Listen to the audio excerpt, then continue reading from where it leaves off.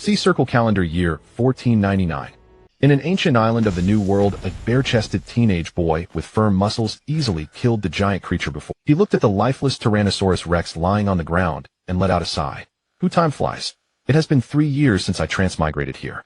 I have transformed from a weak child into a strong one who can easily kill a Tyrannosaurus Rex. Thinking of this Moriarty, Victor involuntarily recalled the past. Victor was not a native of this world. He was in his previous life, he had just started university. During the holiday, he went to watch a Pokémon offline competition. On his way back to school, as he stepped into the intersection, he embraced the Great Fortune, one of the 4 horsemen of the apocalypse. Without any surprise, he arrived in a different world. His body inexplicably regressed to around 15 years old, and at the same time a voice appeared in his mind. Transmigrator No. 10086 has been successfully delivered to the pirate world. Fortunately, near his spawn point, he discovered a black fruit covered with strange patterns. Knowing that this was the pirate world, he naturally understood what it was. At this moment, he didn't care what ability this devil fruit had. He only knew that if he didn't eat it, he would die again. Moreover, he didn't know if he would have another chance to be reborn because a Tyrannosaurus Rex was charging toward him. Feeling the ground tremble, Victor grabbed the devil fruit and brought it to his mouth, silently praying, "Please give me an ability to survive this monster." Just as Victor was about to eat the devil fruit, he felt time slow down immensely and his consciousness entered a pitch black. 6 glowing objects were conspicuously visible there. Before Victor could sort out his thoughts, the brightest of the 6 lights rushed straight toward him. He finally saw what the light charging at him was. It was the Rayquaza merchandise he had won at the Pokémon offline competition. The other 5 were presumably also Pokémon merchandise obtained at that time. Victor's vision returned to normal, and he broke free from that pitch-black place. Now he could clearly see the saliva dripping from the Tyrannosaurus Rex's mouth, and smell the foul breath from its jaws. Victor clenched his teeth, tore a piece of flesh from the devil fruit, and forced it down his throat before the disgusting taste could spread on his tongue. The next second, a shadow blotted out the sky. The giant creature let out a deafening roar, its claws almost touching his nose less than 3 meters away. At this critical moment, Victor's thin body suddenly changed. His body stretched and elongated, and black scales grew all over him. In the blink of an eye, what had been a delicious snack in the Tyrannosaurus Rex's eyes turned into a giant. Now, where there had been a hairless monkey, there was only a coiled black giant creature. But it was too late to stop. Its body directly collided with the black-scaled body. After shaking its dizzy head, it ran away into the jungle without looking back, leaving the black giant creature alone. Victor was too shocked to speak and didn't care about the fleeing dinosaur. "Have I turned into Rayquaza?" And a black shiny Rayquaza. Victor stared at his massive body dumbfounded. There shouldn't be a Rayquaza devil fruit. So the light that flashed in my mind just now must be the source of all this. Back to the present. Victor dragged the Tyrannosaurus Rex corpse back to his simple shelter. His hands turned into claws, and he skillfully cut out the most tender meat from the dinosaur. He skewered the still dripping meat onto a clean branch, then placed it over the fire to roast. Soon a fragrant aroma. Victor, ignoring the heat, took it and put it directly into his mouth. Not bad, pure and delicious. After eating and drinking his fill, he began to plan for his future. It has been 3 years since I came to this world. Now I am fully familiar with the abilities given by this Rayquaza fruit. Although I still don't know hockey, with my current strength, I should be able to protect myself as long as I don't provoke those behemoths. It's time to go out and see the wonders of this world. Thinking of this, Victor's face broke into a wide smile. If not for the fear of being killed immediately, he would have long gone to experience the vastness of the sea. After all, he was only 18 at an age of fearless passion and hot blood. 3 years of desert island survival had not extinguished the fire in his heart. Instead, it shed the young beast's childish fur, making the blood in his chest burn more fiercely than ever. I have obtained the power of the sky god Rayquaza. Even if I am not the real Rayquaza, I will not disgrace its name. Just as Victor was ambitiously planning to set sail and make his mark, 5 giant ships were sailing towards his island. These were not ordinary merchant ships. The flags on their masts clearly belonged to a pirate crew, and moreover the current ruler of the new world, the Luokisi pirates. "Captain Luokisi, we found an island ahead. Should we stop to rest and do some simple repairs?" The navigator of the Luokisi pirates reported to Captain Luokisi, who sat on a throne. "Jahaha, then let's head over. We'll have a banquet on that island to celebrate our gains." Hearing Luokisi's words, the pirate underlings on the ship immediately cheered.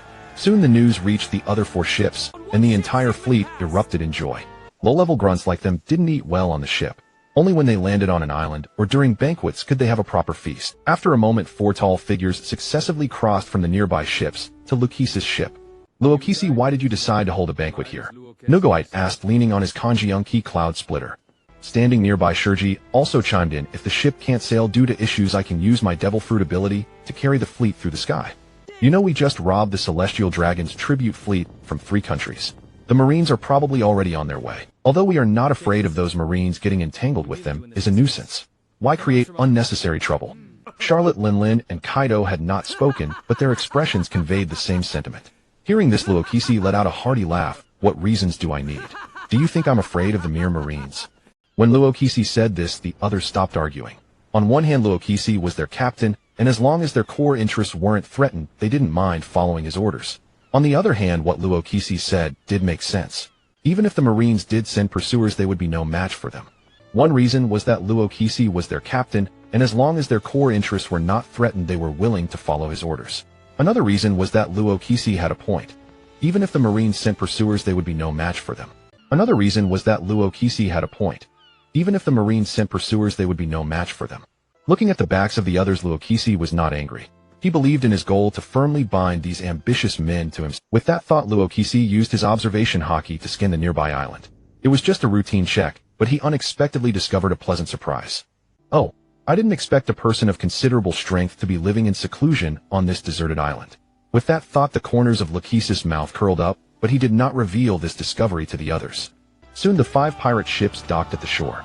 The pirates on board poured out like locusts, a dark mass swarming from. Luokisi stood at the bow of the ship, spread his arms wide, and shouted to the pirates on the beach, my boys, you can let loose to your heart's content on this island. Oh ho ho, Captain Luokisi is the best. I'm going to do some great hunting. Luokisi looked at the chaotic crowd below, and slowly walked down from the bow with Nuguite and the others following closely behind. Soon the pirates lit bonfires on the shore, the ship's cooks prepared food and drinks, and the hunting crew returned with plenty. A pirate squad leader came to Lachesis' side. Luokisi downed his drink and casually asked, what's up? Captain Luokisi, we found traces of human habitation on this island, but we didn't see anyone. Got it. Luokisi waved his hand casually, as if unconcerned. Seeing this, the squad leader left meekly. After he left, Shurji asked with interest, judging by your expression, you already knew. His gaze passed through the layers of leaves and landed on the canopy not far away. Under the coverage of observation haki, the figure hidden in the treetops was so conspicuous. His gaze passed through the layers of leaves and landed on the canopy not far away. Under the coverage of observation haki, the figure hidden in the treetops was so conspicuous. This person hiding in the tree canopy was clearly not one of them. Following Shiji's gaze, Nuguite and the others also, seeing that the person had no intention of coming out, Shurji drew his swords Yoshu and Jukan and swung a slash of flying sword energy toward the canopy of the large tree.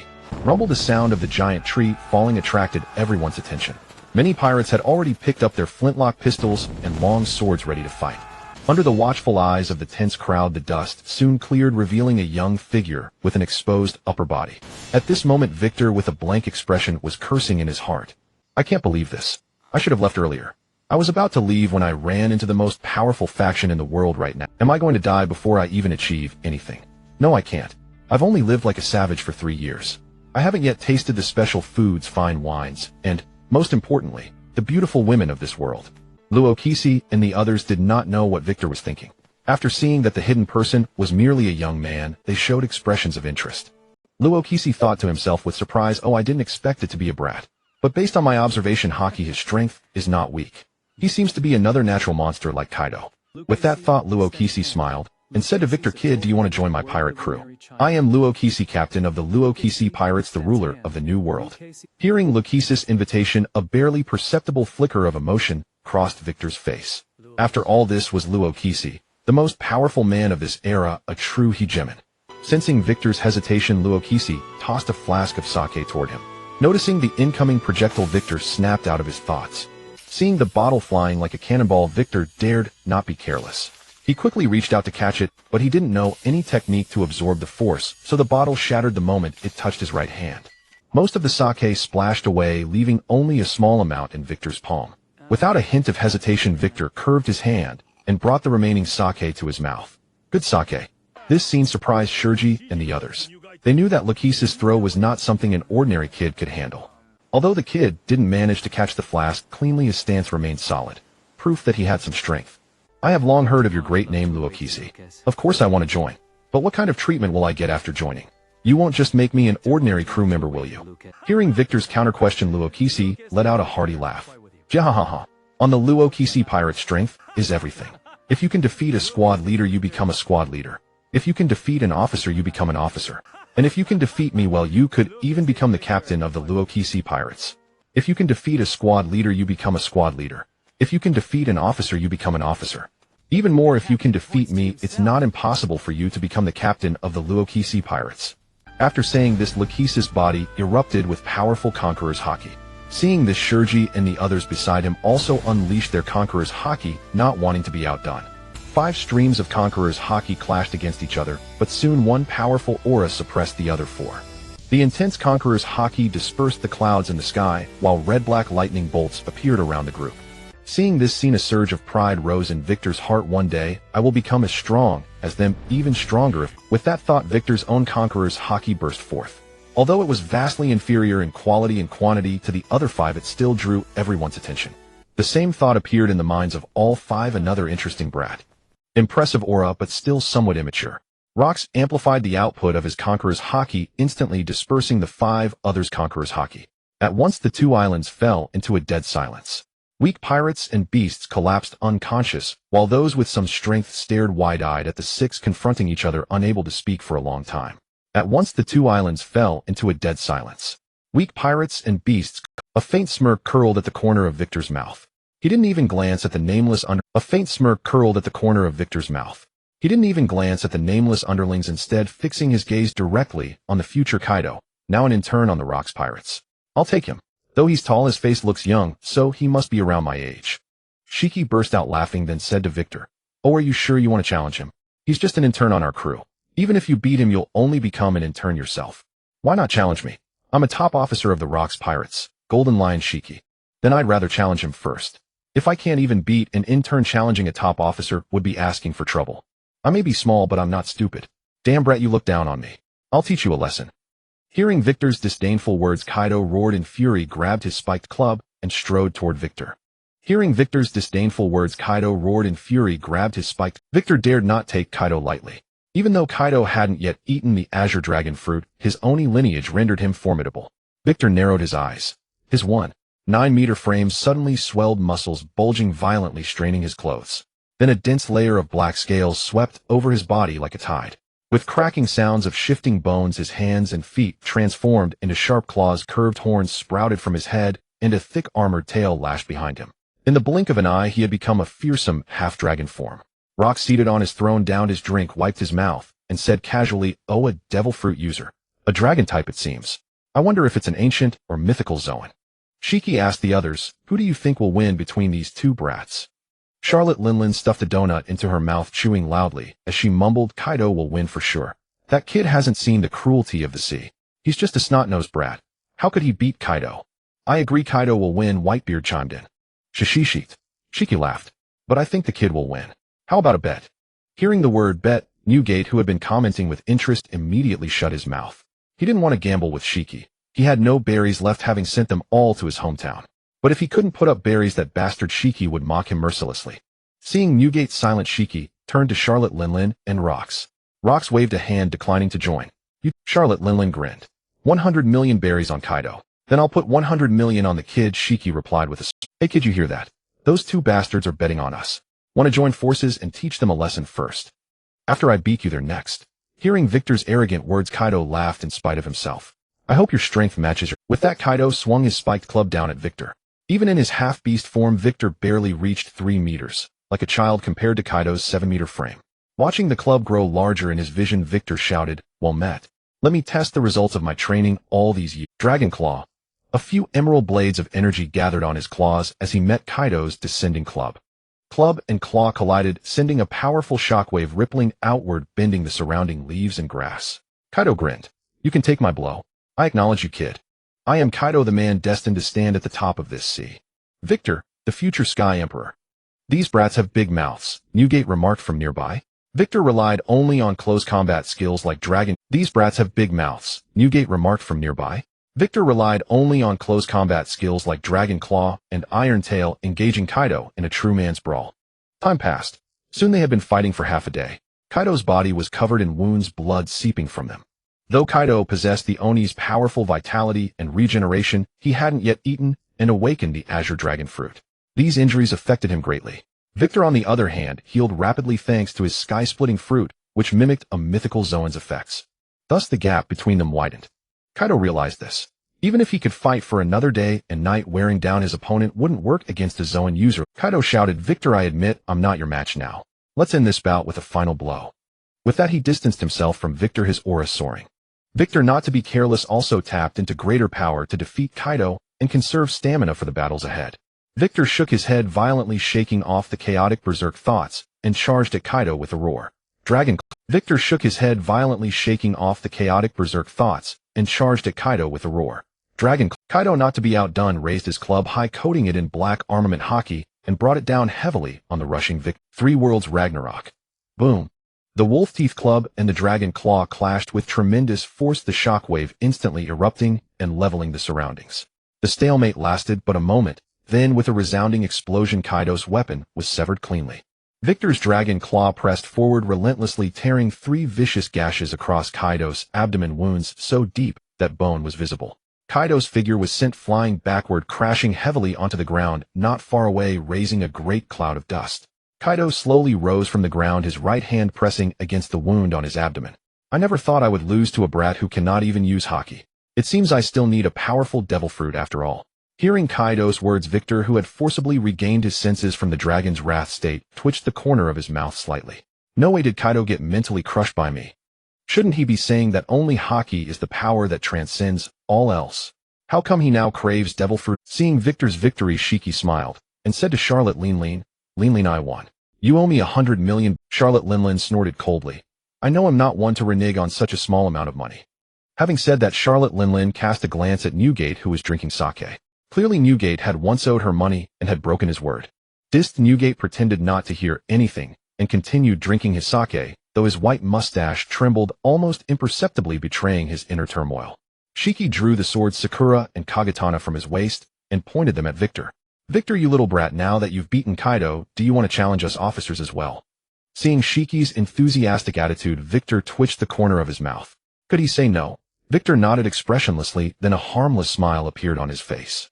"Of course, but could Brother Shiki come with me to another place to fight? If we're too close, I won't be able to use my full abilities." Hearing this, Shiki's face showed an intrigued expression. "Oh, meaning you haven't gone all out just now?" Victor nodded apologetically. "Actually, I am a mage." Though Shiki did not understand what a mage meant, he agreed. "Very well, then I'll follow you. Find anywhere you like." Without further words, Victor's half-dragon form began to change again. His body elongated, and in the blink of an eye he transformed into a black dragon over 100 meters long. Then, without looking back, he flew toward the sea. Golden Lion Shiki, holding Sakura and Kagatana, floated into the sky and followed closely behind. Rox watched Victor's retreating figure and said with a smile, "This looks a bit like the Mythical Zoan Sarayu fruit, but the divine dragon from that fruit should be Azure. Likely it's a similar fruit. It seems I've picked up a little monster this time. Let's follow and see." Soon Victor and Shiki had distanced themselves from the island, facing each other in midair over the distant sea. "It seems I've picked up a little monster this time. Let's follow and see." Soon Victor and Shiki had distanced themselves. Victor warned. Shiki let out a hearty laugh. "Bring it on, little brat. With your guts, I've decided to claim you as my little brother. From now on the Rocks Pirates, I've got your back." That brat Kaido was taken in by that woman Linlin. This Victor's talent is even greater than Kaido's. And with his talent, as long as he doesn't die, he will surely become my right-hand man. Thinking this, Shiki let out his signature. The others, including Rox, were well aware of Shiki's intentions. Rox did not mind the petty cliques among his subordinates, confident in his own strength and goals. Newgate, on the other hand, had no intention of recruiting true subordinates in the Rocks Pirates, as the crew consisted of genuine villains, and he was not one of them. Newgate, on the other hand, had no intention of recruiting true subordinates in the Rocks Pirates, as the crew consisted of genuine. As for Kaido, he was currently nothing but a roadside stray. Our dear Kaido couldn't even sit at the table. Victor was unaware of the other's thoughts. The reason he brought Shiki to fight over the sea was not only to avoid destroying the rock ship on the island, but also because he wanted to perform Dragon Dance while flying. Now he had stacked 5 layers of Dragon Dance. Airlock. Instantly the sky and earth changed color. The once bright sun was shrouded in dark clouds, and turbulent weather enveloped the sky. Victor's 100-meter-long body circled above Shiki, a fierce tornado gradually forming. Victor's pride surged, and he uttered the classic line from Supersonic with feeling. "Rule the sky, and the earth shall grovel at my feet." Victor's voice, accompanied by a powerful conqueror's haki, swept across the entire sea. What an arrogant brat. Newgate remarked as he watched Victor circling in the sky. Shiki floating beneath Victor also rose to the same height. Little brat, let me weigh whether you have the strength to back up those words. Shiki burst out with a powerful conqueror's haki clashing with Victor's. In the haki clash, Victor quickly fell into a disadvantage. This was inevitable as Victor's conqueror's haki had just awakened with a vast difference in both quality and quantity compared to Shiki's. Having lost the haki contest, Victor had no intention of stubbornly persisting. A brilliant blaze gathered in his mouth, and after a moment of accumulation, he spat it fiercely toward Shiki.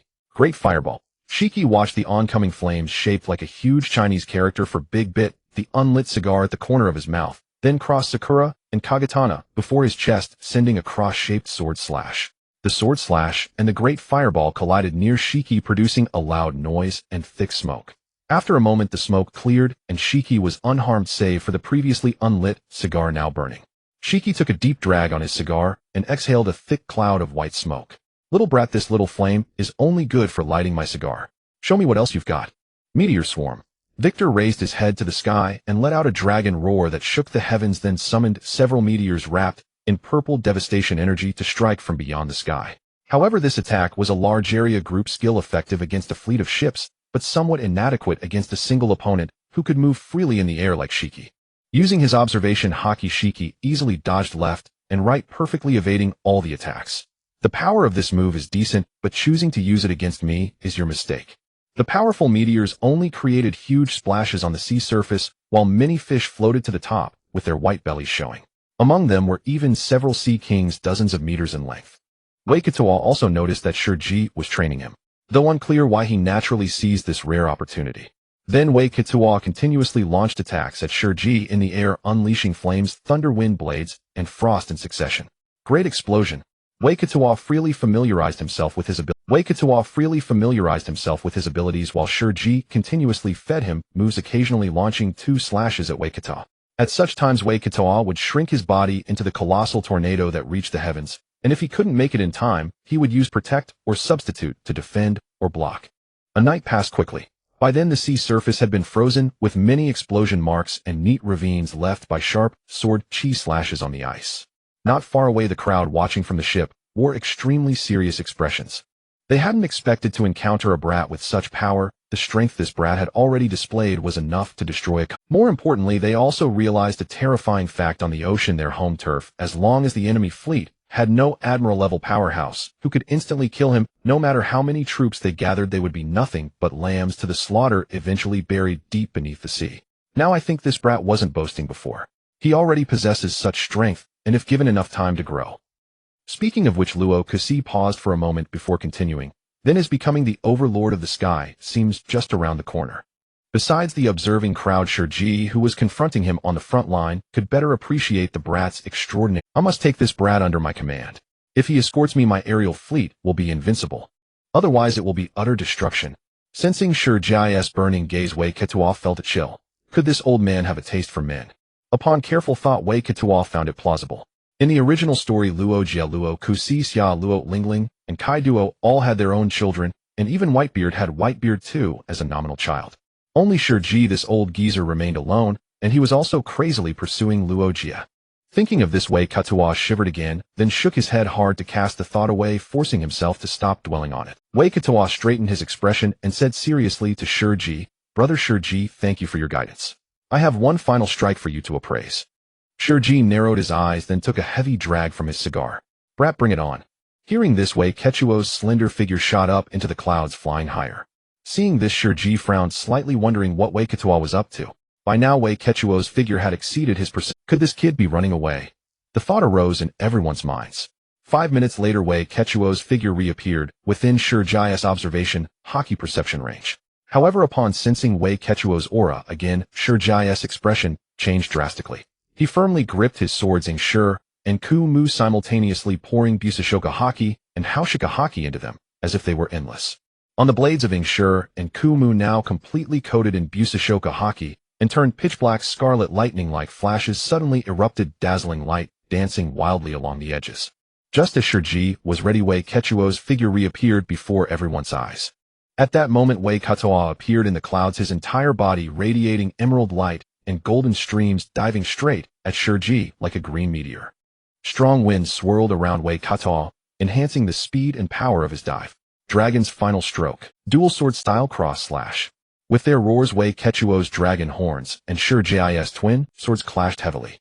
The powerful impact carried Shirjis' body, sending him hurtling straight toward a nearby island. Boom.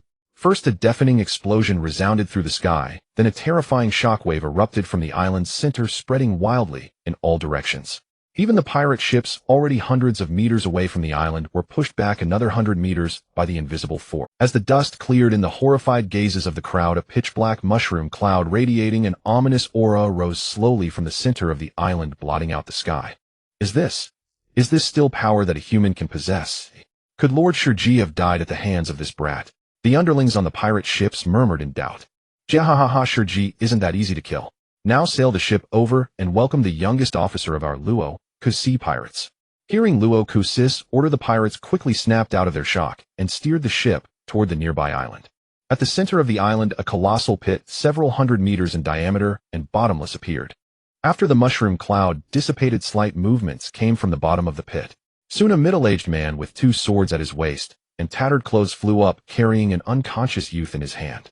Shirji spat out the burnt cigar using his free hand to wipe the blood from the corner of his mouth. Damn, didn't expect that brat to have such a move. He actually managed to hurt me. When Shirji reached the shore, he happened to encounter the arriving pirate ship. He shouted, "Get 2 doctors to bandage this brat. Don't let him die." Luo Kusi laughed. Jahahaha, never thought you Shirji would be taken down by a brat.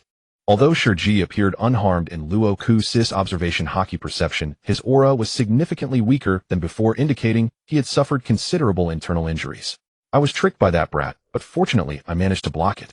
Also congratulations Captain Luo Kusi on gaining— I was tricked by that brat, but fortunately I managed to block it. Also congratulations Captain Luo Kusi on gaining another powerful subordinate. As Luo Kusi and the others were talking, Kai Duo stared blankly at the frozen sea, lost in thought. A devil fruit ability similar to the Uo no Mi model Sarayu, isn't it?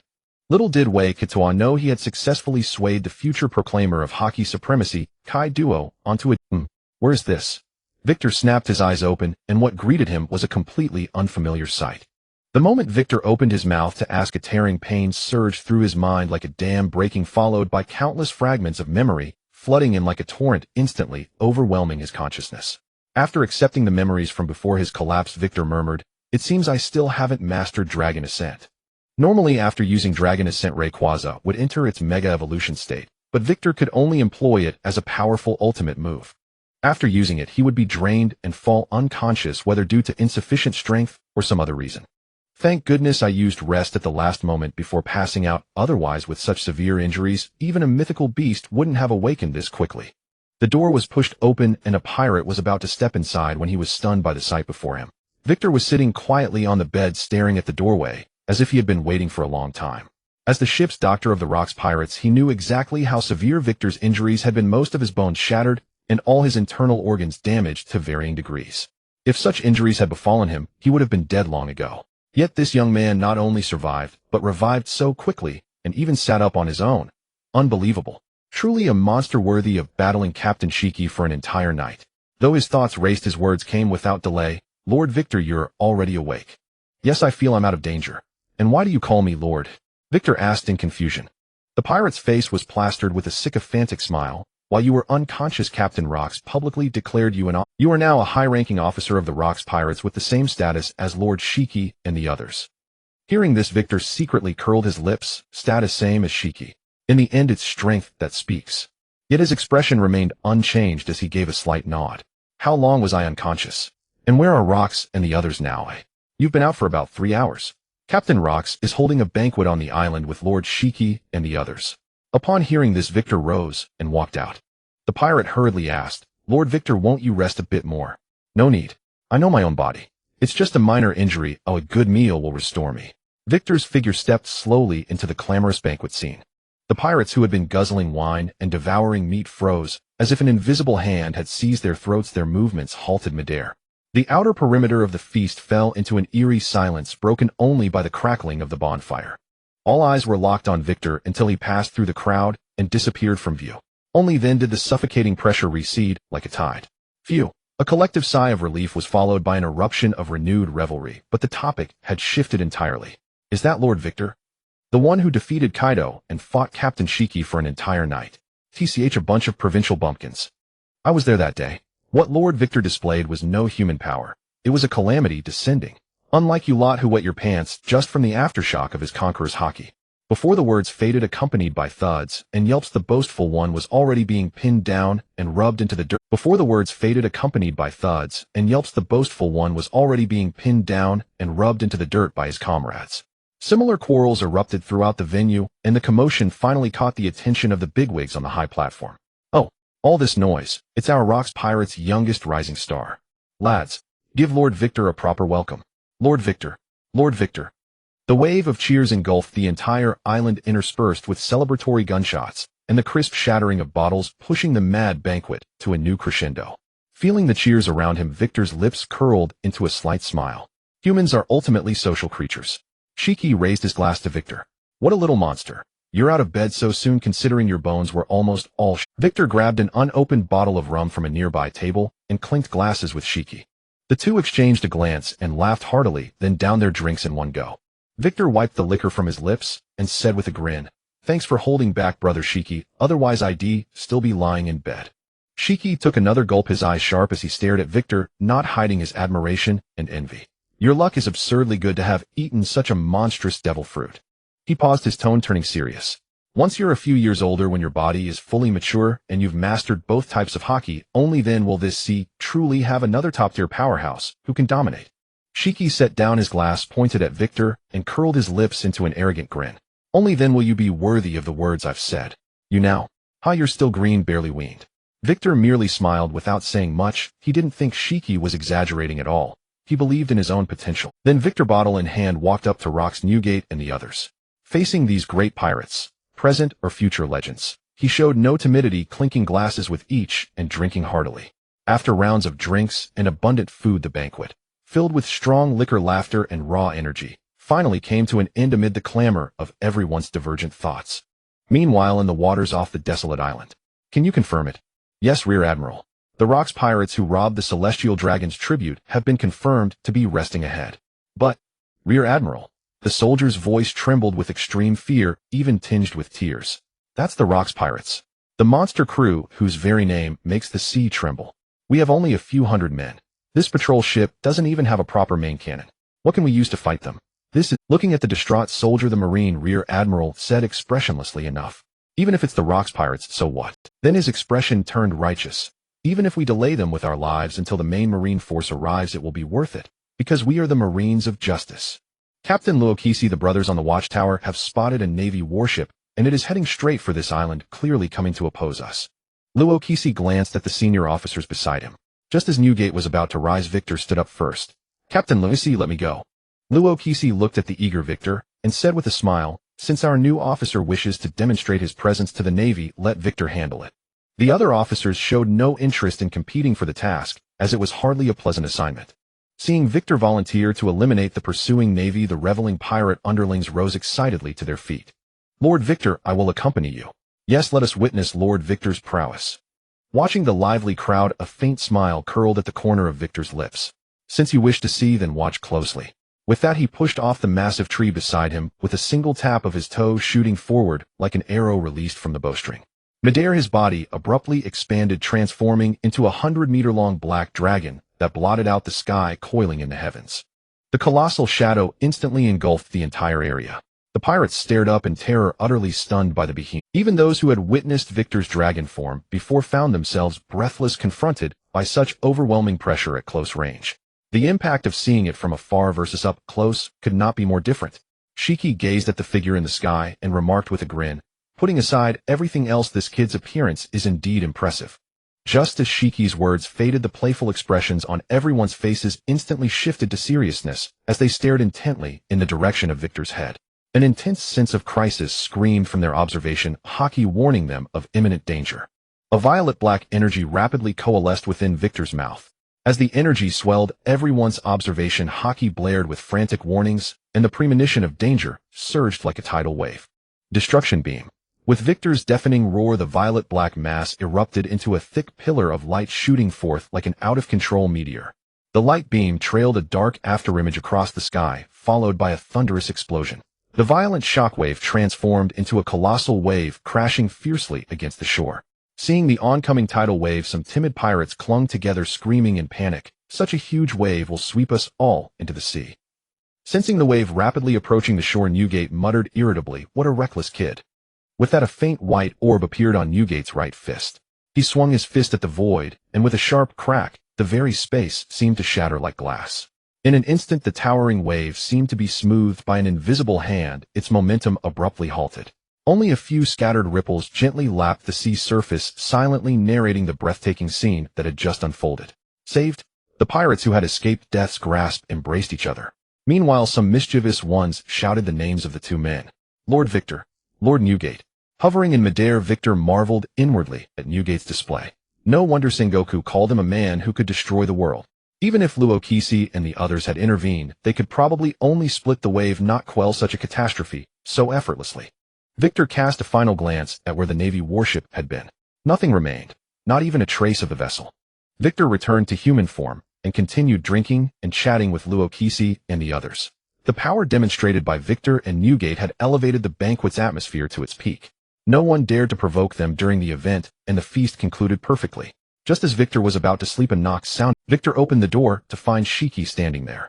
Though he had anticipated this, he still wore an expression of surprise as he asked, "Brother Shiki, what brings you here so late?" Victor stepped aside to let Shiki enter the room. Shiki did not mince words and stated his purpose directly. "I've come mainly to talk to you about the internal affairs of the Luokisi pirates." He then briefly explained the factions within the crew and extended an olive branch to Victor. Although Victor was somewhat aware of the internal conflicts, he found Shiki's account to be significantly different from his own knowledge. The Luokisi pirates were now riddled with independent factions. Were it not for the captain's authority, the massive crew would have long since disintegrated. Victor pondered carefully. His current strength was decent, but still far from the true top-tier powerhouses of this sea. He needed to temporarily join a faction for protection, while rapidly enhancing his own power and building his influence. Otherwise, relying solely on his own efforts, he might not become a top-tier strongman or command a major force even. With that in mind, Victor nodded to Shiki, choosing to join his faction. After all, Shiki would later become the leader of a new top-tier power in the post-Luokisi era. Joining now would never be a loss for Victor. In response, a smile spread across Shiki's face. "Brother Shiki, my current strength relies too heavily on my devil fruit, and my physical techniques are not solid enough. If possible, I hope you can teach me hockey and advanced martial arts. I want to become stronger." Hearing Victor's conditions, Shiki agreed without hesitation. "No problem. Once we return to Honeycomb Island, I will teach you how to use hockey. Additionally, if you wish to learn swordsmanship, I can teach you that as well." At the mention of swordsmanship, Victor's face lit up with interest. Knowing that Shiki was one of the rare great swordsmen of the era, he couldn't help but imagine cleaving the sea in two with a single sword stroke, a foolish grin spreading across his face. Seeing Victor's expression, Shiki shook his head, slightly understanding the young man's thoughts. After all, he had been through that age himself. Still, he felt compelled to dampen Victor's enthusiasm. Seeing Victor's expression, Shiki shook his head, slightly understanding the young man's thoughts. After all, he had been through. "However, I don't know about your talent in swordsmanship, but your physical skills definitely won't disappoint. Once you master the 3 types of hockey combined with your devil fruit ability, you can certainly become a top-tier powerhouse on this sea." After a week of sailing across the vast ocean, Victor finally caught sight of an island once more. This was the second island he had encountered since his transmigration, and it would become his new home. The week-long voyage could only be described as perilous, yet uneventful.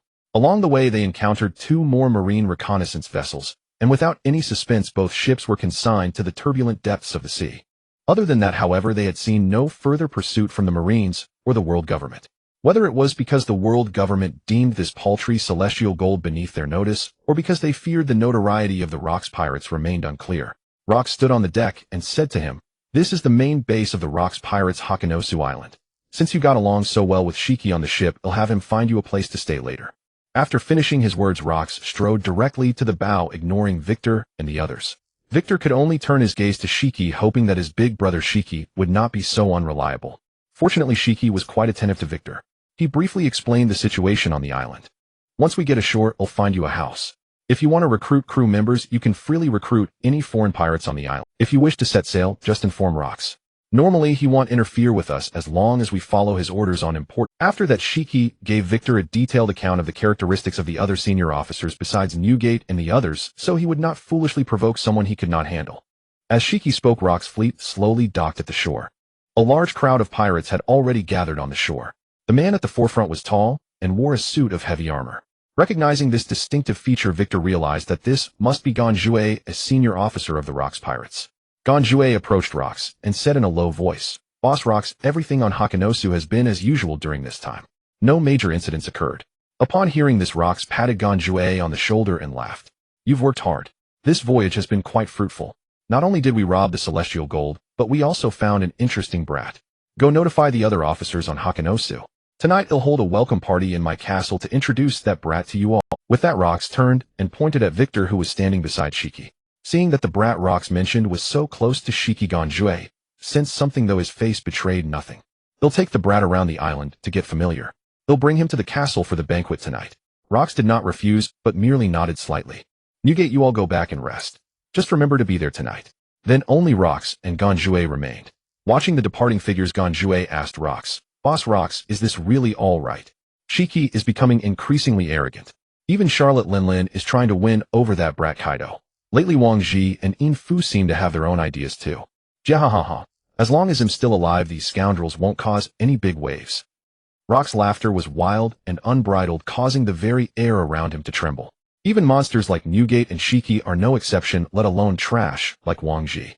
Watching his captain, whose domineering aura seemed capable of trampling heaven and earth underfoot, a fanatical smile bloomed across Ganjue's fierce face. Rocks was right.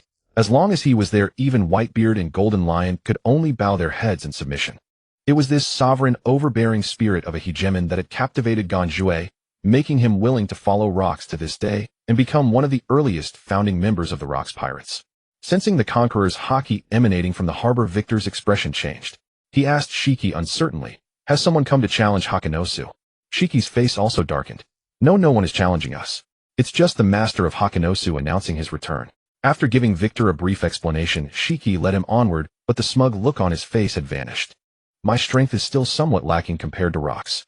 Shiki brought Victor to his residence, and then left without looking back. He merely tossed out a sentence, "Remember to go to the castle in the center of the island for the banquet tonight," before his figure quickly disappeared from Victor's sight. Victor took a brief look at his new home. Though not particularly stunning, it was far superior to the dragon's nest he had lived in on the deserted island. After memorizing the location, Victor left his house and began to wander around this island of pirates. Although Hakanosu was known as the Pirate Island, public order was actually quite decent. At least there were no large-scale riots. Even when conflicts occurred, they were either actively or passively quelled, evidently out of fear of Rock's reputation. Victor roamed aimlessly around the island. Soon a building that stood in stark contrast to its surroundings caught his eye. Logically, this should have been the most chaotic and boisterous spot on the island, yet it exuded an eerie tranquility. The patrons inside the tavern all had fierce, terrifying faces, clearly vicious pirates, but their mannerisms were deliberately refined. They didn't even dare to drink loudly. This stark contrast piqued Victor's curiosity. As he drew closer and saw the sign, a slight smile curled at the corner of his mouth. This was actually a place he recognized. On the wooden board hanging above the door, the words were clearly written, "Shaki's Ripoff Bar." I didn't expect to see a familiar place. With that, Victor walked straight in. As soon as he stepped inside, his gaze was involuntarily drawn to the languid figure behind. The wind chimed by the door, chimed softly. The woman behind the counter slowly raised her eyes, her gaze falling on Victor. "Welcome, guest. Take a look at what you'd like to drink," Shaki said flatly, casually pointing at the menu hanging on the wall. After getting a clear look at Shaki's face, Victor couldn't help but inwardly remark that the young Shaki truly deserved the title of the most beautiful woman in the world. Victor followed the direction of Shaki's finger and saw the menu. A knowing expression immediately appeared on his face. The exorbitant prices on it were simply beyond the means of a savage like him. Even the cheapest glass of rum cost 1 belly.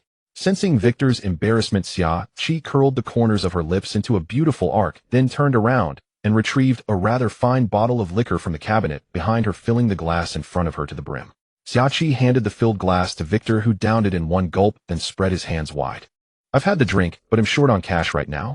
Can I run a tab, boss lady? If not, I'll have to offer myself as payment."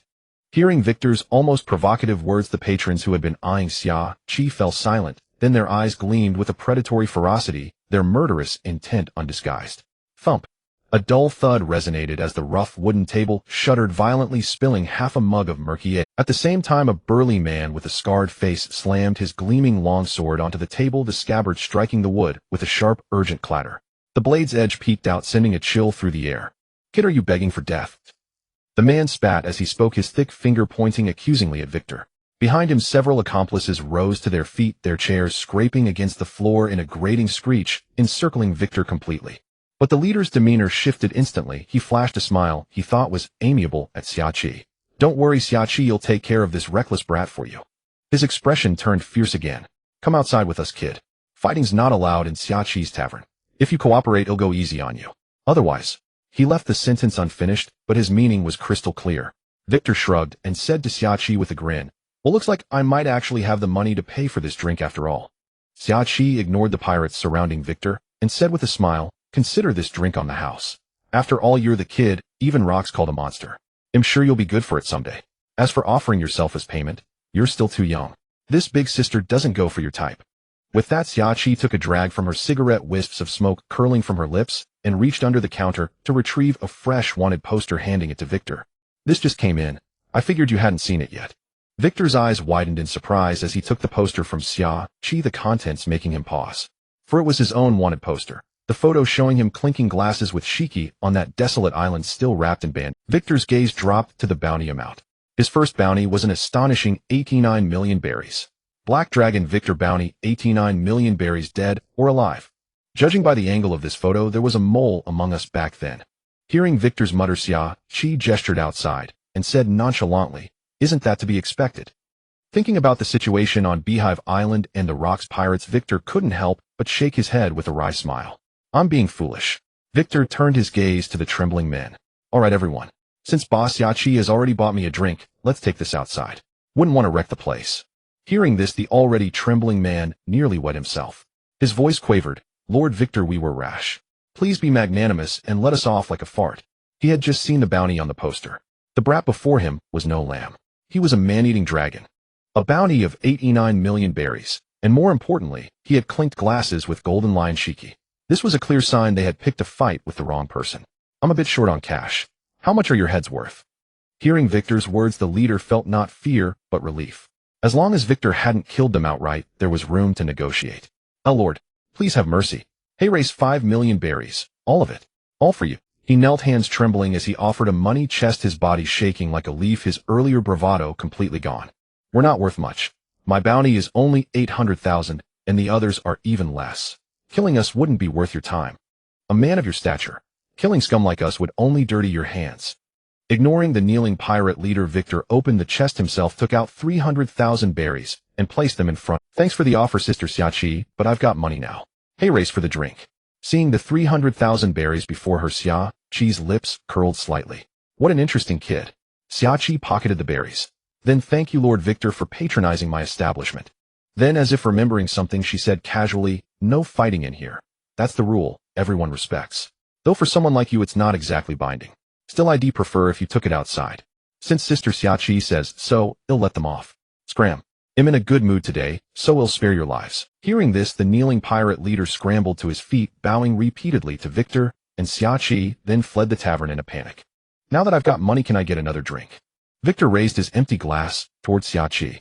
Of course. Xiaoqi smiled in response, then swayed her hips as she walked away. Soon she returned and slid a full glass back to Victor. Just then an untimely voice rang out. Hold on. Everyone turned to see who dared to challenge the monster with an 89 million berries bounty. Victor's eyes narrowed as he traced the voice. Heavy footsteps echoed and a three-meter burly man with a thick beard approached Victor. Seeing that fierce face, the onlookers stirred, whispers spreading like a tide. Blood tiger with a bounty of 54 million berries. Didn't expect him to challenge Victor. This will be interesting. A seasoned sea butcher versus a rising young monster. Should be a good show. Hearing the murmurs, Victor's expression showed a hint of confusion. What did this guy want? Was it pure dislike, or was he avenging the earlier group?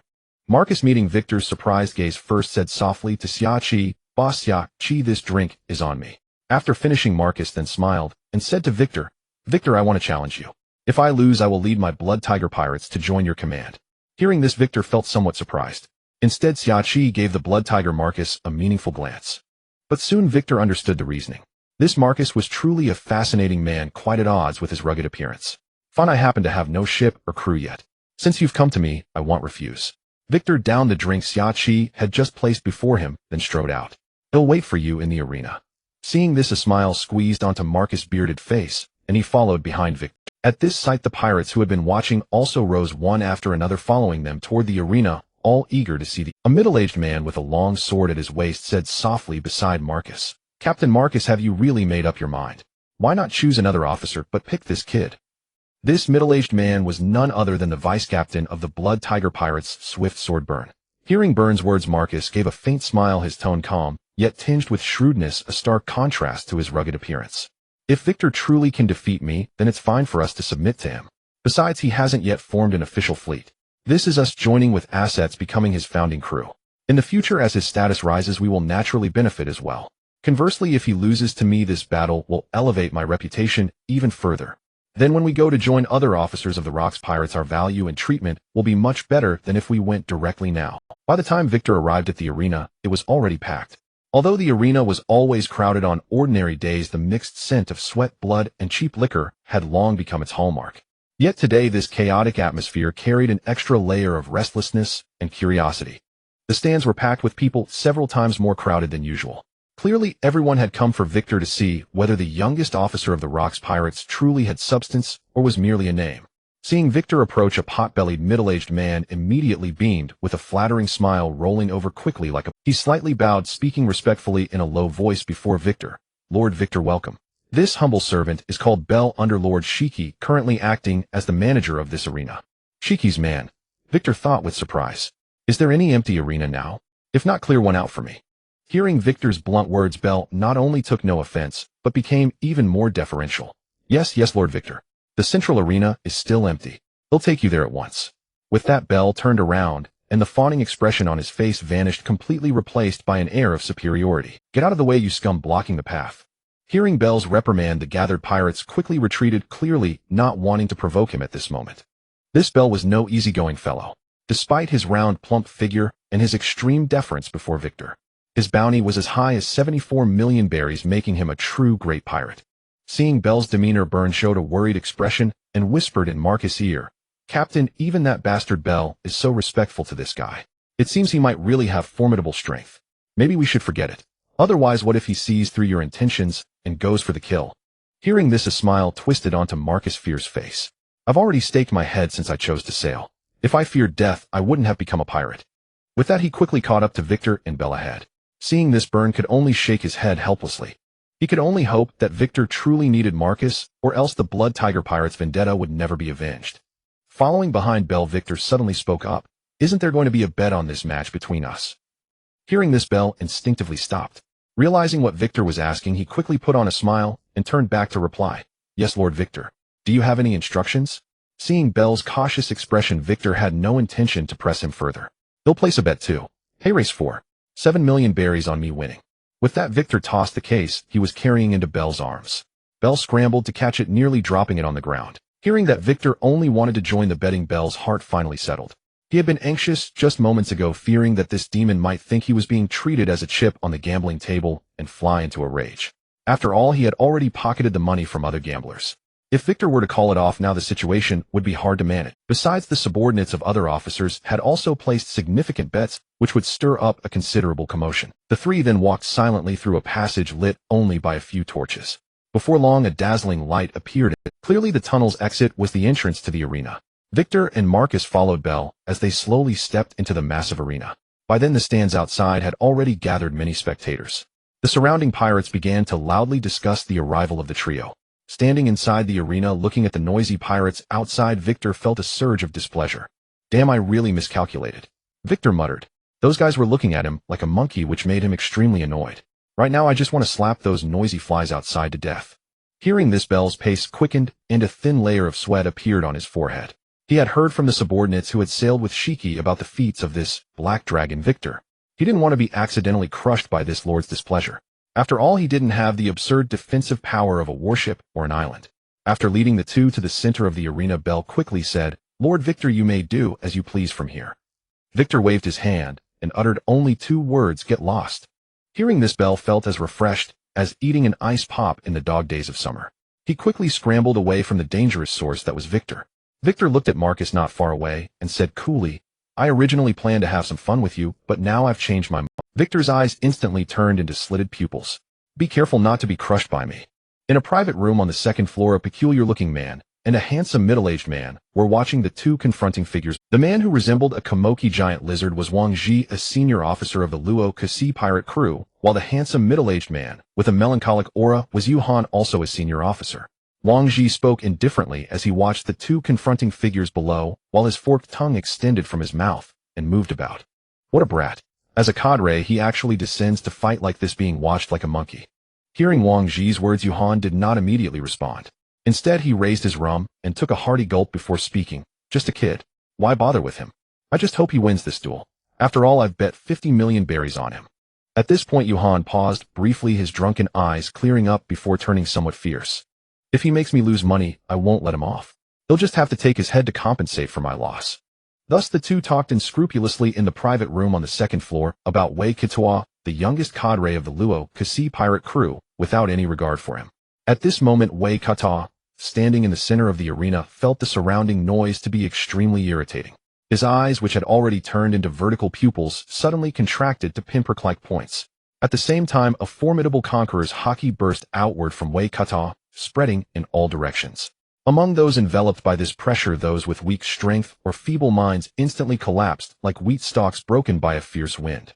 The arena fell into sudden, deathly silence.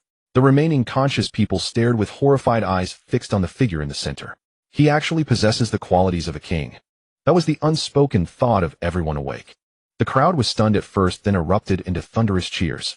Unlike before, when most people had been pointing at Wei Kituo wondering how such a brat could become a cadre of the Luo Kasi pirate crew. Now they were cheering for Wei Kituo. Possessing the qualities of a king, he would surely become a powerful figure in the future. Thus he was worth investing in and following. At this moment, many people were already planning to join Wei Kituo's banner, even though he was just a kid. Seeing this, Ma Ku's face broke into a genuine smile. My lads, it seems this boss can avenge you now. At this moment, the two men who had been watching the monkey show on the second floor also stood up abruptly, their expressions serious as they looked at the confident Wei Kituo below. It seems we misjudged him. This guy is not a ginger cat, but a young tiger that can devour humans. Unlike the complicated feelings of others, Wei Kituo had only felt a sense of irritation earlier, although he had intended to use this duel to establish his reputation and reduce unnecessary provocations and troubles. But now, hearing the cheers around him, Wei Kituo felt a wave of pleasure. It seems I wasn't annoyed by the noise, I just disliked that they weren't cheering my name. His mood improved considerably. Smiling, he said to Ma Ku, I'm in a good mood now, but I won't go easy on you. Get ready, I'm about to attack. Seeing that Ma Ku was ready, Wei Kituo curled his lips slightly. Godspeed. He instantly vanished from his... Seeing that Ma Ku was ready, Wei Kituo curled his lips slightly. Godspeed. He instantly vanished from his spot. Ma Ku's eyes saw him charging, but his body couldn't react in time. Boom. Wei Kituo's fist made intimate contact with Ma Ku's stomach. Then Wei Kituo stood where Ma Ku had been standing. As for Ma Ku, he was now embedded in the arena wall. Puff! Ma Ku spat out a large mouthful of blood. Amidst the sound of gravel falling, Ma Ku slowly pulled his body out of the wall. That was fast, but I won't be defeated so easily. Let me show you why I am called Blood Tiger Ma Ku. As Ma Ku's words fell, his body underwent a drastic transformation. Brown fur appeared on his body, and his arms and legs turned into sharp claws. Soon a fierce tiger with drooping eyes appeared in the arena. Roar! Ma Ku let out a furious roar, then charged rapidly toward Wei Kituo. Though the speed was not as fast as Wei Kituo's earlier Godspeed, it was not far off. Wei Kituo watched the charging tiger casually flexed his body, and then his own body rapidly transformed. A half-dragon man covered in black dragon scales appeared in the arena. Seeing the tiger now so close, Wei Kituo revealed a ferocious grin. You managed to withstand that blow. Now I hope you can take these next two moves. Earthquake. Wei Kituo stomped his right foot hard on the ground, sending a circular shockwave spreading outward from his foot. The ground beneath Ma Ku instantly cracked like a spider web. Ma Ku's right forepaw accidentally stepped into the sudden crack, and his forward-charging body lost balance. Ma Ku instantly transformed into a half-beast form, slamming his right hand against the crack side wall, using the impact to stabilize his off-balance body. But it was already too late. At that moment, Wei Kituo's half-beast body had already arrived before Ma Ku, along with a tail wrapped in a fierce gale. Before losing consciousness, Ma Ku only heard two words clearly. Dragon tail. Wei Kituo's tail, carrying a fierce wind, slammed violently into Ma Ku's tiger head. The tremendous impact struck his skull, the dull thud vibrating the surrounding air, sending up fine dust from the ground. This blow penetrated straight through the skull, instantly triggering the human Botus instinctive protection mechanism. Makusis' eyes suddenly lost focus, pupils dilated, his limbs went limp, and his body collapsed heavily to the ground. The half-beast features, tiger stripes and beastly contours, rapidly faded in convulsions, fur retracted, bone structure returned, and in an instant he reverted to human form. Seeing Makusi unconscious, even the pirates who had been loudly cheering Wei Kechuo's name suddenly fell silent. The entire arena once again plunged into deathly silence, just like when Wei Kechuo had unleashed his conqueror's haki. Hey, you swordsmen over there, hurry down and take your captain to find a doctor. When he wakes up, tell him to come to my place. Wei Kechuo shouted loudly to the swordsmen at the forefront of the stands. This remark snapped the dazed crowd back. The first pirate to regain his senses exclaimed loudly, Lord Wei Kechuo defeated Blood Tiger Ma Ku-si in 3 moves. That guy may not be a great pirate, but he's no nobody. These words were like a spark falling into a powder keg, instantly igniting the entire crowd of pirates.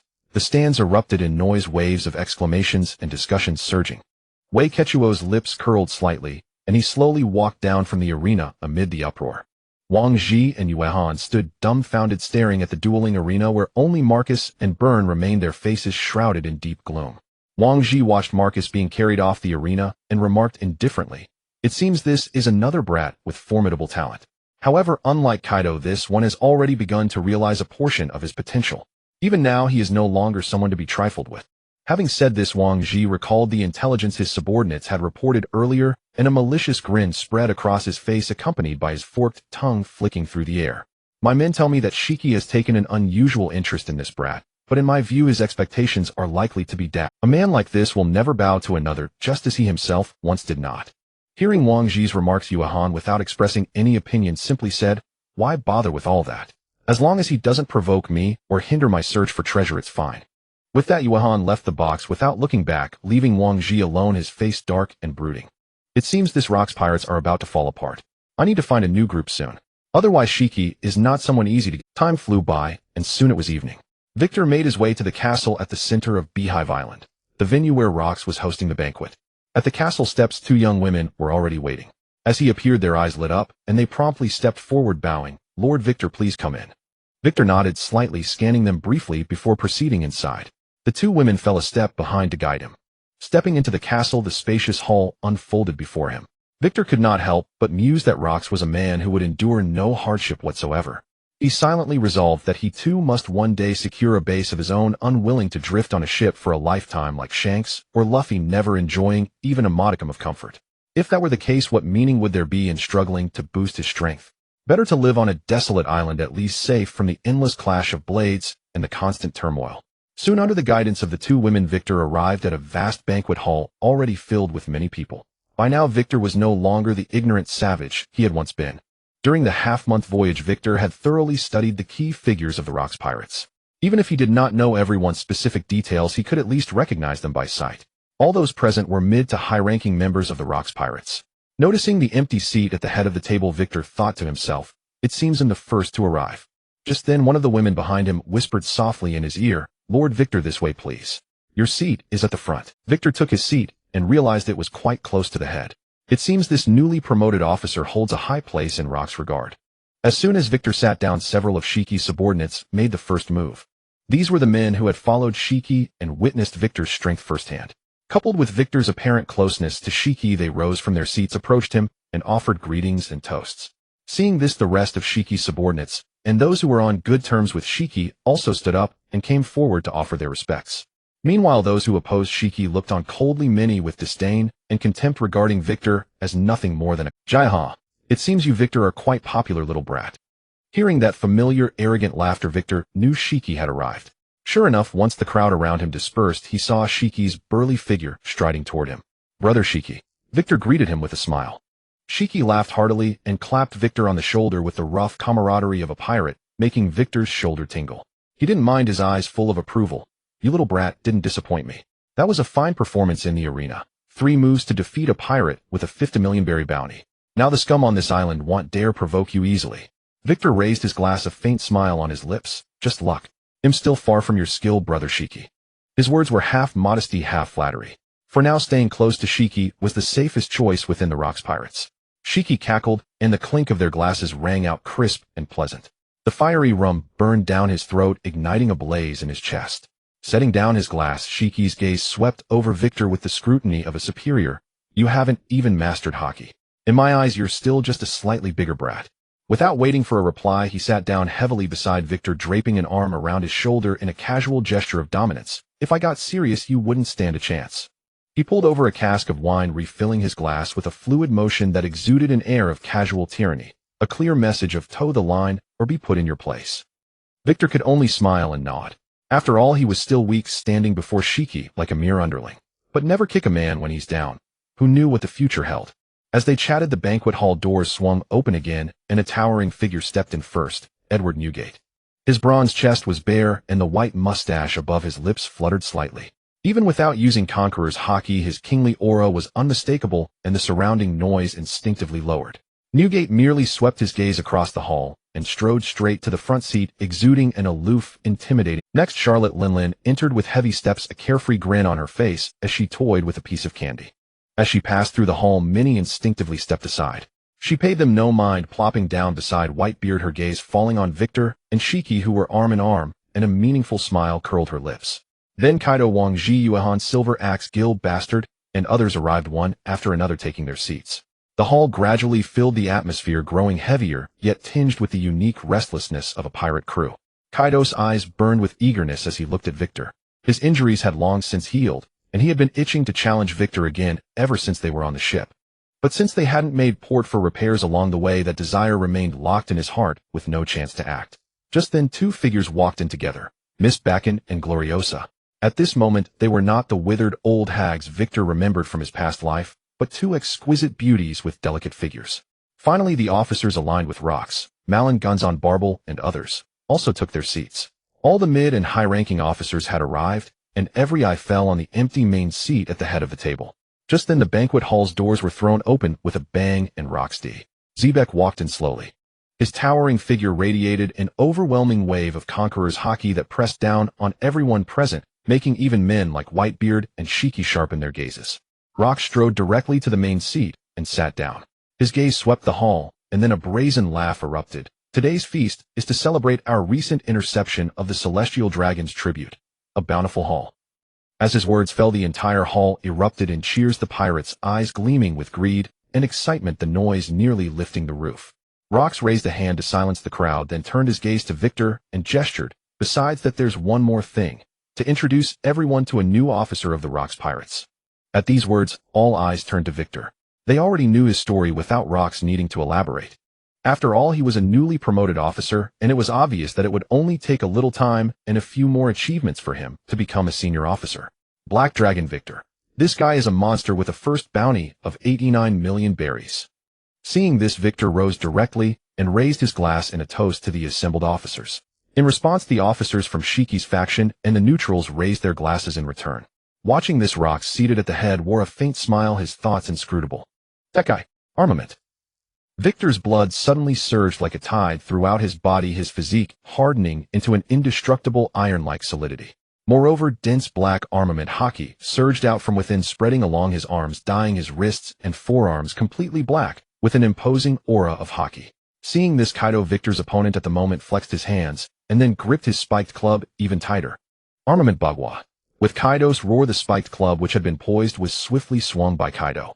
Victor watched the spiked club hurtling toward him with a sharp whistling sound, his eyes showing no fear, but instead burning with an eager, blazing battle intent.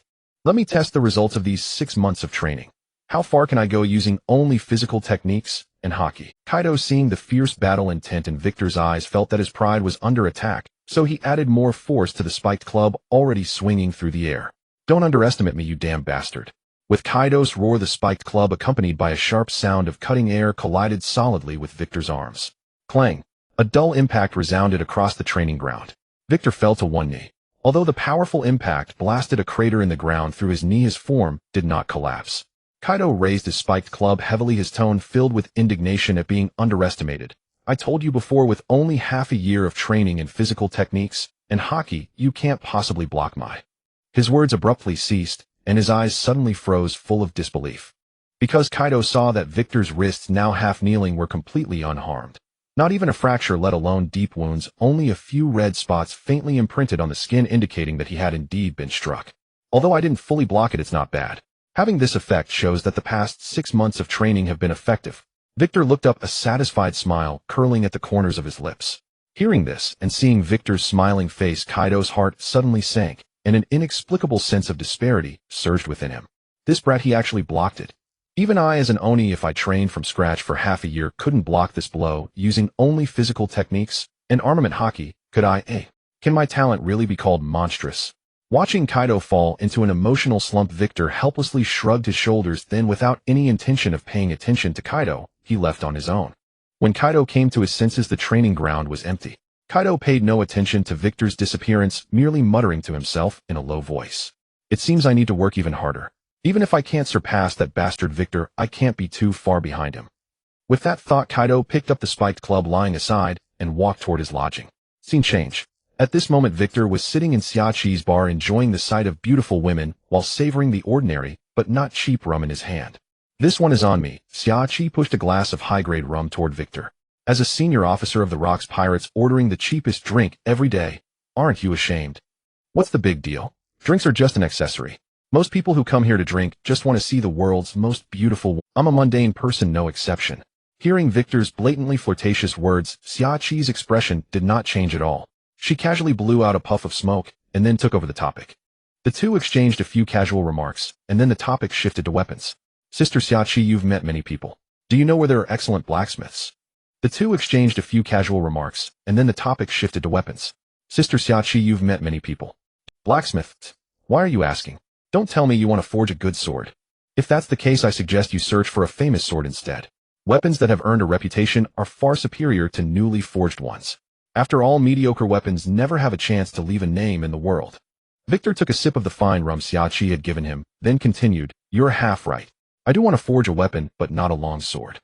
Hearing this, Xiaqi's interest peaked. Oh, are you looking for an exotic weapon? Not exactly an exotic weapon.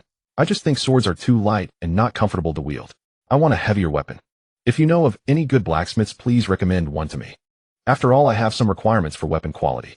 Otherwise, it would be quite embarrassing if the weapon breaks during or after. Having said that, Victor helplessly spread his hands. Xiaqi imagined that scene in her mind and couldn't help but laugh. That really is a bit unbearable. Since you often patronize my business, I'll give you this information for free. Then thank you, Sister Xiaqi. It seems I can save a lot of money again. Victor smiled and thanked Xiaqi. Seeing this, Xiaqi rolled her eyes and then said, I recommend you go to the forging island in the first half of the Grand Line. There should be some craftsmen there that you need. That place is a gathering spot for many craftsmen. Besides swordsmiths, other artisans also gather there. Someone should be able to forge the weapon you want. Apart from that, the only other craftsmen I know are some swordsmiths. If you need them, I can recommend them to you. In that case, you'll go to the first half of the Grand Line. It's also a good opportunity to let the world hear the fame of this Rocks Pirates officer.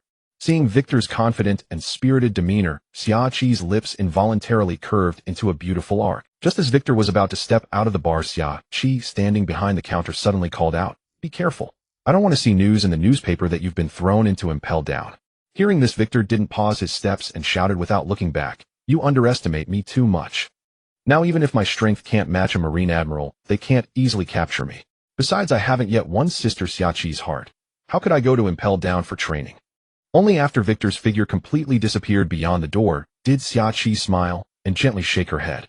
She reached out, picked up the glass he had just used, and carefully wiped it clean. Over the past 6 months, Victor would come to Xiaqi's place whenever he had free time to chat and joke around. Relying on the knowledge he had from his past life, Victor had greatly narrowed the distance between him and Xiaqi. Now the two could already be called close friends. The next day, Victor stood aboard Marcus' pirate ship. The pirate flag that had once flown from the mast had been taken down, replaced by the banner of the overlord of these seas, the flag of the Rocks Pirates. Victor turned to Marcus beside him and asked, Are the supplies ready? Hearing this, Marcus shifted his gaze to Byrne, who was not far off, signaling him to answer. Byrne gave a wry smile, then approached Victor to report, Lord Victor, the ship has been stocked with enough provisions for half a month. Only half a month's worth. Isn't that a bit too little? Victor voiced his doubt. Byrne explained, My lord, half a month's supplies are sufficient.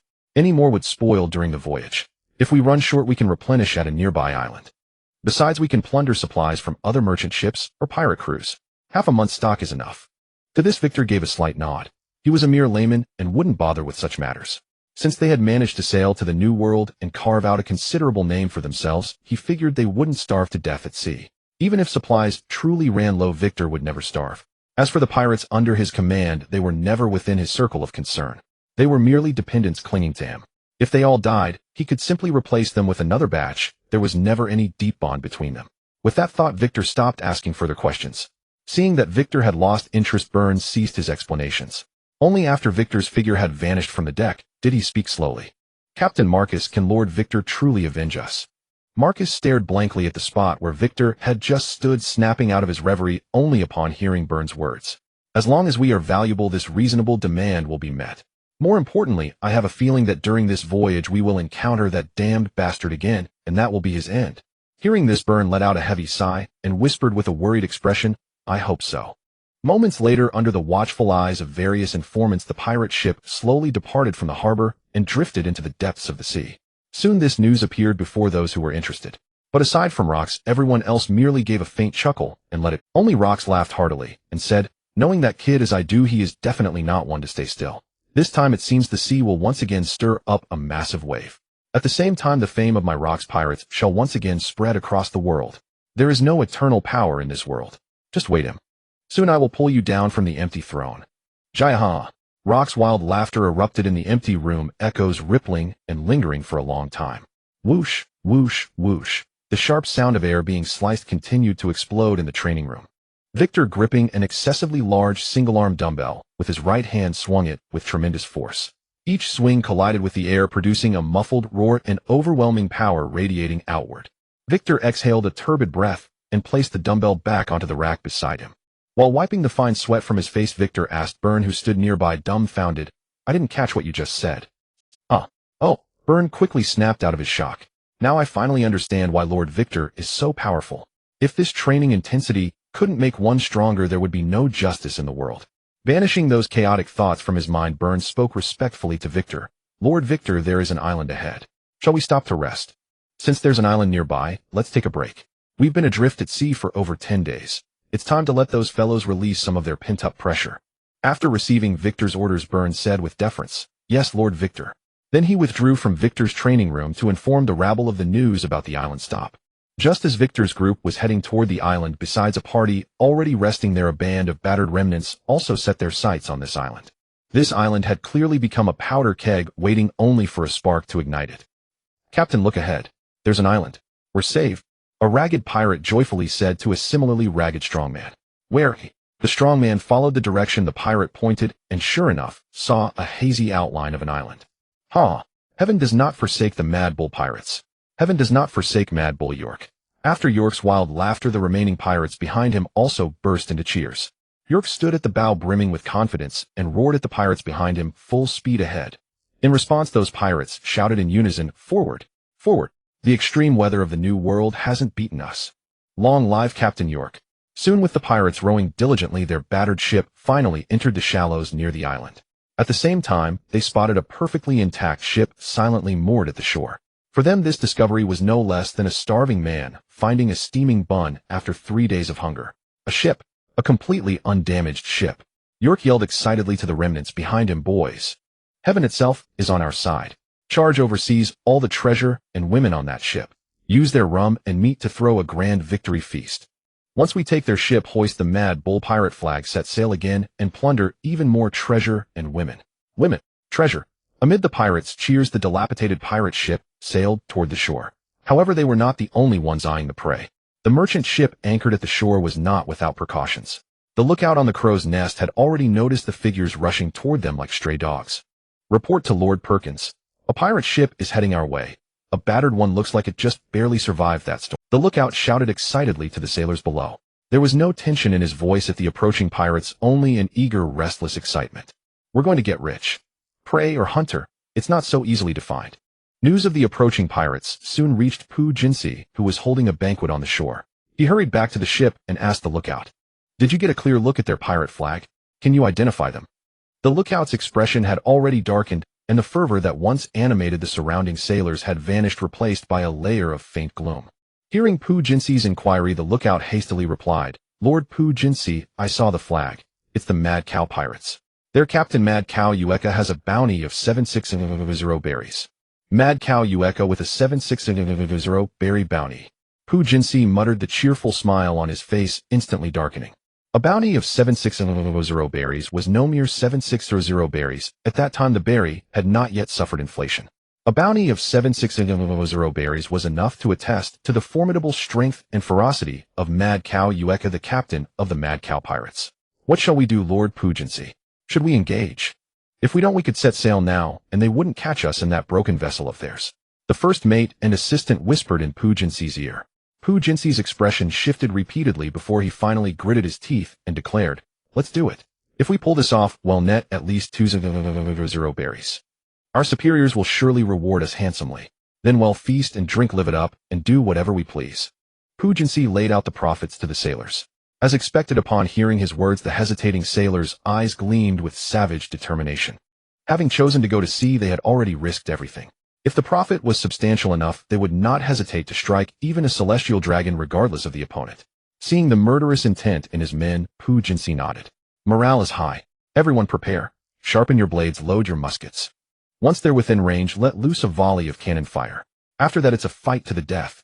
Pu Jinsi's orders quickly spread to every sailor on the ship.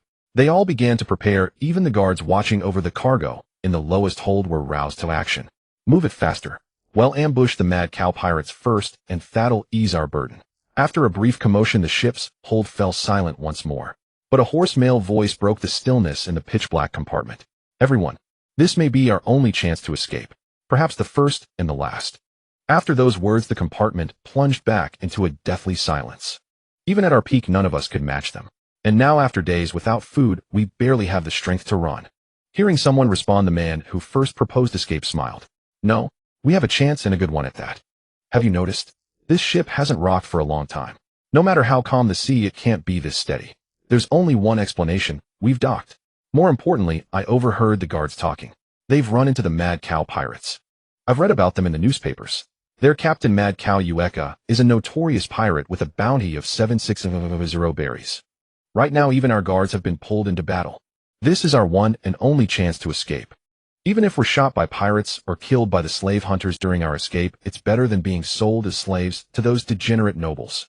Once we fall into the hands of nobles, even death becomes a luxury.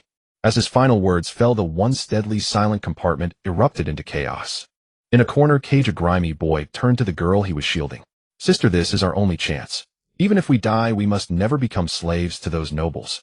Hearing her brother Jalima's words, Fulia's mind filled with images of the nobles' debauchery. She would never become their plaything, not even in death. Seeing the terror in his sister's eyes, Jalimu resolved to protect her even at the cost of his own life. Sensing the rising desperation among the prisoners, the man who first spoke, his body hidden in the shadows, allowed a faint smile to curl at the corner of his mouth. So much noise without anyone coming to silence us. The guards really are all gone. Stir things up, and I'll have my chance to fish in troubled waters. Hilak was never an ordinary slave. He had willingly thrown himself into this situation. On an island, he had witnessed Pu Jinsi obtaining a devil fruit. He had planned to sneak aboard as a sailor and steal the fruit. But he never expected this so-called merchant ship to be a slave-trading vessel in disguise. By the time he realized the truth, it was too late. Unsurprisingly, he became just another piece of merchandise. Just as he was about to give up, heaven granted him a final chance. That fool Pu Jinsi had run into the Mad Cow Pirates, giving Locke a last-ditch opportunity. Win or die. I will obtain that devil fruit, and then become a true powerhouse of the seas. Wealth, status, women. Everything will be mine for the taking. If anyone could read his thoughts, they would laugh out loud. His delusions were far too grandiose.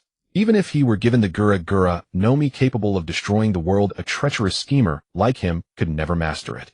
While Locke was lost in his fantasies of crushing Zhangguo and kicking Luokisi, the battered remnants of the Mad Cow Pirates sailed into the slave ship's cannon range. Fire! Pu Jinsi roared, and a thunderous barrage of cannon fire shattered the stillness of the shore. The exuberant Mad Cow Pirates were stunned by the familiar sound. One foolish pirate muttered, "Why's there cannon fire? I didn't order any shots." An old pirate beside him couldn't take it anymore. He kicked the fool hard in the backside, sending him stumbling. "You idiot. That's enemy fire. Find cover." Having said that, he ignored the fool on the ground and quickly ducked into a corner. He only put up with the simpleton because he was easy to bully and did his work. Otherwise, he wouldn't have bothered. Boom, boom, boom. Although most of the cannonballs landed in the nearby sea, the few that struck the hull combined with the waves generated by the explosions in the water finally became the last straw that broke the camel's back. After this barrage, a pirate rushed to York and reported, "Captain York, our ship is leaking. If we don't intervene, it will sink within an hour." Upon hearing this, instead of anger, a fierce grin spread across York's face. "Tell our crew that our ship has only 1 hour left. If you don't want to become fish food, go seize that merchant vessel. Not only will we have a new ship, but also treasure and women. Lads, board the small boats and charge." York roared, wielding his twin axes, and then he took the lead, boarding a small boat. Under the rowing of his 4 trusted men, the boat shot towards the merchant ship anchored at the shore. Seeing their captain's bravery, and spurred by York's words, the pirates howled wildly as they boarded the small boats and followed York's charge. Seeing the pirates charging towards them on small boats, Perkins immediately shouted, "Hurry, load the cannons, and fire one more volley. The rest of you follow me to the shore and lure them onto land. Fighting on the ship could cause severe damage. If the ship is badly damaged, repairs will delay the delivery, and we won't make it in time." With that, Perkins was the first to descend the gangway and set foot on the shore. Apart from the sailors manning the cannon, the other combatants followed behind Perkins and landed on the island. Seeing Perkins and his men abandon the high ground advantage of the ship, a cruel smile appeared on York's face. "You actually want to fight us hidden on the shore? I don't know if you're confident in your strength or just a fool. But in that case, I thank you. Your decision means my new vessel won't be heavily damaged. So I'll reward you with a quick death." Soon York's group entered the range of the muskets. Perkins immediately ordered fire. The moment his command fell, a dense volley of gunfire erupted from the shore. Watching the rain-like hail of bullets hurtling towards them, York casually deflected several aimed at him with his twin axes. "Lads, counterattack. Split some men to seize the ship. The rest of you come with me to crush those vermin on the shore." After York's words, sparse gunfire sounded from the small boats behind him, but it was nothing compared to the dense rain of bullets from Perkins' side. However, this vast disparity in firepower did not bring a smile to Perkins' face. Instead, his expression grew even, because that bull-like figure showed no regard for the powerful firepower. Instead, he smiled at him, a smile that was utter. "Damn it. Although your strength exceeds my expectations, don't underestimate me." Perkins growled to bolster his courage. Soon the distance between them narrowed. Perkins could now clearly see the veins throbbing slowly on York's muscular arm. York gave Perkins a ferocious grin. "Thanks for the ship. As a reward, I'll grant you a clean death." Perkins snorted, a mocking smile on his face. "Anyone can talk big. Look at how many of your men are left. Talk about surviving first." Quicksword art, a single plum blossom. Perkins' ornate rapier shot out of its scabbard, thrusting swiftly towards York's face. York crossed his twin axes in front of him, effortlessly blocking Perkins' sudden strike. "Nice speed, but the strength is too weak, just like a sissy." York swung his axes to deflect the rapier, then his right hand axe chopped fiercely towards Perkins' face. "Try this." While the two sides were engaged in fierce battle outside, the long-planned action in the ship's hold began quietly. From the sounds outside, they're already fighting. "This is our chance to escape." Locke's voice echoed again in the silent hold. As his words fell, a distinct click suddenly sounded in the silent space. "This is the lock. Open." A captured slave's voice trembled. "Yes, I'm going to release you now," Locke said firmly. "Thank you. Thank you, sir. You are our savior." The once dead silent hold erupted into a cacophony of noise as long-lost clamor finally flooded into this oppressive space. Even Freya whispered a thank you, expressing her gratitude, though her voice was barely audible. "Haha, no need to thank me." A shy smile appeared on Locke's face. Although it was too dark for anyone to see, a bashful grin clearly emerged in "Since I have the ability, it'll help everyone." Soon a series of crisp click sounds echoed in everyone's ears. It was the sound of freedom, so beautiful. "All right, now that everyone is free, flee for your lives. I hope you all survive." With these words, Locke was the first to open the sealed hatch. A beam of light fell on his face. After being in darkness for so long, the sudden brightness made him instinctively close his eyes and stand still for a moment. But in the eyes of others, it was a different scene. A young man, pale from prolonged imprisonment, stood at the door, a warm ray of sunlight illuminating his profile. The sight was so sacred and healing. A captive child had gained sunlight, and also freedom. Locke was unaware of the thoughts behind him. Once his eyes adjusted to the light outside, he left without looking back. "This is the radiance of the Lord. We will surely be free." A devout believer knelt on the ground and shouted excitedly. Inspired by him, the others also cheered loudly. A sensible person among the crowd quickly reminded, "Quick, we must leave now. Once those people realize what's happening, we won't have time to escape." The people ran out of the hold one after another, but what awaited them outside was not a bustling port or a populated island, but long knives and muskets. The slavers left on the ship saw the cargo escaping, and cruel smiles appeared on their faces. "Didn't expect you to take advantage of the chaos and escape. No time to recapture you now, so you'll have to die." Kill them all. Bang, bang, bang. Ah, no, please, I beg you, forgive me. You scum shall die a wretched death. Screams of agony, pleas for mercy, and curses of rage echoed across the empty deck, answered only by bullets' long blades and splatters of blood. Hearing the cries outside, those who had been walking at the rear scrambled back into the cage-filled cabin, among them the siblings Freya and Graham. Don't be afraid, sister. I'll protect you. Graham's slender frame shielded Freya. Soon the clamor outside ceased, but the clatter of footsteps rang in everyone's ears. The footsteps drew closer. Before long, 6 or 7 figures wielding muskets and long blades appeared at the doorway. There are still a few rats here. Should we kill them all? A sailor proposed. Another sailor quickly intervened, a lecherous grin spreading across his face. Why waste such treasures? I recall there are some exceptionally beautiful women among them. I caught a glimpse from afar. Their faces are truly stunning. Beauties like that are beyond the reach of men like us. Now that we have a chance, why not savor it? After all, under the peony a man can die a romantic death. How long can we as men like us truly live? Let's not even mention whether we'll survive the Mad Bull pirates. His words silenced the others, but soon they reached a consensus. Fine. Besides using our right hands, the only way to satisfy our urges is to head to the pleasure boats and find those loose, worn-out sluts. I've never known what it feels like to be with a true beauty. In that case, let's try these premium goods that only nobles get to enjoy. Lustful smirks spread across the sailors' faces as they advanced toward the crowd, casually cutting down the men who stood in their way with their long blades. Seeing this, the slaves refused to await death meekly and fought back desperately. But they were unarmed, weakened by days of near starvation, and no match for the sailors. Their struggle was futile. Graham was no exception. He shielded Freya, throwing himself with all his might to keep the sailors at bay, but it was all in. He was easily kicked to the ground. As the blade descended toward his neck, his eyes held no fear of death, only profound regret for Freya. I'm sorry, sister. I'm too weak to fulfill the vow I made to our parents. Just as Graham was about to die, a sudden voice rang out, "Wait." The sailor whirled around, glaring at the source of the interruption, his face twisted with fury. When he saw the speaker's appearance, he froze, his body stiffening as a chill shot through his rear. Before him stood a figure feared and avoided by all on the ship, a ruthless man infamous for his preference for men. After all, no normal man would willingly have that spear thrust through him from behind. A towering figure stood not far away, his face covered in stubble. This brawny man now wore a bashful expression. He spoke with a hint of embarrassment. "I'm not interested in women. This one catches my eye. Leave him to me." Hearing this, the sailor quickly backed away from Graham, shouting, take him, and get the hell away from me." At those words, the burly man hurried over to Graham, grabbed his arm, and began dragging him aside. At that moment, Graham's heart was filled with resentment at his own weakness. His sister was being cornered by villains, her chastity in jeopardy, and even he himself might be violated. All of this stemmed from his lack of strength. Power. Power. I need power. Graham's palms clenched. Watching his sister backed into a corner, his nails dug deep into his flesh, blood dripping drop by drop onto the deck. Just then, as the burly man beside him let his guard down, Graham snatched the dagger from his waist and slashed it across his throat without hesitation. Without sparing a glance at the man clutching his neck and gurgling, Graham charged straight at the sailor who was closing in on. The sailor, seasoned by years of combat, sensed danger from behind. He spun around and swung his blade, feeling the resistance of flesh as it cut through. But before he could savor his triumph, a dagger plunged into his chest. The searing pain forced him to release his grip on the long blade. He staggered back a few steps, his body swayed, and then he fell lifeless. By now, blood had soaked Graham's left chest and arm, but he had no time to tend to his wounds.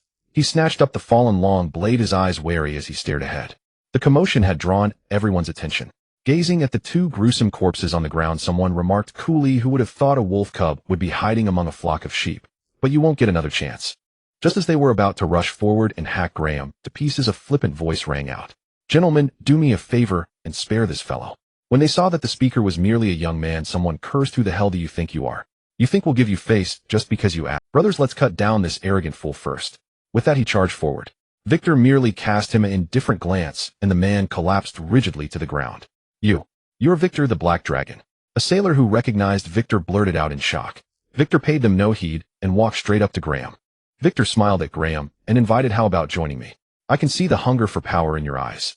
I can give you the opportunity to gain strength." Graham stood there holding the blade, staring blankly at Victor. Then his eyes rolled back, and he collapsed. Seeing this, Freya rushed forward and caught Graham in her arms, saving his head from a harsh meeting with the deck. Freya knelt on the ground, cradling Graham's blood-soaked body. She looked up at Victor, her eyes pitiful and pleading. "Please save my brother. I'll do anything, even become your slave or servant. Just save him, I beg you." It was then that Victor finally turned his gaze to Freya, and when he did he couldn't look away. The girl before him had long, lustrous golden hair. Though her cheeks were gaunt and pale, it did nothing to conceal her beauty. Coupled with her delicate, vulnerable demeanor, Victor had to admit that his heart had been struck deeply. Freya fit his aesthetic perfectly. If he dressed her in a black and white maid's uniform and bullied her mercilessly, she would surely look adorable. When she cried, wouldn't she? The feathers hurtling toward him were already coated in a jet black armament hockey. Victor had no intention of letting his scale up. Freya was startled by the sudden movement. Victor hoisted her curvaceous figure onto his shoulder, then casually grabbed the half-dead Graham and turned to walk out. The moment he stepped out of the cabin, everyone left behind collectively exhaled in relief. The few surviving sailors exchanged glances, reading the same thought in each other's eyes. We survived. But before they could savor their relief, an alto familiar voice rang in their ears. To prevent you from damaging my spoils, I'll have to put you to sleep. As Victor's words fell, an intense wave of conqueror's hockey erupted from him, engulfing the entire cabin. Everyone in the cabin felt as if their brains had been struck a heavy blow, and one by one they rolled their eyes back and fainted. Victor stepped onto the deck, exerted a slight force with his feet, and launched himself into the air. Amid Freya's startled cries, he treaded on the air and dashed toward a distant black. Victor's figure landed steadily on the deck. Marcus and Byron quickly approached him. Lord Victor, did you encounter? What danger could I encounter? However, this one might be in mortal danger if not treated immediately. Victor gently set Freya down on the ground.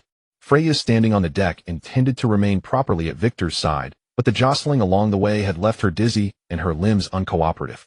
To keep from collapsing onto the deck, the swaying Freya instinctively grabbed the nearest solid object, presenting the scene before everyone's eyes. A woman, her face smeared with grime and her clothes in tatters, yet still unable to conceal her exquisite bone structure and figure, clung tightly to Victor's arm, her cheek gently resting against Lord Victor's chest, unwilling to let go. Seeing this, the two men exchanged knowing glances. Soon the ship's doctor hurried over. Victor addressed the doctor, "Save this lad, and then find 2 female doctors to examine and regulate her body. Any serious problems?" Meeting Victor's piercing gaze, the doctor did not immediately answer, but crouched to check Graham's wounds before exhaling in relief. "No problem, Lord Victor. This young man has merely lost too much blood. Stopping the bleeding and a period of recuperation will suffice," the doctor reported while staunching Graham's bleeding. Hearing that Graham was out of danger, Freya, now recovered, also sighed in relief. But the doctor's next words sent a flush of crimson across her face. "As for this lad's health, I will ensure my subordinates tend to her properly, and will not delay, Lord Victor." Though the words remained unfinished, the implication was clear to all. As the atmosphere grew awkward, Victor quickly changed the subject. Ahead, 2 groups are engaged in a skirmish. One a slave-trading band, the other pirates. Saying this, Victor looked at Marcus and Byron with keen interest. The two, sensing his gaze, were puzzled. Byron probed, "Is there something special about these 2 factions?" "To me, nothing special, but to you, quite so." Hearing Victor's words, a premonition rose in their hearts. Victor did not intend to keep them in suspense, and soon revealed what they had anticipated. "That pirate crew is the Mad Bull Pirates, the very one that killed your brother Marcus." Marcus' lips curled, his whole body trembling, slightly overwhelmed by emotion to the point of losing speech. Marcus abruptly raised his head, glaring at the approaching shore, his eyes blazing with ferocity. "This is both your chance for revenge and your opportunity to demonstrate your capabilities before me." The mantis stalks the cicada, unaware of the oriole behind. If you as the oriole cannot even handle a nearly exhausted mantis, then your value is greatly diminished. During the half-year on Hive Island, I believe you've learned the underlying rules of the Rock's pirate. Strength is paramount. If you have strength, you have value, otherwise. Victor did not finish, then gave a few brief instructions to the ship's doctor before leaving again, heading toward the slaver ship. Once Victor's figure disappeared into the sky, Marcus' emotions settled. Marcus addressed Byron and the gathered pirates. "Some of you are my old subordinates, and many have joined out of admiration for Lord Victor on Hive Island. But now I have only one thing to say: we are all Lord Victor's subordinates. He wishes to understand our worth by eliminating the enemies ahead. Then we must fully display our value before Lord Victor. We cannot let him handle everything himself, or we would appear utterly useless as subordinates. Useless things need not exist. I believe everyone understands this. Everyone who came to Hive Island possesses at least some strength. To be honest, when I first set sail, I looked down on the world as a devil fruit user. I thought they were merely a few steps ahead of me in setting sail. But after arriving in the new world and witnessing its vastness, I realized my own insignificance.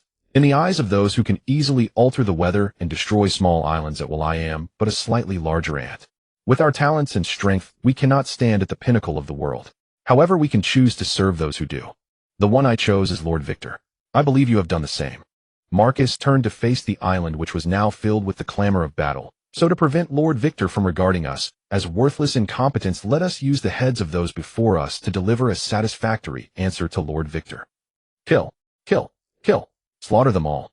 Watching the pirates stirred to bloodlust, Marcus' lips curled slightly behind his back. Byron walked up beside Marcus and asked softly, "What did you mean by that speech?" Marcus composed himself and said in a voice only the two could hear, "Besides being words to inspire them, they are also my true feelings. We originally intended to use the Rocks pirates to take revenge, but after half a year on Hive Island, I have broadened my horizons. I do not want to be a stray dog in the New World, nor a failure retreating to the North Sea. Since I cannot become a powerhouse who stirs the seas, I will become the right hand of such a person and stand beside him to gaze upon this magnificent ocean. Lord Victor is the one I have chosen." Marcus' eyes gleamed with ambitious eagerness. Seeing Marcus in such a state, Byron opened his mouth to speak, but ultimately remained silent, only thinking to himself, "You want to become an angel investor like Longbread, but do you have that ability?" A figure in tattered clothes silently pushed open the door of a room. After a thorough search, aside from a few pieces of jewelry, he did not find the item he was looking for. Luoka let out a heavy sigh, then murmured softly, "This one isn't it either. I hope the next one will be." Luoka tiptoed toward the next room. The moment he opened the door, the corners of his mouth could no longer be suppressed. Hanging in the center of the room was a massive oil painting. The protagonist of the painting was none other than Pu Jinsi, dressed in luxurious, everyday attire, his right hand lightly gripping the sword hilt, his gaze haughty as he stared into the distance. "Finally, I've found it." Luoka ransacked the entire room, but aside from some belly and jewelry, there was still no trace of the devil fruit. Luoka did not give up. As long as Pu Jinsi hadn't eaten that devil fruit, it must be hidden somewhere in this room. Luoka did not give up. As long as Pu Jinsi hadn't eaten that devil fruit, it must be hidden somewhere in this room. Sure enough, several planks beneath the desk emitted a hollow echo different from the rest. Luoka's heart leaped, and he exclaimed excitedly, "There is indeed a secret compartment." Luoka used the dagger he had found earlier to pry open the plank. As expected, inside lay a locked box.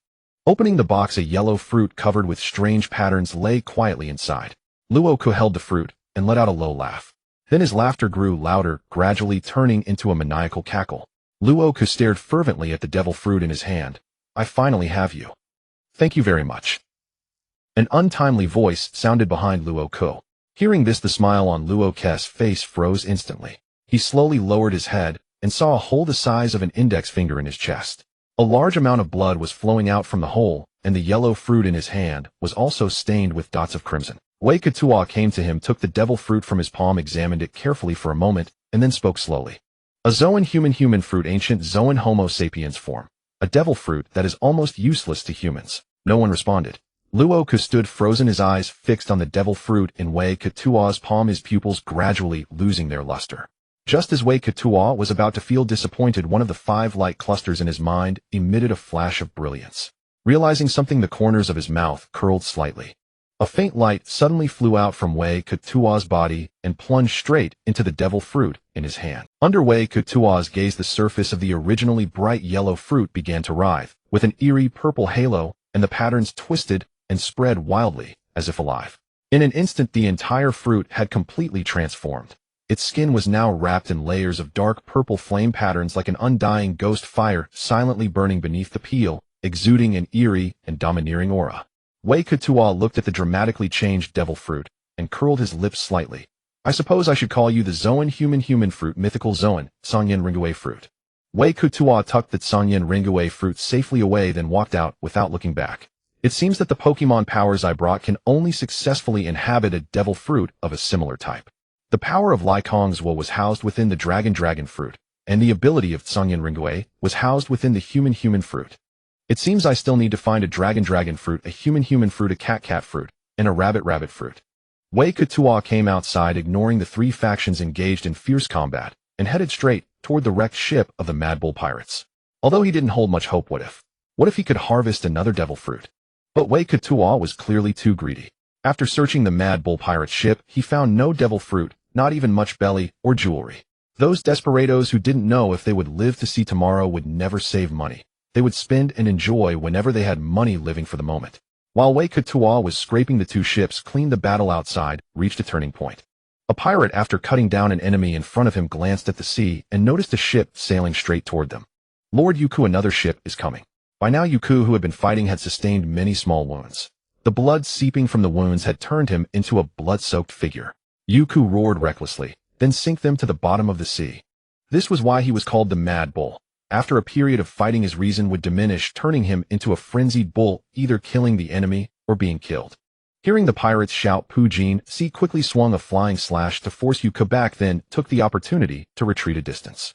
Pujin C turned his gaze to the sea surface. Sure enough, a pirate ship was cutting through the waves toward them, and a world-renowned flag flew from the mast. The Rocks Pirates. Pujin C looked sternly at Yuku, who was charging at him with double axes, and shouted loudly, "You fool, look who's coming. Do you want to die here by continuing to fight me?" But the frenzied Yuku cared nothing about rocks or shanks. He just wanted to cut down the enemy, and anyone who dared stop him would be cut down too. Seeing that Yuku remained unmoved, Pujin C felt that everything was over. What a madman. He regretted deeply in his heart. If he had known earlier, he would never have rashly chosen to ambush. Now, not only had he failed to swallow the fat piece of meat that was Yuku, but he was about to be effortlessly picked up by the Rocks Pirates, and even he himself would be devoured whole. Makusi stood at the prow triumphantly, declaring, "First a round of cannon fire. Then follow me ashore to kill them all and establish Lord Wei Kutua's reputation." Boom, boom, boom. After a round of cannon fire, Makusi led the pirates ashore. Everyone on the island was an enemy, and they began indiscriminate slaughter as soon as they landed. On one side were well-rested, full-strength elite pirates. On the other side, the two factions had just endured a fierce battle and were already exhausted. Even the pirates under Yuku had not rested properly for many days and were completely drained. As soon as Makusi landed, the battle turned into a one-sided massacre. The subordinates of Yuku and Pujin C fell like wheat stalks crushed by a gale. Blood dyed every inch of water along the shore, turning the entire shallow sea into a glaring scarlet. Roar. A tiger's roar that shook the battlefield suddenly exploded. Marcus transformed into a swift and fierce tiger, charging rapidly through the chaotic melee, tearing apart everyone and everything in his path with his claws.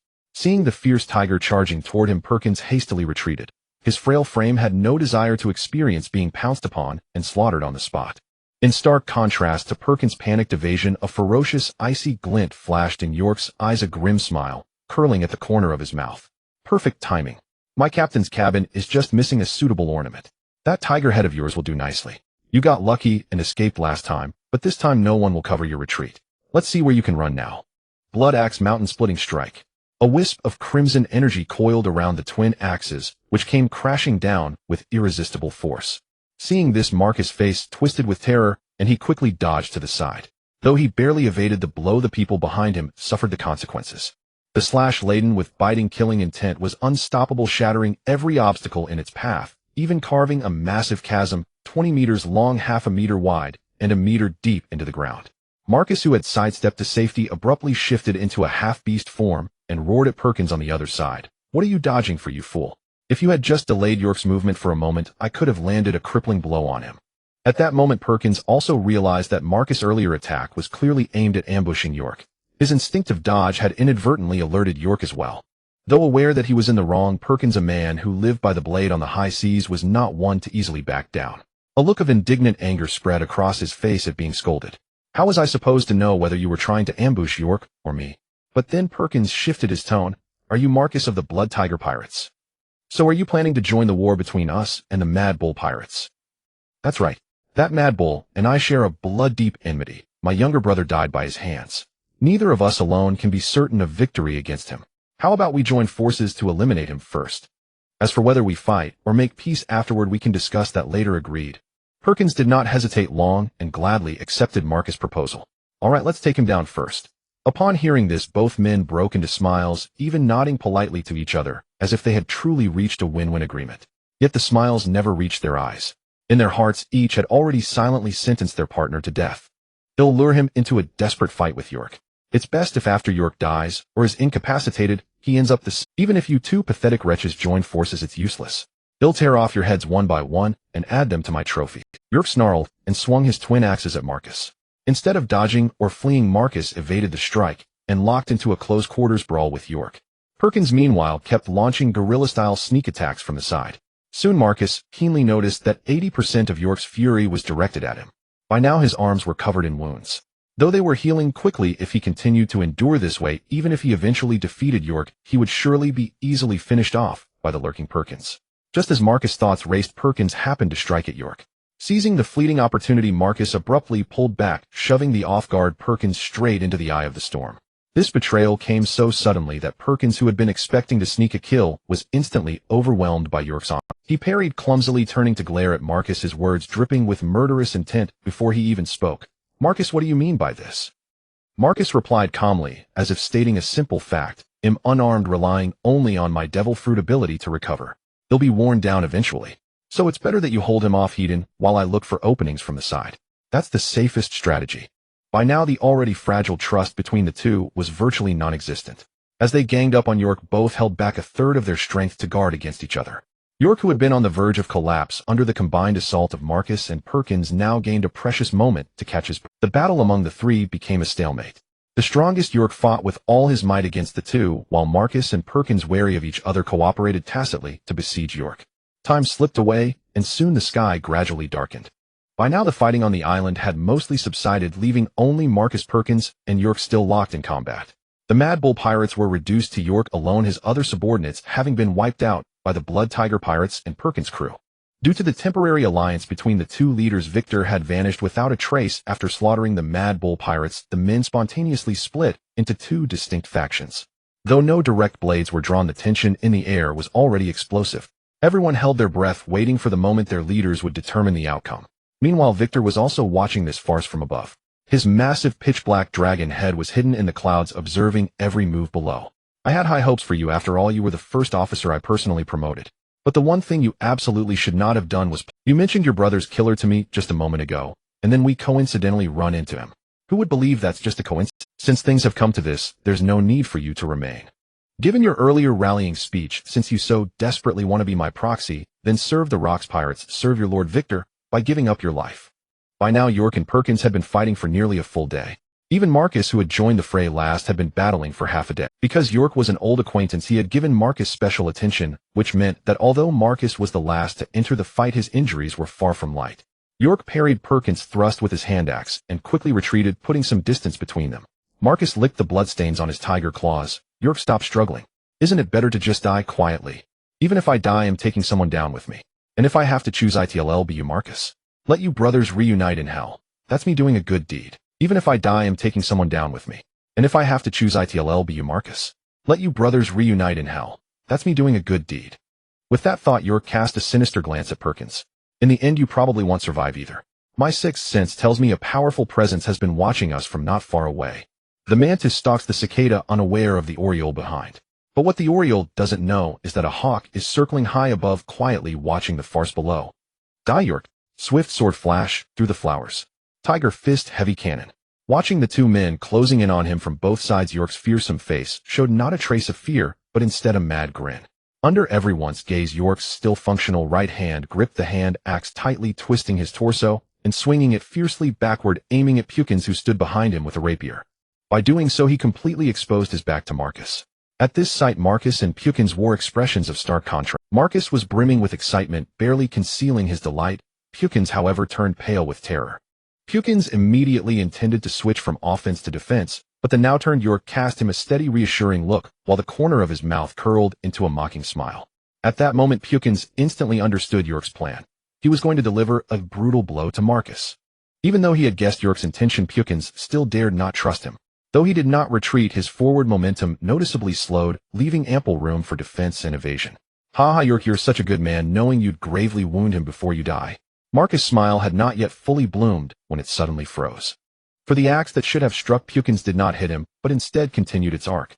If that were the case, then the target of this axe was me. By the time Marcus realized this, it was already too late. Whether he tried to switch to defense or frantically dodge aside, there was no blood axe circular severance. Boom. Thud. York's sturdy figure flew backward like a torn sack, crashing heavily onto the ground not far away, stirring up a cloud of dust. But now the attention of everyone present was not on the doomed York, but on Marcus, who had originally been the most likely victor. Now the part of Marcus' right arm below the elbow had vanished. The ruptured artery continued to pump blood, and since the closed loop was gone, blood spurted out like a fountain. Moreover, the hand axe that had been clenched in York's hand was now gifted to Marcus. Most of the axe had embedded itself into Marcus' body. Had his ribs not been tough enough, Marcus would have been cut in half. Oh. Everyone was stunned, then burned, and the others quickly rushed toward Marcus. Where's the ship's doctor? The ship's doctor took only a single glance to know that Marcus was beyond cure. Only a devil fruit user with healing abilities could possibly pull Marcus back from the brink of death. York, enduring the excruciating pain that felt like his body was being torn apart, struggled to sit up, but his body no longer obeyed him. After several futile attempts, he finally gave up weakly. He opened his mouth as if to say something, but only a gurgling sound of bubbles rolled from his throat. York violently coughed up the blood clogging his throat, and the suffocating sensation in his chest eased slightly. Then he burst into a wild, manic laugh. York's mad laughter instantly drew everyone's attention. When all eyes were fixed on him, he sneered at Marcus. Even if I have to let that fencer pansy get the better of me, I won't let a scumbag like you have it. After all your scheming, you ended up working for someone else's gang. You're coming to hell with me. Ha ha ha. Cough. Ha ha. York's frenzied laughter mingled with blood-spattered coughing echoed in everyone's ears. Seeing this, Pukins, barely suppressing the upward twitch of his lips, stepped forward to the surrounded Marcus. Ignoring the wary looks of Burn and the others, he said hypocritically, "Don't worry, old friend Marcus, I'll make sure York suffers a fate worse than death." Even without capturing York alive, the heads of York and Marcus alone were worth over 100 million berries. Adding the miscellaneous treasures on their ship, this trip had earned him at least 200 million berries, and with luck, maybe even 300 million. At this thought, Pukins could no longer hold back the grin on his lips. With this, the loss of his subordinates and the slaves would no longer be a problem.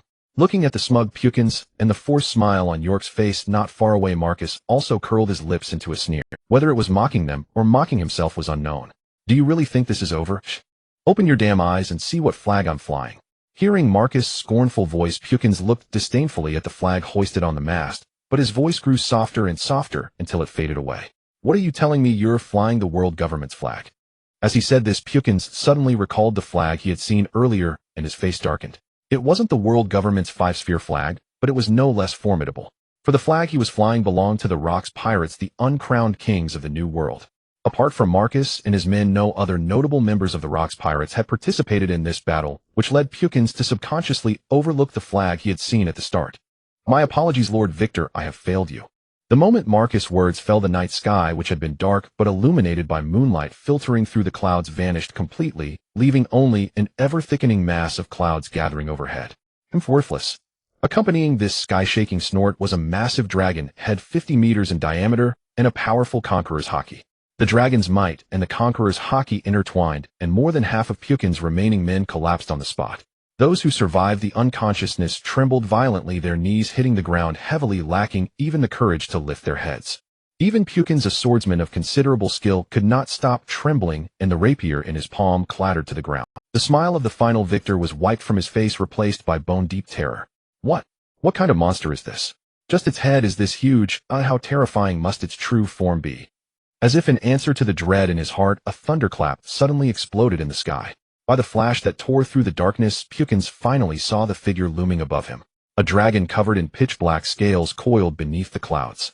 Its serpentine mountain-like body appeared and disappeared in the lightning, stretching over 1,000 meters in length, blotting out the sky like a celestial canopy.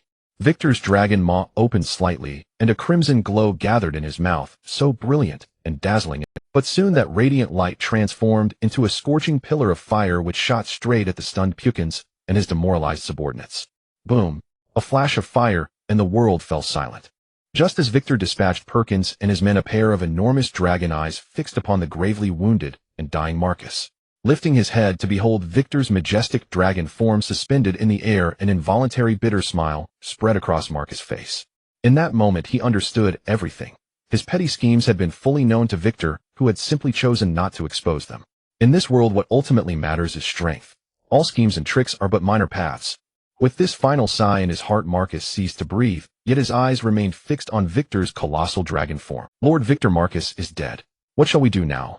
Burns shouted up at Victor in the sky, his face devoid of any sorrow, and the others mirrored his indifference. Victor reverted to human form and stood before Marcus' corpse, speaking calmly. Since he has stopped breathing, let him be buried in the sea.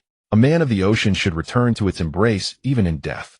Victor reverted to human form and stood before Marcus' corpse, speaking calmly. Since he has stopped breathing, let him be. Most headed to the vessels of York and Perkins to search for their treasures, while a few of Marcus' old followers silently stepped forward, removing the fatal hand axe from his gradually cooling body and roughly smoothing his tattered robes.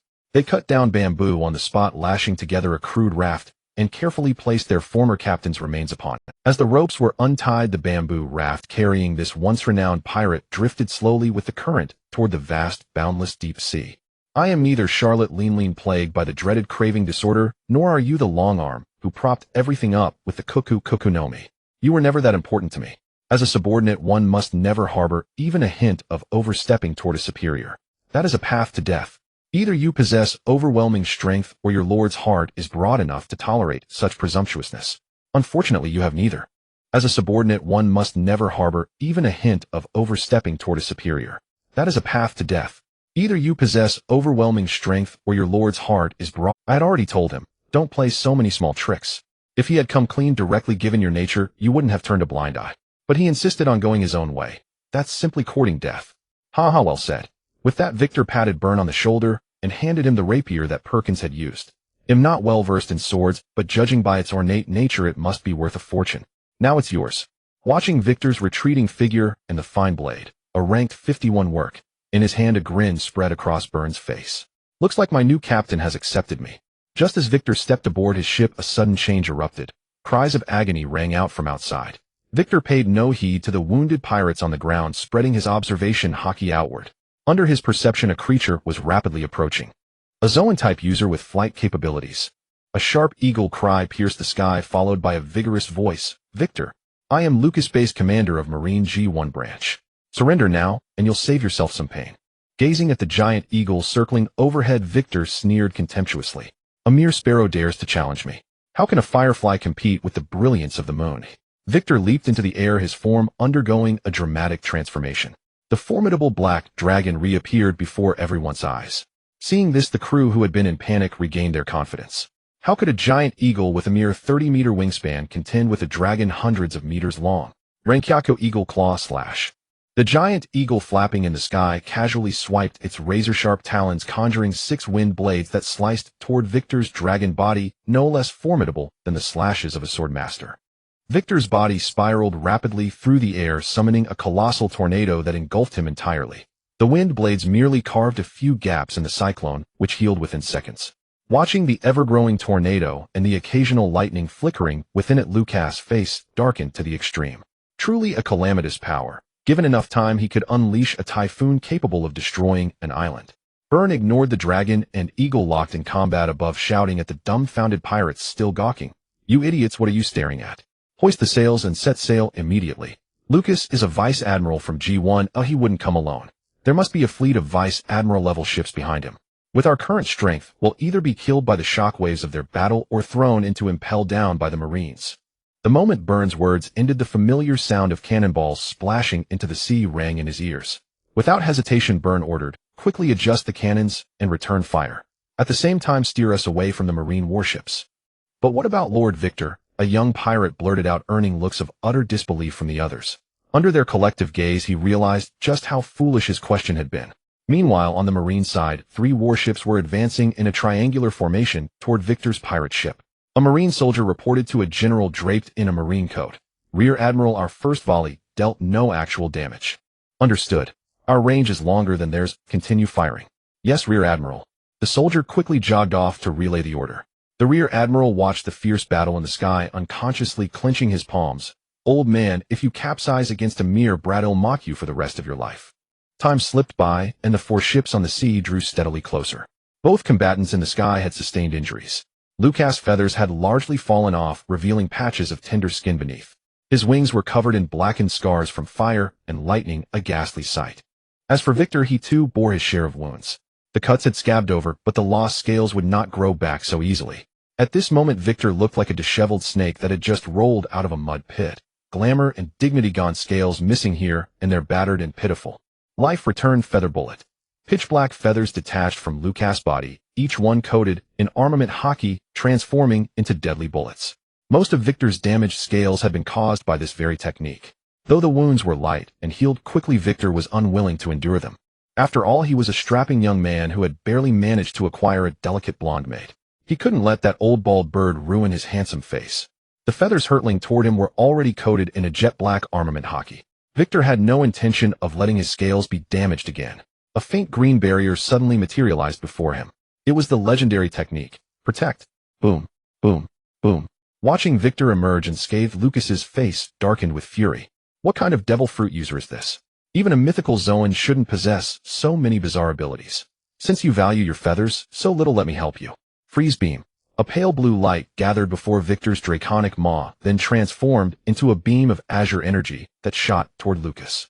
Gazing at the radiant beam, Lucas had no idea what it could do, but he was certainly unwilling to test it with his body.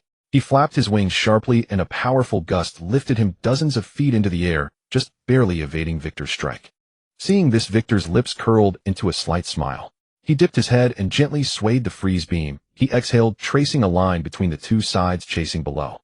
Then, centered on that line, a terrifying burst of cold erupted, forming a wall of ice, at least 100 meters long between the two parties. This ice line became an insurmountable barrier for the Marines pursuing Burn and his crew. By the time they went around or destroyed it, Burn and the others would have already widened the distance. Witnessing this, Lucas realized he had been tricked. The attack was never aimed at him. It was clearly a delaying tactic from this man who wanted to escape. Didn't you say earlier you'd pluck every last feather from me? What's this? Scared of my strength and trying to flee like a cat? Lucas flapped his wings and taunted Victor. Victor paid no heed to such low-grade provocation. In his past life, he had roamed the Summoner's Rift, where insults spanned from parents as the center to 18 generations of ancestors as the radius. Lucas's meager skills had almost no effect on Victor. What makes you think I'm afraid of you? You're flattering yourself too much. Victor turned his head and blew a massive gust of air toward Burn's direction, unleashing a fierce wind from his mouth. With all sails unfurled on Victor's pirate ship, the boost from his breath sharply increased the vessel's speed.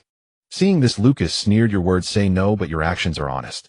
While taunting, he didn't forget to slash wind blades from Rayquaza at Victor. Unfortunately, those wind blades were all devoured by the fierce gales surrounding Victor, achieving nothing more than stirring a faint ripple. Lucas muttered to himself, "What a troublesome ability. Your puny attacks can't even break the wind barrier around me, yet you still boast. Go back and practice by kicking apart a few mountains. Ha ha ha. Farewell, old man. This is my parting gift to you. I hope you'll be satisfied." Victor's circling speed increased sharply, making the tornado spin faster and expand in range. Once the tornado took shape, Victor flew out of it, then spat flames and lightning from his mouth. Through his diligent efforts, a fire tornado infused with lightning soon formed. Go Super Ultimate Flame Thunder Whirlwind style. Let you taste my passionate combo move. Just as Victor began to accelerate his spin, Lucas instantly saw through his intention. This bastard was planning to create a terrifying cyclone capable of devouring everything. He had already retreated to his own warship, and with a cold expression, he barked orders at the soldiers on deck. Quick. Full speed ahead. Max power. Steer at a 90-degree angle from the cyclone's direction, and escape at full speed. Everyone move. Furl the sails immediately. Cut the mooring lines. If there's no time for machinery, use manpower. Everyone row with all your might. Winds began to howl across the sea. The warship veered frantically under the urgent commands, fleeing desperately. While Lucas and his men struggled to survive, Victor had already caught up with Burn and his crew. The moment Victor's figure landed on the deck, cheers erupted around him. Long live Lord Victor. Lord Victor is too strong. Even the usually silent and composed Burn came to Victor's side, his eyes gleaming with excitement. Is this your true power? It's truly an eye-opener. No wonder you're the youngest officer of the Rocks Pirates. Those hotheads on Beehive Island who think they're unbeatable should see this. Could their frail bodies withstand a heaven and earth-aching tornado like that? Hearing Burn's flattery, Victor merely waved his hand casually, not letting the praise cloud his judgment. True masters have 100 ways to counter this move. Even Lucas would have left long ago, if not for worrying about his subordinates. You can't expect someone to stand there dumbly while you unleash your ultimate move, can you? My strength is still far from Captain Rocks and the others. If I boast recklessly, I'll only invite ridicule. Just then an abrupt voice sounded. Thud! A heavy impact struck the deck. Victor and Burn turned toward the sound, finding a figure wrapped entirely in bandages kneeling before Victor. Lord Victor, please allow me to join your crew. After saying this, he gave a deep kowtow. Victor was about to ask who this person was when his peripheral vision caught a glimpse of a golden-haired figure among the crowd. He then remembered who was kneeling before him. You're the one I rescued from the slave ship, aren't you? Yes, Lord Victor. My name is Graham. Victor nodded, and then said to Burn, train this kid first and see what talent he has. With that, he walked straight into the cabin. After Victor disappeared, Freya followed closely behind. Understood, Lord Victor. Burn reached out and helped him up, saying softly, Graham, right. Lord Victor wants you to follow me. Yes, Lord Burn. Once both Burn and the other man had vanished, murmurs rippled across the deck. What a lucky guy. If you're jealous, tell your mom to give you a beautiful sister. If not, stop complaining and grab a plank to repair the ship. Bulu Bulu, Moshi Moshi, this is Kong. Marshal Kong, this is Lucas. Lucas, I recall you were sent to intercept Victor. Am I to assume you have good news from contacting me via Din Din Mushi? Hearing Marshal Kong's nonchalant tone, Lucas glanced at the three severely damaged warships and fell into involuntary silence. Lucas spoke with a grave expression. I'm sorry, Marshal Kong. This operation failed. We all underestimated Victor. Hearing Lucas' solemn tone, Kong's expression turned serious. Did something unexpected happen? Lucas then recounted the details of his operation. After listening, Kong also fell into silence. Lucas' plan and decisions were flawless. Even if Kong had commanded personally, it was unlikely a better outcome. Yet, even so, the Marines suffered heavy losses. Not only the damaged warships, but also over 200 soldiers lost to the sea. After a moment of silence, Kong asked Lucas over the Den Den Mushi in a low voice. Lucas, you faced Victor directly. Tell me, how should we deploy to succeed if we were to deal with him? Without any hesitation, Lucas replied, evidently having already pondered the matter. Marshal, I believe that numbers are useless against Victor. We must deploy top-tier experts to surround and attack him. Only then might we succeed. Moreover, these experts must excel in aerial combat. Otherwise, they would merely be durable moving targets. Indeed, a powerhouse who cannot fly is merely a moving target to Victor. You can't hit me, but I can strike you at will. That is the charm of air superiority. Just then, a tall figure wearing a marine coat and sporting a braided mustache walked in. Brother Kong, this is the latest compiled file from the intelligence department. Please take a look when you have time. Seeing the newcomer, Kong's eyes brightened noticeably. He quickly called out, Sengoku, perfect timing. You are the Marine Corps strategist. Analyze this predicament Lucas has given me. Kong briefly explained the situation. At the mention of Victor's name, Sengoku swiftly reviewed the intelligence on Victor. According to information from the insider within the Rocks Pirates and Vice Admiral Lucas account, the Devil Fruit ability Victor has displayed closely resembles the mythical Zoan Azure Dragon Fruit. However, reliable sources confirm that Victor's fruit is not the Azure Dragon itself. Therefore, what he consumed is most likely a variant Mythical Zoan highly similar to the Azure Dragon Fruit. The optimal strategy against Victor is to deploy a user of the Azure Dragon Fruit or another Devil Fruit user with formidable aerial combat capabilities. Otherwise, relying solely on Vice Admirals like us who can only fight in the air with Moon Step to counter Victor. Sengoku shook his head slightly, leaving the sentence unfinished, but the implication was clear. Kong could do nothing about it. He knew well that the so-called reliable sources Sengoku mentioned came from the upper echelons of the world government. The Azure Dragon Fruit was currently in the hands of the world government. To have the Marine obtain this fruit, or to have its user serve under the Marines, was itself an unsolvable dilemma. After all, the Marines had grown rapidly with a succession of gifted commanders already arousing the world government's wariness and prompting them to be on guard at every turn. Seeing Kong's troubled expression, Sengoku understood his plight. If Kong dared to ask the world government for the Azure Dragon Fruit, the world government would not hesitate to slash the Marines' military budget for the year by half. While Marine headquarters was racked with worry over how to deal with Victor, the protagonist of the incident, Victor was already immersed in the warmth of a lover's embrace. Hearing the door close, Victor said without turning his head, So have you made your decision? Freya replied in a barely audible voice, then whispered, Graham has decided to join your ranks, and so have. Freya's voice grew softer until it was almost inaudible. Victor turned around to see Freya's face flushed crimson. If one placed a kettle on her head, the water inside would surely have boiled by now. Victor, a young man brimming with vigor, could not resist such temptation. He strode directly to Freya, scooped her up. Beyond that startled cry, no words were exchanged in the room, except for Freya's pained moans and sobs. Time slipped by quietly. In the blink of an eye, the morning sun filtered through the thin curtains, casting soft light upon the sleeping Victor's face. Victor opened his eyes and instinctively moved his numb right hand, then tilted his head slightly to glance at the culprit. Sensing Victor's gaze, Freya curled up in his arms, instinctively arched her back, her long eyelashes trembling slightly. Clearly she had been awake for some time, and had grown shy upon noticing Victor's stare. Victor, lying on his back, exerted a slight force with his right arm, pulling Freya's body into his embrace. The sudden sensation of weightlessness caused Freya to let out an instinctive gasp. But her voice was slightly hoarse, evidently the effects of the previous day had not yet subsided. Victor gently stroked Freya's beautiful golden hair with his left hand from the crown of her head down to her smooth skin. Victor spoke softly, I am a pirate. Why do you wish to join my ranks? Freya was silent for a moment before replying in a hoarse voice. This world is already rotten beyond repair. Who cares about pirate or not? As long as someone offers me shelter, it's all the same. Besides, you're not bad looking. I'm not losing out. The last sentence was murmured by Freya, but with Victor's hearing, speaking in his ear was no different from speaking loudly. Hearing this, the corners of Victor's mouth curled up slightly, and he couldn't help thinking conceitedly, "Looks like I'm quite charming." Victor gently caressed Freya's bare back and said softly, "From now on you will take care of my daily needs. As long as I live, no one but me will ever bully you. As for your younger brother, I'll give him some proper training. If he shows talent, he can stay with me. If not, I'll give him some berries to live a peaceful life." Hearing this, large teardrops rolled down Freya's cheeks and landed on Victor's sturdy chest. "Mom, Dad, I found my protector too. I will live on for sure." "For sure," Victor said, nothing more, merely stroking Freya's back gently, silently, giving her the courage to face the future. Before long, Freya's emotions gradually calmed. She lifted her head, her reddish eyes gazing into Victor's dark pupils, and whispered, "Lord Victor, let me serve you." With that, Freya slipped under the covers. The next moment, Victor felt as though his brother had been wrapped in a warm coat. The sunlight was perfect, and the sea breeze gently caressed his cheeks. Victor lounged lazily on the deck chair, savoring the soothing wind, while Freya stood by his side, occasionally handing him juice and fresh fruits. He watched with keen interest as Graham and Byrne sparred with swords on the deck. It was more of Byrne deliberately guiding and instructing Graham than a real contest. Victor took a long sip of the juice Freya offered and couldn't help but reflect inwardly, "This is the life worth living. Curse this wretched principle of strength above all. What kind of existence was that before?"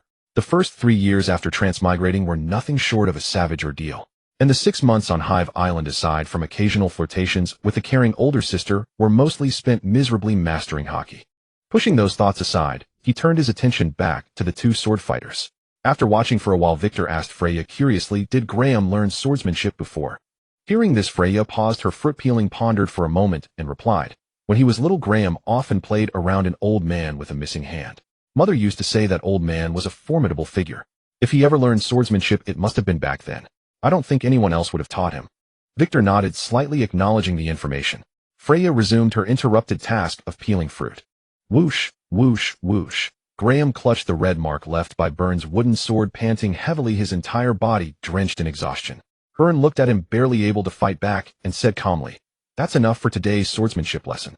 This afternoon, well, add physical training." Graham forced himself to stand despite the aching pain, bowed to Byrne, and said, "Understood. Thank you, Brother Byrne." Standing beside Victor, Freya's heart ached at the sight of her brother's worn-out state. Yet she knew this was the path Graham had chosen for himself, and she had no right, nor could she, interfere. Graham approached Victor and softly called, "Brother Victor."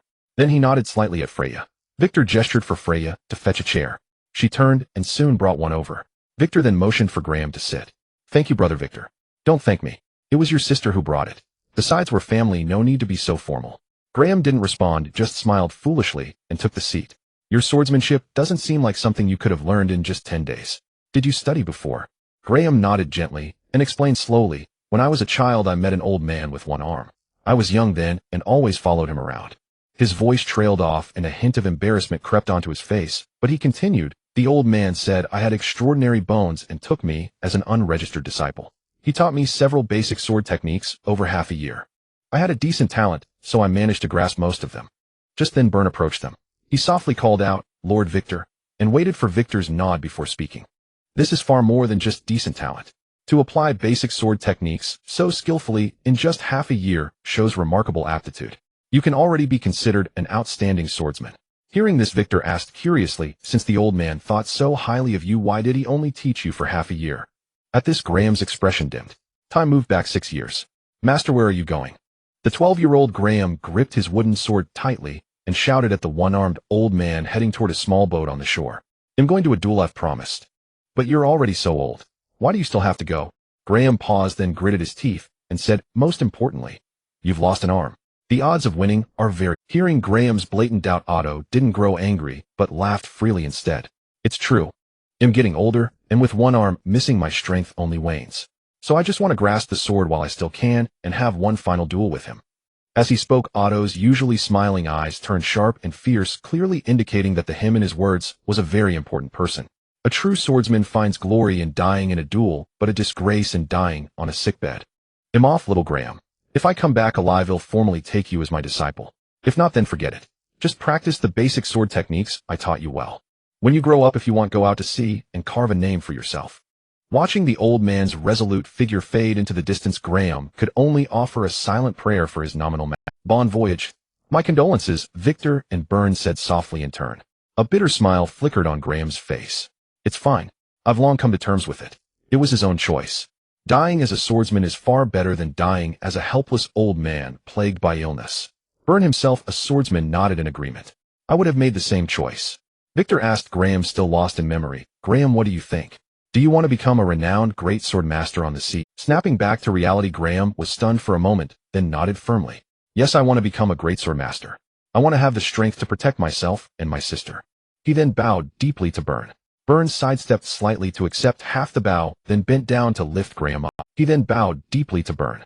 Burn sidestepped slightly to accept half the bow, then bent down to lift Graham up. You're too kind. Since you're willing to learn, I'll teach you everything I know. But I'm only a sword master at the moment. Given your talent, you'll likely surpass me soon, and then you'll have to rely on yourself. Hearing Burn's affirmative answer, Graham's face lit up with a joyful smile. Brother Burn, I won't forget the help you've given me. Another week had passed since Graham's heartfelt confession, and Victor's party was now less than a day's journey from Lysical. Lysical Island was one of the 3 gateways into the New World, and also one of its exits. Then why did we run into York and his crew so precisely before? Against Victor's retort, Burn could only offer, our voyage has been quite smooth. Apart from encountering a few Navy reconnaissance ships, all other vessels, merchant and pirate alike, kept a wide berth. Then why did we run into York and his crew so precisely before? Against Victor's retort, Burn could only offer an awkward smile, then tried his best to distance himself from the matter. That was Marcus seeking revenge through you, Captain Victor. He set the course, while I as navigator could only do my best to keep the ship from capsizing. I know you were just following orders. The one who surrendered to me was Marcus, the captain of the Blood Tiger Pirates, not Burn, the vice captain and navigator. I know you were just following orders. The one who surrendered to me was Marcus, the captain of the Blood Tiger Pirates, not Burn, the vice captain and navigator. A vassal's vassal is not my vassal, I understand that. And I have seen your loyalty through your actions these past days. Sensing Burn's lingering tension, Victor patted his back again and said, no need to be so nervous. Just do your... After Victor's figure disappeared around the corner, Burn, who had been stiff, finally let out a heavy sigh and relaxed. But his back was now drenched in cold sweat. Leaning against the cool wall, Burn murmured, looks like I've finally passed this. Standing at the prow, Victor watched the island grow larger on the horizon. He said softly to Freya, who gently draped a cloak over his shoulders, Lysical Island is a gateway to the New World. It's a spring island, not like the harsh weather of Thunder God Island. You can wander around here. It gathers many ships from the Grand Line, and there should be plenty of good things. Hearing this, Freya tenderly wrapped her arms around Victor's, her ample bosom pressing tightly against his arm. Her bright, beautiful eyes sparkled as she looked up at him, and said in a soft, delicate voice, will you accompany me, Lord Victor? What if I get kidnapped again if I go alone? Watching Freya's fragile act, Victor knew she was feigning, yet a strong protective urge surged within him. Victor pulled Freya into his embrace, and then his clear yet supremely domineering voice sounded in her ear, who would dare? You are my woman, Freya. If anyone reaches out, I'll chop off their claws. Freya buried her face in Victor's broad chest, her voice muffled. With Lord Victor protecting me, Freya fears not. Hearing this, Victor felt a surge of exhilaration. His pride and his masculine ego were both satisfied to an unprecedented degree. No wonder emperors throughout history were so easily enchanted by enchantresses. He now understood that feeling. Even if Freya asked for a star from the sky, he would unhesitatingly charge into the cosmos, pluck a meteorite, and as for why a meteorite rather than the entire galaxy, it was simply because of Victor's current power. But as his strength grew, he might even fetch a planet one day. While Victor and Freya were lost in their tender moment, the ship was steadily approaching the shore. The dockworkers who had gathered upon noticing the commotion took a collective step back after seeing the flag hoisted on the mast. Is that the flag of the Rocks Pirates? Yes, it's the Rocks Pirates flag. I've seen it in the newspaper before. As the workers discussed among themselves, a discordant voice rang out. Quick, inform the guard. What if they're here to plunder us? Hearing this, the onlookers came to their senses and scattered, leaving only a few brave souls lingering. They clung to the best hope. They're not here to plunder. They've come to coat their ship for the journey to Fishman Island. When Victor led Freya down the gangplank onto the shore, they saw only a handful of people staring at them expectantly. A chosen representative approached Victor and asked cautiously, Sir, do you need your ship coated? We may be few, but our skills are top-notch. Victor looked them up and down. They wore shabby clothes, but their pockets were filled with professional tools that seemed genuine. Victor turned and shouted to Burn, who was still on the ship, directing the pirates on what supplies to buy. Burn, there are some self-recommended coders here. Come and take a look. I'm not familiar with this. After calling out, Victor took Freya's hand and walked straight past them toward the town in the center of the island. Burn walked to the shore and looked at the group of coders staring at him expectantly. He had already guessed the situation. You're not from the coding gang, are you? His words caught the leader off guard, but he quickly smiled bitterly. It seems you know the ins and outs of this place, sir. You're right, we're not from the coding gang. Otherwise we wouldn't be in such a state. Looking at these men, a half-formed but feasible idea popped into Burns' mind. When Lord Victor returns, he would discuss recruiting a few reliable coders to join the ship. In the future, if the ship needs coding, they wouldn't have to rely on outsiders, nor worry about their lack of dedication. After all, on the same ship, if something goes wrong, no one can escape. Burn told the group to consider the possibility of being recruited as coders on board, then turned and went to direct the pirates. While Burn was busy with all that, Victor, strolling with his little maid, suddenly came face to face with a gang of vicious-looking thugs. Hurry, get to the shore. Let me see which fool dares to mess with the big cheese. Don't they know this place is under Shiki's protection? Even members of the Rocks Pirates have to keep their heads down here. Just as the group rushed past Victor, a frigid voice exploded in their ears. I'm the one who doesn't have eyes. What do you plan to do, Adamu? Hearing the voice, the leading Adamu quickly turned his head toward the source, cursing, since you know my name, Adamu. But before he could finish the moment, he glimpsed Victor's face. His legs went weak, and his unfinished words sharply changed. Lord Victor, it's you. This is like the flood overwhelming the Dragon King Temple. Family not recognizing family. I thought it was that bastard Wang Ji's men causing trouble. This Adamu was one of the subordinates who had followed Shiki. He had witnessed Victor's sky-shrouding form and his calamitous power. Moreover, since Lord Victor and Lord Shiki were close allies, his groveling was not disgraceful, it was the necessary respect for a great figure. Watching his lightning-fast change of attitude, Victor couldn't help but chuckle. Alright, the ship that just docked is mine. I just want to get it coded here and head to Fishman Island. Then Victor waved at Adamu. Don't be so tense. Go on back. At this moment, Adamu also noticed Freya hiding behind Victor. Though he didn't see her face, her dress and her position behind Victor made Adamu no fool realize the situation. Rest assured, Lord Victor. He'll have the best coder in the coding gang coat your ship immediately. You can take a stroll around the island in the meantime. Don't underestimate Risky Reed Island. Though small in area and population as the gateway to the New World, it attracts many merchant ships. Thus, the island has no shortage of novel goods from all four seas and the first half of the Grand Line. Victor nodded. All right, you go attend to your business. Stop hovering around me.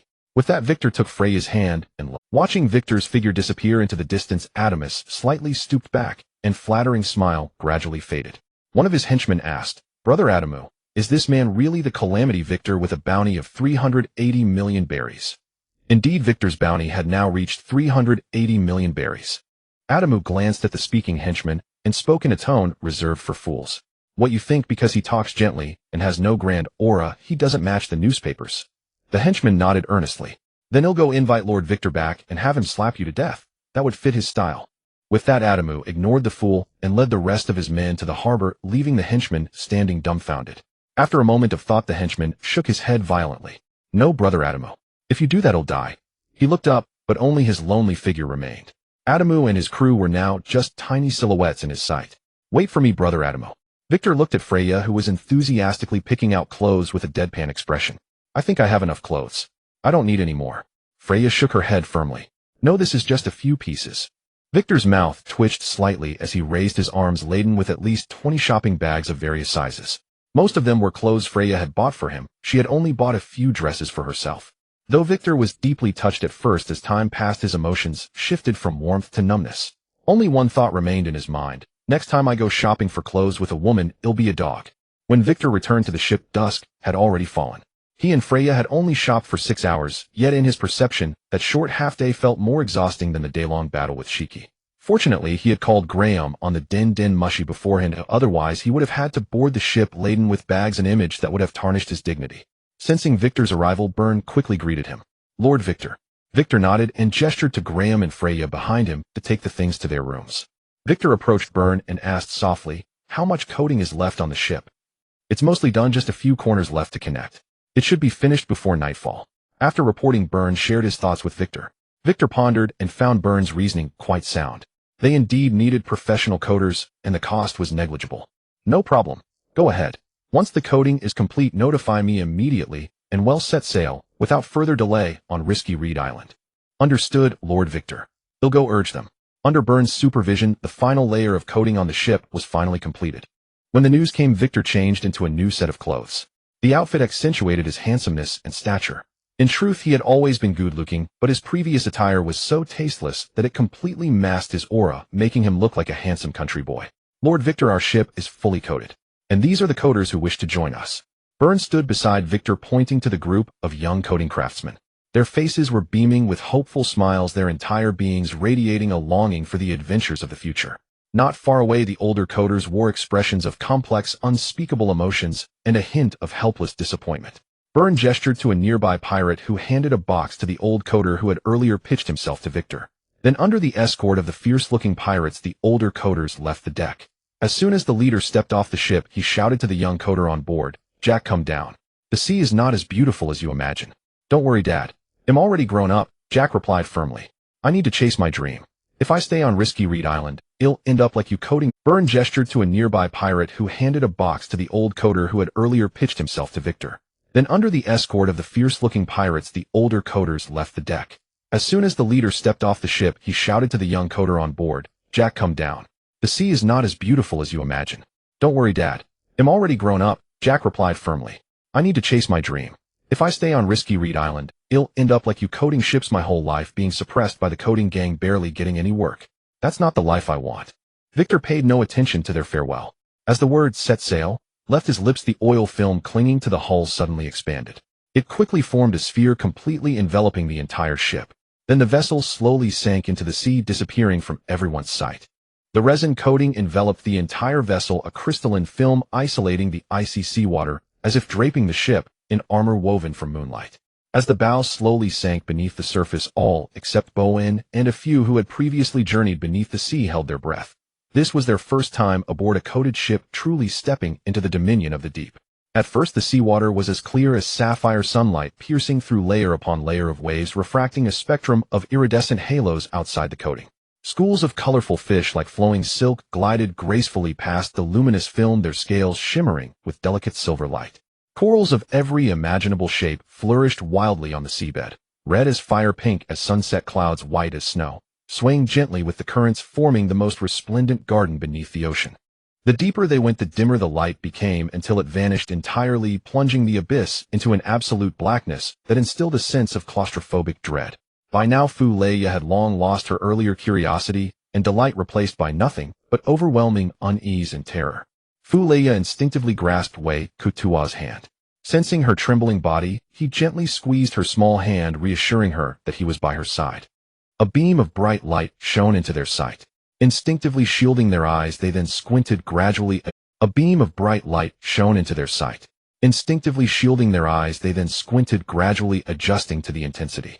Once their eyes adapted, they noticed the surrounding fish schools were no longer as splendid as before. The fish had faded from vibrant hues to grayish-black and deep blue, the only way to conceal themselves in the gloom.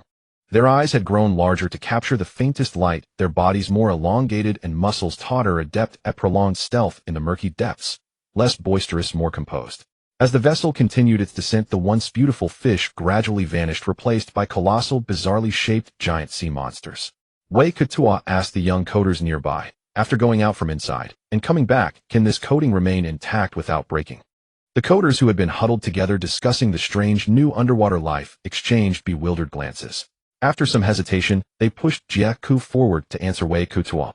Jieku stepped before Wei Kutua and replied respectfully, "Lord Wei Kutua, theoretically, if it's just a small object, there shouldn't be much of a problem. But if it's something large, there's a risk of rupture. But I still advise against it. After all, we're deep in the sea now. If the coating breaks, well, all perish, whether we're ability users or not." Though Jieku said this, Wei Kutua had not fully abandoned the idea of hunting that giant sea monster. He had tasted all kinds of meat, but never the flesh of such a colossal sea king. He had watched Lu Fei devour it with such gusto before. Now that he finally had the chance, it would be a shame not to try. After much deliberation, he actually came up with a good plan. "Jieku, prepare 2 small coatings for me to wear."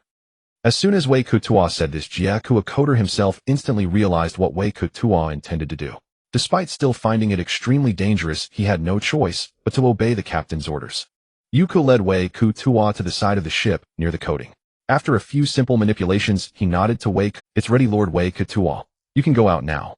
Fu Lei Ya's worried voice rang out at the same time. "Lord Wei Kutua, perhaps you shouldn't do this. It's far too dangerous." Meeting Fu Lei Ya's concerned gaze, Wei Kutua simply offered a smile to reassure her, then stepped straight out of the coating. The moment his body left the coating, 2 layers of iridescent film materialized around him. This action of Wei Kutua's seemed reckless, and indeed it was dangerous. but he was no fool who would risk his life for a mere meal. It was because his devil fruit ability was not suppressed by the sea or sea prism stone. He had personally verified this with seawater the moment he consumed this special Lycongzwa fruit. Later, after joining the Luo Ku Sea pirates, he secretly tested it with sea prism stone again, and the outcome was as expected. Neither seawater nor sea prism stone had any effect on him. Wearing 2 layers of coating, Wei Ku Tuo stepped off the ship. His body rapidly transformed. Jet black dragon scales covered his skin, his hands became claws, and a long, powerful black dragon tail sprouted from his tailbone. Wei Ku Tuo slowly extended his claws through the second layer of coating.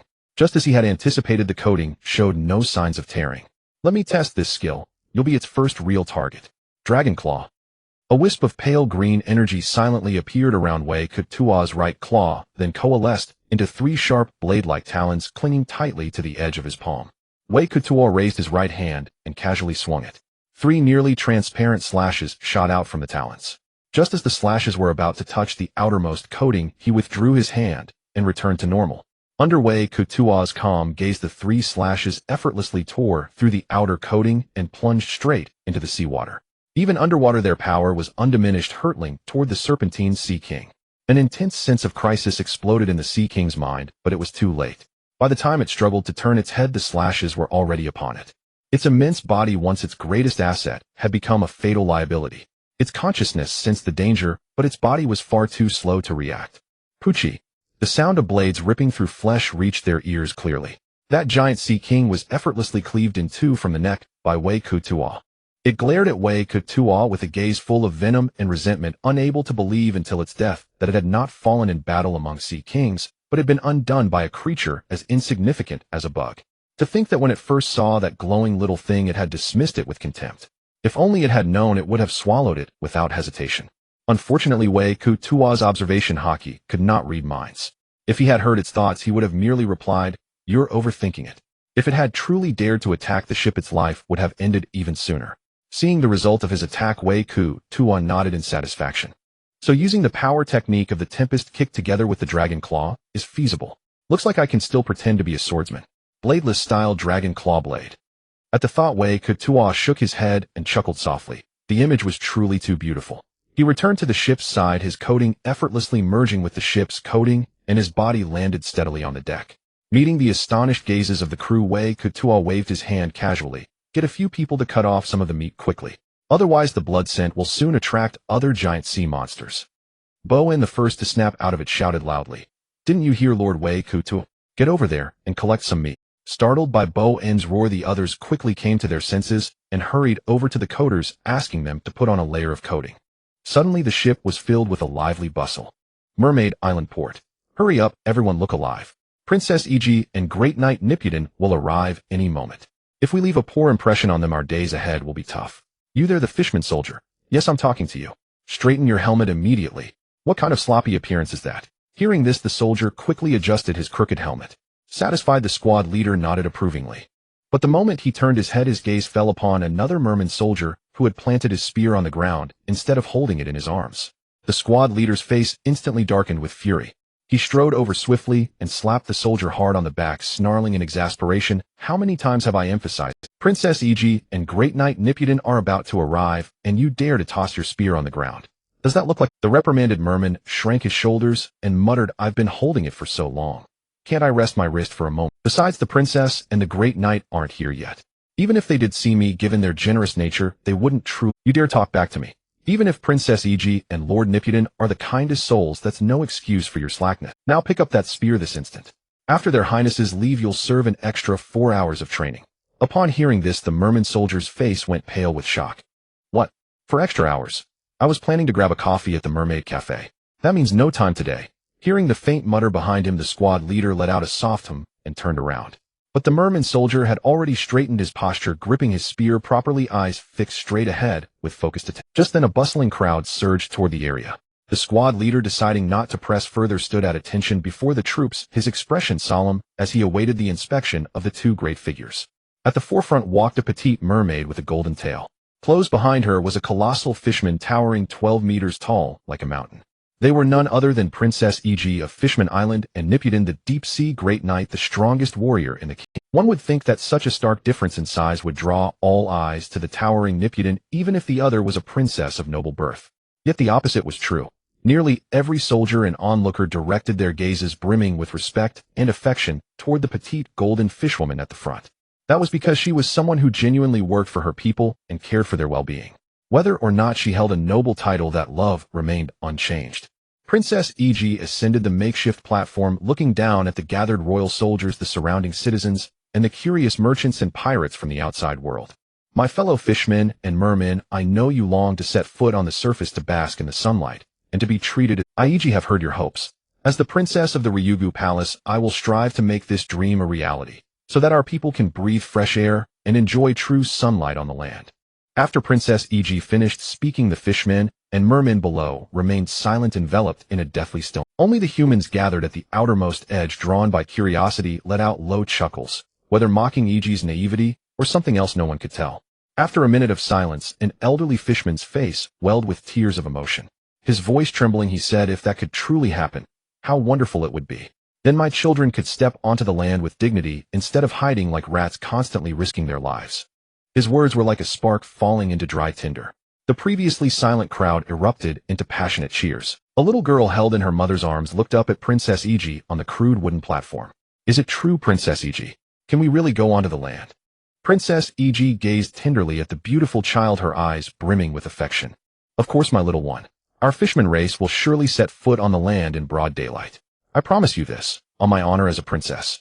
After speaking to the little girl, Princess E.G. looked at the still chattering crowd and gently pressed her hands downward, saying softly, "Everyone please quiet down." With that light command, the previously noisy crowd quickly fell silent. "My fellow people, if we wish to walk freely on the land, we must inevitably learn to accept humans. As long as they do not violate our laws, we should treat them as we treat our own. This is the goodwill of Fishman Island toward humanity." Princess E.G. pointed to the humans gathered at the outermost. "They will carry my speech to the humans beyond. The way you treat them will become the face of our fishmen toward humanity. That is what I ask of you all. And as the princess of Fishman Island, I will lead our island to join the world government. At the reverie, I will appeal to the 5 elders and the kings of other nations for peaceful diplomatic relations. Let us work together. I believe our wish will come true. Let the hatred end with our generation. We want peace. Let the hatred stop." Amid the cheering crowd, a tall fishman sneered contemptuously, turned, and pushed through the throng to leave. "Peace and hatred, that's nothing but wishful thinking. Would you grant peace to an ordinary fish? If you did, what would you eat, and what would you admire? True peace must be backed by force. Peace gained at the negotiating table is nothing but a scrap of paper. Watch, can't you see I'm standing here? What's the pushing for?" Zachary squeezed out from the center of the crowd, only to be met with scolding and curses. The fishmen at the outermost edge, seeing their boss cursed by these commoners, felt a surge of anger and swung their fists at the one who had spoken last. Just as the underling's fist was about to strike the rude speaker, Zachary reached out and grabbed his fist firmly, then shook his head slightly. "Let's go. Back to Fishman Street." After Zachary and his men had disappeared into the distance, the startled fishman spat fiercely on the ground. He grumbled under his breath, "Turns out they're scum from Fishman Street. No wonder they have no manners." "Slow down, slow down, slow down." Victor, sitting on the bow of the ship, ignored Burns' roar behind him. At that moment, he suddenly understood why so many people in his past life had loved driving recklessly. Although this wasn't street racing, racing a ship was equally a novel experience.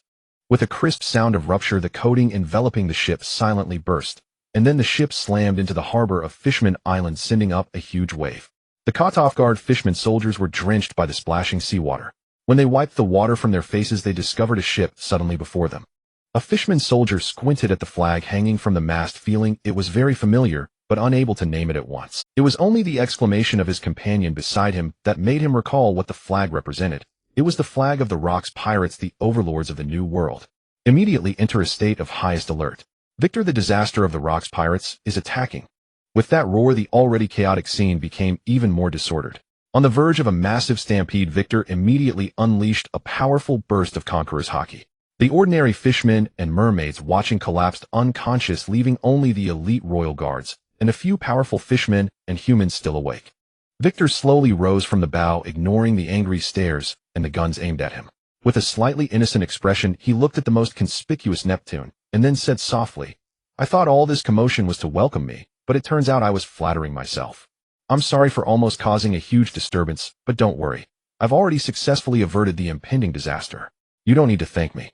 Looking at Victor's innocent expression and his tone of "I did this for you, no need to thank me," Neptune felt a surge of Is this your way of solving problems? And why is this happening? Isn't it because of you? If this is your provocation, then you have succeeded. The moment Neptune's words fell, Princess Odoheim, standing on the high platform, sensed trouble and quickly shouted to stop him. No, Neptune, stop. The moment Neptune's words fell, Princess Odoheim, standing on the high platform, sensed trouble and quickly shouted to stop him. No, Neptune, stop. But it was too late. Neptune was already brandishing his golden trident and thrusting it toward Victor. Hearing the words of the tall merman, Victor was slightly startled, and then only one thought remained in his mind. This is Neptune, the future king of Fishman Island. But before he could think further, Neptune's golden trident was already thrusting straight at Victor's face like lightning. The trident was a full 6 meters long, with the prongs alone spanning 2 meters, almost matching Victor's current height. Victor dared not show any negligence. His aura suddenly condensed, and he instantly entered a half-beast transformation state, while simultaneously executing Dragon Claw. Emerald green energy claws shot out through the air, precisely parrying the incoming trident. Seeing that he had successfully neutralized Neptune's attack, Victor dissipated the Dragon Claw on his right hand, in an instant transforming it into a normal fist that drove straight toward Neptune's face. The reason he used a normal fist instead of the Dragon Claw was that his purpose here was to ask for passage, not to make enemies. Neptune's massive frame, combined with the fact that his old strength had not yet dissipated and new strength had not yet been generated, left him no time to defend. He could only hastily raise his left hand to block the punch. A large fist and a small fist collided in midair with a thunderous impact. A violent shockwave surged wildly around the two, instantly raising a cloud of dust that obscured the surrounding view. After a brief stalemate, Victor suddenly exerted more force from his right arm. Caught off guard, Neptune staggered backward, his huge fishtail leaving a long trail on the ground. Victor, using the reaction force, performed a light somersault in the air to dissipate the impact and landed steadily back on the bow. Seeing the two separated, Princess Odoheim quickly shouted, "Stop, Neptune. Mr. Victor means no harm." Without Princess Odoheim's reminder, Neptune also sensed that Victor seemed to bear no ill intent. After all, Victor could have used the emerald green claws to injure him just now, but he chose to use his fist to repel him. The towering figure of Neptune bowed slightly toward Princess Odoheim on the high platform. "I apologize, Princess Odoheim, I was impulsive." Then he turned to Victor and thanked him softly. "Thank you, Mr. Victor, for going easy on me." Seeing this, Victor waved his hand magnanimously, indicating that he didn't mind at all. Only then did Victor have the chance to carefully examine the tall merman, who called himself Neptune. The man was a full 12 meters tall, clad in a tight scarlet armor that was nearly bursting from the extremely exaggerated muscles. A wild mane of orange-eared hair fell over his shoulders. Apart from not being overweight and lacking a thick beard, he was almost exactly as Victor remembered. It seemed that even Neptune, known as the Great Knight of the Deep Sea, was not immune to middle-aged spread. But Victor quickly dismissed that thought. At that moment, Victor looked at the exaggerated size difference between Neptune and Princess Odoheim, his heart pounding. With such a disparity in size, how do they? Wouldn't Neptune just crush her? While Victor's thoughts were wandering, Odoheim, who had been observing his movements, noticed that he remained silent, his gaze shifting between her and Neptune. Finally, she couldn't hold back and asked, "Mr. Victor, what brings you to Fishman Island this time? If there is anything you need help with, please feel free to ask. If I can help, I certainly will not refuse."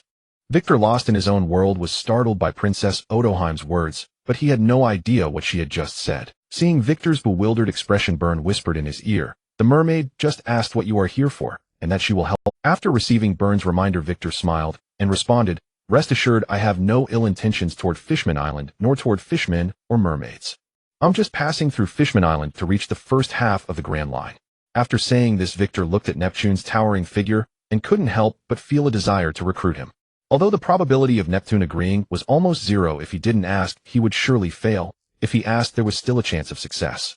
With that thought, Victor decisively issued an invitation. "Neptune, would you like to join me? The stage of Fishman Island is ultimately too small for you." After Victor's words fell, the eyes of the entire crowd focused on Neptune, waiting for his answer. At that moment, Neptune had become the focal point of the entire crowd, yet he merely smiled faintly. "I'm truly sorry, but I won't join your pirate crew. I have something I must protect. The boundless adventure on the sea is certainly enchanting, but I also have reasons I cannot forsake." As his words faded, he turned a tender gaze toward Princess Odoheim by his side. Victor was not surprised by this. Between a life of drifting and uncertainty on the sea and the almost certain future of inheriting the throne, anyone would make the same choice. Very well, I respect your decision, but I still have one thing to say. Babel, as you may have heard, is already a great pirate with a bounty of over 400 million berries. On the vast ocean, no one discriminates against him because of his fishman identity. If you fishmen seek peace, mere slogans and negotiations will not suffice. Only through strength can you truly achieve your goals. Princess Odoheim bowed slightly to Victor and said softly, "Thank you for your advice, Mr. Victor. We will consider it carefully." Then Princess Odoheim extended an invitation to Victor. "If you have no urgent matters to attend to, Mr. Victor, would you do us the honor of visiting our palace? I would like to host you with the unique delicacies of Fishman Island as a token of our hospitality." Upon hearing this, Victor smiled and replied, "Since Princess Odoheim so graciously invites me, I would be remiss to decline. I had already intended to savor the specialties of Fishman Island, but I lacked an excellent guide. I was just pondering where to go. Since the princess has personally invited me, I see no reason to refuse." Victor had planned to stay on Fishman Island for a while anyway, and Princess Odoheim's invitation saved him a great deal of trouble. Not to mention the crimson poneglyph in the forest of the sea. The fishman race itself was a crucial objective of his journey. Although the fishmen lacked top-tier powerhouses, their mid-to-low-tier combatants were vast in number. Navigating a world dominated by the ocean without fishman subordinates would leave one somewhat lacking in confidence. After all, their combat power in water was 3 times that on land, making them an unparalleled asset in naval warfare. Furthermore, Victor intended to cultivate good relations with Neptune and Princess Odoheim. For one, they would soon become the king and queen of Fishman Island, and for another, they were the biological parents of the future Sea King. The Sea King Shirahoshi possessed a power capable of shaking the world. Since Victor knew of her existence, he would not easily let her go. When the God Valley incident erupts and the Rocks pirates collapse, that will be the moment Victor can truly be unrestrained. At that time, he would recruit some future renowned figures as his subordinates, and then seize the opportunity to occupy Wano. After a few decades with his talent, he would already be among the strongest in the world, if not the very strongest. With the assistance of those figures and 2 of the 3 ancient weapons, the Sea King and the Pluton, the empty throne that him sits on could just as well be Victor's. Thinking of this, Victor couldn't help but laugh out loud. Seeing this, Princess Odoheim softly called out, "Mr." Hearing Odoheim's voice, Victor snapped back from his grand vision of the future. He cleared his throat lightly and replied with a smile, "Nothing, just thought of something amusing." He felt no embarrassment whatsoever. After all, it was only natural for a young man to have dreams. What was a person without dreams but a salted fish? Princess Odoheim did not press further on the perfunctory answer. She simply nodded slightly and gestured for Victor. "This way, please, Mr. Victor." Just as the group was about to depart under the escort of the royal guards, an abrupt voice rang out at an inopportune moment. "Captain Victor, please wait a moment." Hearing this, Neptune furrowed his brow and turned toward the source of the voice, wondering who was so audacious. Did he not realize that provoking Victor would bring disaster upon Fishman Island? Even the usually good-natured Princess Odoheim showed a hint of displeasure on her delicate face. The crowd from which the voice came, sensing the unfriendly gazes of the important figures, quickly stepped aside, forming a clear. As the others retreated, a single figure strode straight toward Victor and his party, who were surrounded by the royal guard.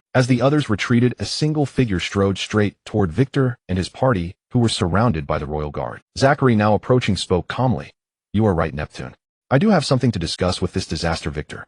Meeting Zachary's probing gaze, Victor wore a puzzled smile. "Sir Fishman, I believe I do not know you.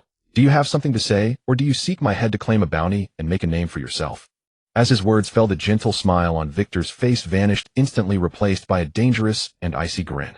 Almost simultaneously, an overwhelming wave of conqueror's haki erupted. Although Victor's haki was precisely locked onto the fishman named Zachary, the residual pressure still sent shockwaves through Neptune and Princess Odoheim, leaving them deeply shaken.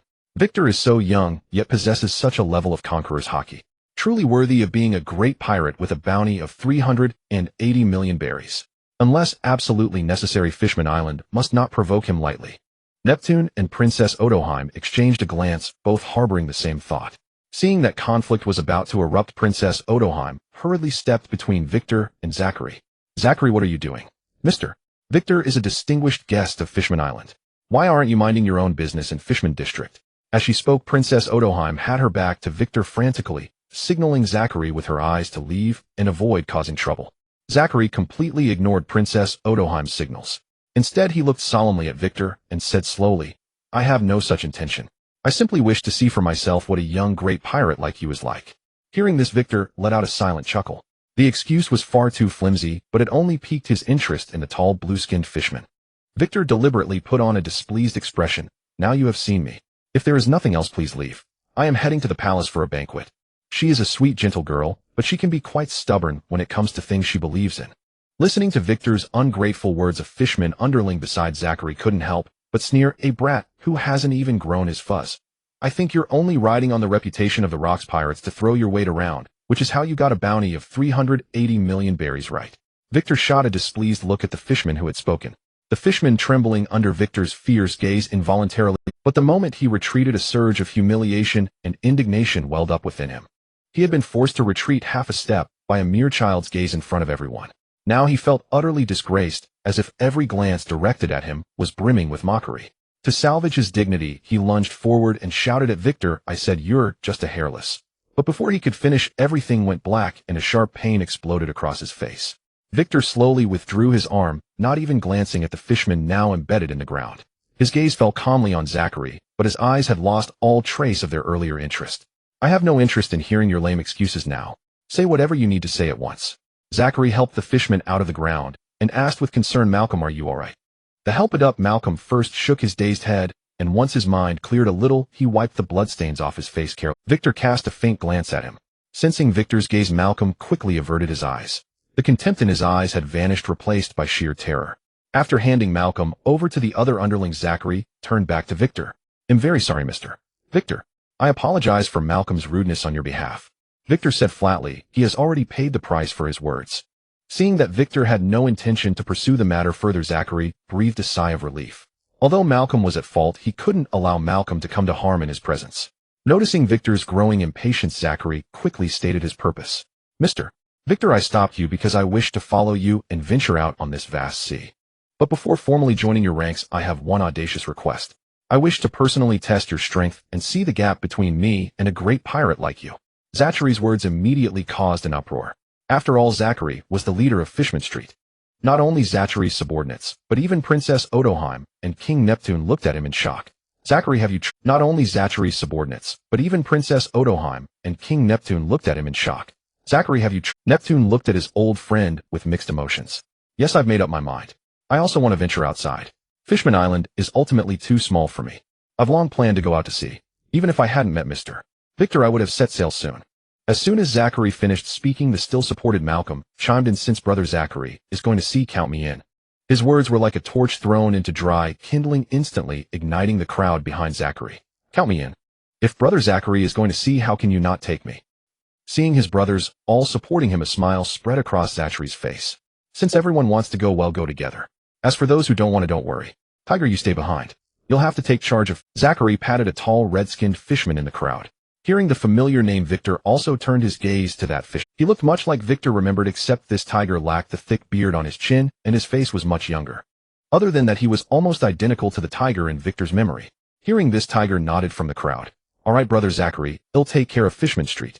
Although Tiger also longed to follow Zachary out to see, Fishman Street indeed needed someone authoritative to stay behind after Zachary's departure. Among these fishmen, aside from brother Zachary, he was the most prestigious. Zachary looked at Tiger with apologetic eyes. There's one more thing I want to ask of you. Before Zachary could finish, Tiger interrupted. Don't worry, brother Zachary. He'll take care of Jinby. And between brothers, there's no need to say ask. Zachary was well aware that Tiger also yearned for the outside world, but Fishman Street and Jinby could only be entrusted to Tiger. The others didn't have enough strength or prestige to keep the thugs on Fishman Street in line. Catching Zachary's gaze, Tiger gave a carefree smile. It's fine, brother Zachary. You go ahead and scout the path for me. When you find interesting islands, remember to draw me a map. That'll make it much easier when I set out. Hearing this, Zachary swallowed the words on his lips and simply nodded firmly. Then Zachary turned to Victor and said solemnly, these brothers of mine want to go to sea with me. Mr. Victor, can you take them all along? If not, then I can only apologize to you. The rejection Zachary had anticipated did not come. Instead, Victor replied happily, of course, there's no problem. I'd be delighted to have a squad of fisherman warriors as crew members. Ridiculous. How could Victor possibly refuse a squad of fisherman warriors as fighters? As for Zachary seizing power, that was never a concern for Victor. Not to mention whether Zachary was that kind of person, but even all of them together might not be a match for Victor. Victor's decisive answer caught Zachary off guard for a moment, but then he dismissed the thoughts from his mind. Since Victor didn't mind, it was fine. What do you think, Princess Odoheim? Victor then turned to Princess Odoheim, beside him, who smiled gently. For the bank. What do you think, Princess Odoheim? Victor then turned to Princess Odoheim, beside him, who smiled gently. For the bank. Of course. They'll find a suitable sparring ground for the two of you. Phew. Wei Kutua slowly exhaled a breath of stale air, his tense shoulders and back slightly relaxing. He slowly moved his wrists and ankles, eliciting a few soft cracks from his bones. The aura around him also settled calmly, completing the final preparations before the duel. Is Jacques Ali ready? If not, I can wait a while longer. Jacques Ali, standing by the pond, nodded upon hearing this. I am ready. Captain Wei Kutua, since you chose this place as the venue for the duel, you must be careful. Ha ha ha. Wei Kutua burst into hearty laughter, his laughter brimming with unrestrained joy. Then he spoke slowly, his tone filled with strong confidence in his own strength. You are now the strongest under my command. Fighting against the #1 powerhouse under my banner, I naturally want to fully witness your strength. That being said, what place could be more fitting for you fishmen than a battlefield that embraces the sea? Wei Kutua paused, his gaze sweeping across the surroundings, a hint of regret in his tone. If not for the limitation of the venue, I would truly like to have a good fight with you on the real sea. In that case, let Captain Wei Kutua witness my strength. Fishman Karate 1000 Tile Psychic. Tile Break. What a refreshing and exhilarating duel. Wei Kutua patted Jacques Ali's broad shoulders. Jacques Ali, who was nearly staggered by the pat, quickly steadied himself, and then said in a tone of irritation. Captain Wei Kutua, you had your fun, but as the punching bag I'm not so happy. Ha ha ha, don't say that. If you are a punching bag, then what does that make an I Poo done? Upon hearing this, Wei Kutua patted Jacques Ali's shoulder again, then turned his gaze to the battered and bruised an I Poo done beside him. At this moment, an I Poo done no longer had the majesty and composure of the deep-sea knight he once was. Now his face was a mess of bruises and swelling, and even his gleaming golden armor was covered in many cracks. At first glance, he looked utterly miserable. Indeed, as everyone had expected, Wei Kutua easily defeated Jacques Ali. The only difference from the expectation was that Inai, who done the deep-sea knight, also ended up participating in this duel. However, the result was that instead of just Jacques Ali being battered and bruised, both Jacques Ali and Inai, who done, ended up battered and bruised. Seeing that the three had finally stopped, the onlookers quickly gathered around. Before anyone else could speak, Princess E.G., standing beside Inai, who done, began to scold him with a hint of complaint. Why did you get involved in the duel between Jacques Ali and Mr. Wei Kutua? Now look, you two didn't win, even with 2 against 1, and you both ended up injured. Upon hearing these words, which were full of complaint, but also overflowing with concern, Inai, who done, the giant man, over 10 meters tall, revealed an embarrassed smile on his face. It's just that I rarely encounter a strong opponent, and my hunting instincts were aroused. Besides, Jacques Ali invited me to team up. How could I refuse? While E.G. and Inai Poo Dun were in their affectionate moment, Fu Leia also trotted over to Wei Kutua's side. Wei Kutua looked helplessly at the girls circling around him. No, the woman. I'm really fine, Wei Kutua said helplessly. Fu Leia checked him over again, and found that apart from a torn piece of clothing, Wei Kutua had no other injuries. She immediately let out a sigh of relief. Those two are too outrageous. It was supposed to be a unknown duel, but they fought you 2 against 1. Watching Fu Leia glare at Inai Poo Dun with anger, Wei Kutua and Inai Poo Dun's eyes met in the air. They both saw the helplessness and the deep-seated pride hidden in each other's eyes. Just as Wei Kutua and Inai Poo Dun were at a loss about this happy trouble, the treatment of the third member of the battle trio was completely different.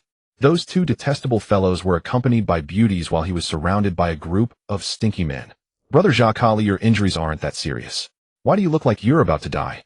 Ma-er Camus asked the puzzled Tai Gu beside him in confusion. Tai Gu gave Ma-er Camus a look as if he were looking at an idiot, then said perfunctorily, maybe Brother Jacques Ali hasn't come back to his senses from the fight. After all, losing so badly, even with 2 against 1, must be quite hard on his mind. Jacques Ali looked at the 2 who were immersed in their gentle paradise. Sensing Jacques Ali's gaze, the 2 simultaneously flashed him a sarcastic smile. Damn it, I'm going to fight those 2 bastards. With that, Jacques Ali tried to charge toward them. Seeing this, Tai Gu quickly grabbed Jacques Ali's arm and stopped him, saying, Brother Jacques Ali, calm down. If you charge, those 2 will tear you apart. Jacques Ali said fiercely, damn it, if only my precious son Shinping were here, how could I let them be so arrogant? After Jacques Ali's words fell, a burst of warm laughter erupted. Even Ma-er Camus, being slow-witted, understood why Brother Jacques Ali was so angry. After the farce, everyone set off toward the Dragon King Palace. Wei Kutua, Jacques Ali, and Inai Poo Dun walked together with their arms around each other's shoulders. Wei Kutua asked casually, I've heard you mention the name Shenping many times. Is he your child? Upon hearing this, Jacques Ali without suspicion said with a touch of pride, Yes, Shinping is my son. Even at such a young age, he has already shown a broad mind and remarkable talent. Given time, he will surely become a notable man. Hearing this, Wei Kutuo looked at the middle-aged fishman beside him with a surprised expression, who was now chattering on about his son's anecdotes. He never expected that a subordinate he had casually recruited would be the father of the future renowned sea knight Shinping. Next, Wei Kutuo followed Jia Li's words and praised Shinping, then subtly mentioned the idea of taking Shinping along as well. After all, such a good opportunity was right in front of him, it would be a shame not to seize it. Ha ha ha, since you think so highly of your son, then bring him along when he's a bit older. On our ship, he can fight more with the strong at sea, allowing him to fully display his talent. Otherwise, it would be like Ni Pu Dun, who has potential, but hasn't fully realized it. As he said this, Wei Kutuo cast a slightly regretful glance at Ni Pu Dun beside him. Hearing Wei Kutuo's words, Ni Pu Dun, who was silently spectating, was suddenly taken aback. He didn't expect that while he was enjoying the show would suddenly involve him. Then Ni Pu Dun said in a displeased tone, "You two just talk about yourselves. Why drag me into this? I know I've wasted this talent, but I don't regret it. So could you please stop always mentioning me, Captain Wei Kutuo?" With that, Wei Kutuo and Ni Pu Dun engaged in another heated exchange of words, while Jia Li occasionally chimed in with a sentence or two to express his views. Incredibly, friendship between men is that simple. Ni Pu Dun and Jia Li had only heard each other's names and seen each other from a distance a few times. One was the lofty commander of the Royal Army, known as the Deep Sea Knight. The other was the leader of the thugs in Fishman Street. Their lives should have been parallel lines that almost never intersected, let alone forming a deep friendship. Wei Kutuo was meeting them for the first time, yet after just this one meeting, a few chats, and a sparring match, the three of them were already getting along like old friends. Watching their lively and boisterous manner, Queen E.G. and Fu Leiyo exchanged a glance, and a thought simultaneously came to their minds. Men are indeed strange creatures. And so the group proceeded to the Dragon King Palace in this lively atmosphere. Amidst a chorus of merry laughter and cheerful chatter, the group soon arrived before the gates of the Dragon Palace. The only pity was that Zakali had not agreed to bring Jinbi along on the ship. However, since Zakali as a father had already become a subordinate, how could the future Sea Knight Jinbi possibly escape? Relying on his advantage of foresight, Victor would surely gather all the heroes of the world under his banner. Just as Victor was immersed in reveries of his future grand ambitions, a sudden burst of fervent cheers erupted, jolting him from his illusory dreams.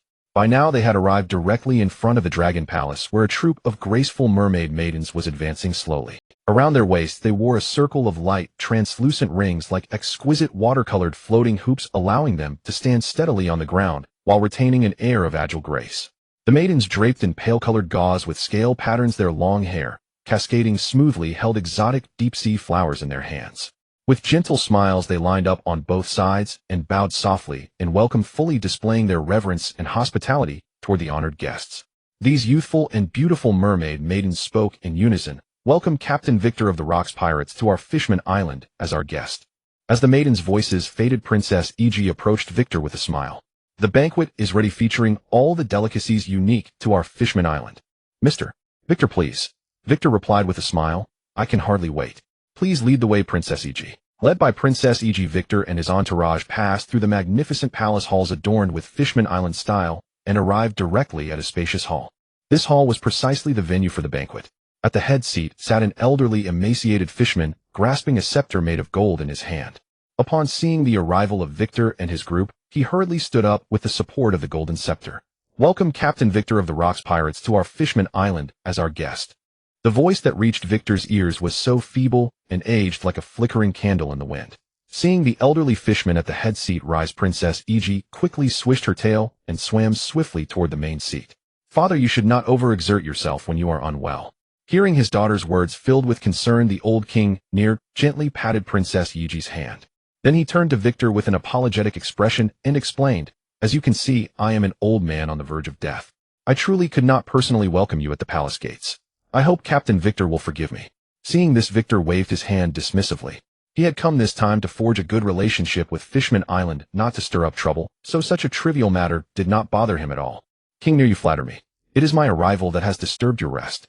For you to prepare such a lavish banquet and come in person is already a great honor."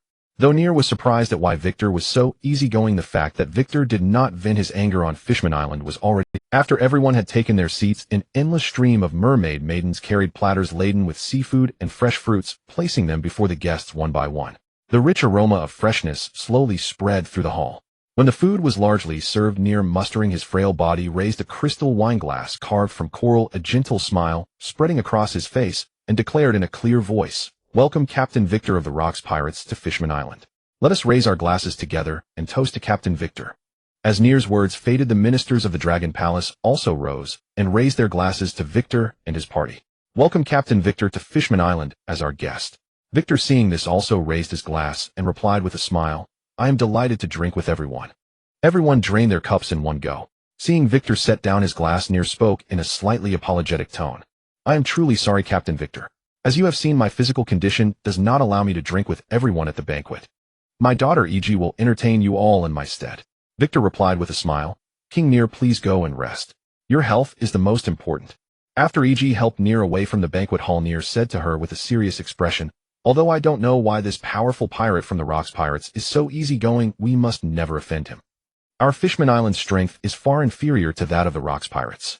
If we offend him, what awaits us could very well be utter destruction." Princess E.G. looked at her father, who was so serious, and nodded heavily. "Although I feel that Mr. Victor bears no malice toward our Fishman Island, and instead shows great goodwill, I will still be cautious." To this, Nir nodded slightly. As a father, he knew that E.G. possessed a special observation hockey, so he was quite convinced by her judgment. But it is still better to be cautious.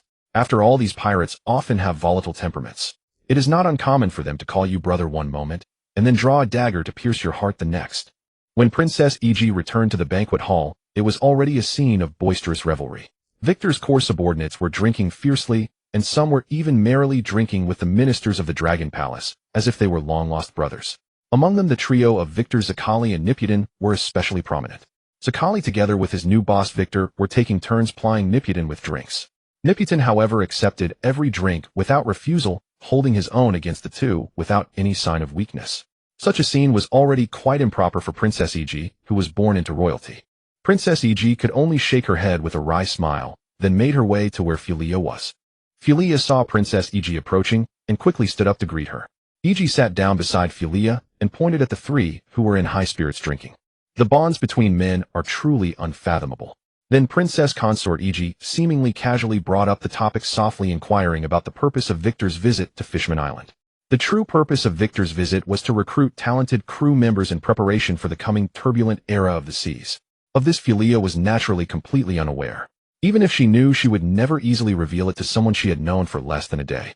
So she merely said casually that Victor's trip was simply a matter of passing through. Victor wanted to go to the first half of the Grand Line to find an excellent craftsman to forge a suitable weapon. Hearing that Victor wanted to forge a weapon, E.G. thought of the rare ores still lying in the treasury gathering dust. It would be better to give them to Victor to enhance the Dragon Palace's impression in his mind. With this in mind, Princess E.G. took Philia's hand and said softly, "I didn't expect Mr. Victor's visit to be for forging weapons. Although our Fishman Island does not have top-tier craftsmen, we do have some top-grade ores. Those ores were formed in the deep sea. Though I am not sure of their effects, I imagine they should be quite good. You can take them all when Mr. Victor departs. A benefit delivered to one's doorstep. Why would anyone refuse it?" Even if Victor was unwilling to owe such a favor, she could always shift all the blame onto herself. After all, she was just a weak woman who knew nothing, who others would not make much of it. With her mind made up, Philia immediately smiled and accepted E.G.'s gift. "Then on behalf of Captain Victor, I thank Princess Consort E.G. in advance." After a night's rest, Freya returned to the banquet hall from the previous evening. The moment she stepped through the door, she was greeted by a scene of utter disarray. Lying scattered across the floor were numerous figures, most of them Victor's subordinates, along with a few ministers from the Ryugu Palace. Freya's gaze swept past these bodies and settled on the far end of the hall where Victor and the others had been drinking the night. As expected, Victor was sound asleep, his head pillowed on Neptune's broad, sturdy belly. With Neptune's steady breathing, his massive body rose and fell gently, causing Victor to bob softly up and down, as if lying on a comfortable, stable rocking bed. Just then, Princess Odoheim, having been notified by a maid, also arrived at the banquet hall and witnessed the same scene. The two sisters exchanged an involuntary smile, and then Princess Odoheim suggested with a gentle smile, "Freya, let me take you to see some of the unique sights of our Fishman Island. I'm sure it will astonish you, especially since it's your first visit." After speaking, Princess Odoheim turned to a maid and said, "You stay here. When Knight Neptune wakes up, have him take Mr. Victor to the treasury and gift him some of the deep sea ores we have collected." "As you command, Princess Odoheim." Having given her instructions, Princess Odoheim turned her gaze to Freya, awaiting. Seeing that Princess Odoheim had finished her orders, Freya walked straight over to her and affectionately linked her arm through the princess. That sounds wonderful. Oh, I've been wanting to go out and explore. Then the two of them arm in arm chatted and laughed as they set off. Guided by Princess Odoheim, Freya joyfully toured many distinctive spots on Fishman Island and sampled a variety of delicious local foods along the way. They first visited the colorful Coral Hill, admiring houses built from all kinds of coral, then went to the lively Mermaid Cove, where under the light filtering through the sunlight tree Eve they watched the clear waters and the graceful mermaids swimming to and fro. Along the way, Freya also tasted the delicious premium oyster snacks made from seaweed and deep-sea fruits, and the exquisite dishes at the Mermaid Cafe. Because Princess Odoheim, a beloved member of the royal family, accompanied them, the journey was peaceful. No reckless fishmen caused trouble, nor did they encounter any thoughtless humans capturing fishmen. No wonder mermaids are considered top-tier collectibles among the nobility on land. Besides their stunning beauty, their unique culture and craftsmanship must also play a part, Freya thought to herself. After visiting various attractions and enjoying the food, the group finally headed toward the quiet and mysterious sea forest. This next place is our last destination for today. Apart from the places we've already visited, Fishman Island has many other unique spots. But due to time and energy, we can't cover them all today. They'll take you to explore them another time. Or perhaps you can bring Mr. Victor along. Many of those places are excellent date spots. I think they'll give you a different experience. They are quite popular. Freya, who had been immersed in the delightful food and scenery, was startled by these words and looked at Princess Odoheim in shock. She hadn't expected the seemingly gentle and considerate princess to say such a thing. Seeing Freya's astonished expression, Princess Odoheim covered her mouth and chuckled softly. Walking beside Freya, Princess Odoheim said, "What's the matter? Don't tell me you haven't." Freya quickly reached out to cover the princess' mouth, her face flushing with embarrassment as she darted a rapid glance around. Confirming that no one was around, and even the nearest Ryugu guard was more than 10 meters away, she breathed a silent sigh of relief. What's there to be shy about? Princess Odoheim gently pushed Freya's hand away from her mouth with a smile. However, despite saying that, Princess Odoheim did not bring up the topic again and instead steered the conversation elsewhere. As they chatted, the surrounding scenery gradually shifted and transformed, and before they knew it, they had arrived before two enormous stone monuments. Before them stood two colossal stone tablets, one red and one black, their surfaces densely engraved with ancient, indecipherable characters. Instead of showing confusion, Freya's eyes immediately gleamed with intense excitement. She had once overheard Victor mention that besides seeking to win over the royal family and recruit ocean-going warriors, another purpose of their visit to Fishman Island was to make rubbings of the poneglyphs in the sea forest. Seeing these two stone tablets inscribed with incomprehensible text, she realized these must be the poneglyphs Victor needed. Freya had not expected to arrive here by chance, guided by Princess Odoheim. Perceptive as always, Princess Odoheim noticed Freya's unusual reaction and explained with a smile, "These two tablets have been stored here for a very long time. According to the royal family's oral tradition, they were likely left here by Joy Boy some 800 years ago. However, due to the passage of time, the ancient script on them has been lost, so we no longer know their specific contents." Hearing Princess Odoheim's explanation, Freya became even more certain that the inscriptions on these two tablets were the poneglyphs Victor wanted to copy. Suppressing the smile that threatened to curve her lips, Freya quickly asked, "Could I make a rubbing of the text?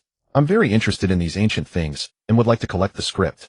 Princess Odoheim readily agreed, "Of course, no problem. They'll have the necessary tools prepared right away." As the guards around began making the rubbings, Freya, who was standing nearby watching, suddenly felt a wave of nausea.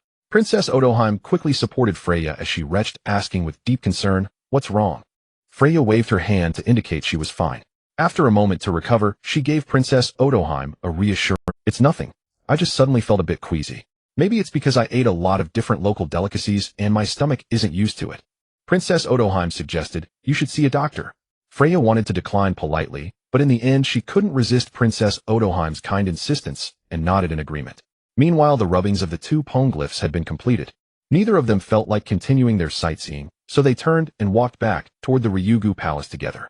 A short time earlier, while Princess Odoheim was leading Freya on a tour of the various scenic spots in Fishman Island, Victor and the others who had been nursing a hangover from the previous night's revelry gradually awoke one after another.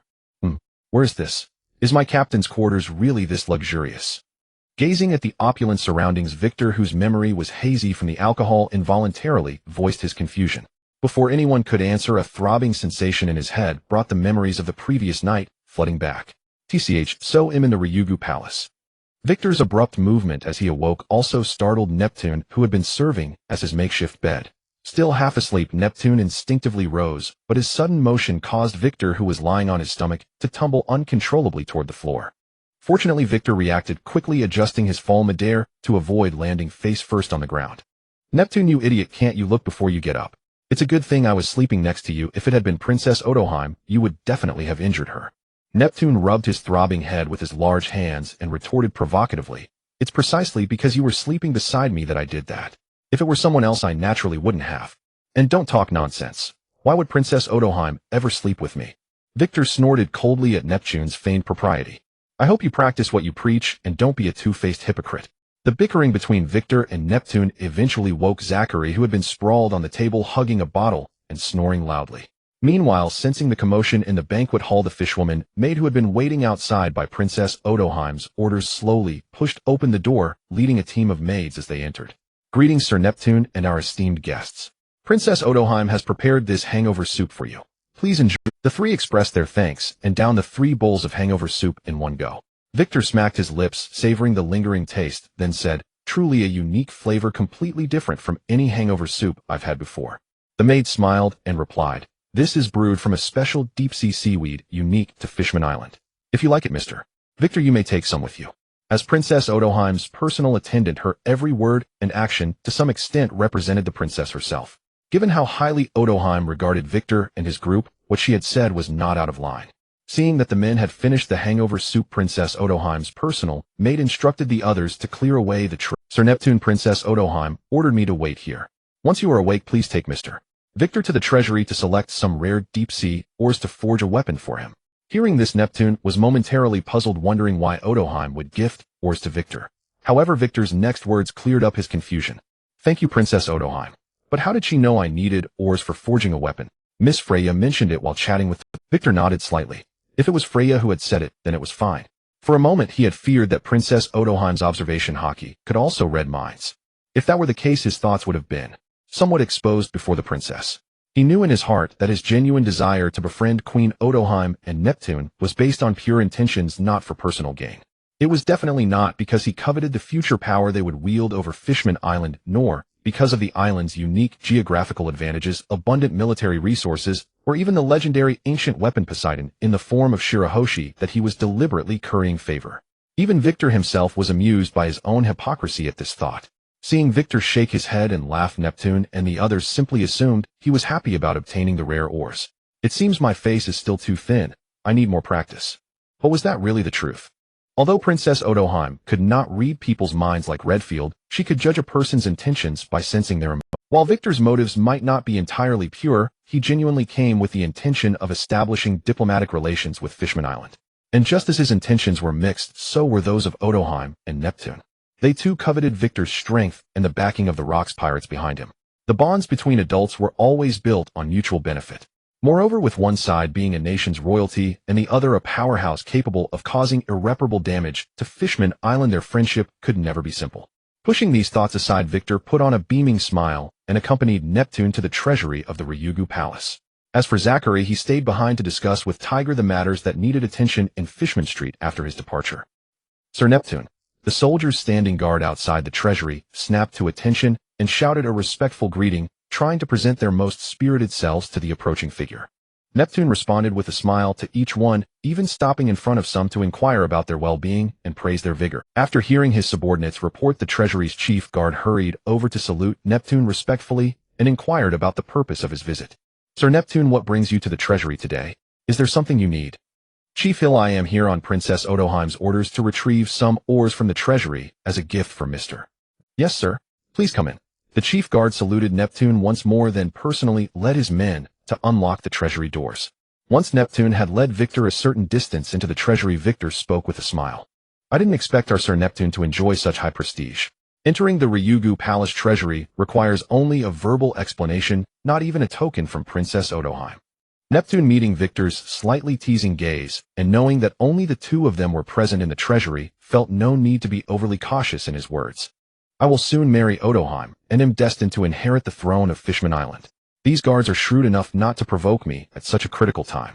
Victor inquired curiously, oh, then why were you so careful when speaking outside? Is someone opposed to your marriage? Naturally. Duke Karl, as the king's younger brother, also has a claim to the throne. Neptune did not elaborate further, but Victor understood the precarious situation Neptune was in. No wonder Princess Odoheim had been giving speeches at the harbor. It was clearly to win the people's support for Neptune. The sordid affairs among royalty are all too common. When I become king, I won't let my successors go.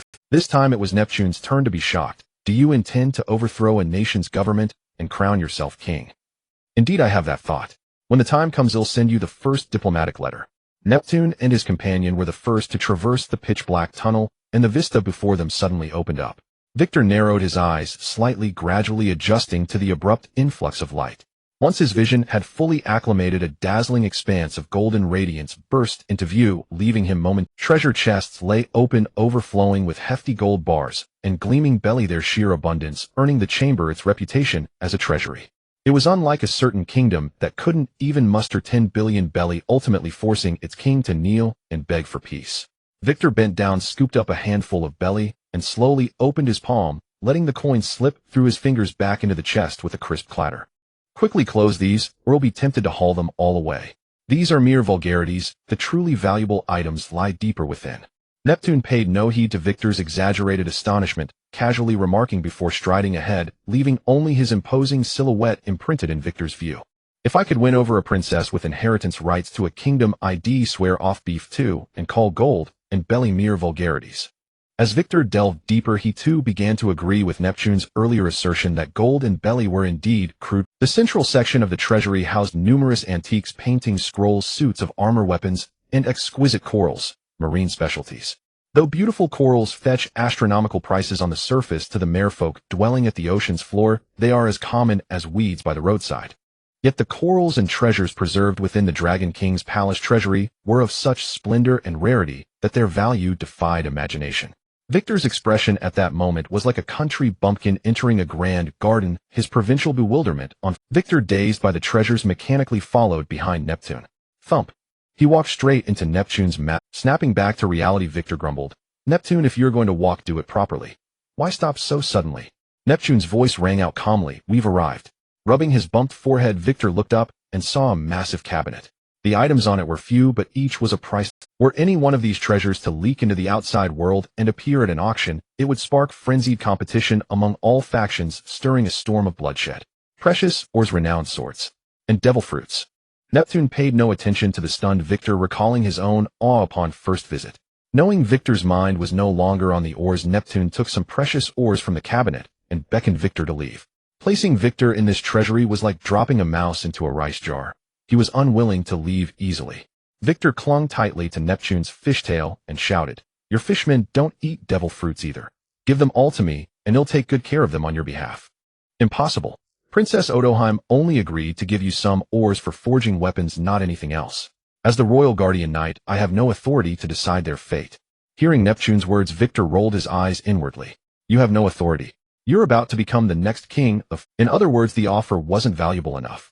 "If you bestow these treasures upon me, consider it an early investment, a proactive stake. With these, my strength and influence will skyrocket, and the kingdoms I conquer in the future will be all the more powerful. When that day comes, once the fishman race formally allies with me, the voice and status of your entire people will naturally rise with the tide." Neptune, feigning that the argument indeed made sense, reluctantly replied, "My current authority is limited. I can only gift you 2 devil fruits. But if you truly establish an alliance with us in the future, granting the fishman race a powerful ally, then half of the treasury's contents shall be yours." Neptune glanced at the empty shelf's nameplate and remarked in surprise, "The Zoan rabbit fruit, and the paramecia." Neptune glanced at the empty shelf's nameplate and remarked in surprise, "The Zoan rabbit fruit, and the paramecia spike fruit. I thought you'd take the rarest one, the ancient Zoan giant dragonfly fruit." One shouldn't be too greedy. These 2 are enough. Keep the rest safe for me. They'll come back for them later." Unlike Victor's elation inside the treasury, Freya in the reception hall was clenching her fists tightly, pacing nervously back and forth. Unlike Victor's elation inside the treasury, Freya in the reception hall was clenching her fists, unable to bear it any longer. Princess Odoheim reached out and took Freya's arm. "All right, Freya. You're pregnant. You need calm, not anxious pacing. It's not good for you or the baby inside you." I don't know how Victor feels about this child. Princess Odoheim is so terrified right now. Rest assured, Victor, I don't know how Victor feels about this child. Princess Odoheim am so terrified right now. Rest assured Victor will surely love this child. Odoheim led Freya to a chair and gently patted her hand to soothe her nerves.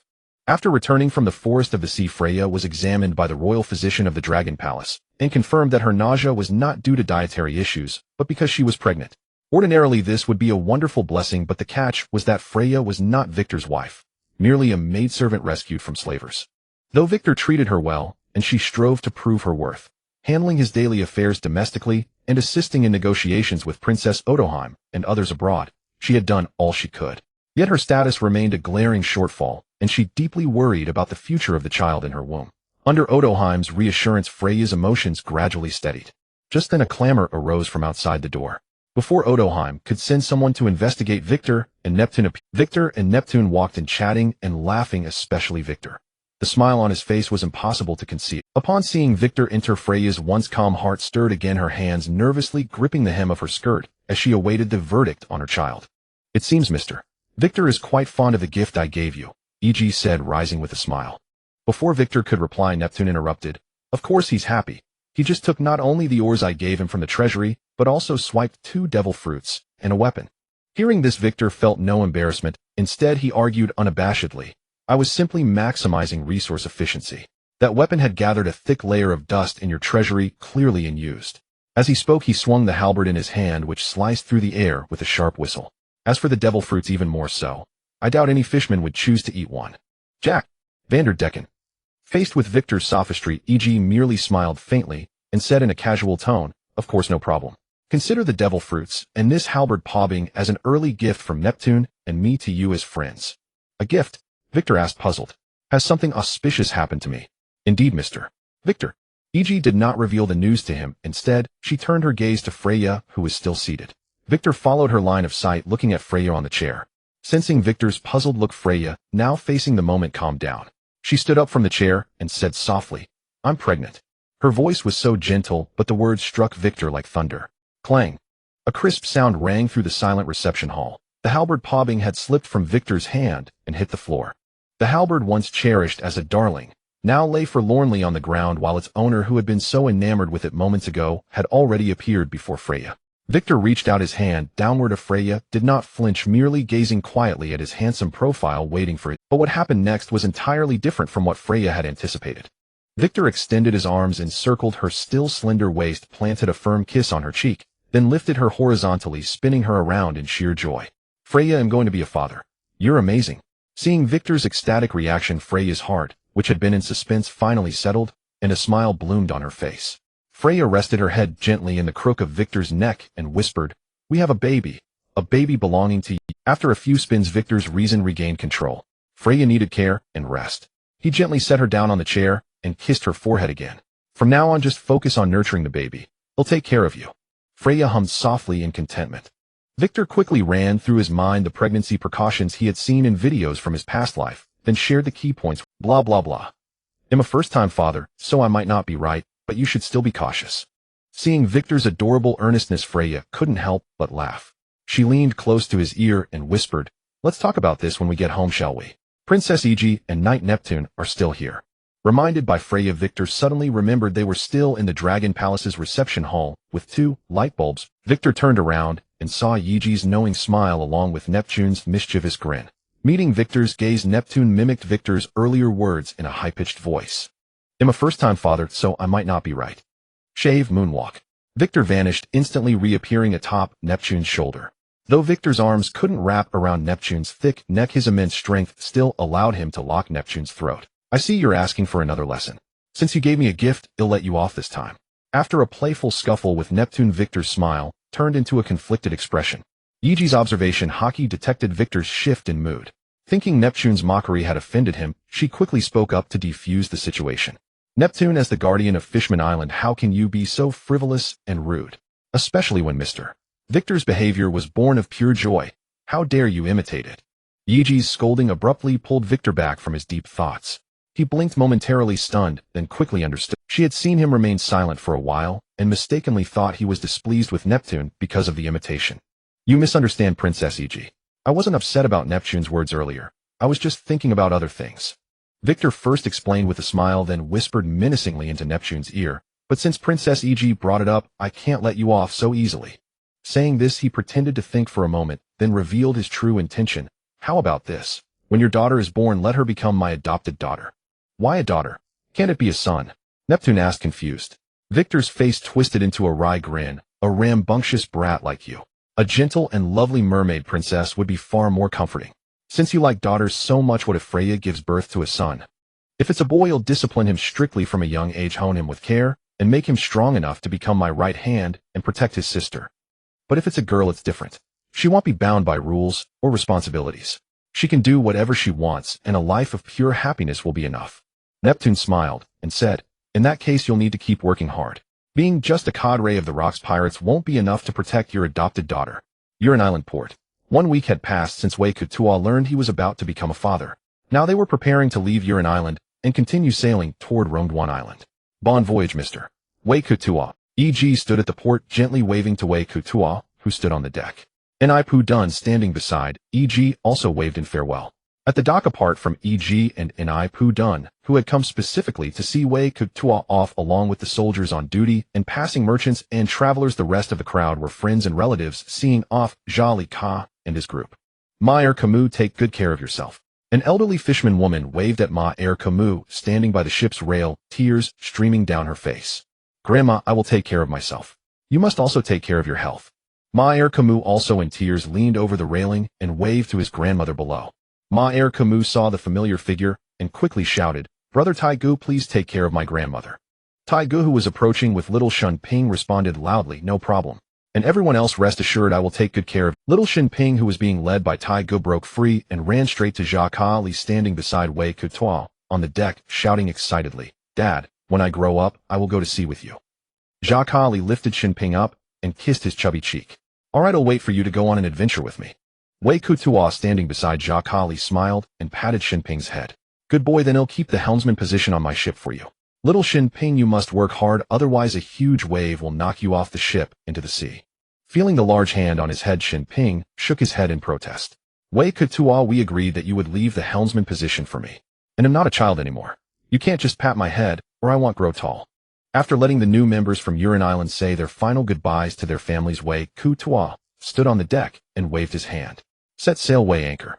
At Wei Kutua's command, the ship's coating suddenly bulged, turning into a huge bubble that enveloped the pirate ship, slowly drifting out of Uran Island. After Wei Kutua's ship disappeared from sight, E.G. and N.I. Pu Dun set off to return to the Longwang Pass. Walking side by side with E.G. and I, Pu Dun said softly, some precious ores plus a weapon comparable to a fine sword and 2 devil fruits. Isn't our investment a bit too much? E.G. gently shook her head. Not too much. Exchanging some things we don't need for the friendship of a young powerhouse, not to mention future value. Even now he can provide us with some military deterrence. After all, we still face considerable resistance in our bid for the throne. Just these past few days, many have reported to me that my uncles are making significant moves in secret. Damn it, those good-for-nothings. Apart from eating, drinking, and playing, do they know how to govern Uran Island?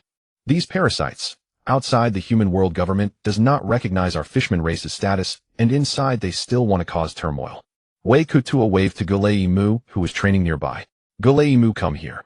I have something to tell you. Hearing Wei Kutua's call, Gulei Mu immediately put down the dumbbell he was swinging and quickly walked over to Wei Kutua without any delay. Seeing Gulei Mu's diligence, Wei Kutua nodded with great satisfaction. Not bad. Although your talent is not the best, your perseverance is truly rare. As long as you have this perseverance, your future talent should not be too poor. Gulei Mu waved his hand modestly and then flattered Wei Kutua. Captain Wei Kutua, you flatter me. My talent and perseverance are far behind yours. Gulei Mu was not exaggerating too much. Wei Kutua's talent was already unparalleled and his efforts were equally impressive. During the 2 months of sailing together, Wei Kutua spent at least 8 hours a day in his exclusive training ground, engaging in various exercises. Wei Kutua waved his hand. Enough, save the meaningless flattery. Come follow me to the captain's cabin. Wei Kutua walked toward the captain's cabin and Gulei Mu followed closely behind. Bang! The last to enter, Gulei Mu gently closed the door to the captain's cabin and turned to see his sister sitting on a chair caressing her lower abdomen. Seeing his sister's condition, Gulei Mu realized the purpose of Wei Kutua's call. Just as Gulei Mu was slightly stunned, Wei Kutua, who had entered first, came out from the inner room, holding 2 boxes. Wei Kutua gestured to the dazed Gulei Mu. Sit anywhere, there are no outsiders here. Hearing Wei Kutua's words, Golei Imu snapped out of his daze and sat down to his sister Fu Lei Yas left. Wei Kutua sat down opposite the siblings with the two boxes and placed them on the table in front of them. Although he had a guess, Golei Imu still asked softly, Captain Wei Kutua, you called me here. What is it? Wei Kutua pointed to Fu Lei Yas' still flat belly, an involuntary loving smile spreading across his face. There are no outsiders here. You can call me brother-in-law. I think you've already noticed your sister's condition. You're about to become an uncle. Although the news shocked Golei Imu, he had mentally prepared beforehand, so he didn't lose his composure. Then brother-in-law, what do you mean? Wei Kutua's expression turned from loving to serious, and he spoke solemnly. I don't plan to take your sister to Hive Island. Although it is the headquarters of the Rocks Pirates, it is too chaotic and my influence as a cadre is relatively weak compared to other cadres. Therefore, I want you to take your sister to a safe place to spend the next period of time. Fu Leia heard this and showed a reluctant smile, but ultimately did not object to Wei Kutua's decision. Golei Imu responded without any hesitation. No problem. Even if it costs my life, I will protect my sister and her unborn child. Seeing Golei Imu's determined demeanor, Wei Kutua showed a satisfied smile. Good. With your words I am. At the same time, I have prepared gifts for the two of you. With them, your safety will put my mind at ease. With that, Wei Kutua pushed the two boxes on the table toward the siblings. Under the expectant gazes of the siblings, Victor slowly lifted the lids of the two boxes, revealing the contents within. This? Freya's mouth fell open in shock. Are these devil fruits? Indeed, the gifts I give you are these two devil fruits. Victor first pointed at the devil fruit before Graham, and said this one is a Zoan-type mythical Zoan that Songyin. After you consume this devil fruit, you will possess extraordinary stealth and assassination capabilities. He then pointed to the devil fruit in front of Freya. This one is a Zoan-type mythical Zoan, the Shibuduo Wawa fruit. Although this devil fruit is not a powerful offensive type, it is more than sufficient for self-defense against ordinary foes. Besides that, its primary ability is healing. Have you not always felt insignificant by my side? Once you eat this fruit, you will gain immense healing power. From now on, focus on nurturing your pregnancy, and in your spare time study medical knowledge and develop the fruit's abilities. After you give birth, Graham and I will handle the battles and conquests while you secure our rear and take on the crucial role of medical logistics. That way you won't have idle thoughts. Hearing Victor's last remark, Freya gave him a gentle smile. All right, from now on, I am your dedicated physician. Saying this, Freya took the devil fruit from the box before her and took a large. An indescribable taste exploded in Freya's mouth. She forced herself to endure the nauseating flavor, swallowing the entire devil fruit bite by bite. How do you feel, sister? Graham asked curiously, looking at Freya. Freya said nothing. She pushed back her chair, stood up, and under Victor and Graham's gaze, her ears transformed into large, soft, pink folded ears, while a pink and white tail sprouted behind her. Freya spun around in front of Victor, then asked with a beaming smile, How do I look? Am I cute? Victor, momentarily dazed, cleared his throat and feigned indifference, saying, It's all right. The main thing is that it enhances your strength. Victor then signaled with his eyes that Graham was still present and they could discuss it later. Fortunately, Graham's attention was entirely on the devil fruit before him, and he did not notice the subtle interaction between Victor and Freya.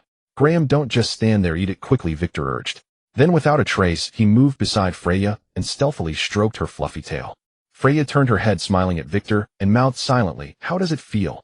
Graham, ignoring the flirtatious couple, picked up the devil fruit and began eating it in large mouthfuls. Crunch, crunch. With a stoic expression, Graham devoured the devil fruit in 4 or 5 bites. Then purple-black flames erupted from his body, engulfing him. Seeing this, Freya lost her playful mood and quickly asked, Is Graham all right?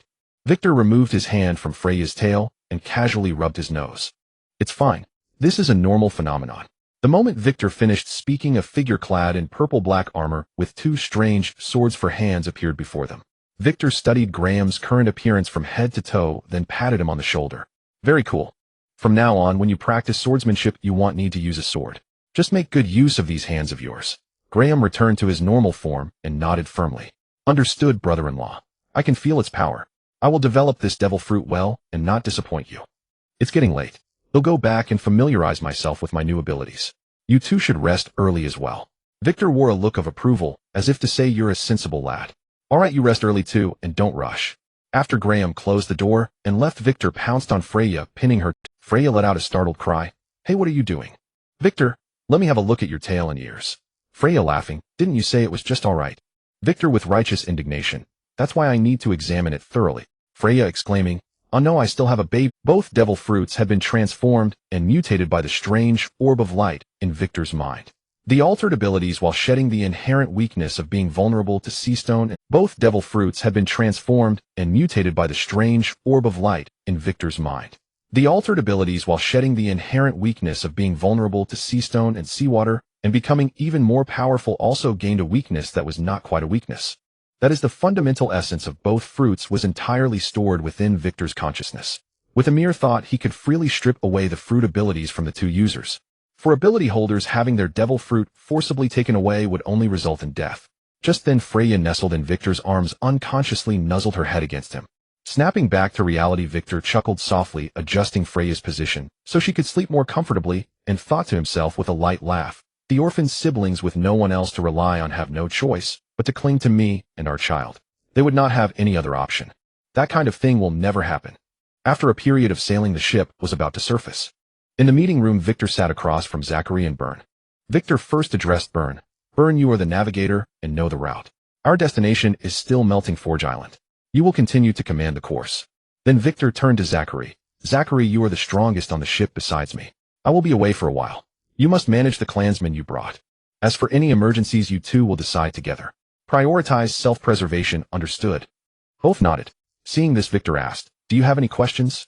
Byrne did not ask why Victor was leaving, but only inquired when he would return. "I'm not sure of the exact time, but at most a month. When the time comes, you'll find you using your Viver card." Victor looked at Zachary, who shook his head slightly to indicate he had no questions.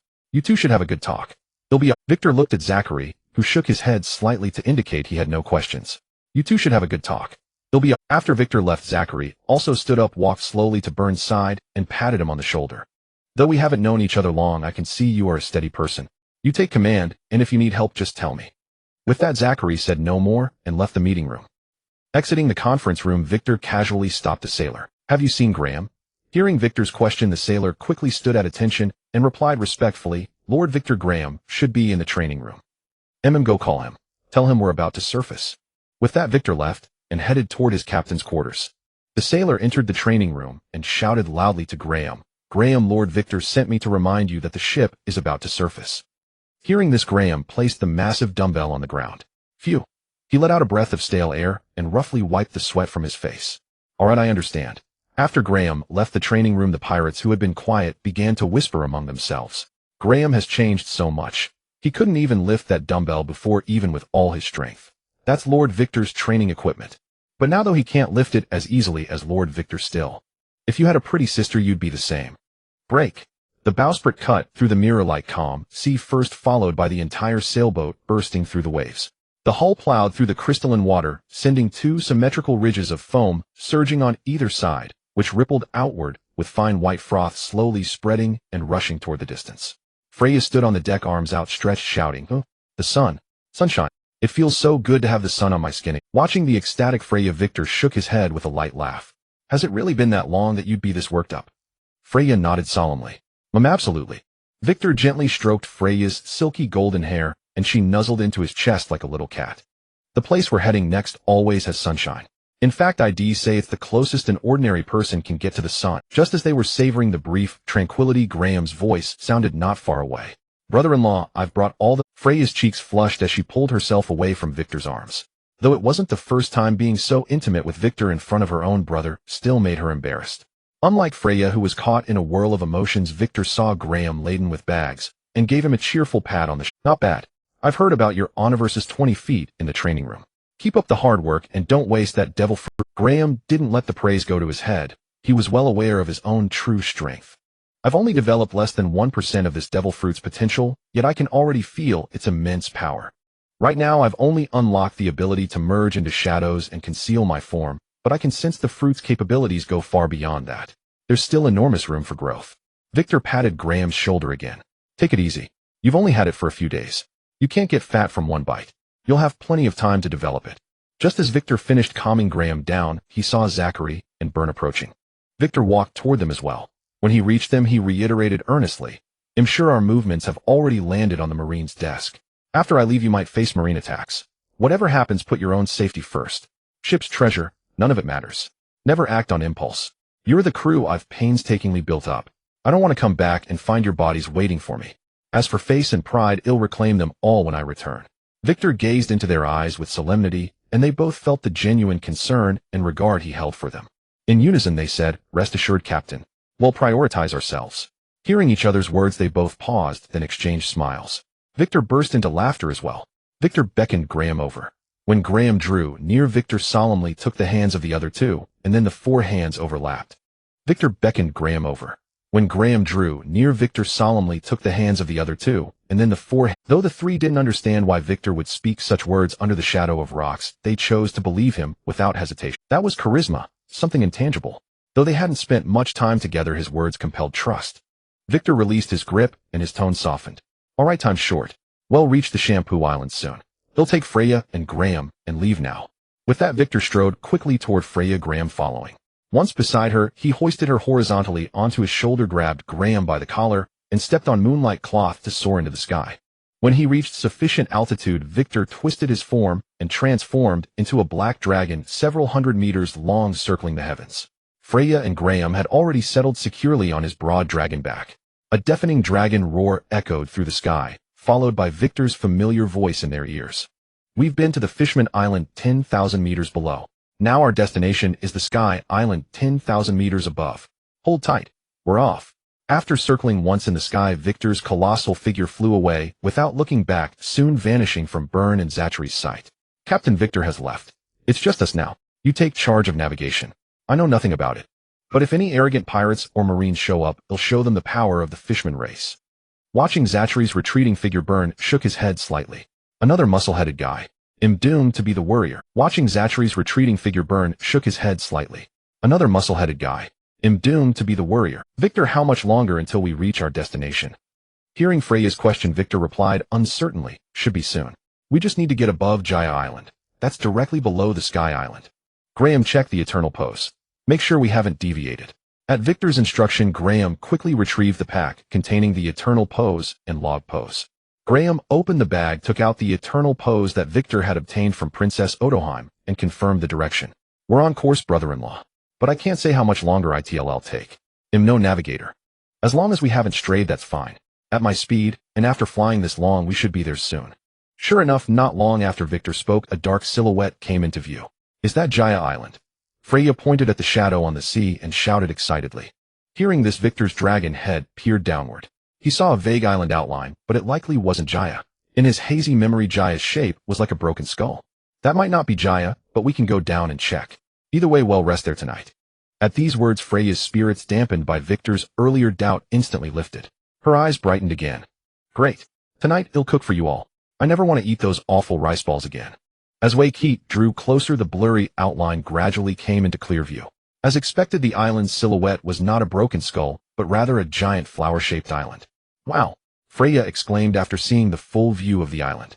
"I never imagined there could be an island shaped like this." Waikiki ignored Freya's exclamation and furrowed his brow as he looked down at the flower-like island.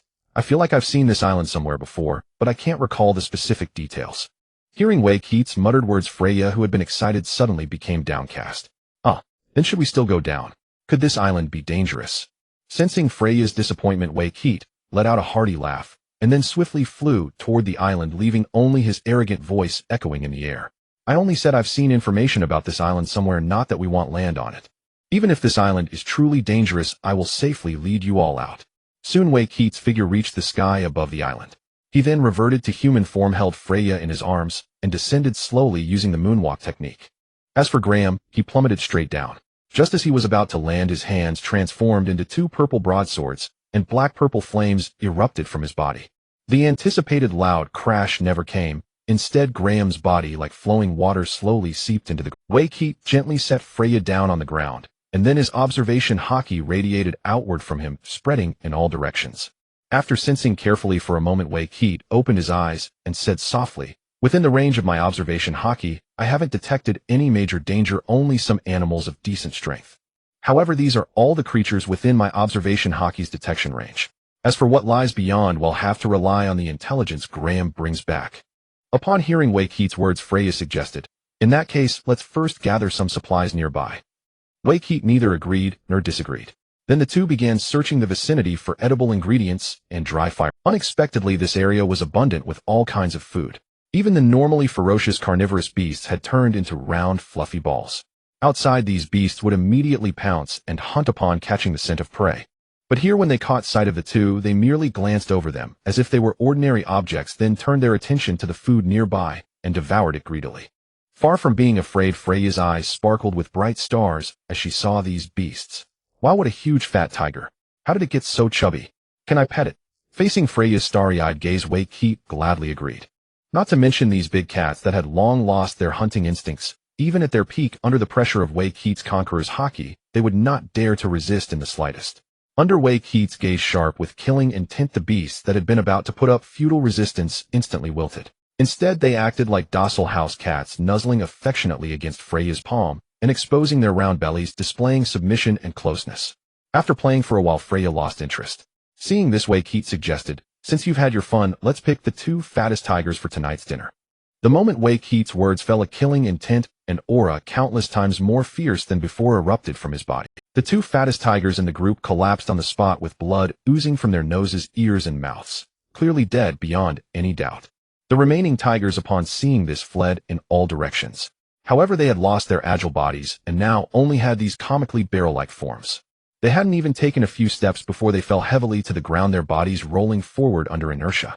Waykeet snorted coldly. Having lost their survival instincts in a life of comfort, even ferocious tigers become lambs to the slaughter. Freya did not respond, but walked forward and cut off the most succulent and nutritious parts of the two tigers for tonight's dinner. As Freya was butchering the tiger meat, and Waykeet was gathering firewood, Graham, who had been out scouting for a long time, silently appeared behind Waykeet. Before Graham could speak, Waykeet, as if he had eyes in the back of his head, asked first, "How is it? Are there any threats?" Graham showed no annoyance at having his stealth seen through, and said coolly, "There are some powerful predators on the outskirts of the island, but they pose no significant threat to us." As we move from the outskirts toward the interior, the powerful predators gradually become scarce, replaced by abundant food resources and beasts that have lost their hunting ability. Going further inside, there is even more food and also plants that prey on animals.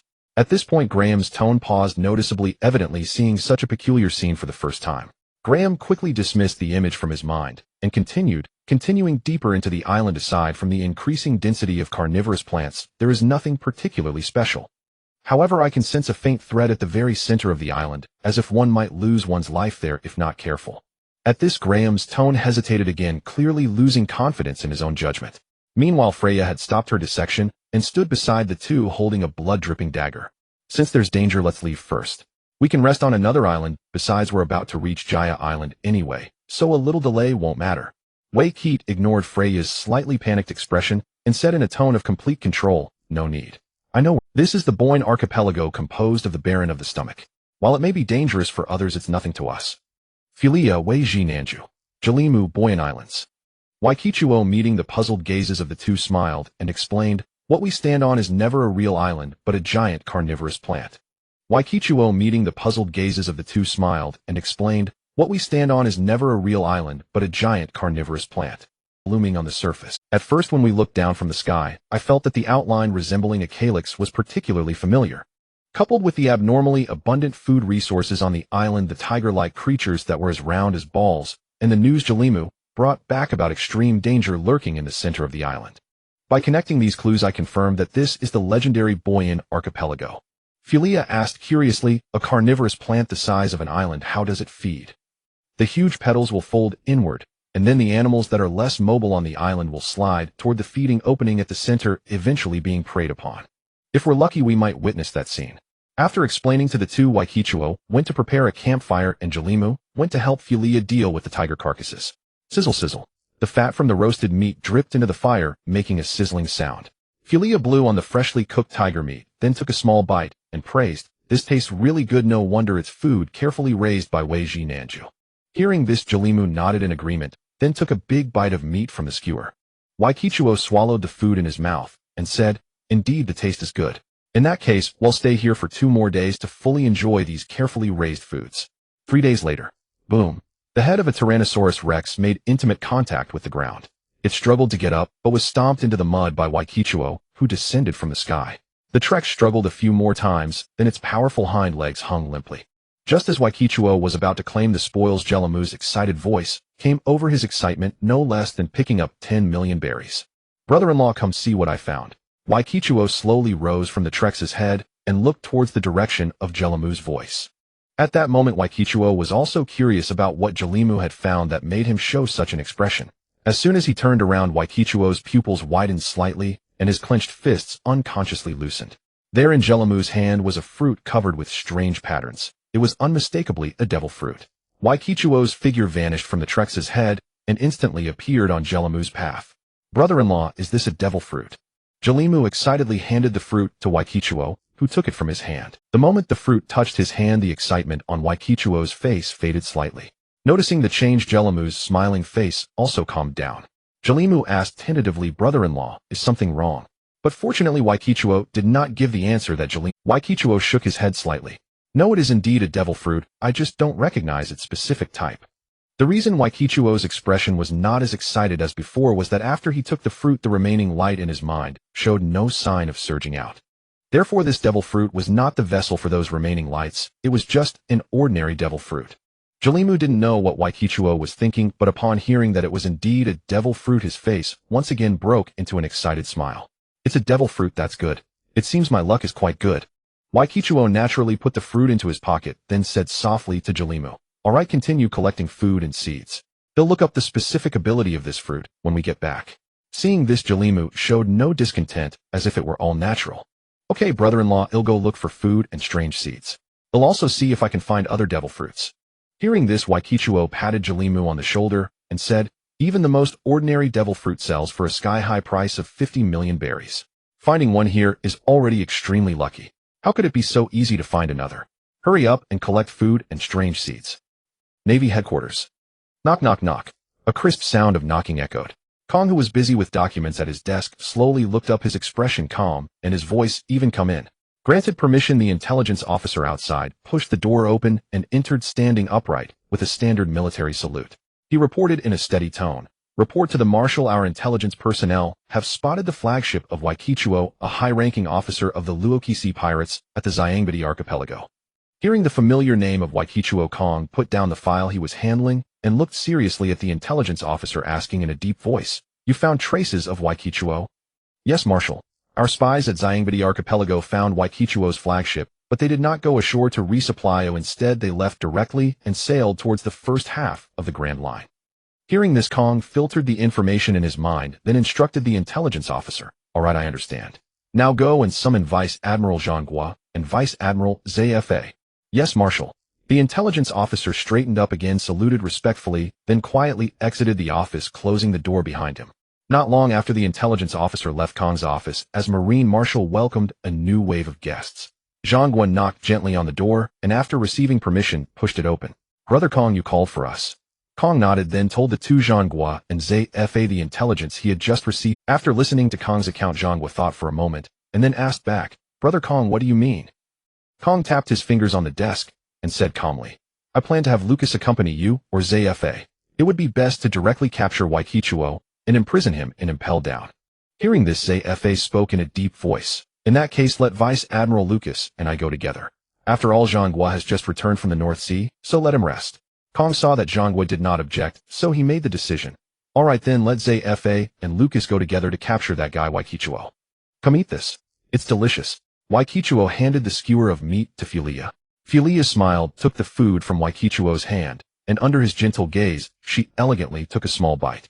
After savoring it carefully, she lifted her eyes to meet his, her expression both serious and playfully coy, and whispered, "Master, Waikichuo's culinary skills are far better than I anticipated." Hearing this, Waikichuo rubbed his nose sheepishly. "Well, I did survive alone on a deserted island for 3 years. I won't boast about much, but my grilling technique is absolutely top-notch." This barbecue meal was thoroughly enjoyed amidst their laughter and cheerful conversation. "Get some rest now. We'll leave here first thing tomorrow morning."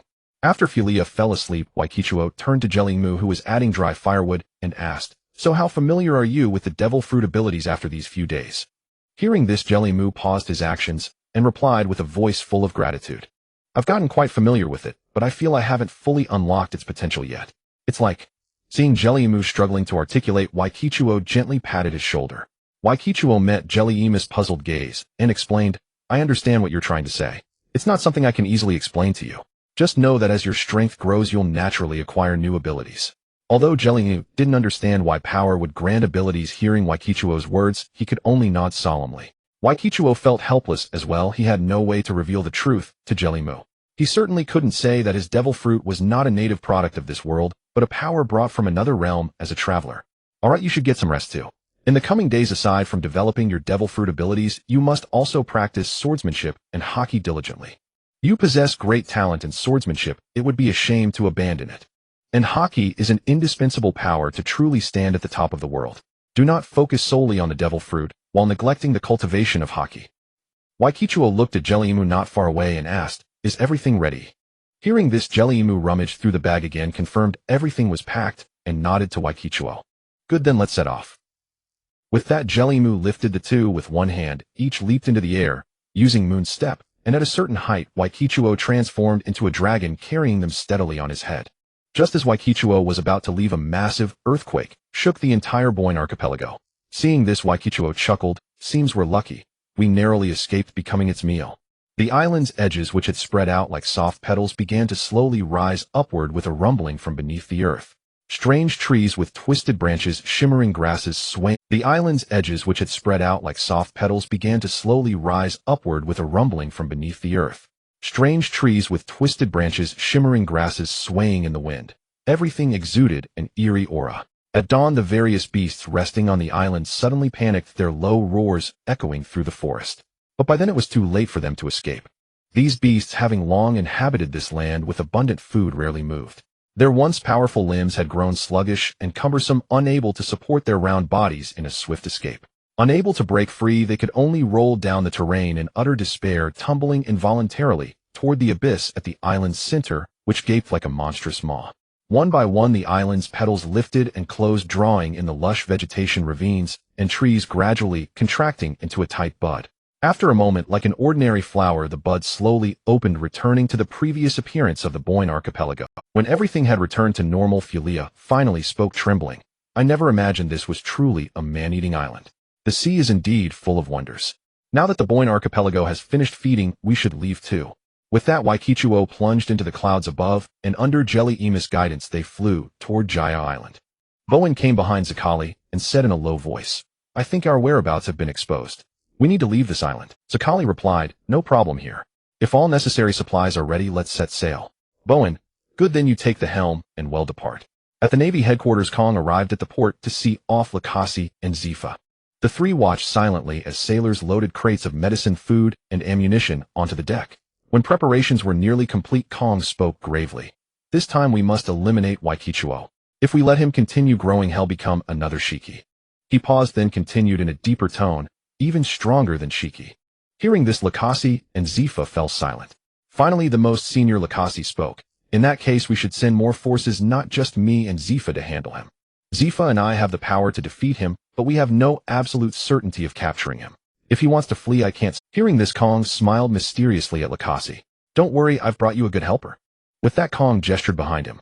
Under the curious gazes of Lakasi and Zifa, a slender beauty came into view. Seeing the newcomer, Lucas's face lit up with a confident smile. "I didn't expect he to be reassigned here.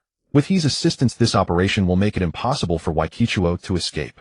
He approached the group, stood at attention, and saluted. "Fleet Admiral Kong, Vice Admiral Lakasi, Vice Admiral Zifa, I report for duty." "He's still so serious?" Lakasi joked, then asked curiously, "I recall he was in the West Blue. Has the mission been—" "Naturally. Yesterday he cleansed the hearts of those pirates and threw them into Impel Down.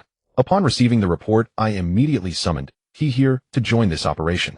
With his wash fruit ability, if you still let Waikichuo escape, he'll be coming after you."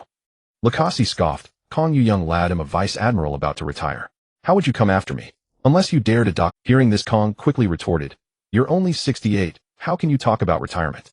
I was thinking of giving you more responsibilities. Don't feed me empty promises. I know my own strength well enough. Vice Admiral is as far as I can go." With that, Lakasi sighed helplessly. "I can clearly feel my body declining day by day. Add to that the injuries I sustained in my youth, my strength has already begun to wane slightly. After this operation, I want to step back from the front lines. After 2 more years, I'll officially retire and raise my grandson, hoping to make him an admiral." Hearing that Lucas's body was deteriorating and his strength declining, Kong fell into silence. Victor, hovering in midair, observed the island below, which was remarkably similar to the one in his memory. A grim, ferocious grin spread across his enormous dragon head. Looks like we've arrived, Graham. Take out the eternal pose and see if it's the island beneath us. Graham pulled out the eternal pose, compared it, and a smile crept onto his lips. That's right, brother-in-law. This is Jaya Island. Good, then let's go down for a final resupply. Buy everything you need. Otherwise, once we're in Skypiea, there won't be any of these supplies from the surface. With that, Victor shot downward like an arrow released from a bowstring. Fortunately, Rayquaza, the sky god, had mastery over air currents. Otherwise, Graham and Freya, perched atop his head, would have suffered greatly. Surface waters near Jaya Island. Captain, Jaya Island is just ahead. The pirate lookout on the crow's nest pointed excitedly at the island's silhouette. Hearing this, the captain, who had been training on deck, put down his dumbbells and strode to the bow, gazing into the distance. As the outline grew clearer, the young captain's heart surged with excitement. Men, ahead lies Jaya Island. Full speed ahead. Once we reach Jaya, we're one step closer to Sabaody Archipelago and one step closer to the New World.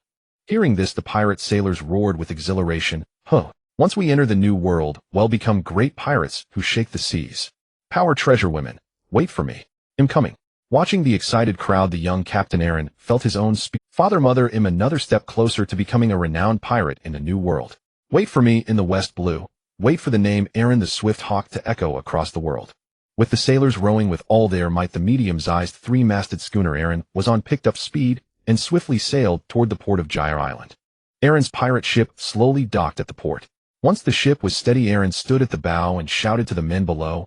Men, as per the usual rules, will split into two teams.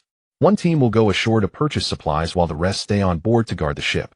Once the supply team returns, the two teams will swap duties. We must wait on Jaya Island until the log pose accumulates enough magnetism before we set sail for the next island. But rest assured, even if the log pose's magnetism charges in a single day, I've decided to stay here for half a month, so you can rest and enjoy yourselves. Now, first team, get your gold, silver jewelry, and berries ready. We'll go ashore together. The taverns on Jaya Island and the ladies of the Pleasure District are waiting for you. Liquor. I want real fine liquor. I'm sick of the watered-down rum on the ship. Women. I'm heading to the Pleasure District to find women. My good buddy hasn't touched a woman's soft skin in nearly a month. Finally, we're ashore. I'm going to let my buddy, who's been rubbing against a goat for a month, enjoy some real pleasure. Watching the raucous crowd below, Aaron's brows furrowed slightly. He was about to reprimand them, but then let out a helpless, Fine. I still need these scum to row and do odd jobs. With that, he ignored the noisy crowd and strode down the gangplank with his trusted subordinates. One of Aaron's trusted men, not seeing the first mate, asked curiously, Captain, where's the first mate? I left him to guard the ship. Otherwise, counting on those scum to wait for us. Forget the treasure, we'd be lucky to even keep the ship. The man who had spoken pondered for a moment, realized it was true, and said nothing more. Just as Aaron and his group were heading toward the island's tavern, a sharp-eyed subordinate stared in shock at a direction behind them and stammered, Captain, look. Something's floating down from the sky. Hearing this, Aaron frowned and followed the man's pointing finger. Sure enough, he saw two men and one woman drifting down from the sky. No wings, no special movements. They simply descended slowly, as if an invisible hand was supporting them. Devil fruit user. Aaron murmured. He was about to turn and leave, not wanting to linger. After all, what was so remarkable about a devil fruit user? But as his gaze swept over the face of the middle figure among the three, he froze. Fearing he might be seeing things, Aaron raised his hand and rubbed his eyes, then focused again. That face was clear and unmistakable. It was the very person he had repeatedly studied in newspapers, the one he had set as his target to pursue. Aaron spoke slowly, word by word, the great pirate, the Calamity, Victor. At that moment, watching the crowd below pointing at them, Freya floated in midair and said awkwardly, Lord Victor, could we speed up a little? Drifting down like this, being stared at like monkeys in a zoo, it's really... Victor had no way to speed up. If he were alone, he could increase his pace. But with Graham and Freya in tow, he simply couldn't go faster. His control over the wind wasn't that refined yet. I can't go any faster unless I use moonwalk to carry you down, but that would be even more unsightly. However, I do have an... Freya, who had thought there was no solution, brightened up and asked curiously, oh, what idea? Even if we can't solve our own problem, we can always solve the others. As Victor finished speaking, a red gleam flashed in his eyes, and then his conqueror's haki erupted outward. His mastery over it was quite refined. The people in the port below who had been looking up fell like wheat in a field, collapsing in droves. Meanwhile, those elsewhere who hadn't noticed remained unaffected. See, problem solved. Victor pointed proudly at the fallen crowd. Graham's mouth twitched involuntarily. If you can't solve the problem, just solve the people who notice it, right? Those nearby were all unconscious. Those farther away, seeing this, dared not approach. Soon the three landed smoothly. Victor casually kicked a body lying at his feet out of the way. Let's go. We need to buy some daily necessities. Just as Victor was about to leave, a strained voice reached his ears. Are you the Calamity, Victor? Victor looked down at this struggling figure, his eyes filled with curiosity. He had not expected to encounter someone with such tenacious will in the waters of paradise. Although Victor's conqueror's hockey was far less overwhelming and awe-inspiring than Rock's in this region of paradise, where hockey was not even widespread, for someone of such youth to withstand the impact of conqueror's hockey without fainting truly piqued Victor's interest. That's right, I am the Calamity, Victor, you speak of. Do you intend to make a name for yourself by taking my head? With that, Victor intensified his conqueror's hockey another level, and immediately black-red lightning bolts appeared. Cough. Aaron, lying on the ground, suddenly spat out a large mouthful of blood. Gray feathers began to appear on his body, his eyes turned into vertical slits, and his arms transformed into a pair of broad wings. Aaron had entered a hybrid form. Then under Victor's gaze, he struggled to rise from the ground. Seeing this, Victor's interest grew even more. Aaron paid no attention to his injuries. Instead, he looked seriously into Victor's eyes. Victor withdrew his conqueror's hockey, and instantly Aaron felt the immense pressure lift from his body. Caught off guard, he coughed up another mouthful of blood. Aaron paid no attention to his injuries. Instead, he looked seriously into Victor's eyes. Victor, I want to challenge you. Oh, so eager to make a name with my head. But are you sure? If so, then we must stake our lives on this. No, I know I am no match for you. But as my idol, I wish to see the gap between us. Only then can I truly understand my... Victor did not interrupt him, but quietly listened to his account. After eating the devil fruit, I became the strongest in my hometown. When I became the leader of the local mafia, I happened to see your news report in the newspaper. Victor, the youngest officer of the Rocks Pirates, with an initial bounty of 98 million berries. Then in just over half a year, your bounty reached 380 million berries. You are far younger than me, yet your fame has already spread across the seas. At first I was extremely dissatisfied, so I gathered my elite subordinates and set sail, determined to travel to the new world to compete with you. But I never expected to encounter you here on Jaya. This saves a lot of trouble. Today I will experience your true strength. Even though I know I am vastly outmatched and maybe insignificant in your eyes, this is the passion and pride of a man. Please accept this fair and square duel. After hearing this, Victor's expression turned serious, shedding his previous contempt. He saw the shadow of someone familiar. All right, I accept your challenge. Hearing Victor's response, Aaron wiped the blood from the corner of his mouth, a smile spreading across his lips. A genuine smile born from being respected by a strong opponent. Aaron's wings transformed from his arms, flapped rapidly, and the rising air current lifted his body, circling in the air. Victor did not enter his hybrid form, nor did he even move a step. He stood quietly, his gaze focused on Aaron's circle. Seeing this, Aaron did not dare to be careless. After circling twice in the air, he rapidly descended, putting all his strength into delivering his strongest attack. Eagle Claw Dive Strike. Watching the claw that tore through the air with a series of explosive sounds rushing toward him, Victor showed no intention of dodging. Just before the claws could crush his head, Victor raised his right arm, covered in pitch-black armament hockey, and firmly blocked Aaron's claws. Seeing this, Aaron showed no sign of surprise. It would be strange if Victor, a great pirate with a bounty of 380 million berries, could be easily killed by him. Although it's a pity that I didn't directly grab Victor's head, catching his right arm is still a considerable achievement. With that thought, Aaron's claws suddenly exerted force, trying to snap Victor's right arm. But no matter how hard he tried, Victor's arm remained immovable. Claws that could easily crush skulls and throat bones felt as soft and powerless as steel against Victor's arm. Seeing this, Aaron was surprised, but did not give up. He quickly changed tactics, rapidly flapping his wings. The powerful airflow propelled his body upward, and he attempted to pull Victor off the ground and into the air. But Victor did not give him another chance. When Aaron grabbed Victor's right arm, it was also Victor's right arm that trapped his claw. Victor swiftly extended his left hand to grab Aaron's legs. Aaron, fully focused on flapping his wings to lift Victor off the ground, did not sense the danger approaching. Victor's left hand seized Aaron's right leg, and a cruel smile appeared on Victor's lips. Got you. Now realizing the danger, Aaron tried to escape, but it was too late. His body was suddenly pulled by an overwhelm. Then Aaron's body involuntarily plunged toward the ground. As his face drew closer to the earth, there was no regret in his mind, only lament for his own lack of strength. I didn't expect my journey to end here. What a thrilling duel. I never thought someone like me could die at the hands of the youngest top-tier expert of our time. Bang, bang, bang. Aaron's body collided with the ground repeatedly, like the Hulk slamming Loki. Aaron had no ability to resist in Victor's hands. After a torrent of brutal smashing, Victor carelessly tossed Aaron aside. By then, Aaron had reverted to human form. However, his arms and legs were bent unnaturally, and his body lay limp on the ground like a snake, clearly suffering from extensive fractures. However, his arms and legs were bent unnaturally, and his body lay mouthful of dark red blood containing many dark red clots, whether they were pieces of internal organs or something else. My journey ends here. What a pity I haven't made my name known across the sea, haven't let my parents see my name in the newspaper. Seeing Aaron on the verge of death, Victor said irritably, "Alright, I didn't intend to kill you." Hearing this, Aaron forced his eyes open to look at Victor. In his current state, even as a Zoan devil fruit user, there was almost no chance of survival. Victor gently patted Freya on the back and whispered, "Darling, go heal him, and see if you can pull him through. It's also a good chance to test your abilities." Freya nodded solemnly. "I'll try." She walked over to Aaron and slowly bent down, a pair of fluffy ears appearing on her head and a fluffy tail behind her. "Thank you, beautiful lady. Please do your best.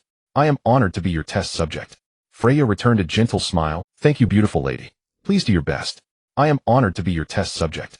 Freya returned a gentle smile. "Sir, no need to be so polite. I truly admire your dream and courage. This is my first time treating someone, and with such severe injuries, please bear with me." As her voice trailed off, a faint blue glow surrounded Freya, and crystal-clear water droplets drifted outward. These droplets, as if alive, all entered Aaron's body. Aaron had already thought his life was over and didn't take Freya's treatment seriously. His thanks were merely out of respect for Victor. But to his surprise, as soon as the droplets entered his body, his damaged internal organs began to recover rapidly, easing his pain considerably. Just as Aaron was marveling at the effect of the droplets, Freya suddenly collapsed backward. Victor, who had been watching her every move, instantly appeared behind her and gently caught her in his arms. Feeling the familiar, reassuring embrace, a soft smile unconsciously curled at the corner of Freya's lips, but then a trace of melancholy crept into her eyes. She whispered apologetically, "I'm sorry, Lord Victor. I disappointed you.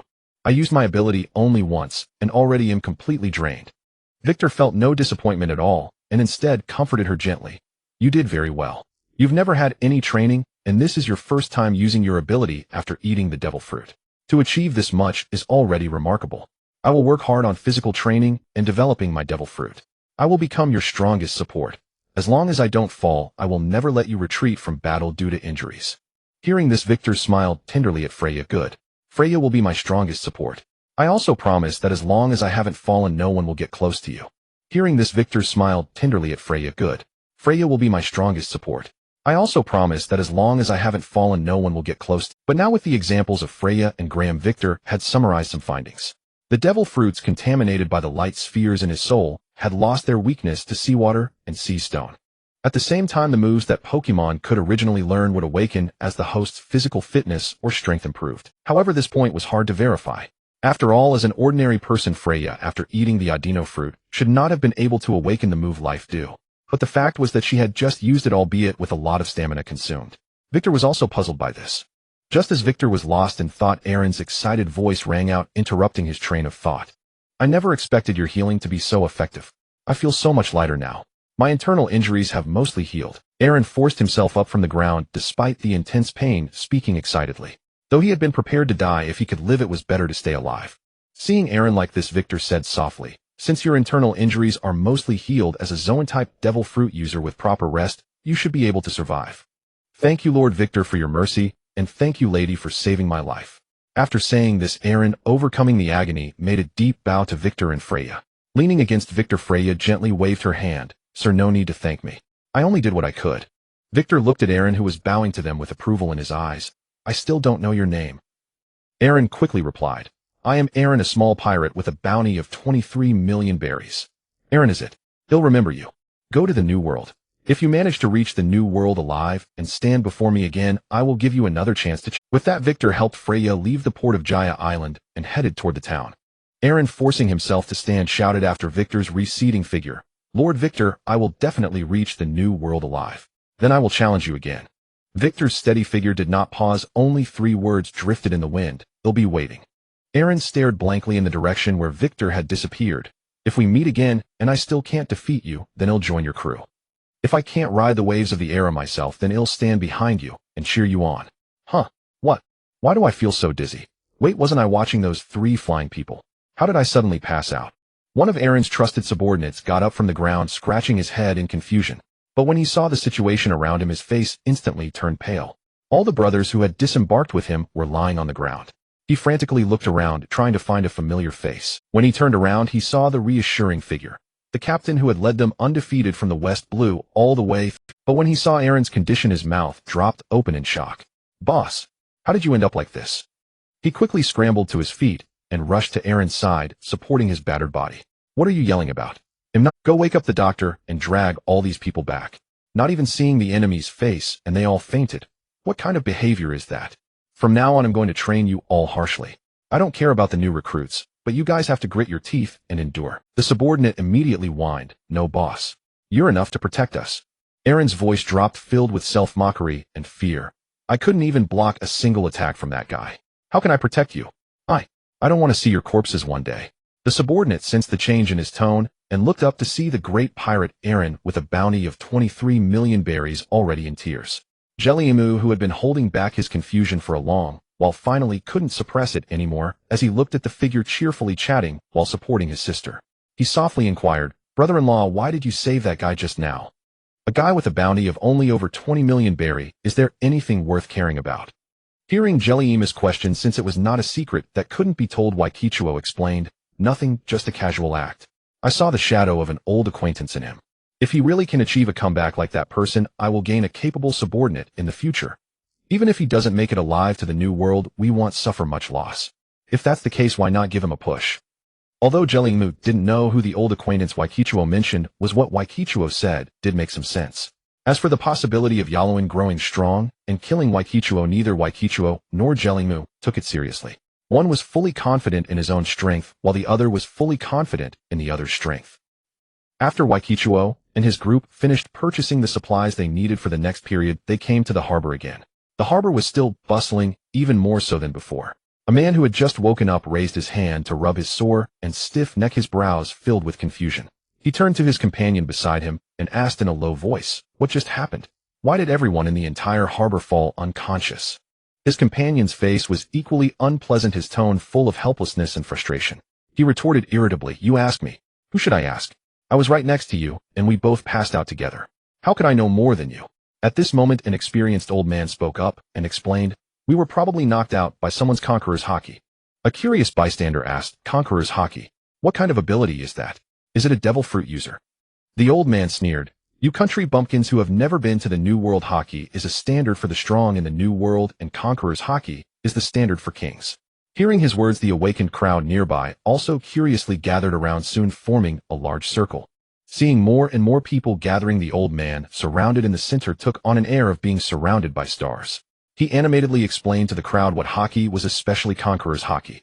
Just as he reached the climax of his speech, someone in the crowd who knew him sneered, "Aren't you just a coward who fled back from the New World?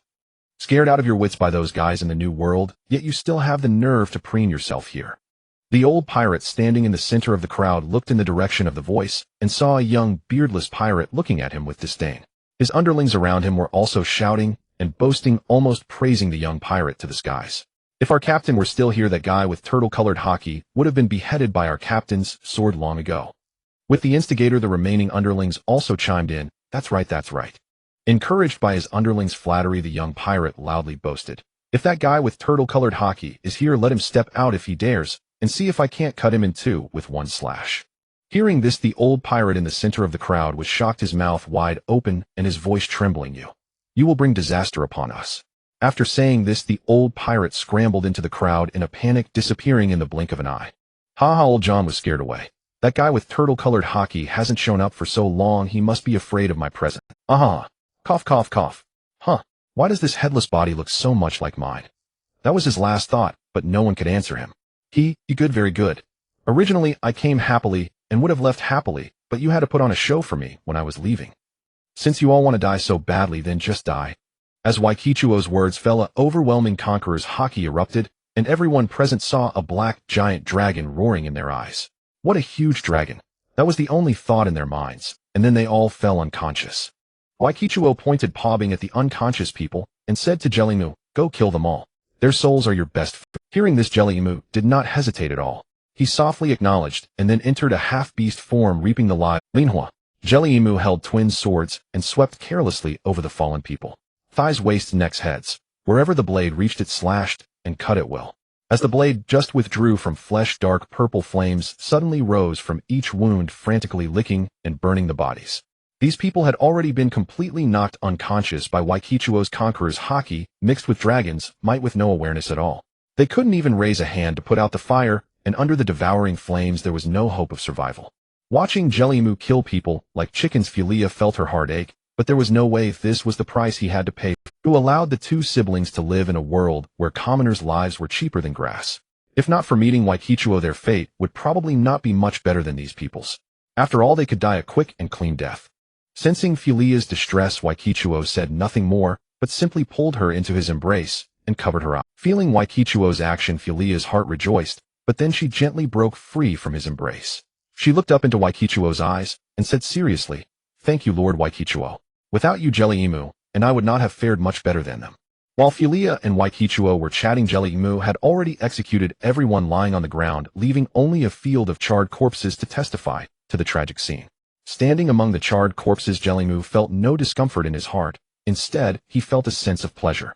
He didn't know whether it was because he was inherently such a person or because of eating the Tsanyan Ringue fruit. But it didn't matter anymore. Once the demon switch was turned on, it could never be turned off. Jellymoo took a deep breath, and a white substance invisible to others floated out from the charred bodies. Vaguely, one could see the hideous, terrifying faces exactly the same as the people Jellymoo had just killed. All these souls entered Jellymoo's stomach, and he unconsciously belched. "Delicious.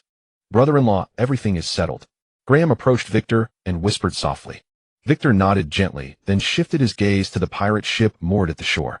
Dozens of people had gathered on the deck with a man wrapped like a mummy at the center. Sensing Victor's gaze sweeping toward them, the others scattered like startled birds, leaving only 4 or 5 people around the mummy. A mocking smile curled at the corner of Victor's mouth. "Isn't this the swift hawk Aaron with a bounty of 23 million Bailey? Are you here to see me off, or to fulfill your promise?" Aaron's mouth twitched. Though Victor couldn't see his expression, he could well imagine how colorful it must be. Aaron took a deep breath, then forced a smile. "You jest, Lord Victor. Our ship just happened to be docked here. But since we've encountered you, it's only natural to see you off. As for the matter we agreed upon, I believe you have misremembered. Our agreement was that I would challenge you after reaching the new world, not at our next meeting." Seeing Aaron's attitude of, "If you want my life, just say so," Victor couldn't help but burst into laughter. The foul mood ruined by those scoundrels who called him a turtle was instantly swept away. "Then I must have misremembered. He'll be waiting for you in the new world. Next time if you fail again, I won't let you off so easily. You'll have to work for me to pay off your debt." Aaron gritted his teeth. "Naturally. Is there not even a sliver of a chance I might win? The way you look at me like you've already won is really infuriating. If I weren't injured, I'd love to punch you in the face. They'll wait for you in the new world." As Victor's words fell, a gust of wind rose beneath the 3 of them, lifting them gently. Under Aaron's watchful eyes, Victor and his companions vanished in midair, replaced by a colossal black dragon over 100 meters long which plunged into the clouds above. One of Aaron's trusted subordinates exclaimed in shock, "Thighs. Is this a dragon? Are we really going to make an enemy of someone like this? Captain Aaron, maybe we should pick another target. I think your 10-meter beast form wouldn't even withstand a single slap from him." Hearing these demoralizing words, Aaron immediately snapped. "Don't boost others' morale and dampen your own. So what if we can't beat him now? We're not dead yet. Can't we strive to become stronger?" After Aaron's encouragement, his previously dispirited men finally mustered some fighting spirit. "All right, I'm going back to rest. Go tell them to carry on as usual and make the arrangements." With that, Aaron went straight back to his room. Alone at last, he heaved a heavy sigh. Is the gap really that vast? Truly beyond reach? If Victor knew what Aaron was thinking, he would deeply sympathize. A rare talent in one's hometown becomes commonplace when you arrive in a big city. In your pond, you're the 9 million koi, but in a larger, better pool, your once prized uniqueness becomes merely ordinary. Accept the mediocrity of your parents, accept your own mediocrity, and in time accept the mediocrity of your children. When the harbor fell silent, the old pirate who had first explained hockey crept back from a distance, only to find the scene reduced to a charred patch of ground. Nothing like what it had been. "Alas, I told you not to speak recklessly. If you don't listen to the old, you'll suffer." The old pirate shook his head helplessly, then walked away with his hands behind his back. No doubt this would become a story he would boast about to the younger generation. "Back in the day, I escaped with my life from a powerhouse who possessed conqueror's hockey. Lord Victor, I never imagined you could fly so high." Feeling the gentle breeze against her face, Freya sighed contentedly. "There's much you don't know. When I have time, I'll take you outside this planet and let you see the world you live in." Lord Victor can actually fly beyond the planet. Freya exclaimed in shock. She had thought it was impressive enough that Victor could fly to an altitude of 10,000 meters. "Naturally, I am the uncrowned king of the skies. Once my power grows a bit more, I will claim all the heavens as my territory. Sensing Victor's lofty ambition, his wife Freya, though unable to help in this matter, had her own unique way of offering encouragement and support. Freya lay upon Victor's hard scales, speaking softly, as if she felt no discomfort. I and our child believe you will achieve it. Time seemed to stand still, with only the howling wind around Victor betraying the turmoil within his heart. Freya changed the subject to break the silence. By the way, you seem to care so much about this errand. Why not take him along? The last ones you cared about this much were Neptune Knight and Princess Otoheim. Princess Otoheim and Neptune can bring me tangible benefits. As for Aaron, he merely resembles a figure in my memory, but only in resemblance. Only if he truly reaches that person's height will he bring me benefits. If he doesn't even have the ability to reach the new world alive and see me, then I simply misjudged him. Freya smoothed her flowing hair and asked casually, you keep saying Aaron resembles someone, but I still don't know who. Victor, a man called Green Algae Head who vowed from childhood to become the world's greatest swordsman. Green Algae Head is such a strange name. Freya commented, then asked, did he achieve it? Naturally, with that old fellow Onbin around, he will surely become the world's greatest swordsman. Freya remarked thoughtfully, since Mr. Onbin could train Green Algae Head to become the world's greatest swordsman, Master Onbin must be a great swordsman himself. I wonder where they are now. Lord Victor, why don't you invite them aboard? With their help, your goal might be much easier to achieve. Right? Hearing this, Victor was suddenly caught off guard and choked on his saliva. He never expected Freya to say such a thing. They're just characters I read about in storybooks when I was a child. Hearing this, Freya said somewhat disappointedly, so they're only characters in storybooks. What a pity. Victor didn't know if Freya regretted not being able to meet them or regretted that they couldn't help him, or both. But Victor dared not continue the conversation, afraid of saying something wrong. Wei Ketuo's slender figure pierced through the final layer of clouds, and blinding sunlight abruptly spilled down. The moment everyone opened their eyes, they were utterly awestruck by the scene before them. Wei Ketuo's slender figure pierced through the final layer of clouds, and blinding sunlight abruptly spilled down. This was a magical sea unique to Sky Island, its waters composed of condensed cloud vapor, clear and milky white light, and ethereal. It shimmered without waves, warm and soft to the touch, a cloud ocean exclusive to 10,000 meters above. Looking up, the sky was clear and brilliant azure, cloudless, with pure and gentle sunlight free from any turbidity of the blue sea. Around them, layer upon layer of the cloud sea stretched endlessly, undulating and extending to the horizon. Gazing at the strange scenery around, Fu Leia was speechless for a long time, let alone her and Golei Mu, who were both natives of the blue sea. Even Wei Ketuo had witnessed such magnificent scenes and images. His heart still trembled at this moment. No matter how grand and majestic the images on the screen were, they were far from the ultimate impact of standing here, in person, facing the splendor. Is this Sky Island? This is just the White Sea. We haven't reached Sky Island yet. The Sky Island we are going to is in the White Sea. Wei Ketuo explained briefly, then flew upward again. I didn't expect that even after coming this high, we still haven't reached Sky Island. Ordinary Zoan Devil Fruit users probably can't fly to this height, right? At this point, Fu Leia suddenly realized something, and then excitedly patted Wei Ketuo's thick scales like a little girl. Then this Sky Island can be considered a strategic location. In the future, after Lord Wei Ketuo leaves the Rock's pirate crew, he can completely use Sky Island as a base. Wei Ketuo nodded in deep agreement, not expecting Fu Leia to be able to think of this. Although this was not a difficult thing, being able to think of it on the first visit showed that Fu Leia had his matters at heart. Indeed, apart from those with special devil fruits like me and Shurji, other flying devil fruit users generally cannot come up. Besides, there are two other ways to come up. One is to take the knock-up stream in the waters around Jaya Island, and the other is from the Western Skies Peak, controlled by the world government. The first method is extremely dangerous. Most become dinner for the fish in the waters around Jaya Island, and only a few lucky ones can land using this method. As for the other method, even if people from the world government want to come, they would have to pay a price of near certain death, so generally no one would gamble their lives. This is also why I sent you to Sky Island. Besides being safe enough here, I also want you to help me get familiar with the local customs in advance, so that when we establish a base here in the future, the natives won't cause large-scale resistance. Fu Leia covered her mouth and chuckled. After spending these months with Wei Ketuo, she found that he often unintentionally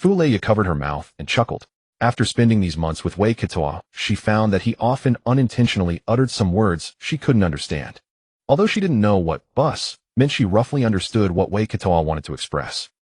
Boom! Wei Ketuo's figure broke through the curtain of the White Sea, and the huge sound of water breaking startled many Sky Island beasts in the surrounding White Sea, as well as the Sky Island birds flying in the air. We've reached the White Sea. Next we need to find the trace of Sky Island. Wei was visiting the White Sea for the first time and didn't know the exact coordinates of Sky Islands. So he picked a direction and flew straight, thinking that with his speed, he should be able to find an inhabited Sky Island within a day. During the journey, Wei also caught 2 giant shrimp of strange size and some unknown fish. Since they had come to Sky Island, they had to taste the local specialty seafood. Wei flew in one direction for about half a day, and in the distance an island composed of island clouds faintly appeared. Looking at the island whose outline had emerged in the distance, Wei chuckled and said, "It seems our luck is good. Oh, we found a Sky Island in half a day." Fu Lei nodded in deep agreement. So flying straight in one direction had a high probability of encountering an island, but encountering one in less than half a day indeed proved their good luck. Just as Wei was flying toward the island ruins, his massive body was spotted by the island's natives. An elderly person looked at the black, unknown object flying toward them and exclaimed in surprise, "What is that thing flying?" An elderly person looked at the black, unknown object flying toward them and exclaimed in surprise, "What is that thing flying?" After saying this, the person ignored the companions still standing there and left directly.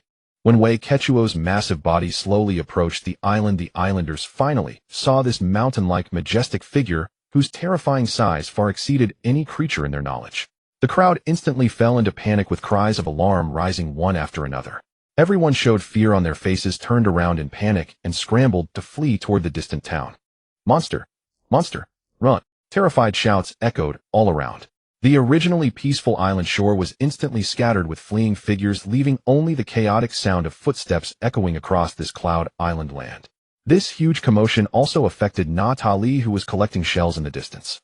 However, Natalie was somewhat far from where they had gathered earlier. By the time she arrived at the place where the crowd had gathered, the townspeople were gone, replaced by 3 strange people without Wei Ketuo's observation. Haki had long detected Natalie, and that was why he didn't bother with the fleeing people. After all, he only needed one guide. But Wei Ketuo didn't expect the newcomer to be such a beautiful young girl, which immediately made him abandon his original intention. After all, beautiful girls deserve preferential treatment. Wei Ketuo asked with a smile, "We are travelers from the Blue Sea. May I ask where this is?" Seeing the icy cold, gleaming ice-breaking weapon in Wei Ketuo's hand, Natalie instinctively stepped back, and without hesitation immediately turned around and fled quickly. Seeing this, Wei Ketuo subconsciously touched his face, and then asked Fu Lei beside him, "Do I look that terrifying? Why did she run away at the sight of me?" Fu Lei looked Wei Ketuo up and down. He was about 2 meters tall with black hair and deep eyes. His appearance was not extraordinarily handsome, but he was handsome and upright with a natural air of heroism. "I think Lord Wei Ketuo is the most handsome man in the world." She was probably scared away by those things. Fu Lei pointed at the long halberd in Wei Ketuo's hand, then at the 2 Sky Island lobsters that Golei Imu was dragging behind him. "Really, we are not the bad people you think," Freya explained, gently taking Natalie's hand. Natalie looked at Freya, who shared her golden hair, and then at Victor, who stood not far off holding a halberd. In the end, she chose to trust Freya. Freya led Natalie before Victor and introduced him. "This is Victor, my husband. Don't let the weapon and his fierce appearance fool you. He is actually quite gentle. And this is my younger brother Graham. Though he seems cold and distant, he is a good person as well. The Navy and the people of Gaia Island. Peanut for me. Peanut for me." After hearing Freya's introduction, Natalie, though not entirely at ease, became noticeably friendlier. "Hello, my name is Natalie. I am a native of Baika. If you would like to sample our local cuisine or visit the unique sites, I can offer some assistance. If you don't mind, you are welcome to come to my home for a drink. You have traveled a long way and must be weary." Hearing the familiar name of Baika, Victor's brow slightly rose. Freya took Natalie's hand warmly and said softly, "Thank you so much, Natalie." With Natalie leading the way, Victor and his party smoothly entered the town. The villagers, upon seeing Natalie, quickly stepped aside and only began to whisper among themselves once she had passed.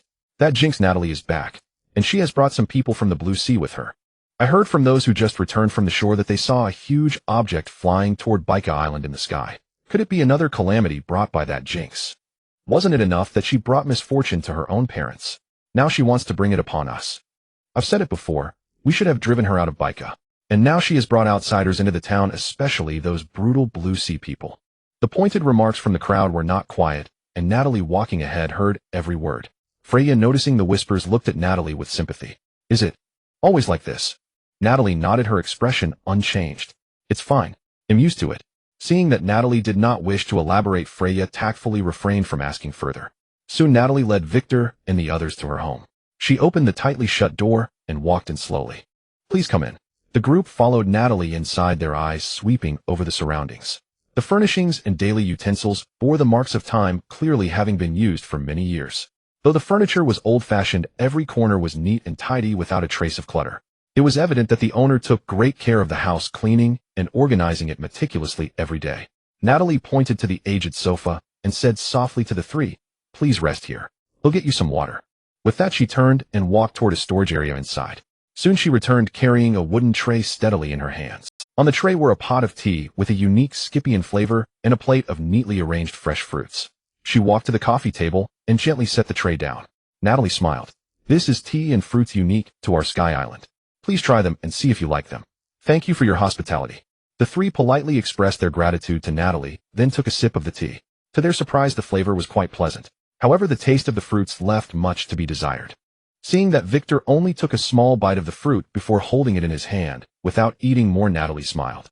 "It seems our fruits don't quite suit your blue sea palate." Victor swallowed a mouthful of tea to rinse his mouth before speaking. "To me the fruit isn't bad, but it's a bit sour." Just as Victor finished speaking, Freya, who had been savoring her fruit, took the last bite, and said, "I actually think it's quite—" She then naturally took the fruit from Victor's hand and began eating it in small bites. Victor asked curiously, "There's no soil in Baika, is there? How do you grow your fruits?" "We plant fruit trees and crops on the island clouds. Although the yield is not as good as the produce from the Holy Land of Angel Island, it is enough to sustain our lives." Victor nodded.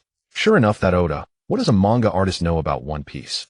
Island clouds must be able to support farming, otherwise how did the Skipians live before Upper Yard was sent up?" Victor and his companions chatted cheerfully, each adding their own words. They described the magnificent scenery of the Blue Sea, while Natalie shared the unique customs and fascinating features of the Sky Island.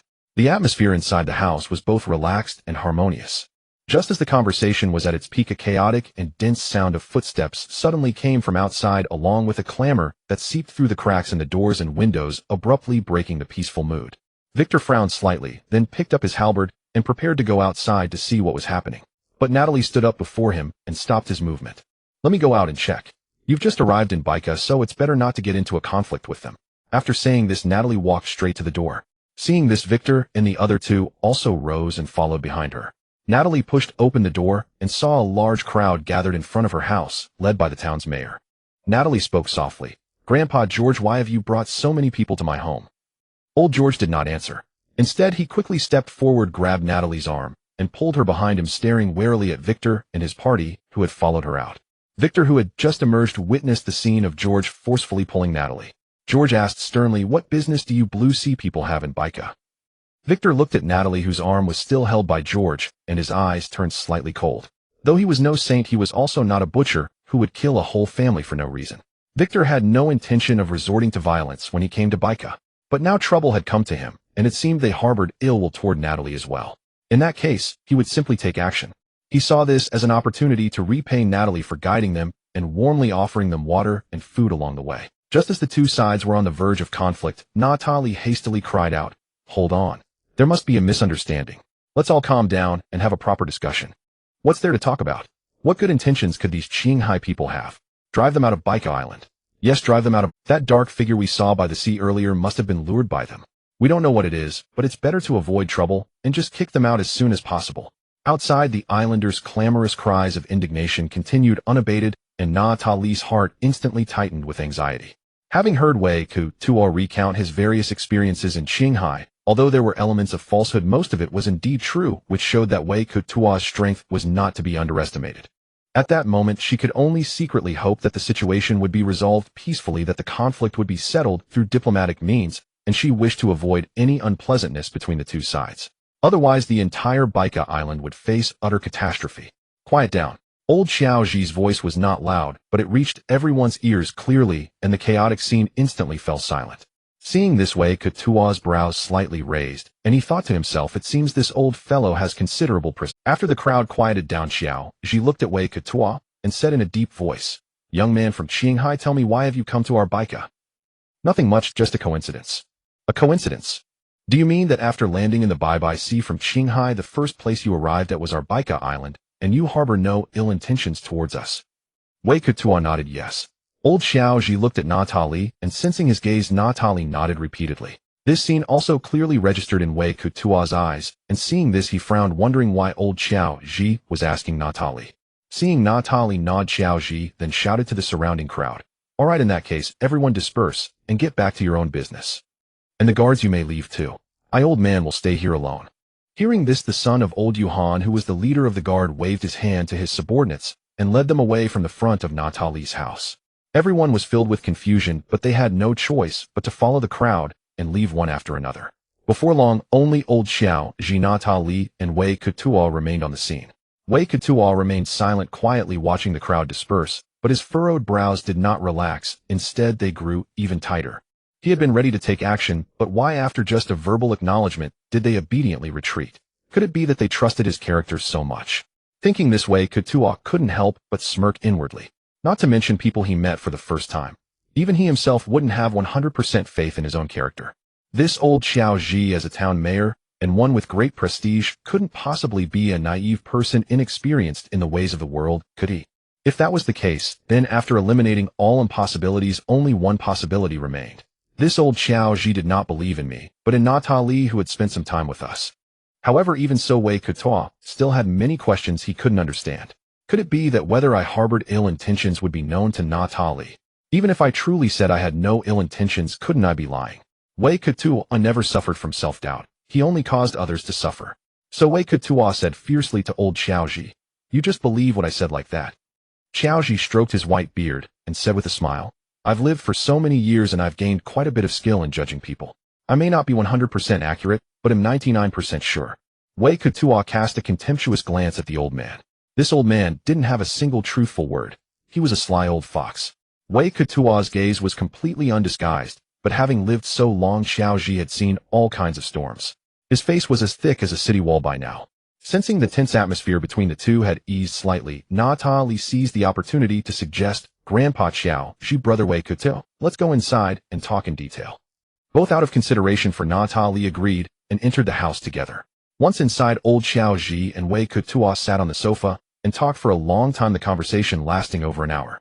Wei Kutuo told old Xiao Ji about the various customs and wonders of Qinghai, while old Xiao Ji enumerated the unique landforms and scenic features of Kong Island. After a hearty conversation, both gained a great deal, acquiring a new understanding of each other's regions and gaining some insight into each other's temperaments. Old Xiao Ji looked up at the clock hanging on the wall, saw that it was getting late, and stood up to bid farewell to Natalie. "It's getting late, little Natalie, I'll take my leave now." After a hearty conversation, both gained a great deal, acquiring a new understanding of each other's regions and gaining some insight into each other's Old Xiaoji knew that Natalie's family was not well off, so he had no intention of staying for a meal, but he couldn't resist Natalie's warm invitation and finally nodded in agreement. In that case, I'll have Haida Lishi come over to help. He happened to catch a sleeve octopus yesterday.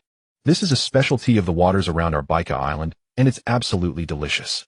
Let Wei Kutuo and the others taste our Bikos signature grilled octopus. Then thank you for your hospitality, Mayor Xiaoji. We have brought quite a bit of food from Qinghai, and we'll take this opportunity to let you taste some Qinghai delicacies. Oh, by the way, Wei Kutuo exclaimed, then said to Golei Mu, "Bring out the things I caught earlier in the Bai Sea. Let Mayor Xiaoji tell us what they are and how to cook them best." Hearing this, Golei Mu walked outside. Old Xiaoji, puzzled, asked, "What is this young brother going to do? I didn't see anything else outside earlier." Wei Kutuo took a sip of tea and said calmly, "That thing was too big to carry, so I left it by the seaside. Since you, Mayor Xiaoji, are a local ID, like you to help us find some chefs skilled in preparing it." Xiaoji's curiosity was piqued by Wei Kutuo's words.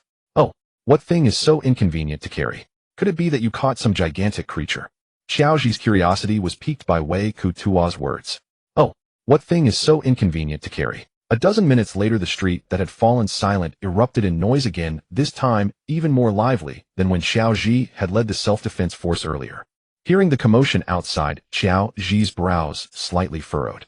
He then stood up to go out and see what had caused such an uproar. "What is this? Have my words lost all authority?" Just then Golei Mu, who had gone out to fetch the prey, pushed the door open and entered. He gently placed the two large bundles on his back on the ground and said to Wei Kutuo apologetically, "Sorry, brother-in-law, that big fish was too heavy. With my current strength, I couldn't drag it back." Victor patted Graham on the shoulder and reassured him, "It's fine. I'll drag it over myself later. Given your current strength, that thing is indeed a bit too heavy for you to pull." After briefly comforting Graham, Victor picked up the bundle Graham had just placed on the ground, took out two fruits, and handed one each to Natalie and George. "These are apples. Try them. They are one of the most abundant fruits in Qinghai, and also one of the most beloved. Natalie gazed at the vivid red fruit in her palm, with intense curiosity, examining it for a long time. Her eyes frequently flickered toward Victor as if she wanted to speak, but hesitated, ultimately remaining silent.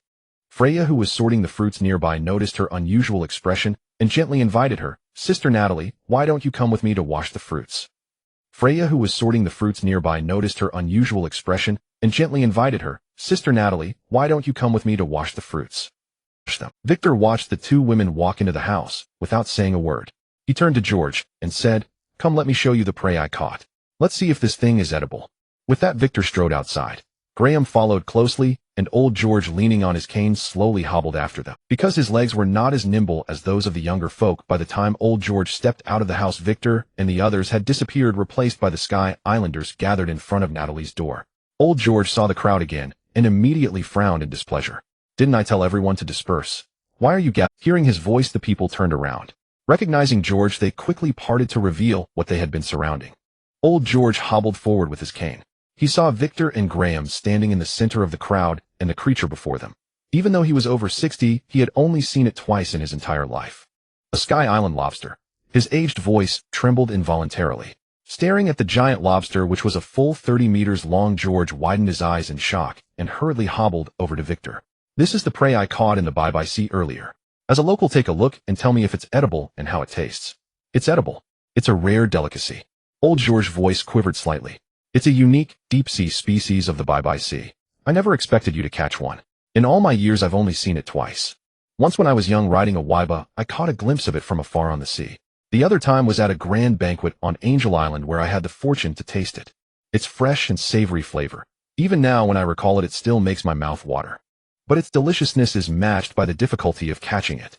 It lives 500 meters beneath the Bye-Bye Sea." Seeing old George lost in memories, Victor said helplessly, "It's edible, that's enough. No need for so many sighs. Find someone to prepare this lobster. They'll go get the other prey. Oh, and get more people. That other catch is rather large, or a few hands won't be enough." Got it. "They'll arrange the manpower right away." Old George waved his hand casually, not dwelling on the deeper meaning of Victor's words. Victor muttered under his breath, "It's just two big lobsters. What's so special about them?" Then he turned and walked toward the shore without looking back. After Victor had gone far, old George kept rambling on to the people around him about the deliciousness and rarity of the Sky Island. "Old sir, stop talking about useless things. Get someone to deal with it first." Interrupted by Graham, George realized he should have someone handle the giant creature. Right, everyone please help deal with these two Sky Island lobsters." At his words, everyone responded. As they started making fires and shelling the lobsters, a cocky voice rang out. "Old Town Chief, these Sky Island lobsters are so huge, they can't possibly finish them all. Could I have a taste?" The moment the young man finished speaking, everyone stopped what they were doing and stared at old George, who was standing in the center. Having heard old George praise them so extravagantly, they had long wanted to taste the Sky Island lobster themselves. Originally, out of respect for old George's authority, no one dared to speak up. But now that someone had raised the issue, they naturally wanted to look after their own interests.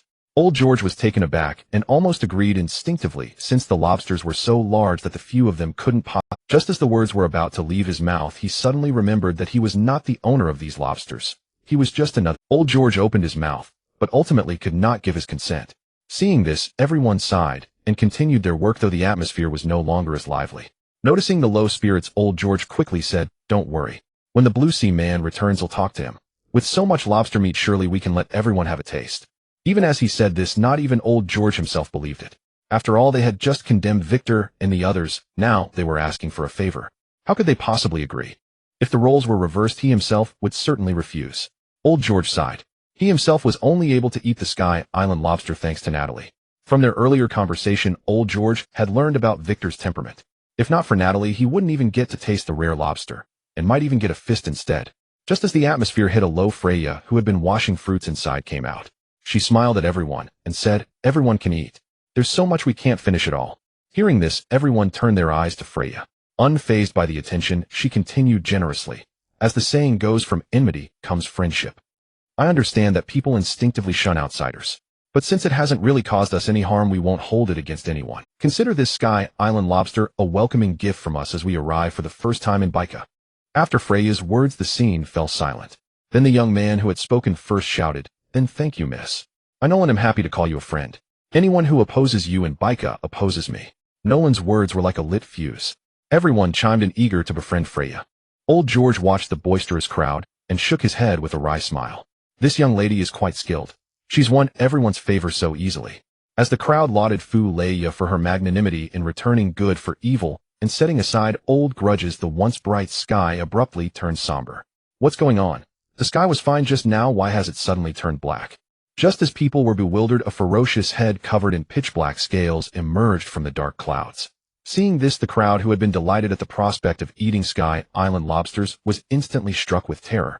What kind of monster is this? If just its head is this huge, its body must be hundreds of meters long. The panicked crowd shouted loudly, "Self-defense force! Where is the self-defense force?" But no one answered him, because the self-defense force members he called out were also collapsed on the ground with their impact shells, the weapons falling from their limp hands onto the ground, emitting a crisp sound. Don't panic, everyone, don't panic. Everyone stay where you are, don't cause a stampede. Don't move recklessly, this big guy means us no harm. He's the man from Qinghai we saw earlier. Fu Leia and her companions shouted loudly. Hearing their call, some people looked at them as if they were fools, and even the highly respected old Xiao Ji, the town mayor, was included in that gaze. Fortunately, old Xiao Ji's prestige was still high, and most people chose to believe his words. Only a small number continued to scream and flee in panic. Although this small group caused a bit of commotion, the overall situation remained under control. Seeing this, old Xiao Ji breathed a sigh of relief, then asked Fu Leia in a trembling voice, "Is that big thing in the sky really Wei Ku Tuai?" Fu Leia nodded, then gently comforted him. "Rest assured, Mayor Xiao Ji, we will not cause any damage to Biker Island. After all, we are not vandals." Upon hearing this, old Xiao Ji nodded and lamented in his heart.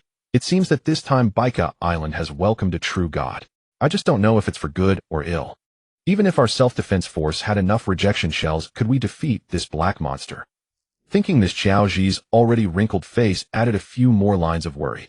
Seeing that the noisy crowd below had mostly calmed down, Wei Ku Tuai finally fully emerged from the clouds and plunged toward the open ground below.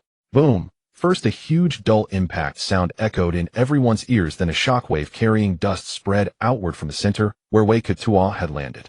Fortunately, Natali's house was on the outermost edge, otherwise the big guy Wei Ku Tuai wouldn't have found a place to land. As the dust cleared, everyone looked at the spot where Wei Ku Tuai had just landed. There was no longer any trace of the giant black dragon. Instead, it was replaced by a huge, blood-drenched sea serpent. Wei Ku Tuai shouted to the nearby crowd, "Hey, what are you standing there for? Come over and deal with this sea serpent." Hearing Wei Ku Tuai's familiar voice, old Xiao Ji breathed a sigh of relief, then loudly shouted to the crowd, "Did you hear that? Mister, Wei Ku Tuai wants us to go deal with that giant serpent. I told you all long ago that big black dragon was Mr. Wei Ku Tuai transformed. There was no need for such panic. Now that we have Mr. Wei Ku Tuai staying temporarily on Biker Island, the island's safety has greatly improved. In the past, those giant sea beasts that frequently troubled the waters were far smaller than that black dragon. With Mr. Wei Ku Tuai stationed here, how would they dare to cause trouble?" Upon hearing these words, the villagers, who had been very hostile to outsiders, immediately broke into excited smiles. A member of the self-defense force loudly echoed, "Old Mayor Xiao Ji is right. With Mr. Wei Ku Tuai staying, the safety of our Biker Island will be greatly enhanced." Someone shouted, "All right, let's hurry over and not keep Mr. Wei Ku Tuai waiting. Now that we have this sea serpent, it's enough for all of us to have a meal." Everyone thought it made sense, and so a large portion of the crowd went to deal with the carcass of the giant sea serpent. After the crowd had mostly dispersed, Haidali, she came to Xiao Ji's side and said softly, "Father, can we really trust what that man from Qinghai said? Can all of us together break through his hard scales? Let's just leave it to fate. Let's hope that, as he said, they mean no harm to— Can all of us together break through his hard scales? Let's just leave it to fate. Let's hope that, as he said, they mean no harm to us on Biker Island." Then old Xiao Ji, leaning on his cane, hobbled slowly into Natali's house. Watching his father's stooped, aged back, Haidali suddenly clenched his fists, his nails digging deep into his palms. A piercing pain shot through his fingertips, and fine droplets of blood slowly dripped through his fingers, falling onto the soil and blooming into clusters of vivid blood-red plum blossoms. "If you try to destroy Biker Island, I will stop you, even at the cost of my life. Mr. Wei Ku Tuai, Mr. Wei Ku Tuai." Looking at the islanders, who were all enthusiastically greeting him, Wei Ku Tuai was completely baffled. In less than half a day, the attitude of these Sky Islanders had changed drastically. Logically, after he had just revealed his black dragon form and intimidated everyone, they should have been full of fear and kept their distance. But now everyone was obedient and wore friendly faces. Wei Kuta was secretly puzzled, even muttering to himself, could it be that these Sky Islanders are all masochists? While Wei Kuta was lost in thought, he completely failed to notice Fu Lei approaching from beside him. Wei Kuta was secretly puzzled, even muttering to himself, could it be that these Sky Islanders are all masochists? The sudden touch startled Wei Kuta back to reality. Turning his head to see who it was, he immediately chuckled. It seems that after spending so much time together, my body has subconsciously categorized you as someone I don't need to be wary of. Hearing this, Fu Lei laughed lightly and patted Wei Kuta's shoulder.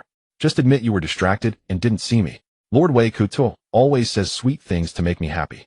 That's not nonsense, Wei Kuta retorted with a smile, then quickly changed the subject. What's going on?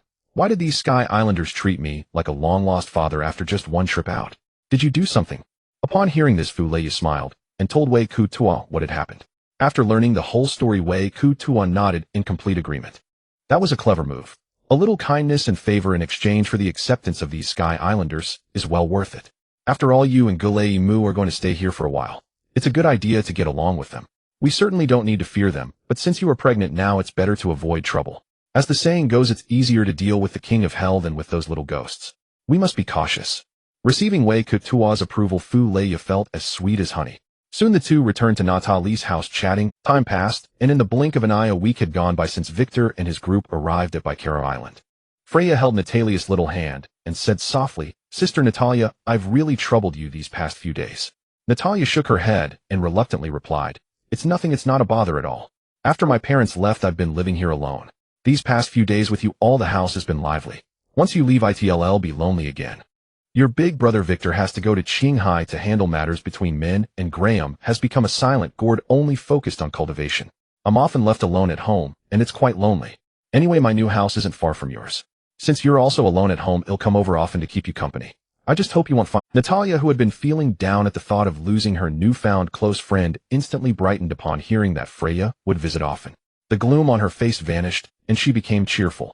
Natalia affectionately linked arms with Freya and said happily, How could I ever dislike you, Sister Freya? Then, let's go. Today I'll treat you to my housewarming banquet at my place. Soon the two sisters arm in arm arrived at Freya's new home on Sky Island. Watching the busy crowd, Natalia sighed. It seems everyone has accepted you now. Freya just smiled and said nothing. After all, with the carrot and stick approach, they had no choice but to accept. Soon Hadric laid the last brick with cloud shells, and a luxurious villa appeared before everyone. Freya looked at her new home, and after the last brick was set, she gently clapped her hands to draw everyone's attention, then thanked them softly. I'm really grateful to everyone for taking the time to help build the new house. To thank you all for your hard work, please stay for lunch. We'll have a simple housewarming meal. Please don't be polite. Everyone agreed, and with collective effort, a lavish housewarming feast was quickly prepared, and they all enjoyed a wonderful— After the banquet ended and the crowd dispersed, Natalia asked Freya, who was seeing off the last guest, Sister Freya, how come I didn't see Brother Victor on such an important day as moving into a new home? Hearing this, the smile that had been on Freya's face gradually faded, replaced by a deep worry. There are some matters in Qinghai that require your brother Victor to handle personally. He set out for Qinghai earlier. Sensing that Freya was in a low mood, Natalia tactfully didn't ask further and skillfully changed the subject. With her as a supportive conversational partner, Freya's mood gradually recovered and a smile returned to her lips. Let's go back a bit in time to the afternoon of the day before yesterday. Victor nodded slightly. That's best. Saves me the trouble of using force to eliminate these threats. Just as the two were being affectionate, an untimely sound rang. Victor nodded slightly. That's best. Saves me the trouble of using force to eliminate these threats. Just as the two were being affectionate, an untimely sound rang out. Blue, blue, blue. Victor's brow furrowed slightly, wondering who was so oblivious as to call him at this moment. Hello. Victor had just picked up the phone, and the din mushy tilted slightly. Before he could ask who it was, the other person's voice came through anxiously from the din mushy. Captain Victor, the Marines have discovered our whereabouts. They are currently pursuing us. The din mushy in Victor's hand was mimicking the anxious movements of Burn on the other end. Victor was not at all surprised that the Marines were chasing them. After all, the Rocks pirates had been infiltrated by the Marines like a sieve, and his crew members were all recruited from Beehive Island. As soon as they left Beehive Island, they were hunted by the veteran Vice Admiral Lucas. If not for Victor's formidable strength, they would have been sent straight to Impelled Down for training.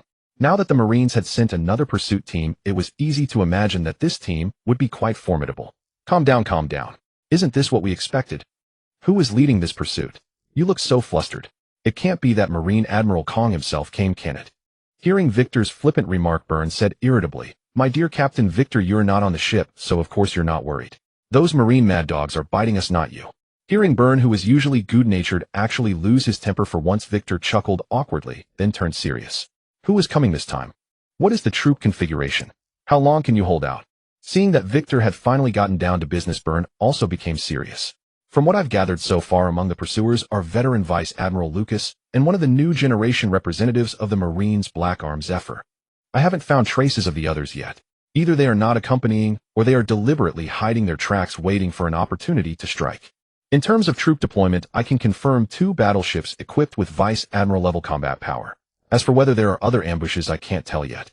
Our ship speed is already slower than theirs, but fortunately Zachary can lead a group of fishman warriors to harass the marine ships underwater, which should buy us some time. But the situation is still grim. Based on the current situation, we can probably hold out for about 2 days." Hearing this, Victor breathed a sigh of relief, then said with concern, "2 days is enough for me to get there. But during this time, you must prioritize your own safety. If it's really hopeless, just have Zachary take you and escape. Ship's treasure face, none of them matter. As long as you're alive, these things will be ours sooner or later." Hearing this, Burn and Zachary, who stood nearby, felt a warmth in their hearts. "Yeah, we understand." Just then the sound of cannon fire came through Victor's den mushy, followed by noise. "The Marines are catching up again, Captain Victor. We have to keep running." As soon as Burn finished speaking, the den mushy in Victor's hand drooped its head, clearly indicating that the call had ended. Victor smiled apologetically at Freya. "It seems I can't stay with you anymore." "It's fine. Most of the Sky Islanders have accepted us now. Besides, I have Graham to protect me here, so I'm very safe. Don't worry about me. Mr. Burn and the others need you more now." Freya gently adjusted Victor's collar, looked him over, and urged, "Go now, Mr. Burn is in a critical situation." Freya touched her still flat belly and said solemnly, "You must also prioritize your own safety. The child and I will be waiting for you here." Victor nodded slightly. "I know. Although I'm not the strongest, my escape skills are definitely among the best in the world. More importantly, I found the last piece of the puzzle in space a couple of days ago. Now I am a complete dragon. With that, Victor leaped into the sky, transforming into a dragon, and disappeared into the clouds in the blink of an eye. Freya was left standing there, staring blankly at the spot where he had vanished. After hanging up the den mushy, Burn smiled at Zachary and said, "Captain Victor instructed us to prioritize survival. The ship, the treasure, and that illusory sense of pride are all insignificant. So shall we start fleeing now?" Zachary rolled his eyes and retorted, "I am the mightiest warrior of the Fishman tribe. How could I retreat before even engaging in battle? Besides, Captain Victor only told us to abandon everything and flee when absolutely necessary. But we haven't even had a direct confrontation with the Marines yet. If we scuttle the ship and run now, it would be a tremendous loss of face. How could we ever hold our heads high on the seas again?" Zachary's response was exactly what Burn had hoped for, so Burn said, "In that case, let us clash with these Marines." "Good. Let you land dwellers witness the true might of us Fishman warriors in naval combat." "Excellent. I shall await the spectacle. But remember, above all, prioritize your own safety. If the situation becomes untenable, do not insist on force. If we too fall here, the entire crew Captain Victor has painstakingly gathered will be annihilated. His grand ambitions would be halved, and everything would have to start from scratch." As his words faded, Burn and Zachary exchanged a glance, then burst into hearty laughter. In their hearts, they both silently marveled to have encountered such a captain. Is truly the greatest fortune of our lives. Burn drew the ornate western sword from his waist, and his mind involuntarily drifted back to the moment when Victor had presented this renowned blade to him. "They'll go command the gunners to return fire. You continue leading the Fishman brothers to intercept the Marines at sea." Just as the two stepped out of the cabin, one of Zachary's Fishman subordinates approached, dragging a half-dead man. Seeing this, Burn furrowed his brow slightly and immediately asked the Fishman, "What is this?" The Fishman first glanced at Zachary, who was also frowning at him, then hastily dropped the dying man onto the deck and explained urgently, "Officer Burn, you misunderstand. This man is a spy planted by the Marines. I caught him secretly tipping off the Marines and revealing our location, so I took the liberty of apprehending him and bringing him to you both for judgment." The spy sent by the Marines lay half dead on the deck. Sensing Burn's gaze, he knew he had no chance of survival, so he snarled viciously, "You'll go ahead, but don't you scum of the sea and lowly fishmen get too cocky. Soon the righteous Marines will send you to join me." Before he could continue his insults, Burn beheaded him with a single stroke of his sword, then said to the Fishman, "You've done well. What is your name?" Malcolm quickly replied, "My name is Malcolm." "Malcolm? That name sounds familiar," Burn murmured softly. Zachary cast a meaningful glance at Malcolm, a barely suppressed smile flickering in his eyes. Uncomfortable under that gaze, Malcolm awkwardly scratched the back of his head, a flush of embarrassment creeping onto his face as he chuckled dryly. Haha, the one who challenged Captain Victor back at Fishman Island was actually me. Reminded of the incident, Byrne pointed a finger at Malcolm in the air and shook his head in helpless resignation. You're one lucky bastard, aren't you? Hearing Byrne's words, Malcolm could only force an awkward laugh. After all, it was true. After spending time aboard the ship, he had come to understand Victor's temperament well. To have walked away unscathed from that situation was indeed nothing short of fortunate.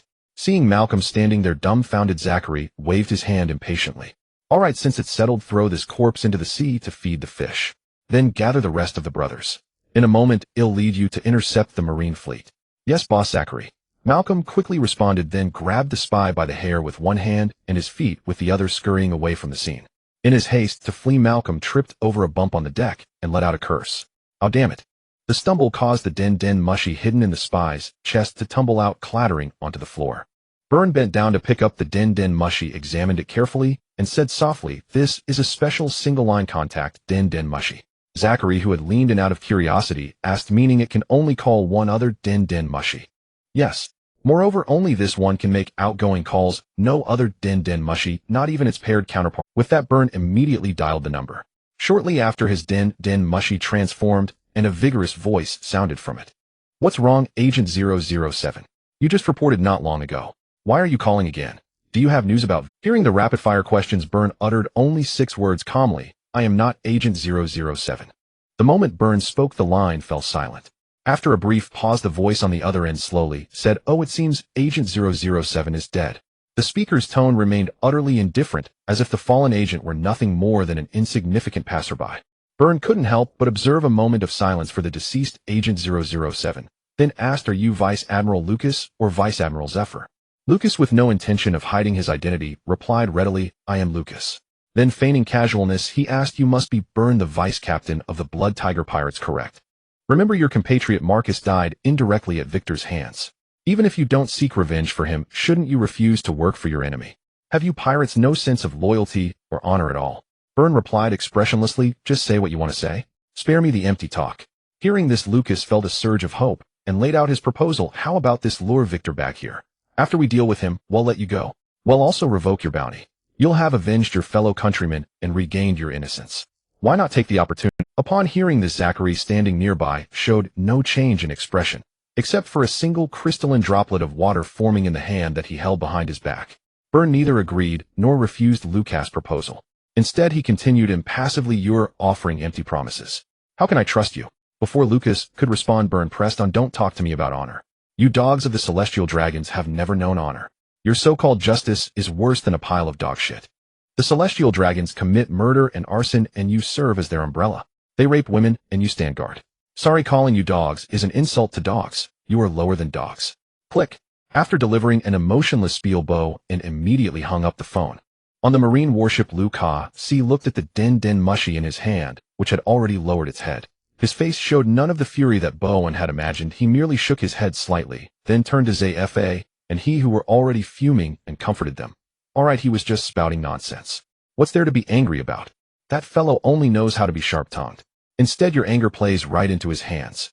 Zfa and he calmed their agitated emotions, then thanked Lucas. "Thank you, Senior Lucas. We almost fell for Bowen's psychological tactics." Looking at the two, who were clearly insincere, Lucas helplessly let out a soft sigh. He really couldn't say much about this. After all, every word Bowen had just spoken was a brutal reality. Lies are never terrifying. It is the exposed truth that is the sharpest blade. As Marines, after all, they were indeed the fangs and claws that depended on the Celestial Dragons for existence. But it was precisely by relying on the resources and protection gained from serving as such fangs and claws that they had the power to enforce the order and justice they believed in, even if this justice was at its root built under the shadow of the Celestial Dragon's tyranny. Lucas stepped onto the deck and ordered the Marines on the ship, "Full speed ahead. We must not let Waykutua and his vicious pirate crew escape. Otherwise, countless innocent civilians will have their families destroyed because of them." "Yes, Vice Admiral Lucas." The Marines responded in unison, their voices so loud that the surrounding air seemed to tremble. Morale instantly reached its peak. In their eyes, this was nothing but an easy achievement. With a seasoned veteran vice admiral holding the fort and 2 rising star vice admirals joining forces dealing with a pirate crew with a bounty of only 300 million belly. Even if they were high-ranking officers of the Luokisi pirate crew, what trouble could they possibly stir up? Only a few of Liu Kasi's trusted subordinates showed worry. They had personally experienced Wei Kutua's catastrophic power in the New World. Unlike the high-spirited Marines, the group being pursued showed bitter expressions. Some pirates even jumped into the sea when no one was watching, attempting to swim to a nearby island to seek a chance to survive. Bowen stepped onto the deck and paid no attention to the pirates who had jumped into the sea. Those who had lost their courage would be better off dying in the sea than staying on the ship and affecting the others. Lord Wei Kutua already knows our situation and is speeding here at full force. I'm sure you've all seen Lord Wei Kutua's strength with your own eyes. Lord Wei Kutua once repelled 3 warships led by the base commander of the Marine G1 branch Hedon in the New World. Right now the enemy is only 2 warships, and they are just ordinary Marines from the Paradise area, so there's nothing to fear. Once Lord Wei Kutua arrives, these Marines won't be able to make a single ripple. So stay put on the ship, just handle the counterattack and rowing. Don't try to be clever and jump into the sea. In this vast ocean without a log post to guide you, jumping into the sea is suicide. So stay put on the ship, just handle the counterattack and rowing. Don't try to be clever and jump into the sea. After all, they didn't know that these 2 warships were both main vessels led by vice admirals. The soldiers aboard were elites drawn from Marine headquarters, and the leaders were a veteran vice admiral and a rising star of the Marines. Seeing that morale was usable, Bowen nodded with satisfaction. This way they should be able to hold out until Lord Wei could. While Bowen was addressing the ordinary pirates on the other side, Jaka Li was also speaking to his old brothers. Brothers, our situation is now clear. I won't hide it from you. We are no match for the Marines behind us. If anyone wants to leave, just go quietly and directly. With your strength, as long as you don't recklessly land on the mainland, your chances of returning to Fishman Island are quite high. After a moment of silence, one fisherman asked, "Boss, are you leaving?" Jacques Ali had no intention of hiding it either and told the truth. "I'm not leaving. I'm waiting for Captain Wei Kutua to return." The moment Jacques Ali finished speaking, Meyer Camus was the first to say, "In that case, I'm not leaving either." Meyer Camus' words were like lighting a powder keg. Then the rest also shouted out their answers. The result was not beyond Jacques Ali's expectations. Everyone chose to stay. Good. In that case, let's set off now to block the Marines' advance. Remember, prioritize your own safety. Everyone responded in agreement. Then Jacques Ali took the lead, jumping into the sea and swimming toward the Marines. The others followed closely behind. Seeing a group of fishmen jumping into the sea one after another like dumplings being dropped into a pot, Bowen stood silently, his gaze fixed on the churning sea, lost in thought for a long time. Those who can endure until the end are worthy of becoming Lord Wei Kutua's core trusted subordinates and the foundation that will support the entire organization in the future. A middle-aged colonel stepped forward, quickly grabbed a passing Marine, and asked with a frown, "Is there something going on down at the bottom of the ship?" The Marine was suddenly stopped and was about to turn around angrily, but out of the corner of his eye he saw the rank on the other's shoulder insignia. The curse words on the tip of his tongue were immediately swallowed. He quickly stood at attention and respectfully reported, "Report, Colonel. I didn't hear any unusual noise. I think it's probably just the sound of supplies stacked in the cargo hold bumping into each other due to the rough waves." Upon hearing this answer, the colonel's unease did not diminish at all. He felt vaguely that something was wrong, as if something was really happening in secret. He called over several more passing soldiers to ask one by one, and the answers were all similar. No one had heard any unusual sound. He himself also listened intently for a long time. Apart from that brief unusual sound earlier, there was only the noise of the waves and the ships rocking, nothing else unusual. "No, I still need to report to the Vice Admiral. I feel uneasy." The colonel muttered softly, then quickly walked toward Lucas's office. Meanwhile, under the sea, Jacques Ali raised his hand and lightly patted the back of Meyer Camus' head, his tone carrying a hint of impatience and reproach. "How could you just swing your blade directly? Those Marines aren't deaf. Making such a big noise will instantly be detected by the people on the ship. Once we alert the enemy, our whereabouts and plans will be directly exposed. With this lesson, they will certainly strengthen their vigilance in the future. Then we won't have any chance to damage the hull." Meyer Camus rubbed his slightly numb head and replied, "I understand, Big Brother Jacques Ali." Meyer Camus rubbed his slightly numb head and replied, "I understand, Big Brother Jacques Ali." A series of knocks echoed. Lucas' voice, full of vigor, sounded from within. "Enter." With Lucas' permission, Cody pushed open the office door, straightened his posture, and rendered a crisp military salute. In a steady voice he reported, "Vice Admiral Lucas, I detected unusual activity beneath the hull earlier and came to inform you immediately." Lucas' brow furrowed instantly. He tapped his fingers lightly on the desk, pondering for a moment, then as if struck by a critical clue, his expression darkened. Without a moment's delay, he activated his observation hotkey. An intangible wave of perception surged like a tide, spreading rapidly beneath the entire warship. As he had anticipated, dozens of life forces were gathering under the hull. Lucas immediately shouted outward, "Zephyr, go underwater and stop those fishmen. They are sabotaging our ship." Zephyr, who was conversing with Crane in the adjacent office, heard the yell and swiftly rose to his feet. He rushed to the door, and the moment he stepped out, he collided with Lucas, who was charging in the same direction. "You go down first and stop those fishmen." Hearing this, Zephyr said nothing more, merely nodded slightly. He then removed his marine coat and plunged straight into the sea. The dull splash sounded like a thunderclap to Zachary and his comrades. When they recognized who had entered the water, Zachary's face turned grim. He shouted to the others, "He'll hold off Zephyr. You all step up the sabotage on the warship. You go down first and stop those fishmen." Hearing this, Zephyr said nothing more, merely nodded slightly. He then removed his marine coat and plunged straight into the sea. Fishman karate spear wave. With a deep roar from Zachary, a slender, yet razor-sharp water jet condensed at his fingertips and shot out like an arrow from a bow, straight and swift. Almost the instant the water jet formed Zephyr's observation, Hockey blared a warning. An acute sense of crisis surged through his entire being. Without hesitation, Zephyr channeled his inner energy to surge violently, coating his entire body with armament Hockey. His physical defenses soared to their peak in an instant. Iron body steel. A muffled impact exploded within the water, sending shockwaves rippling outward. Zephyr lowered his gaze to his chest. On his armor-like defense, a wound the size of a fingernail was torn open. Fine threads of blood seeped out, slowly dispersing a faint mist of crimson in the surrounding seawater. Gazing at the towering fishman before him, Zephyr rapidly searched his memory for relevant intelligence. This must be Zachary from the reports, a formidable fishman warrior. Observing Zachary moving through the deep sea as if on land, and contrasting it with his own struggle to keep from sinking by constantly treading water, Zephyr felt a wave of melancholy. If the Marines could form a pure fishman unit, how many pirates could still stand against us across the four seas and the Grand Line? The thought barely surfaced before he suppressed it. It was but an impractical fantasy after all. Centuries of estrangement and hatred between fishmen and humans were deeply entrenched, almost impossible to resolve. And the root of all this conflict lay precisely with the world nobles, the celestial dragons, whom the Marines served.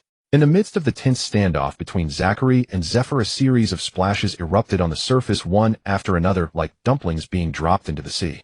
Within moments, dozens of Marines and naval officers, all expert swimmers, plunged into the water and rushed toward Malcolm and his companions, who were busy destroying the warship.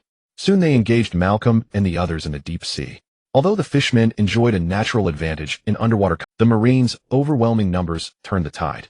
Under the Marines' encirclement, the two sides barely managed to reach a stalemate. "Fall back, brothers. Don't get bogged down," Zachary shouted to Malcolm and the others who were locked in battle with the Marines. Hearing this, they quickly regrouped and, covering each other, swam deeper into the sea. Seeing this, the Marines dared not pursue. They could fight the fishmen in shallow waters, but diving into the deep sea would be suicidal. Zachary cupped his hands before him, and a small deep-sea vortex formed in his palms. At the sight, Zephyr, ignoring the risk of choking on seawater, shouted to the Marines in the water, "Run." With that, Zephyr charged toward Zachary, but it was already too late. The seawater around Zachary suddenly churned and surged. His fishman jujitsu forcibly converged and twisted a massive amount of water into a violent, colossal spiral current in his hands. The immense water pressure caused the surrounding sea to tremble violently. Fishman jujitsu, sea current shoulder throw. With a low roar that echoed through the deep sea, Zachary whipped his arm back and unleashed the colossal spiral current. It broke free from his control, carrying a terrifying force that could swallow a warship, tearing through the seawater and crashing into the Navy vessel anchored on the surface. A thunderous impact resounded across the sea. The massive current slammed into the hull. The sturdy planks, unable to withstand the force, shattered inch by inch, sending splinters and planks flying in all directions. The entire warship tilted violently and shook. Marines on the deck, caught off balance, screamed one after another as they plunged into the sea. The surface instantly descended into chaos, with waves churning endlessly. Black arm heavy impact. Zephyr threw a punch fueled by rage, his fist coated in dense armament Hockey. It landed squarely on Zachary's chest with no restraint. The overwhelming force exploded instantly, the savage power crushing the surrounding seawater, creating a brief vacuum cavity in the ocean. The churning waters were forcibly displaced, and the resulting shockwaves spread in all directions. In the critical moment, Zachary dared not slacken. He tensed every muscle and sinew, crossed his arms in a block, and simultaneously coated his body with armament Hockey, unleashing the fishman karate defensive technique, plum blossom skin, to withstand the heavy blow. Zachary hastily erected his defense, which was far from perfect. Moreover, the refinement of his armament hockey was inferior to Zephyr's. Even in the deep sea, the most advantageous environment for a fisherman, he could not bridge the gap. The vast disparity in strength was now laid bare. The violent impact pierced through the layers of defense, heavily damaging his internal organs. Zachary's body shuddered violently. Then a mouthful of hot blood mixed with seawater gushed from his throat, spreading a crimson mist through the deep sea. The immense recoil sent his body hurtling backward uncontrollably, like a heavy weight cut loose, plunging rapidly into the pitch-black depths. Malcolm, who had just retreated into the deep sea, saw this, and immediately accelerated forward, catching Zachary's falling form securely. Without a moment's hesitation, Malcolm carried the severely wounded Zachary and fled swiftly into the dark abyssal depths, never looking back. Zfa watched as Jacques Ali was taken and submerged into the deep sea, completely abandoning the idea of further pursuit. He quickly broke through the water surface and coughed violently, expelling the seawater that had choked into his lungs mouthful by mouthful. After composing himself, Zfa looked up and saw numerous marine soldiers floating on the sea surface, roughly counting there were nearly 100. He then lifted his gaze. The two warships that had been imposing moments ago were now battered and scarred. The one that had been struck heat by Jacques Ali had a gaping, vicious hole in its hull, severely damaged and unable to set sail for a long time. The other ship, though also bearing several marks of damage, was fortunately in a lighter condition and could resume its mission after some repairs. Zfa jumped onto the relatively intact warship and came face to face with Lucas, who was waiting for him. Malcolm supported Jacques Ali as they surfaced, followed by the other fishmen. "Brother Jacques Ali, are you all right?" Jacques Ali gently shook his head, rubbed his chest where Zfa had struck him, and said with a tone of relief, "It's nothing serious. Fortunately, I was in the sea, and the water reduced the impact, otherwise I would have broken at least a few ribs, far more than just coughing up a mouthful of blood." Malcolm looked at the faint outline of the warship in the distance, and said fiercely, "Brother Jacques Ali, what should we do now? Should we go back to the ship? Or should we ambush the Marines again?" Jacques Ali watched the soldiers on the warship busy rescuing the Marines who had fallen into the water, slowly shook his head, and said in a calm but grave tone, "Such a tactic can only work once. It won't be effective again. Let's go back first. Next it will be their turn to launch a frenzied counterattack and revenge. We need to go back and lend a hand." Just as Jacques Ali and the others were heading back, Lucas also expressed his thoughts to Zfa. "Let he handle the aftermath here. You come with me to deal with those pirates." Originally, since Victor was not on the ship, I wanted to use them as bait to lure Victor here, but now it seems the chance is slim. In that case, they have no reason to exist. Hearing this, Zfa nodded heavily without any hesitation. "Good, I'll go with you. I want to throw all these pirates into—" Seeing Zfa like this, Lucas didn't know what to say. After all, Zfa was not his son. If Zfa were his son, he would have slapped him across the face long ago. As a Marine, you can't bring yourself to kill pirates, and you even earned the title of non-killing Vice Admiral without feeling. Lucas stopped paying attention to Zfa and said to he, "Little he handle the aftermath here. Once you're done, lead the remaining troops to continue the pursuit." He replied, "No problem, Vice Admiral Lucas." Lucas stretched his body and instantly transformed into a majestic giant eagle with a wingspan of 10 meters. Once Zfa had steadied himself on the broad eagle's back, the giant eagle spread its wings and flapped rapidly. Then a sudden gale arose and Lucas' figure shot into the distance with a piercing sound cutting through the air. In just a moment, he shrank into a tiny black dot on the horizon, completely vanishing from his sight. He stared blankly at the sky where Lucas and the other had disappeared. I never expected this special operation against Victor the Calamity to end so anticlimactically. I wonder if there will be such a good opportunity next time. I'm afraid it will be another Shiki in the making. "Jack, how are the preparations?" Bowen stood at the bow looking calmly at the busy coding craftsmen below. Hearing the call, Jack wiped the sweat from his forehead, quickly ran to him, and bowed to report, "Lord Bow, and it's mostly—" At this point, Jack cautiously looked up at Bowen. Seeing no particular expression on his face, he continued carefully, "However, the time was too short. The coating's durability is far below the usual standard. It's estimated to last at most half a day. Moreover, it cannot withstand deep water pressure. The normal diving depth is at most 100 meters, and the risk remains high." He paused and quickly added a suggestion. "To be safe, it's best not to exceed 50 meters. Even if an accident occurs on the way, there will still be room to escape. With your strength, this depth is naturally no problem." Jack wore a fawning smile, carefully observing Bowen's expression, afraid that the other might be dissatisfied with the hasty result and incur punishment. Sure enough, upon hearing this, Bowen's brow furrowed deeply. Just as Jack was trembling with fear, his brow relaxed. Bowen glanced down at the anxious Jack and waved his hand lightly. Enough. To have achieved this much in such a short time is already quite good. Now go and supervise them immediately. Ensure that there are no mistakes throughout the process. Follow the plan you just mentioned. It must last at least half a day and meet the standard for normal navigation at a depth of 50 meters. Jack was overjoyed and quickly replied, "Yes, Lord Bo, and I'll go supervise them immediately." Seeing that Bowen had no further instructions, he hurried back to work with the coating craftsman to coat the ship. Time slipped away quietly. Jack wiped the sweat from his face and hurriedly trotted to Bowen to report, "Lord Bowen, the ship's coating is complete. We can set sail now." Bowen stood up from the bow, adjusted the sword at his waist, and calmly ordered, "Set sail." At Bowen's command, the colorful film that had been tightly attached to the hull suddenly bulged like a giant soft light barrier, spreading open, completely enveloping the entire ship. The hull slowly sank into the deep sea. In a short while, only ripples remained on the surface, and the ship had vanished as if it had never existed. Malcolm pointed ahead and asked the others, "What's that up ahead?" Jacques looked closely, but shape and outline seemed very familiar, as if he had seen it somewhere before. "This looks like our ship." At this, a sudden realization dawned on Jacques. His face instantly lit up with epiphany, and he turned to Malcolm with a smile, explaining, "I finally understand. That Bowen really has some tricks up his sleeve. He actually coated the ship and drove it directly into the seabed. How does his mind work to come up with such a way to avoid the Marines?" Hearing Jacques' explanation, the others also praised Bowen's wisdom. Bowen asked Jack beside him, "Can Jacques and the others come in directly? Or what needs to be done?"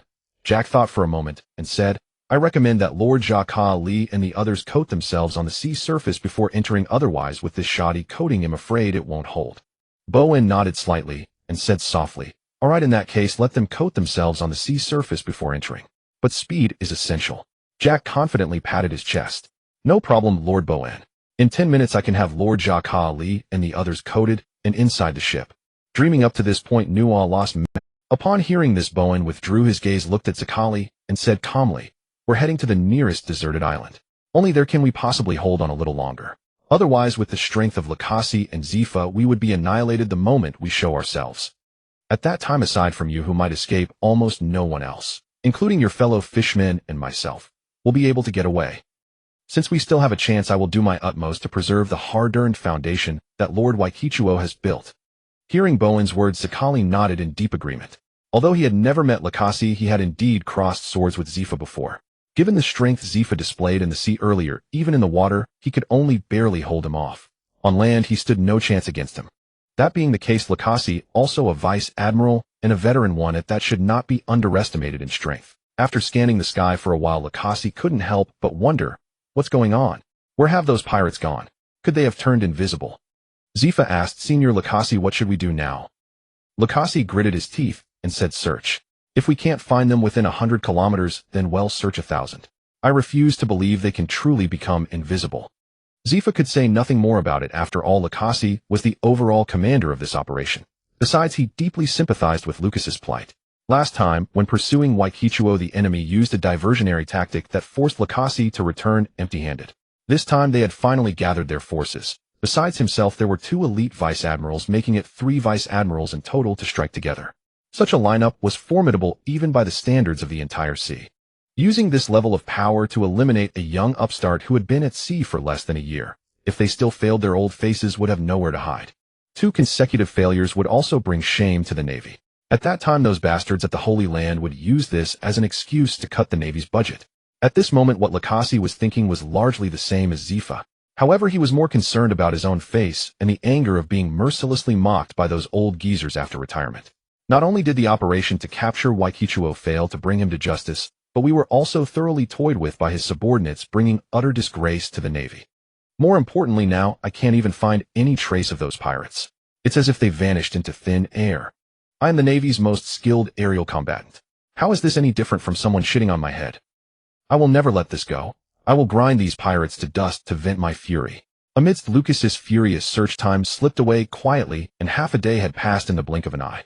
At this time, Bowen and his companions had also landed on the uninhabited island. Now we have to leave it to fate. It depends on whether Lord Waikichuo's speed is faster than that old geezer Lucas's. Just as Lakasi was pondering his countermeasures, Zifa, standing on Lucas's back, suddenly spoke out. "Senior Lakasi, the failure of this operation." Just as Lakasi was pondering his countermeasures, Zifa, standing on Lucas's back, suddenly spoke out. Just as Lakasi was pondering his countermeasures, Zifa, standing on Lucas's back, suddenly spoke out. Senior Lucasi, the failure of this operation is my responsibility. It was my failure to stop that fishman, allowing him to destroy our warship. Otherwise, with the ship's speed, we would have long caught up with their pirate ship. I will report the full truth to Marshal Kong. Hearing this, Lucas's originally pale face eased slightly, but then he immediately put on a stern expression and scolded, "What nonsense are you talking? I am the overall commander of this operation. If we are to assign blame, I should bear the primary responsibility." Zephyr retorted, "Your battle plan and tactical deployment were flawless. It was my on-site mistake that caused the entire plan to collapse. The main fault should be mine." Lucasi let out a deep sigh. "Since you insist on taking the blame, I will then plead for leniency on your behalf before Marshal Kong." Lucasi let out a deep sigh. "Since you insist on taking the blame, I will then plead for leniency on your behalf. When I retire to the second line in the future, I will recommend a responsible young officer like you to take over as the commander of the New World G1 Navy base." Zephyr merely nodded silently in response, saying no more.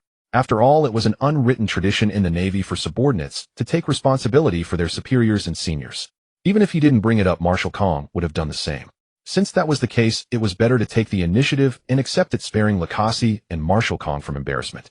With the matter settled, Lucas's mood improved considerably and his flying speed became more relaxed. Just then Lucasi looked down at the deserted island and was astonished to find a ship moored at the shore. Its size and appearance were very similar to the intelligence description of Waikichuo's vessel. He recalled that when he had just passed over this sea area, the island only had the scent of birds and beasts with no trace of human activity. Throughout his flight, he had not seen any ships passing by this place. Thus, the owner of this ship must be the target of his pursuit. In the vast sea, for a ship to be anchored here, there was only one possibility: they had all taken refuge on the island. "You scum, I never expected you to hide on this deserted island. No matter what tricks you used to evade my search, now that I've found you, you will die here today." With a fierce, killing intent, Lucasi immediately dove sharply toward the island as soon as he finished speaking. Zephyr, standing behind him, also sensed the presence on the island with his keen observation haki. After a moment's thought, he instantly confirmed that the men on the island were indeed the members of the Waikichuo pirates. Seeing Lucas's unconcealed approach, Bowen said to Zakali beside him, "It seems we've been discovered. Try to survive." "I will naturally survive. I only hope that an interesting person like you won't die at the hands of that old bird Lucasi, otherwise I'll miss your company on future voyages." With that, Zakali dove straight into the water, and Mare Camus and the others followed suit, diving in after him. Fishman karate spear wave rain of bullets. Zakali raised his hand, aiming at the diving Lucasi, and then droplets of water like machine gun bullets flew toward. Seeing this, the other fishmen also launched their attacks. Although none of them could master the advanced fishman karate at Zakali's level, they were all highly skilled in basic fishman techniques like water shot, and they all fired at the Navy. Fishman karate water shot. Watching the incoming water bullets, Zephyr said to Lucas beneath him, "Senior Lucas, I'll deal with those fishmen." Lucas let out a sinister grin. "No problem. Then I'll take care of that brat named Burn." This guy named Burn had repeatedly caused him to lose face, leaving him utterly humiliated. Now that he had the chance, he naturally intended to properly thank him. Zephyr paid no heed to Lucas' thoughts. He leaped straight off Lucas' back and charged toward Zachary in the sea.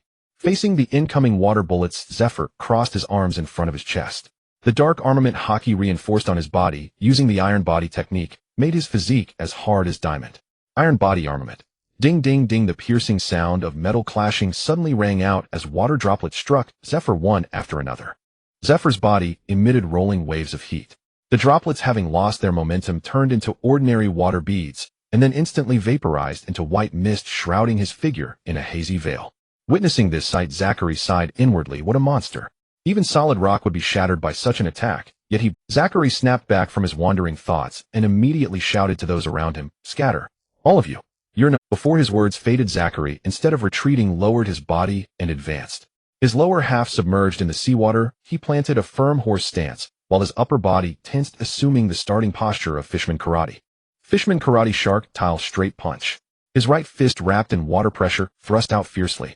Almost at the same moment, Zephyr burst through the swirling white mist, clenching his right fist as he swung it forward. Black Arm Armament. The iron fist covered in thick armament haki collided with Zachary's fist with a thunderous impact. The stalemate lasted only an instant before Zachary was sent flying by the immense force, his body crashing heavily into the sea behind him, sending up a large splash. The residual impact of the Shark Tile Straight Punch also penetrated straight through Zephyr's body. The marine coat on his back instantly shredded, and a transparent shockwave of fist pressure suddenly appeared behind him. Zephyr stood on the shallow beach seawater, reaching his knees, his eyes fixed on the spot where Zachary had just entered the sea. Seeing Zachary knocked into the sea, Malcolm continued leading the other fishmen in long-range attacks on Zephyr, creating an opening for Zachary to strike. Fishman Karate Water Shot. Once again, water droplets condensed with water pressure shot through the air, dense as arrows heading straight for Zephyr's face. This time Zephyr did not rely on Iron Body to endure the attack. With a slight narrowing of his eyes, he decisively lifted his foot to counter. Tempest Kick. With a short low shout, his right leg suddenly swept at high speed and then lashed out. The extremely swift kick instantly tore through the surrounding air. The violent airflow was compressed to the extreme, transforming into a sharp, condensed green vacuum slash that howled toward the countless water droplets. The sharp air slash swept through everything, cleaving every water droplet, carrying immense water pressure in half. Then, with undiminished force and a piercing whistle, it charged straight toward Malcolm beneath the sea surface.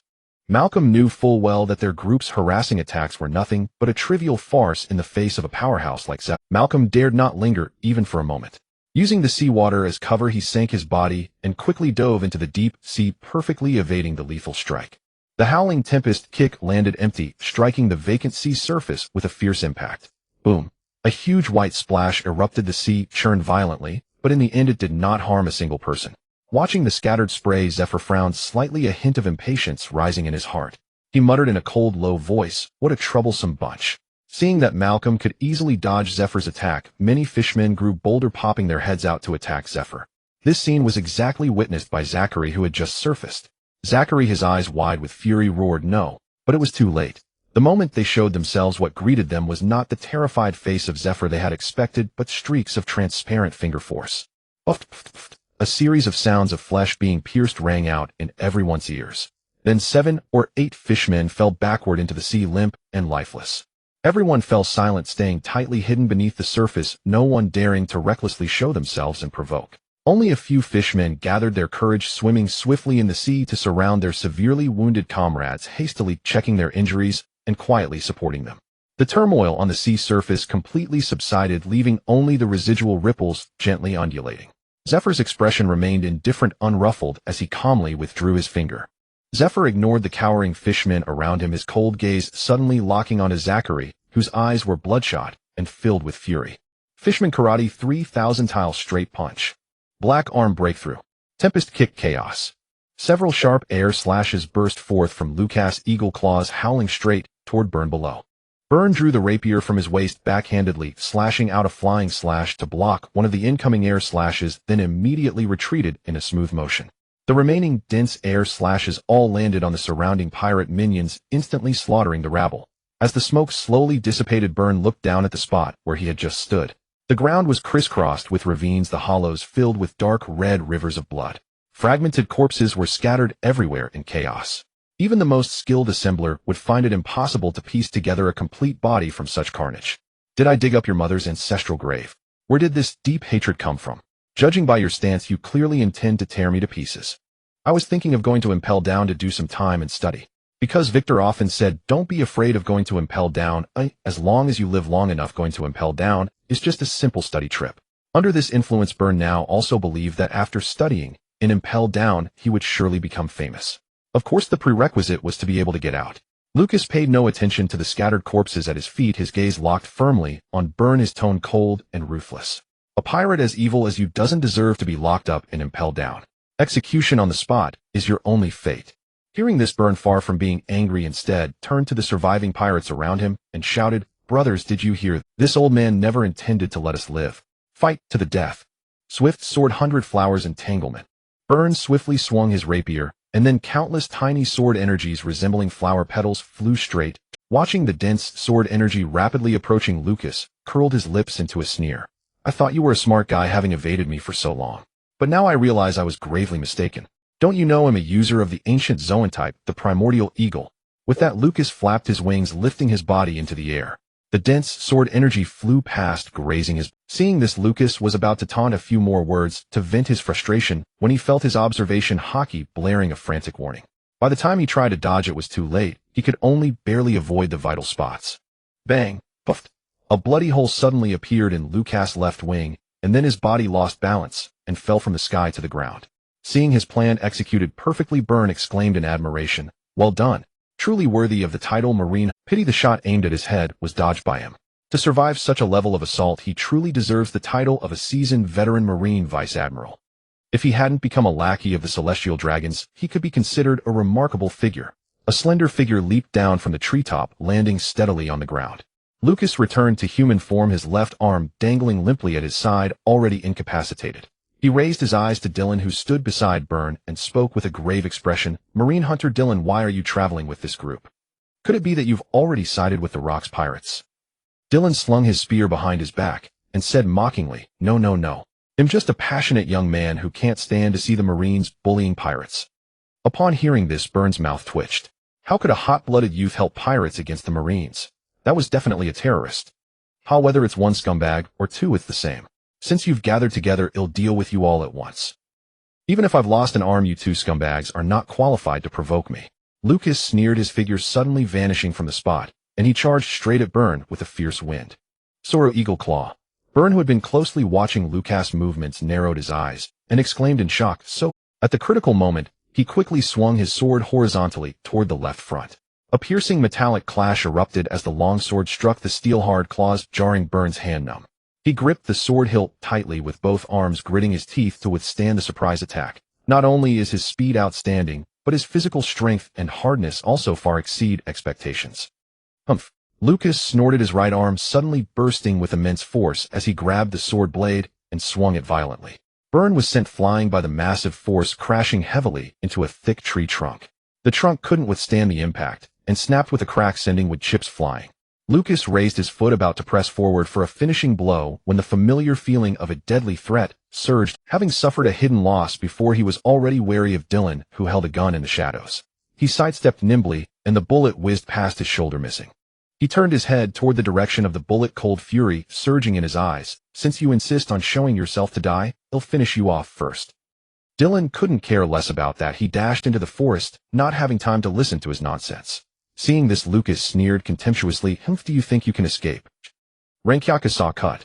Lucas delivered a rapid kick. Under the force of the kick, the air around Lucas was violently compressed, forming a massive wind blade that flew forward.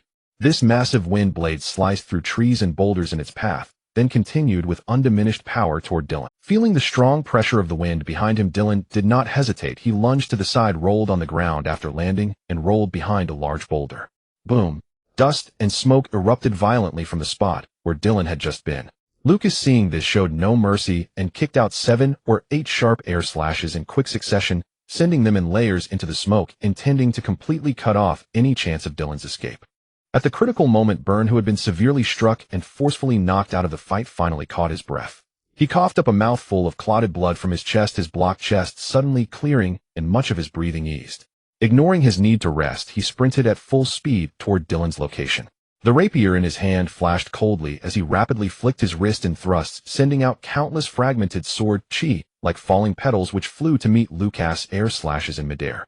A single sword chi could not block a full set of slashes, but Burn's sword chi was dense and numerous, covering the sky. Through layer-by-layer consumption, he barely managed to intercept all the attacks outside the smoke. Burn arrived behind the boulder and saw Dylan sitting slumped on the ground. He quickly asked, "How are you? Are you all right?" Dylan forced himself to stand up, tearing a strip of cloth from his shirt to wrap around his leg, which was continuously oozing blood. "I won't die for now, but if your Captain Victor doesn't come soon, I definitely won't survive. I really got on your pirate ship. Now I'll die here with you." Hearing this, Burn said in a bad temper, "What are you talking about? If you hadn't cooperated with me, you wouldn't have survived either. Given that old man Lucas' nature, he will definitely dig up the entire island to search for us. By then, do you think you, the Marine Hunter, could survive? Blame your bad luck. Who told you to rest on this island at this time, just to be caught by that bastard Lucas?" Hearing this, Dylan sighed heavily and finally said resignedly, forget it. I never thought that dying with you in the end would be a way to repay the life-saving debt I owed you." While the two were chatting, the bandage Dylan had just wrapped was already soaked with blood. Meanwhile, Lucas, dragging his weak left arm, arrived nearby and happened to overhear their conversation. "So the two of you actually know each other. No wonder you trust each other so much. But Dylan, Brad is right. You two will die." Slow sword-style Azure Tiger's smile. Just as Lucas emerged from the smoke, a massive sword, chi shaped like a fierce tiger, came rushing toward him with a strong wind. Tekai armament Eagle Claw. He tensed and hardened his right arm, coated it with black armament Hockey, and boldly thrust his claw directly at the incoming slash. Seeing this, the joy that had appeared on Burn and Dylan's faces instantly froze, then turned into horror. Lucas' 5 fingers suddenly tightened, and the roaring tiger's sword chi was crushed and shattered by his bare hand, turning into countless fragments of sword chi that dissipated in the air. Life returned Feather Bullet. Tiny strands of hair shot through the air like bullets. Dozens of hairs coated with armament hockey attacked the two, also deflecting the hidden bullets concealed within the gaps of the sword chi. The deflected bullet grazed Lucas' cheek, tearing a long bleeding wound on his weathered old face. As for Dylan and Burn, their bodies were already riddled with dense blood holes pierced by the hairs, with blood continuously dripping from the wounds. Although the wounds were not deep, the two looked utterly miserable. Lucas glanced at the injured pair, his tone full of mockery, unable to grasp the gap in power. You dare to challenge a Marine Vice Admiral? In the face of absolute power, all schemes and sneak attacks are futile. Burn watched the approaching Vice Admiral and smiled bitterly. Our sneak attack failed. It seems we will die here today. At that moment, a sky-shattering roar suddenly rang out, finishing touch. High in the clouds, Victor roared with his head raised. The 4 golden glowing tendrils on his dragon head drifted in the wind, while his pitch-black scales surged with pale green spiritual light. The surrounding winds twisted into a massive vortex. Victor's dragon body abruptly tightened and coiled, his head and tail merging into one. The entire black dragon transformed into a sharp, unparalleled giant dragon spear, diving rapidly from the thick clouds. A piercing sonic boom tore through the sky as he hurtled toward Lucas with a tremendous gale. Not good. Lucas' eyes shrank and his face changed drastically. He tried with all his might to dodge, but his body was as if bound by invisible shackles, unable to move an inch. The Conqueror's hockey leaking from Victor solidified into a tangible pressure, firmly locking all his dodging space. Boom. A colossal collision exploded. The violent shockwaves swept out in all directions from the point of impact, tearing down rows of trees like rotten wood. Rolling smoke and dust rose into a massive mushroom cloud. The residual force spread all the way to the offshore sea surface, where a towering wave more than 10 meters high suddenly rose, surging toward Zachary and the other, who were still fighting on the other side. Although Victor's strike was overwhelmingly powerful, the 2 wounded men protected within the bundle remained unscathed. Though Burn did not understand why his captain Victor had transformed into this half-beast state, he still could not help but say to the stunned Dylan beside him, "See, the Captain Victor the first spoke of has arrived. It seems you won't have to die together with me after all." Dylan ignored Burn's words, his eyes fixed intently on the figure before him. Before him stood a man covered in hard scales, his right hand tightly gripping a halberd, while his left hand casually held Lucas, who had been so arrogant moments ago. Lucas, once so domineering, now resembled a dying stray dog held firmly in the other's grasp, unable to. Like a dead dog, Lucas endured the excruciating pain throughout his body, looked up at the man holding him, and said in a trembling voice, "Cough. Are you Victor? How did you suddenly become so strong?" "I have always been this strong, but it's just that you are too weak to be worthy of seeing my... And I want to teach you a life lesson. Villains die from talking too much. Die, you old bald bird." With that, Victor's left hand tightened silently. In Lucas' terrified gaze, he crushed his throat directly, then said to Burn with a smile, "You really are something. I didn't expect you to hold out for over a day under 2 Marine Vice Admirals." Burn ignored Victor's praise and said urgently, "Forget that for now, Captain Victor. You'd better go save Zachary. We've been beaten badly, and I suspect Zachary is about to give out too." Victor reverted to human form and said confidently, "Don't worry, there's still time to get there. I saw it clearly from the air. You two were in the most danger. If I had been a moment later, that old bald bird would have finished you off. As for Zachary, although he's been taking a beating, he's tough-skinned, and with the advantage of fighting in the sea, he can hold out for a while longer. Besides, I made quite a commotion just now. Zephyr is probably heading this way, so Zachary is actually safer for now." Sure enough, as Victor finished speaking, a dark speck rapidly approached from the horizon. The newcomer's feet left a series of air rings, leveraging the powerful reaction force to support his body as he steadily stepped through the air, rushing forward. Zephyr, suspended midair with moon step, looked down from above and saw a massive crater hundreds of meters in diameter and dozens of meters deep where the dense forest had been. Zephyr frowned, murmuring softly, "Such astonishing power. I caught a glimpse of a dark figure rapidly descending here earlier. Could it be that the Calamity Victor has arrived?" Then Zephyr's figure swiftly descended to the bottom of the crater.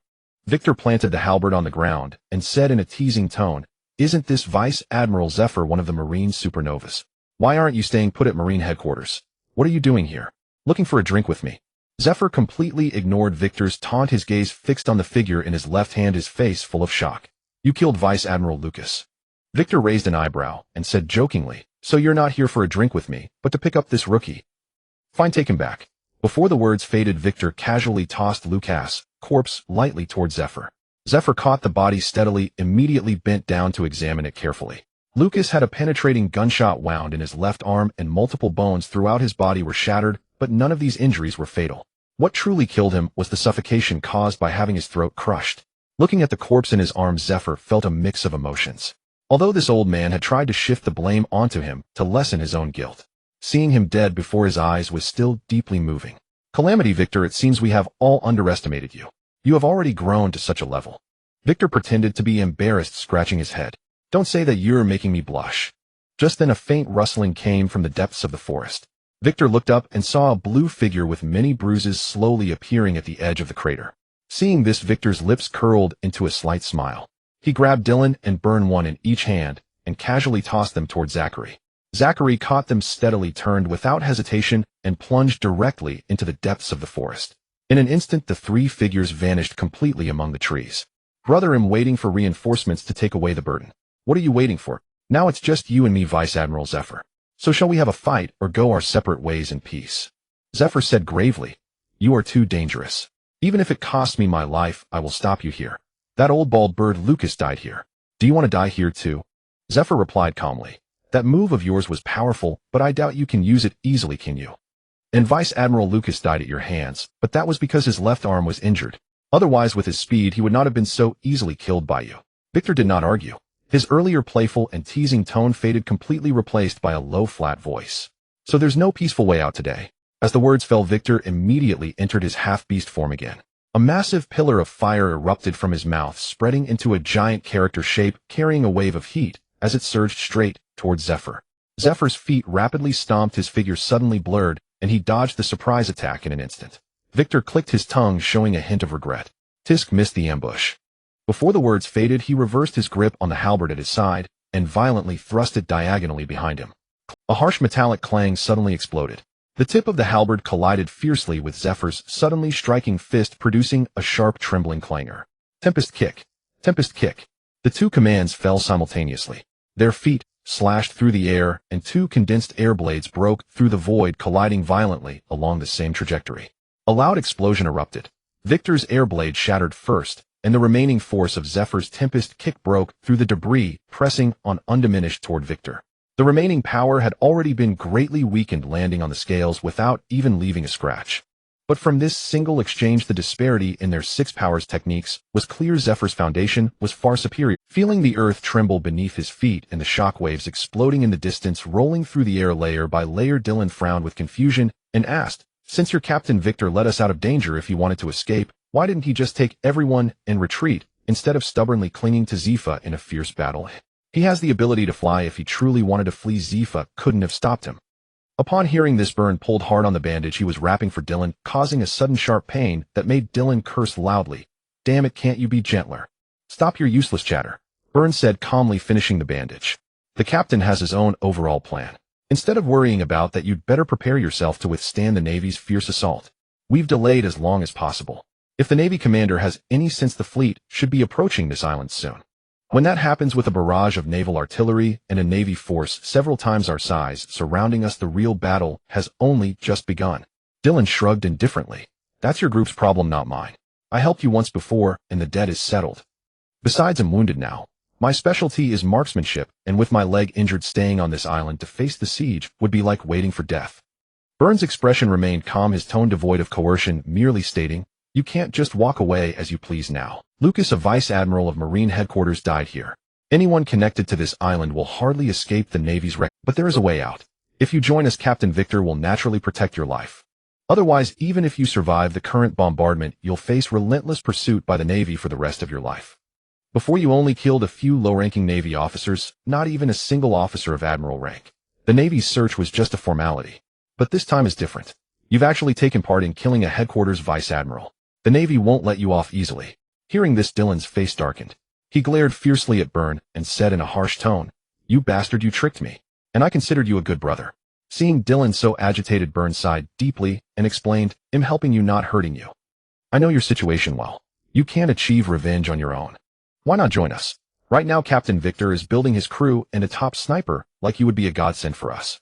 Tell the captain your past and your blood feud. Given his nature, he won't stand by idly. We're not strong enough yet to help you kill your enemy immediately.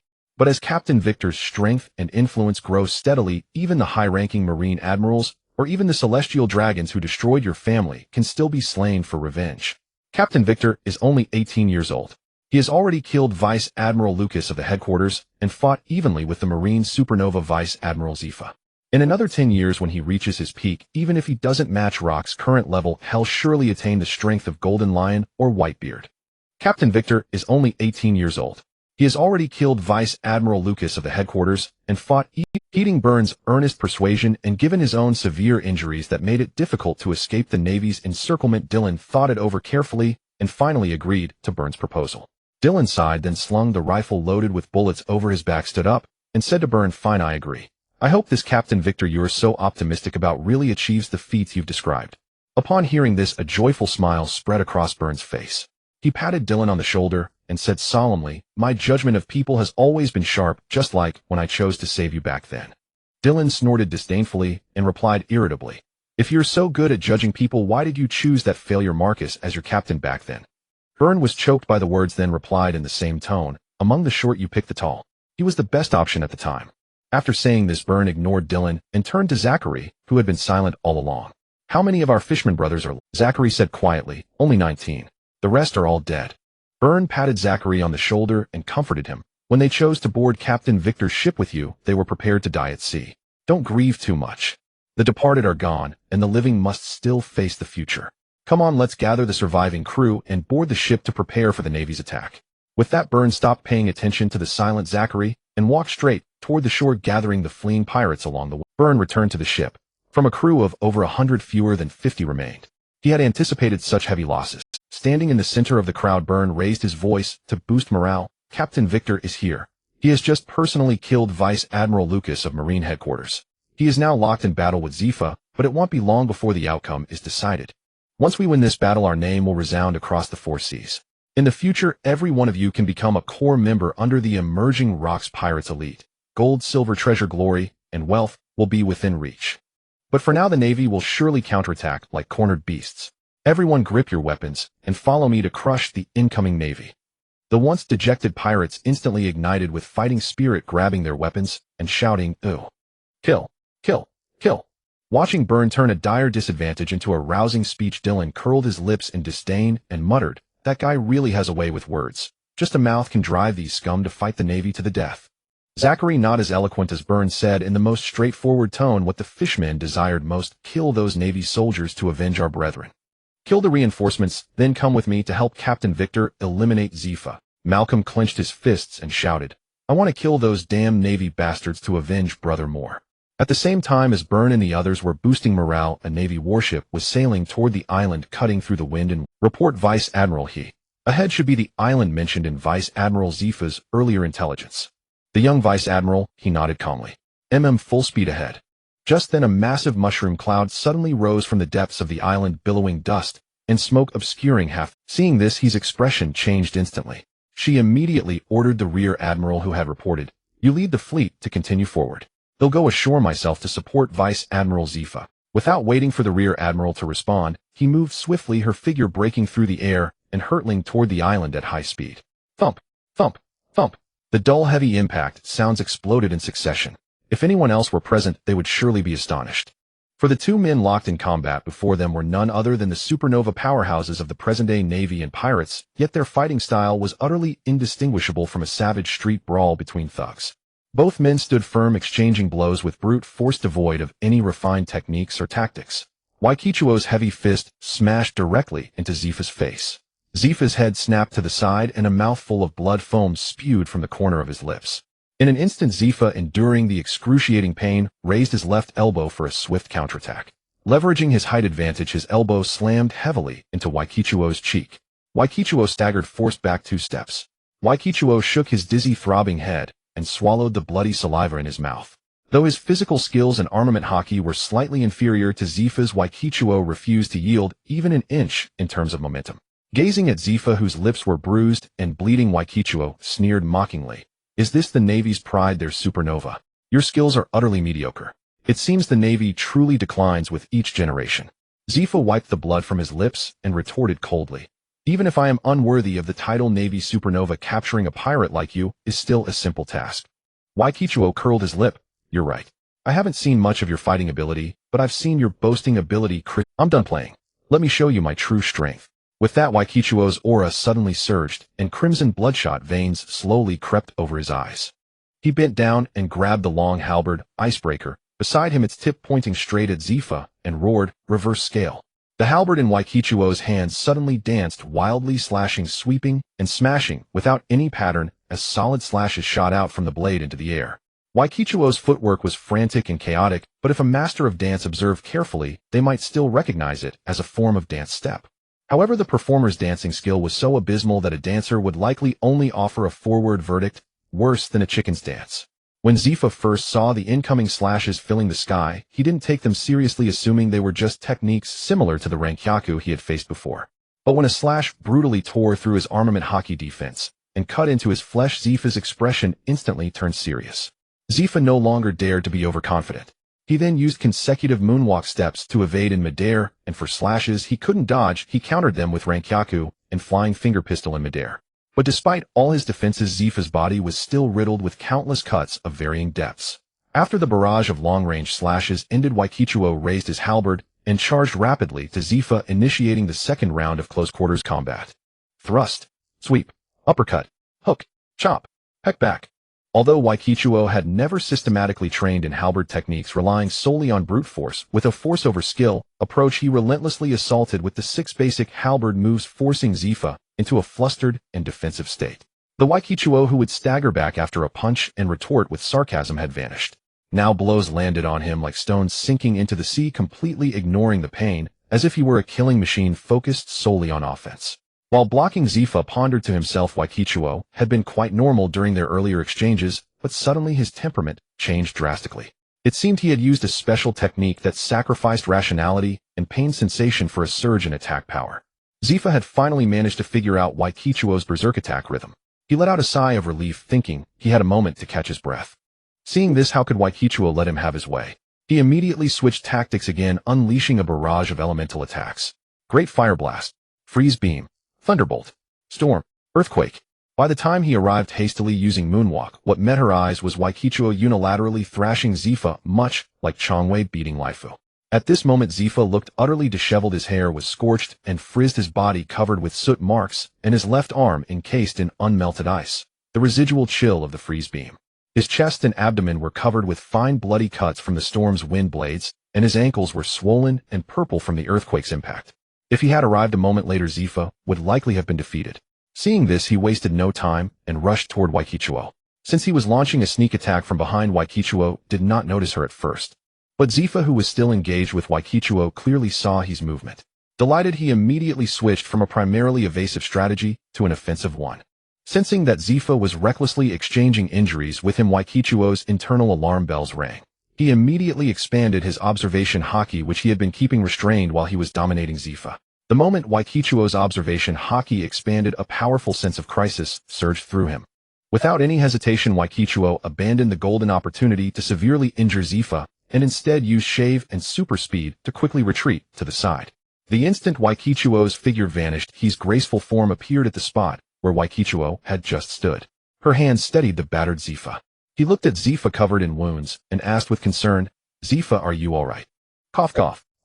After spitting out a mouthful of clotted blood, Zifa's breathing became much smoother. He forced himself to shake his head. "I'm fine. We all underestimated that Waikichuo guy. His strength is far greater than what Vice Admiral Lakasi described earlier. Vice Admiral Lakasi has fallen." Hearing this, his eyes widened in shock and her voice trembled involuntarily. "Are you saying Vice Admiral Lakasi died at Waikichuo's hands?" Zifa nodded in confirmation, then spat out another mouthful of blood. After learning this, he made a decisive decision without hesitation. "Since Waikichuo's strength far exceeds our expectations, it'll hold him off for a while. You retreat quickly." With that, he prepared to rush forward to buy time for Zifa's escape. Zifa grabbed his arm, and under her puzzled gaze he slowly spoke. "No, he doesn't know your ability yet. Let me be the bait. You support me from a distance. When he lets his guard down, use your devil fruit ability to ambush him. Then we can capture him and send him to impel down." He looked at Zifa's resolute attitude and said calmly, "This could result in irreversible injuries or even death. Zifa straightened his expression and said firmly, I am a Navy man of justice. How could I abandon capturing a heinous pirate out of fear of danger? Hearing this, he, also young at heart, felt her youthful spirit ignited. All right, since you're determined, I'll go along with you this once. Byrne looked up at the dark silhouette that had just flashed across the midair and hastily asked Dylan, who was that who just passed? Dylan gazed into the depths of the dense forest. After discerning the newcomer's face, he spoke with a somber tone, Vice Admiral Tsuru, one of the Navy's supernovas. Upon hearing this, Byrne's expression also darkened considerably. Tsuru had emerged from the warship that had been pursuing them earlier, meaning that it was not just 2 vice admirals who were after them, but 3. Byrne called Zachary to his side and instructed, lead your tribe in a single underwater assault, then seize the opportunity to withdraw. I will command these pirates to hold back the Navy. Dylan, use your observation hockey to monitor the battle situation on Captain Victor's side. If Captain Victor falls into a disadvantage, we will move to support him and then flee together. If Captain Victor manages to suppress both Zephyr and Tsuru, then we will hold this Navy force in place and eliminate them all right here. As he said this, a cruel gleam flashed across Byrne's face. Meanwhile, on the other side, while Zephyr and Tsuru were exchanging intelligence and formulating strategies, Victor was not idly standing by. Instead, he secretly utilized sleep to accelerate the recovery of his injuries. After Zephyr and Tsuru finished their consultation, their gazes simultaneously fell upon Victor, who stood still with his eyes closed, seemingly in meditation. Instead, he secretly utilized sleep to accelerate the recovery of his injuries. After Zephyr and Tsuru finished their consultation, their gazes simultaneously fell upon Victor, who stood still with his... Tsuru fixed her eyes on Victor and spoke in a low voice. Ordinary people naturally wouldn't receive such treatment, but who asked you to be so heinous? Tisk, enough talk. Let's fight. Victor's half-beast form underwent another transformation. Horns sprouted from his head, 2 pale, yellow ribbon-like tendrils emerged. The patterns on his scales subtly shifted, and his aura surged abruptly. Victor thought to himself, let me show you the charm of this mechanism. This is an ability I earned by gnawing on several meteorites. At this point, it is necessary to rewind time a little. Several days earlier on Burkaw Island, Victor, who was strolling through Burkaw Island with Freya, suddenly felt a palpitation in his heart. Sensing Victor's abnormality, Freya quickly asked softly, Lord Victor, what's wrong? Victor looked up at the azure sky and said solemnly, nothing, merely a feeling that something of great importance to me. Something of great importance. Freya murmured softly, then followed Victor's gaze to the sky. There was nothing unusual. It remained as blue and serene as ever. After a moment of contemplation, Victor made up his mind. No, I must go and search for it, otherwise I feel I will miss a tremendous opportunity. You go back first, or ask Natalie to accompany you for a stroll. I need to venture out and seek it. Freya did not throw a tantrum like other young girls. Instead, she spoke understandingly. Lord Victor, please go and see. Since there is an inexplicable pull, it must be something very important to you. Victor ruffled Freya's soft golden hair and said apologetically, I have broken my promise this time. When I return, I will take you to properly explore Burkaw Island. Freya nodded obediently. Victor leaped up, his body swiftly appearing in midair and then suddenly transformed. A black dragon hundreds of meters long appeared once again above Burkaw Island. Victor's appearance caused only a minor commotion, which quickly subsided. A few native islanders who had stopped to stare in astonishment gathered together. One of them, eyes fixed on Victor's fully transformed form, turned to a companion and whispered, Is that the form of one of the 3 who came from the blue sea after they transformed? His companion swallowed a mouthful of cold air. Even though he had seen Victor's transformation before witnessing it firsthand, still made his heart tremble with fear. Hearing the question, he nodded and replied, Yes, he is the one from the blue sea who can transform into a 100-meter-long black dragon. Victor paid no heed to the disturbance on Burkaw Island and headed straight into space without looking back. Gazing at the moon orbiting the blue planet beneath his feet, Victor knew that an ancient ruin lay upon it. But now was not the time to excavate it. Victor currently lacked not only top-tier scientists, but even a single decent intellect. Victor ignored the moon and instead directed his gaze into the depths of the cosmos. Following an inexplicable pull, he flew straight ahead. As he entered a meteorite belt, his attention was immediately captured by several of the meteorites. It smells so good. Just one bite, just a tiny bite. Then Victor opened his gaping maw and swallowed the meteorite in 2 or 3 gulps. Crunchy. Tastes like chicken. Victor instantly darted to another meteorite and swallowed it in the... This one's not bad. Chocolate flavor. This one's delicious. Beef flavor. In the blink of an eye, only 2 of the space meteorites that had attracted Victor remained. At this moment, if Victor still didn't understand what these meteorites contained, he would be a complete fool.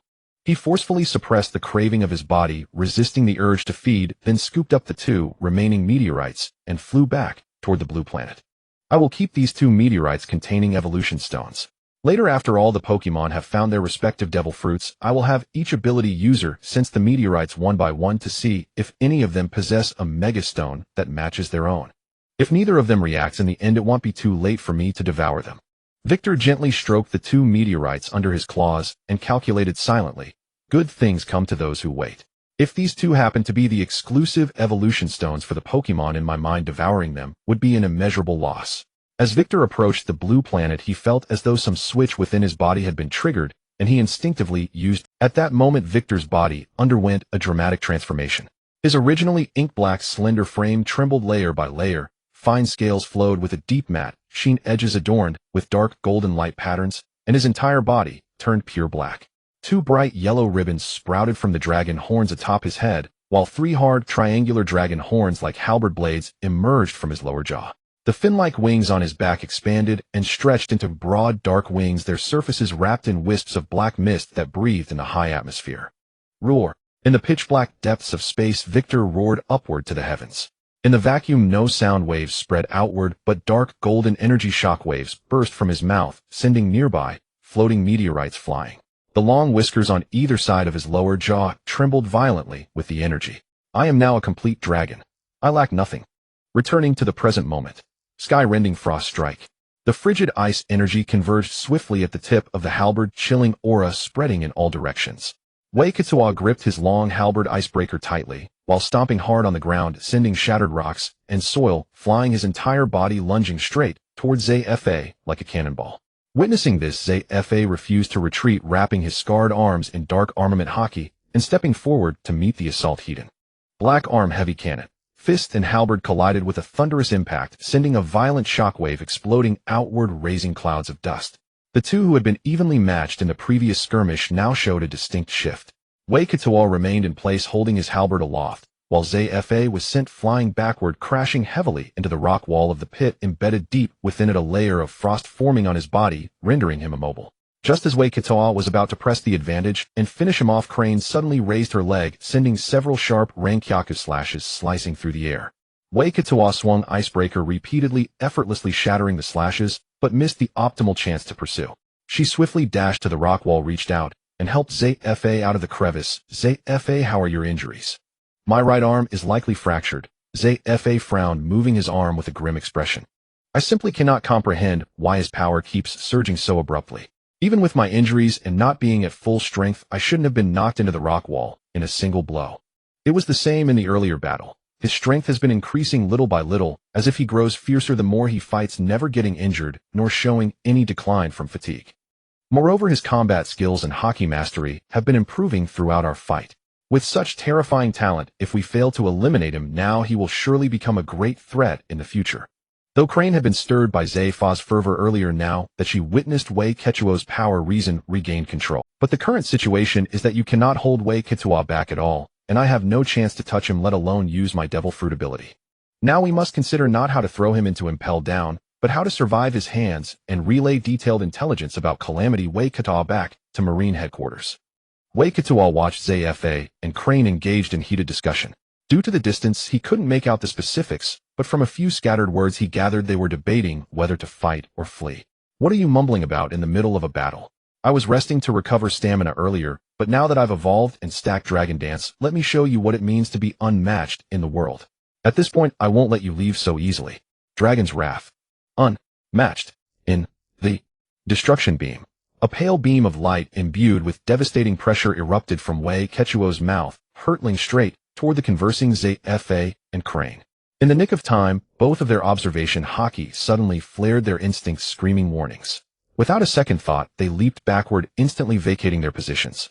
The moment they landed, the destructive beam tore through the ground, where they had stood, boring deep into the rock wall behind. A thunderous roar shook the valley, exploding into billowing dust and debris. As the dust slowly settled, the two turned to look back and saw a massive crater where their feet had been. On the rock wall behind, the marks left by Zafa's impact were gone, replaced by a deep pitch-black hole of unknown depth. Seeing this, Rayquaza clicked his tongue in annoyance, then complained, "Observation hockey is such a cheat. the chance of a successful ambush is almost zero. But I didn't expect the destruction beam in hybrid form to be so weak. In full beast form, it once blew an entire warship to smithereens. The hybrid form's destruction beam only blasted a deep hole in the rock wall, with no further effect. Seeing Zafa unharmed, Crane breathed a sigh of relief, fearing his injuries might have hindered his evasion of the retreat. With that, Crane's figure flickered across the rock wall and vanished from the pit in an instant. Without hesitation, Zafa followed suit, his silhouette flashing away as well. Rayquaza also leaped out of the pit, pursuing the fleeing duo. Rayquaza barrage. A flurry of slashes flew from Zafa's feet, cleaving through surrounding trees to block Rayquaza's advance. Gazing at the giant logs strewn across the path, Rayquaza curled his lips in mockery. How do you think these things can stop me? With that, he vaulted into the air, his body suddenly expanding and elongating, transforming into a pitch-black dragon hundreds of meters long that coiled in the sky. The instant the black dragon appeared, dark clouds churned and gathered overhead, gale winds howled across the wilderness, and silver-blue lightning flickered continuously within the thick clouds. Thunderfall. Storm. At Rayquaza's command, massive bolts of lightning tore through the clouds and struck the ground, while violent winds whipped up several small tornadoes, rampaging in all directions. With a deafening crack, an ancient tree before Crane was precisely struck by lightning, its trunk shattering and crashing down with broken branches straight toward her. Crane stopped abruptly, swiftly dodging the falling tree, and took cover with Zafa behind the fallen trunk, looking up at the rampaging black dragon above. Fortunately, the deserted island was uninhabited, with dense towering trees and thick foliage that temporarily blocked Rayquaza's view from above, granting them a brief respite. Yet their predicament remained dire. If they dared to emerge or approach the warship engaged with Rayquaza's subordinates, a relentless barrage of long-range attacks would rain down, leaving no room for escape. Crane gave a self-deprecating smile to Zafa. It seems we can't escape. I forgot why we needed 3 vice admirals to corner Rayquaza in the first place. This operation has completely failed. We're all going to die here. Then, struck by a sudden thought, she quickly pulled out a den mushy and dialed Marine headquarters. Bruh. Crane glanced up at Rayquaza, still wreaking havoc above, then looked down at the still unanswered den mushy, her voice frantic. Answer already. What is Marshal Kong doing? Finally, in her anxious waiting, the den mushy produced the voice she most longed to hear. Kacha. Moshi, this is Kong. Marshal Kong, this is he. I have an urgent report. Little he you. Before Kong's words could finish, his hurried, yet steady voice continued without a single pause. We severely underestimated Victor's strength. This encirclement operation has completely failed. Vice Admiral Lucas has fallen heroically. A sudden thunderbolt struck not far from the two. The lightning split the dim sky, illuminating his face, though dirty, still bearing an air of heroic spirit. His expression remained unchanged, calmly facing the defeat, and continued to report intelligence with composure. Victor can control fire, ice, wind, thunder, and rock. These are only the abilities he has revealed. He likely has undisclosed hidden tricks that we cannot investigate. Furthermore, he possesses a troublesome ability to grow stronger as the battle progresses. His combat power continues to surge with time. As for whether there is an upper limit, it is unknown, but I believe there is. The booming sounds of explosions and howling winds came through the den mushy, their thunderous roars pounding against the eardrums, ceaselessly assaulting the Marine headquarters marshal's office. In the office, Kong clenched his fists tightly, his knuckles turning white, the fury in his chest already surging. He was enraged to the core, wanting to smash the desk with a single punch, but he forcibly suppressed all violent emotions. He knew this was not the time to lose his temper. Every piece of intelligence was crucial. He could only suppress his anger and patiently listen till he finished speaking. At the beginning of the battle, purely in terms of strength, Victor was no match for Zifa. But as time passed, his powers surged rapidly, soon catching up and even surpassing Zifa. Moreover, Victor possesses a transformation ability. After transforming, his strength skyrockets. As for the increase in his speed and defense, we were unable to collect complete intelligence and cannot determine it for now. I speculate that this abnormally powerful combat enhancement may not be his own talent. It is likely boosted by external aids such as secret elixirs. Or using this ability likely comes with enormous side effects, preventing him from using it lightly. He reported all battlefield intelligence without reservation. Facing a devastating defeat, the loss of comrades, and even the possibility of losing her own life, he remained unchanged, facing it calmly. After reporting everything she knew, he turned to look at Zifa beside her, signaling if he had anything to add. Zifa extended his scarred right hand and took the den mushy from he. Marshal Kong, this is Zifa. At that moment, the den mushy in Zifa's hand with its anthropomorphic face clearly reflected Kong's twisted and tense expression. In the Marine headquarters marshal's office, Kong was at the brink of rage, yet he still forcibly restrained himself. Zifa's tone remained calm, but to Kong's ears it was unbearably harsh and heartbreaking. I will add 2 key points to his report. First, Victor can actively strip away his own rationality and dull his sense of. After entering this state, he becomes completely fearless of pain, launching a frenzied assault without regard for anything. His fighting style becomes reckless, doubling the danger. Second, Victor's combat talent is terrifying. At the very beginning of the battle, his armament hockey and physical techniques were very immature, completely unable to contend with me. But he can rapidly absorb combat experience in actual battle and grow quickly. In just a single battle, his hockey application and physical techniques have made substantial progress. Just as Zifa was about to warn Kong to be more cautious of Victor's aerial combat ability, a scorching pillar of fire descended straight from the sky. Although Zifa successfully dodged the attack, the Den Den mushi in his hand was not so fortunate. It turned into a handful of charcoal in the flames. At that moment, Kong at Marine headquarters, seeing the Den Den mushi in his hand with its head drooping, could no longer suppress his fury. He slammed his clenched right fist heavily onto the desk. Bang! Kong's desk ultimately did not escape this calamity. It broke apart at the spot where his fist landed. The loud noise from the marshal's office also attracted the attention of the Marine stationed at the door. The Marine quickly pushed open the door and rushed in, saying urgently, "Marshal, are you all right?" Hearing the door burst open, Kong abruptly raised his head, his bloodshot eyes fixed on the Marine who had rushed in. Kong roared, "Go and call Zhangguo." Seeing this, the Marine did not hesitate for a moment and hurriedly ran toward Zhang. After his anger completely subsided, Kong suddenly remembered that he had previously sent Ka Pu, who was in the nearby waters, to rescue the soldiers on the damaged warship. So Kong immediately picked up the Den Den mushi on the table and dialed Ka Pu's contact line. Brew, brew, brew, brew. The Den Den mushi rang continuously, but no one answered. As the brew sound persisted, Kong's breathing grew heavier. Just as Kong was about to crush the Den Den mushi in his hand, Ka Pu's annoying voice finally came through the phone. "Brother Kong, what's the matter?" "It's tea time, I'm eating donuts. Do you want one?" Kong, on the verge of rage, heard Ka Pu's frivolous voice and instantly roared, "Where are you now?" Hearing Kong's roar, Ka Pu moved the Den Den mushi away from his mouth, then tossed the remaining donuts into his mouth. "I've arrived in the nearby waters where little he and the others are. I estimate it will take about half a day to reach them. You must immediately go to support Zifa and the others." Hearing this, Ka Pu's originally playful expression instantly turned serious. Did something happen to little he and the others? Kong briefly informed Ka Pu of Zifa and his situation. Ka Pu said solemnly, "I'll head over now." After hanging up the Den Den mushi, Ka Pu confirmed the direction and then vanished swiftly from the deck of his dog-headed warship using moonwalk. Soon after Kong hung up, Zhangguo pushed open the door of the marshal's office and walked straight in. "Brother Kong." Flying in the air, Victor had lost track of Zifa and the two again. He helplessly complained, "These two are really like monkeys. Where did they escape to? It seems I need to improve my observation hockey. As for armament hockey, after this battle with Zifa, I've already touched the edge of a breakthrough. My observation hockey can only support direct combat. For large-scale enemy, search it falls short." With that thought, Victor abandoned the plan to continue searching for the two. "Fine, since you two insist on hiding and refusing to show yourselves, I'll let you off for now. I'll turn around and deal with that troublesome warship. Once I capture the warship and take control of all the Marines on board, I'm sure you'll be forced to show yourselves." With a series of gunshots, Byrne watched as Dylan, standing beside him, continuously pulled the trigger, picking off the junior officers who were directing the naval forces. Witnessing this, Byrne asked in surprise, "Why are you so motivated now? Just a moment ago you were stirring the pot." Hearing this, Dylan did not reply, but instead became even more fervent in his targeting. Byrne, seeing this, decided not to press further, as an enemy field officer was charging straight at them, and he needed to stop the man from getting close to Dylan. After all, protecting the shooter and the support specialist was key to winning the team battle. Not long after Byrne left Dylan's side, a tall, slender figure slowly approached Dylan. The moment Victor spoke, Dylan immediately lowered his rifle and turned to Victor with a sycophantic expression. "Captain Victor, I'm Dylan, a friend of Byrne's. With Byrne earlier, but time was tight, and I didn't get a chance to ask.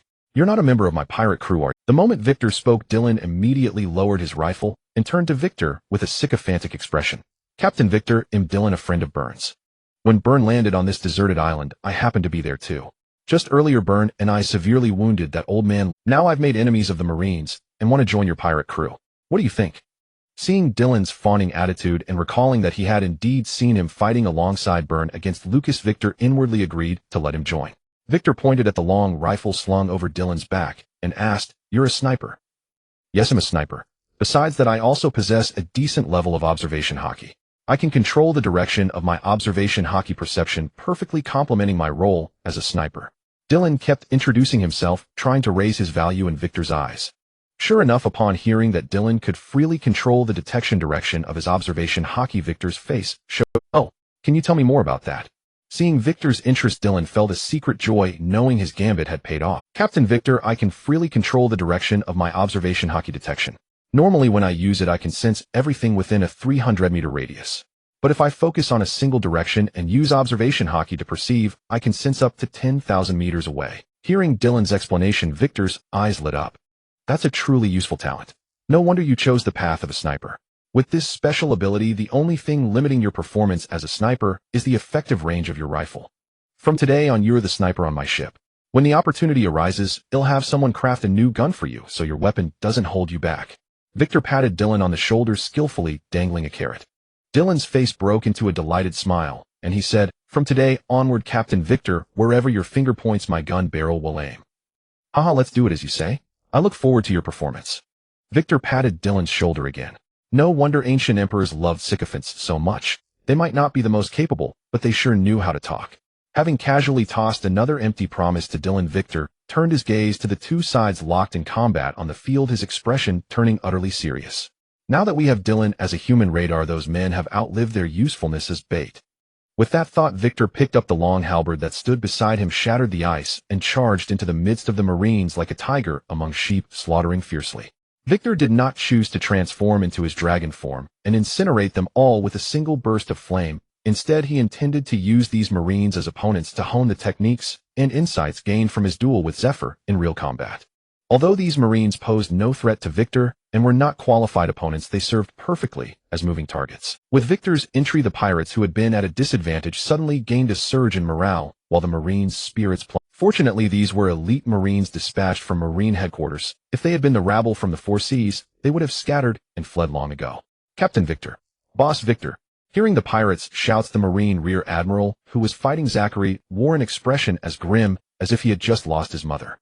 Using Zachary's attack, the Rear Admiral seized the opportunity to retreat, then looked at the figure wreaking havoc among the crowd. Matching that figure with the one in his mind upon confirming it was indeed the same person, despair flooded the Rear Admiral. "Why is Victor the calamity here? Have Vice Admirals Lucas, Zephyr, and Tsuru all been defeated?" In the moment of his distraction, Zachary naturally would not let such a golden opportunity slip. Fishman Karate 4000 megawatt Saiken. Zachary's webbed fist struck the Rear Admiral's back. Without agony surged through his entire body, a sweet taste filled his throat, and blood gushed out as he uncontrollably pitched forward. With a dull thud, he slammed heavily onto the ground, sending dust flying. Zachary bent down, grabbed the man by the collar, yanked him up, and walked at a leisurely pace toward Byrne and Dylan. As for the field officer who had been fighting Byrne earlier, he had already met his end under Victor's halberd the moment Victor entered the front. Zachary dropped the Rear Admiral, who was now as limp as a dead dog, onto the ground, and asked Byrne, "Why is Captain Victor here? Did Zephyr and Tsuru also die at his hands?" Byrne shook his head gently. "I don't know." But then he continued, "But I don't think Zephyr and the others would die so easily at Captain Victor's hands. After all, they are two of the Marines' current rising stars. Even Old Man Lucas was only killed by Captain Victor after he was already injured." Byrne looked at Zachary and asked, "Was Zephyr injured at the time?" Zachary shook his head lightly, showing no sign of embarrassment, and admitted frankly, "In our fight, he barely took any damage. All I could do was momentarily hold him back." Byrne was not surprised, but instead he gained a greater respect for Zachary's strength. Byrne knew well that he and Dylan had only managed to injure Lucas through a sneak attack, and even then they had only hurt one of his arms, preventing him from taking flight. But once Lucas regained his senses, he chased them like dogs, forcing them to run everywhere. If Victor hadn't arrived in time, they would probably be lining up at the gates of the underworld by now. And Zachary had held off Zephyr for so long, suffering nothing more than a few bruises, which showed that his strength was far. Victor approached the trio of Byrne, dragging the blood-dripping icebreaker behind him. Seeing Victor drenched in blood, Dylan involuntarily took a step back. Seeing this, Victor chuckled and teased, "I'm not here to chop you down, so why are you shrinking back?" Dylan smiled awkwardly, then quickly covered up. "It's just that I'm intimidated by Captain Victor's aura." My body reacted instinctively. Victor waved his hand. "Enough, stop your nonsense. Come with me for a walk. Byrne, you two tidy up the spoils and wait for me to leave together." Victor instructed Byrne and the other. "You two go capture those Marines who have lost the will to fight, and collect the spoils while you're at it." After walking a certain distance, Dylan, who was following behind Victor, carefully asked, Captain Victor, is there something you need me? Victor pointed toward the depths of the island. Find me the locations of Zifa and he. No problem, that's my specialty. Just watch. Dylan stood at attention, and the fawning, ingratiating expression on his face turned serious. Dylan's observation haki extended outward like a tide, allowing his perception to spread to the farthest boundary. After grasping all the information in that direction, he steadily rotated his body, meticulously checking each azimuth. In less than a minute he had explored the entire 10,000 meter radius. Dylan looked at Victor and slowly shook his head. No, there are no traces of Zifa, and the other within 10,000 meters. Victor nodded calmly. He hadn't expected to find Zifa's trail on the first try. All right then, we'll head to the next location. Victor lifted Dylan, and a fierce wind rose beneath their feet, carrying them both into the air. After consuming those meteorites, Victor had inexplicably greatly enhanced his control over the various elements. Not long ago, he could barely manage to lift Freya into the air with wind. But now carrying Dylan into the sky was as easy as breathing. With Dylan's help, Victor located the cave where Zifa and the other were hiding in less than half an hour. Captain Victor, there are two not weak auras in that cave over there, though one of them feels exceptionally feeble. Victor nodded slightly. MMIC. His figure descended slowly to the ground, and he said to Dylan beside him, "Go find Burn and the others. It's too dangerous for you to stay here." Hearing this, Dylan felt as if he had received a pardon. After excusing himself to Victor, he quickly ran toward the island. Once Dylan's figure had disappeared into the distance, Victor transformed back into Lycomeswa, energy constantly converging in his mouth, clearly preparing to unleash a devastating attack on Zifa and the other. Damn it, I'm attacking from over 10,000 meters away. There's no way you can dodge this. Just as Victor was about to unleash the hyper beam from his mouth, his observation haki screamed a frantic warning, as if some danger was imminent. Though Victor had no idea who on this island could pose such a threat, he was well versed in the art of survival and immediately abandoned his attack plan. He rapidly ascended, trying to evade the dangers sensed by his observation haki. Victor's form soared upward, climbing swiftly into the high sky. At the same time, the corner of his eye caught a tiny black, tearing through the air from the left horizon, hurtling toward him at terrifying speed. Victor's mind raced, calculating the distance and speed between them. Given his current flight posture and massive body, there was no room to completely evade. If it were merely a physical collision, his physique could withstand it. But crimson-black lightning surged around the black dot, crackling with a formidable, intimidating aura. Victor knew all too well the origin of this power. It was the pinnacle of Conqueror's haki infusion. He had no intention of taking that hit with his own body. Remember how Luffy was knocked unconscious by Kaido's club? With no way to avoid it, Victor did not hesitate to unleash his ultimate life-saving technique. A shimmering pale green energy rippled like water, instantly forming a dense protective film that enveloped his entire body, shielding him securely. The moment the barrier formed, a thunderous roar shook the skies, and a fist wreathed in raging crimson-black lightning. A galaxy impact. A deafening explosion erupted in midair, sending powerful shockwaves surging in all directions. The savage Conqueror's haki tore through the air, thick crimson-black lightning bolts crisscrossing and rampaging across the sky, causing the entire airspace to tremble. Sensing the enormous commotion outside Zifa, and he hurried out of the cave to investigate. At that moment, Victor's roar, accompanied by the fierce Conqueror's haki, exploded in midair. "Carp will fuck your grandpa. Who the hell uses a finisher right off the bat?" Seeing Victor alive and kicking, Carp frowned deeply, his eyes fixed on the slowly dissipating pale green light screen. If Carp knew about the power of Protect, he would definitely remark, "No matter how strong the offense, it's no match for a gimmick." What kind of ability is this? A Paramecia barrier fruit. It's clearly a Zoan, yet it has so many bizarre abilities. What a lucky brat. Seeing that Carp ignored him, Victor continued his verbal barrage. Carp merely picked his ear, utterly unfazed by Victor's foul mouth. "Where's Zifa and Little Heath?" Hearing Carp's question, Victor, who was in the middle of his passionate tirade, paused briefly, then came to his senses and exclaimed in shock. "Holy shit, you mobilized 4 high-end combatants just to deal with me. I'm just a rookie, not rocks. Are you people serious?" He ascended into the air using Moonwalk and shouted loudly to Carp, "Carp, over here."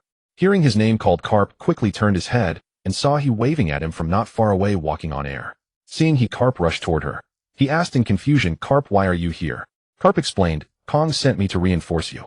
By the way, where's Zifa?" "Zifa is down below. He suffered serious injuries in the earlier fight with Victor. Also Vice Admiral Lucas." Victor overheard his words from a distance, and his huge dragon eyes narrowed slightly. Victor had already prepared for the worst, ready to make a swift escape at any moment. Hearing that Zifa was safe, Garp breathed a sigh of relief. "Oh, it's fine as long as Zifa is okay." Then Garp picked his nose and said nonchalantly, That greedy and lecherous old man can die for all I care. He was a scourge even when alive. Garp, how can you say that? Vice Admiral Lucas dedicated his life to the Marines and died a hero in battle. Though Tsuru spoke thus, the expression on her face was as indifferent as Garp's, clearly just going through the motions, feeling nothing for this disgrace to the Marines. Victor shouted at the two conversing. Hey, you two, what are you chatting about? If you're going to fight, just start.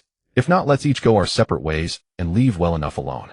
Garp looked at Tsuru and asked, if the three of us join forces, can we take him down? Tsuru pondered for a moment, then slowly, we can defeat him, but if he's determined to flee, the three of us simply cannot stop him. So Garp said carelessly, since we can't keep him, why fight? Let's just call it off. My mission was to get you and Zifo out, and I've accomplished that.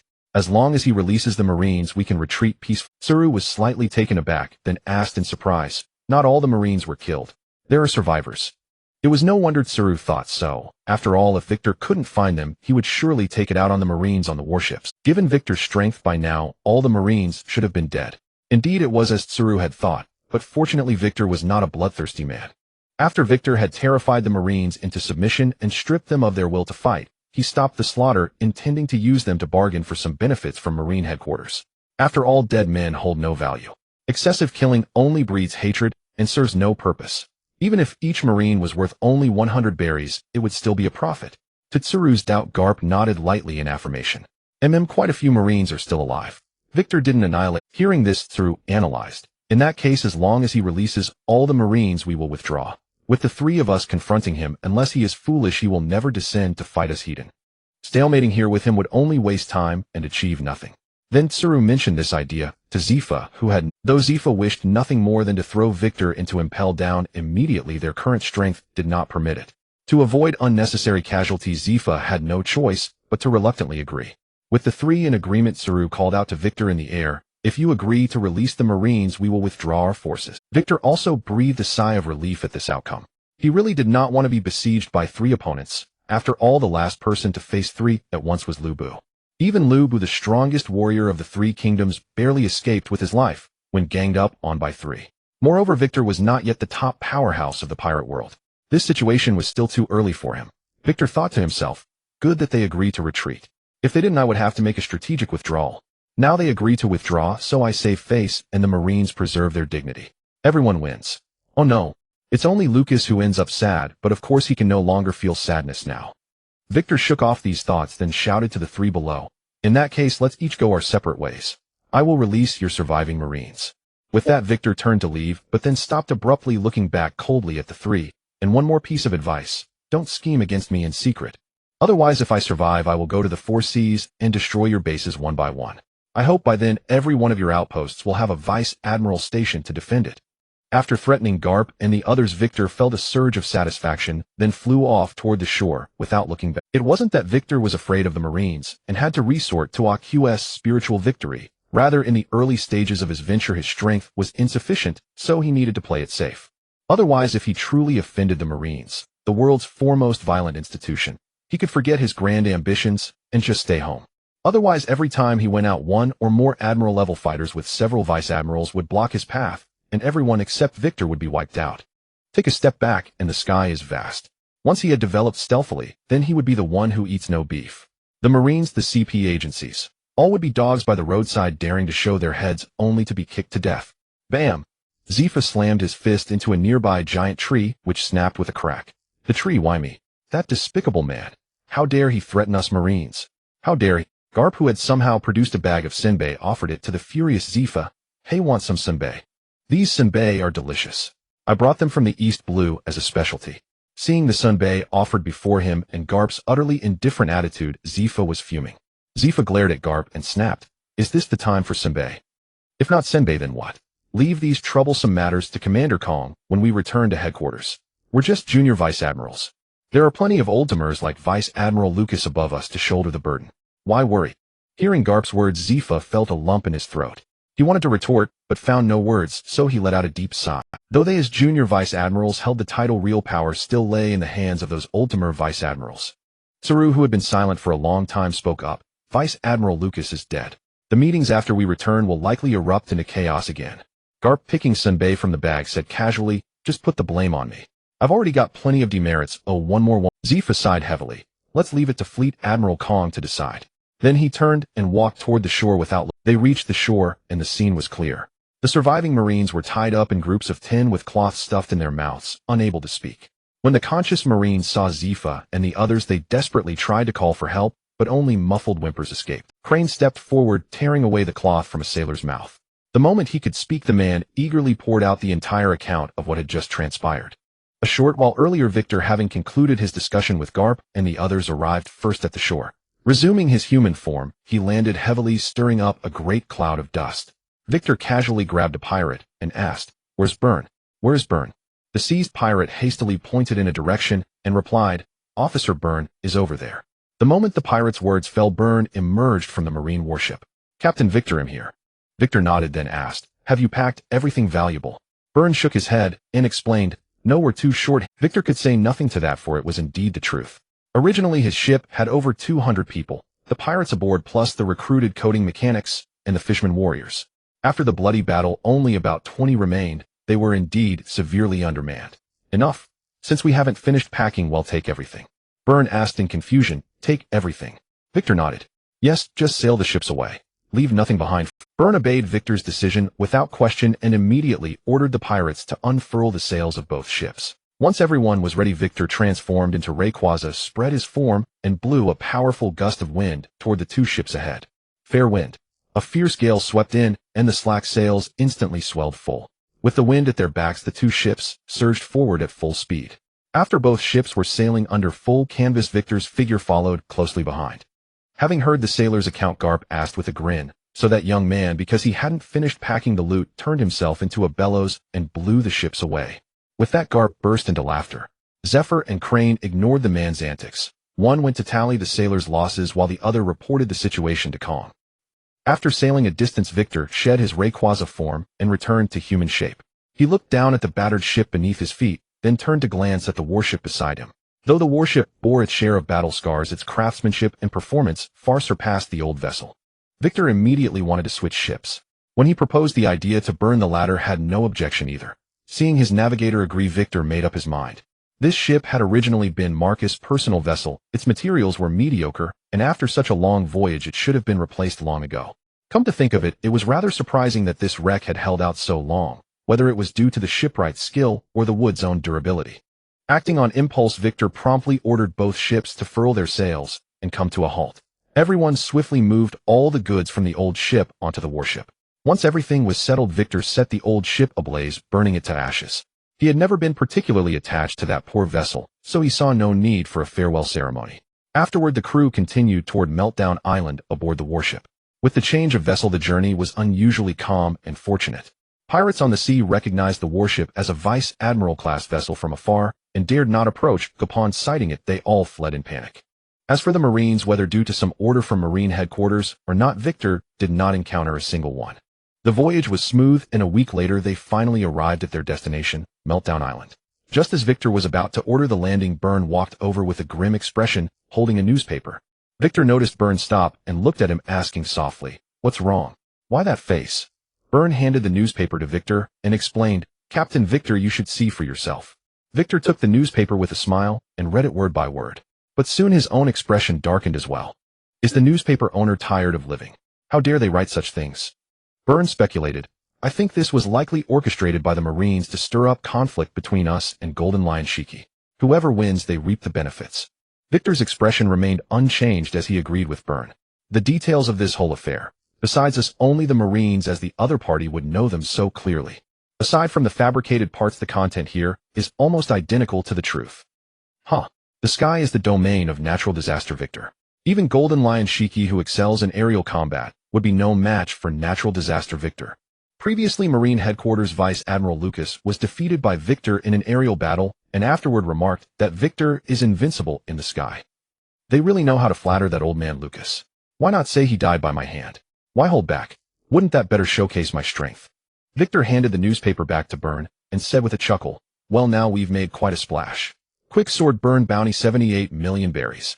Whale Shark Zachary bounty 180 million berries. Gunshot Dylan bounty 67 million berries. And finally me, an officer of the Rocks Pirates Natural Disaster Victor with a bounty of 540 million. Byrne's tone carried concern, but isn't this too high profile? It doesn't align with our plan to gather strength quietly and bide our time. There's a way to play low-key and a way to play high-profile. Besides, anyone with eyes can see this as a setup to build me up only to tear me down. When we get back, we'll show some weakness appropriately and try to avoid direct conflict.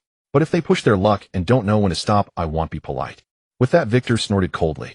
One thing in this newspaper is true, I am invincible in the sky. Even Shiki couldn't defeat me in the air in my current state. Seeing Victor's overwhelming aura, Burns' lips curled slightly, but he said with a wry smile, You're such a carefree captain. You leave everything to me, your vice captain. Haha, we each have our roles. Victor put an arm around Burns' shoulder and said with a laugh, Zachary is the combat commander. He trains the pirates and handles external battles. Dylan is our chief sniper. He trains the cannons and the gunners. You are our vice captain and navigator. You're in charge of purchasing supplies, mediating conflicts, commanding the voyage, and... Stop. Burn interrupted Victor, looking at him with an exasperated expression. Then, my captain, what exactly is your role? Victor replied with utter nonchalance. You said it yourself. I'm the captain. Of course, I'm supposed to direct you all in your work. Just as predicted by Bo, in the moment this newspaper was released, it stirred up quite a commotion across the entire sea. Shurji, boss, you must see this. A subordinate under Shurji's command rushed over with the newspaper, his expression exceedingly urgent. Seeing his subordinate's flustered appearance, Shurji let out his signature arrogant laugh. Ja ha ha ha. Judging by how anxious you look, could it be that the newspaper has published some earth-shattering news? With that, he snatched the newspaper directly and lowered his head to read it. But before long, the smile on his face gradually froze and finally vanished completely. He snorted coldly and casually tossed the newspaper aside. The Marines are still the same. Their tactics of sowing discord remain just as crude as ever. However, that brat Victor has indeed been too ostentatious lately. When he returns, I'll have to show him just how brutal the new world truly is. The same scene played out among all the high-ranking officers of the Rocks Pirates. Everyone could see that the Marines were deliberately stirring up trouble and inciting internal conflict. But even knowing this, they could not help but feel a trace of resentment in their hearts. Victor was a brat with little seniority, and recently he had been far too high-profile and arrogant. In just over half a year, his bounty had skyrocketed to 540 million berries. It was worth noting that most of their bounties hovered around 500 million berries, with only Whitebeard and Shurji having bounties significantly higher than theirs. This was the Marines' open scheme. Any discerning person could see that this was a trap, a ploy to sow discord, yet no one could calmly accept that a rookie who had just emerged had been elevated to the same level as these veteran pirate powerhouses, even overshadowing them slightly. The high-ranking officers in the midst of it understood the gap in strength and seniority between themselves and Victor, but the lower-ranking pirates and ordinary civilians had no idea of the inside story. For these ordinary people confined to their small islands where they might never leave for a lifetime, the newspaper was their primary, and often only, channel for understanding the outside world. Whatever the newspaper wrote, they believed. The Marines seized on this, using public opinion to quietly plant seeds of suspicion and dissatisfaction deep within the hearts of the Rock's top brass. Marine Headquarters. At Marine Headquarters, a full assembly of vice admirals and above was currently underway. Fleet Admiral Kong, presiding over the meeting, held his forehead in frustration. Seeing the heated arguments below, Kong could no longer tolerate it and slammed the table heavily. Bang! The clamor instantly ceased. Everyone quiet down. This is the Marine Headquarters conference room, not a noisy market. You are high-ranking Marine officers, not old men and women arguing red-faced over a few dozen berries. I called you here today to discuss how to deal with Victor, not to engage in pointless arguments. Upon seeing Kong's anger, the officers gradually quieted down, but they still glared resentfully at those they had been arguing. Once the room fell silent, Kong turned to an elderly man seated to his left. Hilton, as an admiral, share your thoughts. Hilton, thus addressed, slowly opened his eyes, his gaze sweeping across the assembly. In a calm tone, he said, I am advanced in years and will retire from the front lines in a few years. The road ahead will ultimately be walked by you young ones. With that, he closed his eyes again, clearly unwilling to involve himself in the current dispute. Kong seethed inwardly, but had to restrain himself, unwilling to lose his temper publicly. At present, Marine Headquarters was clearly divided into factions: the reformist faction, led by Kong, the centrist faction, led by Hilton, and the conservative faction, led by the third Admiral Tristan. With that, he closed his eyes again, clearly unwilling to involve himself in the current dispute. Kong seethed inwardly, but had to restrain himself, unwilling to. Among the vice admirals, those with sufficient strength lacked seniority, while those with adequate seniority lacked some strength. Thus, the position of the third admiral had remained vacant. As a result, fierce contention erupted within the Marines over the vacant admiral position. The discord within the world's premier violent organization was exactly what the world government wanted to see, so they refrained from intervening and even subtly encouraged it. Tristan, seated to Kong's right, straightened up. Since Admiral Hilton is unwilling to speak, allow me to break the ice. This Victor killed Vice Admiral Lucas. We cannot let this grievance go unavenged. I propose dispatching a fleet to pursue Victor. The moment Tristan finished speaking, all eyes turned to Kong seated at the head of the table. It was well known that Kong's recommendation was to take a low-key approach. By saying such a thing, Tristan was clearly provoking. Kong raised his head and gave Tristan a faint glance before speaking in a tone that betrayed no emotion. Of course, no problem. Then the task of pursuing Victor will be entrusted to Admiral Tristan. Tristan, however, had a countermeasure ready for Kong's rebuttal. I have no issue with that. Then let Admiral Hilton go to the Holy Land Mary Geos to stand guard while I will take charge of pursuing Victor. Hilton, who had remained aloof and indifferent, opened his old but shrewd eyes again upon hearing his name. I have no problem with that. Seeing Hilton's cooperation, a smile spread across Tristan's aged face. He then turned to Kong, who sat at the head, and continued, in that case, I will lead the operation to capture Victor, accompanied by Vice Admiral Kurika and Vice Admiral Babel. Upon hearing this, everyone understood that he was paving the way for Kurika to claim the vacant admiral position. Naturally, no problem. It just so happens that Vice Admiral Tsuru has gathered extensive intelligence on Victor. Let her present it to the Assembly so that Admiral Tristan can have a comprehensive understanding of this rising pirate star. After Kong finished speaking, Tsuru rose solemnly and began reporting all the intelligence on Victor to the Assembly. 10 minutes later, upon hearing Tsuru's report, the expressions of everyone present turned extremely grave. They all stared at Tsuru, their eyes filled with disbelief, questioning the authenticity of the intelligence. Meeting their doubtful gazes, Tsuru slowly nodded in confirmation. Zephyr can also vouch for me. All this intelligence is true. At her words, everyone turned in unison to look at Zephyr, who was wrapped in bandages like a mummy. If not for his signature purple hair, no one would have recognized that the man resembling a mummy was Zephyr. Every word is true. This is intelligence that Tsuru and I personally investigated and verified. There is not a shred of falsehood in it. Looking at Zephyr's battered appearance, the last of their doubts dissipated completely. Even if they found it hard to accept the intelligence before them, they had no choice but to believe it now. Kong stared at Tristan, whose face was ashen as if he had swallowed a fly. This is all the intelligence we have on Victor. I hope Admiral Tristan can crush him in one fell swoop. If he escapes, his vengeance will be a massive headache. Kong's words carried a hint of sarcasm, making Tristan's face even more humiliated. After hearing the detailed intelligence on Victor, Tristan had lost all confidence in capturing him.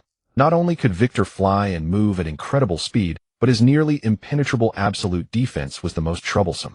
With these abilities, capturing him was simply impossible. To take down Victor, they would either need to deploy the vast majority of the Navy's top-tier forces, or someone capable of breaking through his defense in a single strike.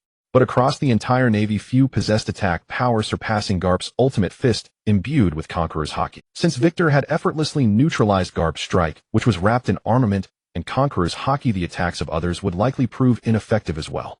Tristan's face darkened. He let out a cold snort, and spoke in a harsh tone. Since we've probed Victor's background, let's follow Marshal Kong's plan. If we insist on capturing Victor, we would have to mobilize at least half of the Navy's top combat power. But if we do that, there will be no one to rein in the pirates, causing chaos elsewhere. It's simply not worth it. After a moment of thought, Tristan reluctantly said, in accordance with Marshal Kong's strategy, let the situation unfold, and let the various pirates tear each other apart like dogs. The cost of capturing Victor is far too high. With that, Tristan also closed his eyes, clearly unwilling to speak further, ceding control of the meeting to Kong. Seeing their leader had made his stance clear, the conservatives ceased their objections and quietly listened to the arguments of the reformists. Whenever they encountered a point they agreed with, they would chime in with a few words of approval, creating a harmonious atmosphere in the conference room. The meeting proceeded smoothly, with the plan for handling Victor largely following Kong's initial proposal, only with minor adjustments. As for the calls to avenge Lucas, they had vanished without a trace. Those with the ability deemed it not worth the effort, and those who could act simply saw him as a scoundrel not worth their time. As soon as the warship neared the port, a wave of hot air hit them. Feeling the scorching air on the island, Victor sighed. No wonder Smelt Forge Island is the holy land of blacksmiths. With such a strong geographical advantage, it's impossible not to be. Burns, standing beside Victor, raised his hand to press on the sword at his waist, his gaze fixed on the entire island wrapped in heat. Sensing the blistering sulfurous air floating in the island's atmosphere, Burn pointed to 3 volcanoes in the distance that were faintly spewing white smoke and explained Smelt Forge Island is home to 3 active volcanoes with interconnected underground veins and abundant geothermal energy. The entire island rests on a bed of scorching rock. If you select an area with thick rock and dig a pit, the high-temperature geothermal heat from underground will pour in through the cracks, naturally forming a sealed, continuously heated chamber. A perfect natural smelting furnace. Byrne paused briefly, then added emphatically, ordinary furnaces struggle to maintain high temperatures, but here without adding fuel or kindling the power of the earth's veins ensures stable long-term operation. It's an ideal place for forging and refining metals. After hearing Byrne's explanation, a question arose in Victor's mind. Smelt Forge Island is so dangerous with 3 active volcanoes that could erupt at any time. These people are willing to risk their lives to settle here, just for the geothermal resources. They must be incredibly bold. No sooner had this thought crossed Victor's mind than he quickly came to understand. Just as Water 7 gets flooded every year, yet people still live there. There must be a reason why Smelt Forge Island has always been inhabited. The island's residents had surely developed a set of methods to deal with volcanic eruptions and avoid disasters. Victor dismissed these thoughts and turned to look at Zachary, who was standing on his other side. Are our fisherman brothers not adapting to this climate? If it's uncomfortable, they can stay away from here. Hearing Victor's caring words, Zachary's fierce face squeezed out a smile. It's just a bit uncomfortable. He'll relay Captain Victor's advice to them, but I imagine most of them won't accept it. Victor asked in confusion, if it's uncomfortable, why not just stay away? Why would they refuse? Could it be they want to experience the local customs? Zachary shrugged and said in a matter-of-fact tone, I'm definitely not leaving here. Even if I do leave ITLLB after I've had my fill of fun. We've finally set foot on a human island and can enjoy ourselves. I think they won't refuse either, even if it makes them physically. Although Victor found this incomprehensible, he still respected their choice. In that case, you all be careful. I don't want to come back to a row of dried fish when we return. Then Victor instructed Byrne, he'll go down first to look for that blacksmith and see if he's here. As for the ship's affairs and purchasing supplies, I'll leave it all to you. Before Byrne could refuse, Victor vanished instantly with the forging materials in hand. When his figure reappeared, he was already on the pier. Zachary struggled to suppress a laugh and patted the uneasy Dylan on the shoulder. I'm going to take my brothers down for a stroll. With great power comes great responsibility, brother. You'd better complete the task Captain Victor assigned you. Watching the two walk away, Byrne shook his head helplessly, then grabbed Dylan, who was about to go down. You're in charge of watching the ship here. They'll take some men to buy supplies. Without waiting for Dylan's response, Byrne led a few pirates straight off the ship, leaving Dylan alone on the deck. The scorching hot wind slammed into him, messing up his clothes and leaving him dazed. Dylan snapped back to reality, staring at Byrne's receding figure, grinding his teeth in anger. You bastard, Byrne, just you dare come back. When you do, I'll give you a booty spa with my pointed leather boots. After venting with a string of curses, Dylan turned around to see if any other unlucky soul had been left behind on the ship to keep him company. But after making a thorough circuit of the warship, he stood there dumbfounded. All the fishmen had been taken by Zachary, and the remaining pirates had been dragged off by Byrne to buy supplies. The entire massive warship now had only one lone commander, him. The wind blew across the empty deck. Dylan looked at the deserted ship and felt like the biggest fool of all. Waikichuo, who was the first to leave the warship, bypassed the craftsman recommended by Xiachi and instead headed to a tavern in the town. Boss, give me a glass of your specialty drink. The owner behind the counter, an elderly man in his 60s or 70s, slowly raised his head upon hearing Waikichuo's call, pushed up his reading glasses with his hand, and responded in a slightly hoarse voice, no problem. Then the old man tottered toward the storeroom behind him.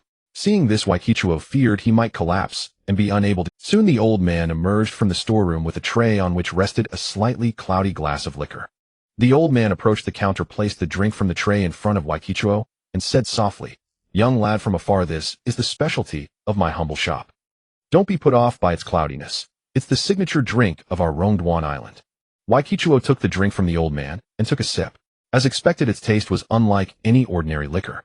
Though the drink didn't appear strong, its flavor was excellent. If this glass were placed in Xiachi's tavern, that heartless woman would likely sell it for an exorbitant price of 100 Bailey. Waikichuo set down his glass and praised the old man behind the counter. The taste is excellent, old sir. Glad you. Then the old man smiled and said to Waikichuo, Young man, tell me, what information are you looking to find from me?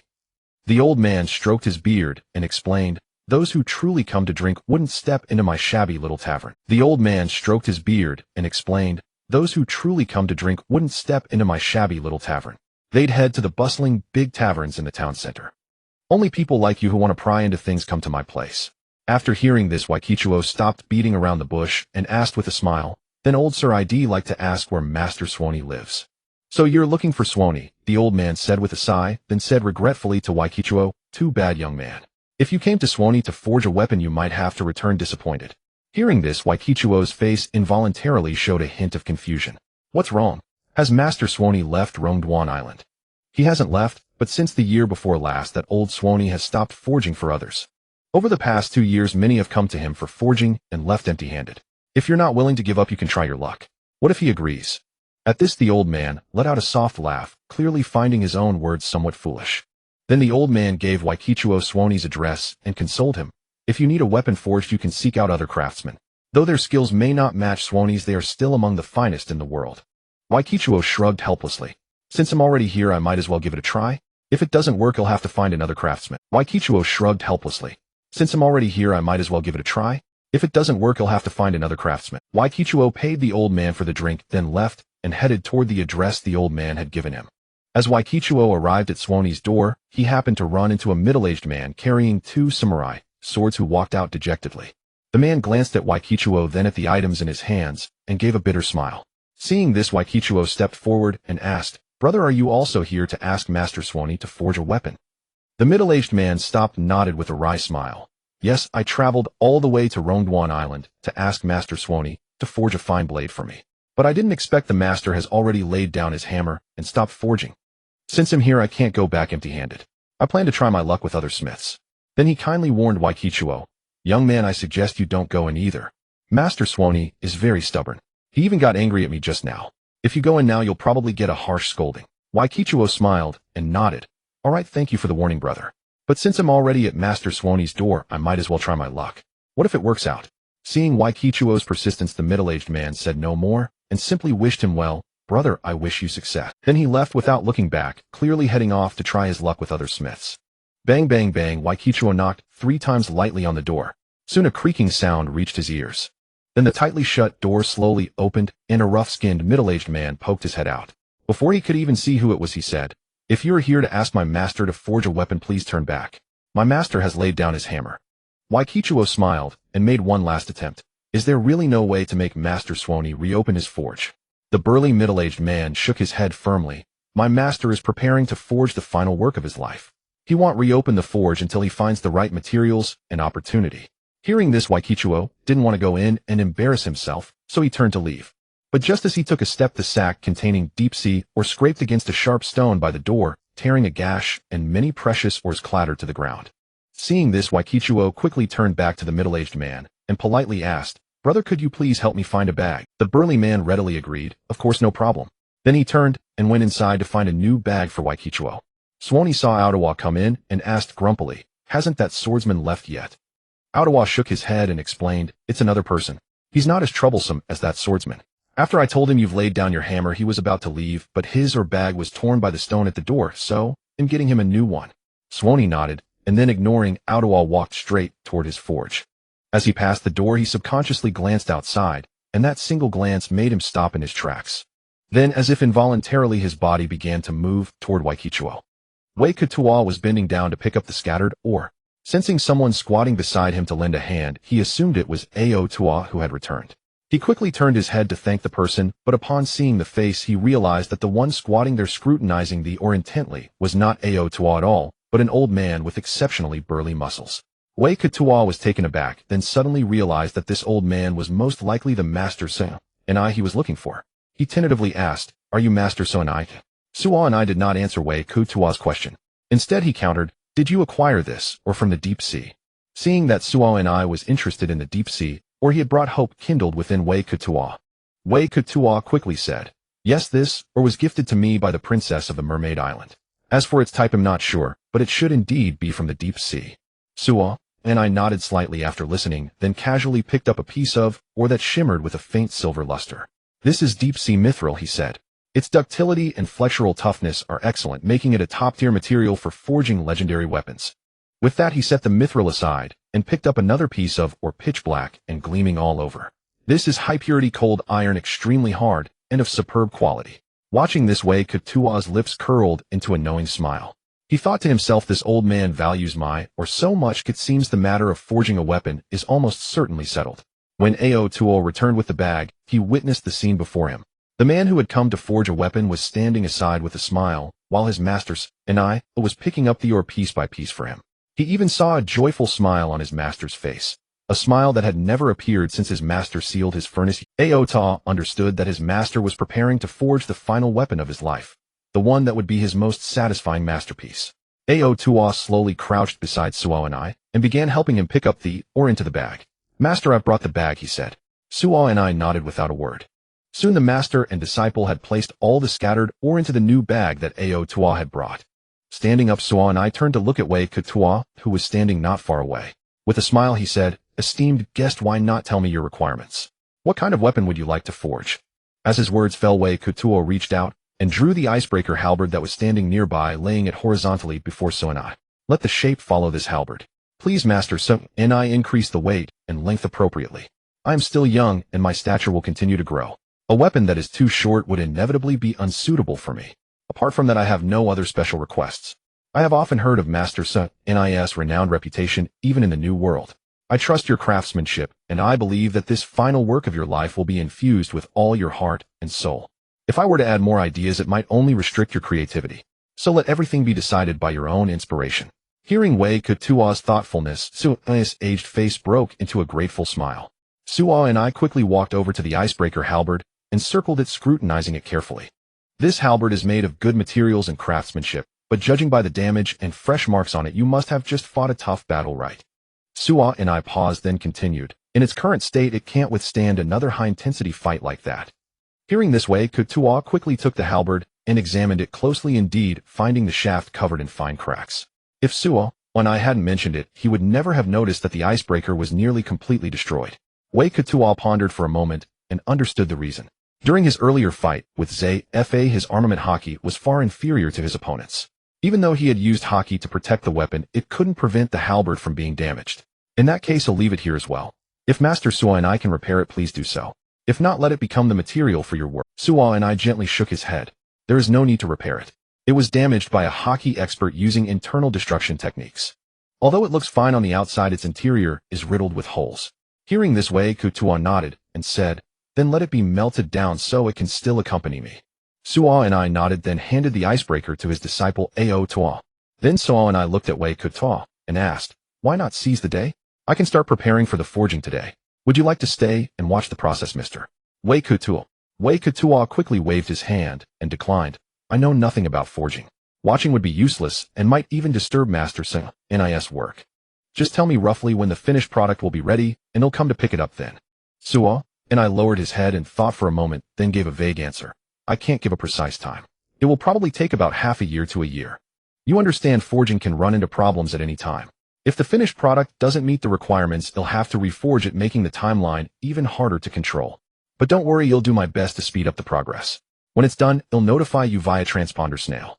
Learning that the forging would take half a year to a year, Wei Kutua was not too surprised. Before coming to Soan's place, he had specifically inquired about the timeline from an old man at the tavern. Although the old man was not a blacksmith, he had lived on the island for many years and through constant exposure had a fairly accurate estimate of forging time. When Wei Kutua asked him, the old man said that forging a good weapon would take about a year. Of course, if it were just an ordinary weapon, it wouldn't take nearly that long. The one-year timeline referred specifically to this kind of finely crafted special weapon. "No problem, Master Suo. Just let me know when it's ready. But how much do you charge for the forging?" Regarding the forging fee, Suo waved his hand. "No need. You've brought so many rare ores this time. If I can truly forge a peerless divine weapon, it will fulfill my dream. This is a mutually beneficial arrangement, so no payment is necessary." Wei Kutua could not prevail over the stubborn old man Suo, so the matter of payment was dropped. Afterwards, Wei Kutua chatted casually with Suo for a few more moments. However, he noticed that Suo was often distracted and absent-minded. Wei Kutua realized that Suo's mind had probably already flown to the forge, so he tactfully stood up and took his leave. After leaving Suo's place, Wei Kutua casually strolled around Rongduan Island, sampling some local specialties, but soon found it uninteresting. The island was mostly filled with blacksmiths who came from all over, attracted by its reputation. As far as the eye could see, there were almost only physically robust men. There were no decent places for sightseeing or special recreational activities. Moreover, the weather was exceptionally hot, making Wei Kutua quite uncomfortable. So after a quick stroll, he returned early to the warship. When Wei Kutua returned to the warship, he found that everyone had already come back. Even the fishermen who had loudly declared they would savor the taste of land, even if it meant turning into dried fish, were all present. When Wei Kutua returned to the warship, he found that everyone had already come back. Even the fishermen who had loudly declared. After hearing this, the corner of Bo N's mouth twitched imperceptibly. Then he explained helplessly there is nothing else to do on this island besides muscular men. Even the service staff in the pleasure district on the island are those muscular, burly women, which makes it hard for the brothers to get interested. Wei Kutuo looked at Jia Kali, who nodded in agreement upon meeting his gaze. Seeing this, Wei Kutuo gave the order. In that case, let's set sail again. Just as Wei Kutuo gave the order to set sail, Bo-en stepped forward and refused. No, Captain Wei Kutuo, we still have one person who hasn't returned.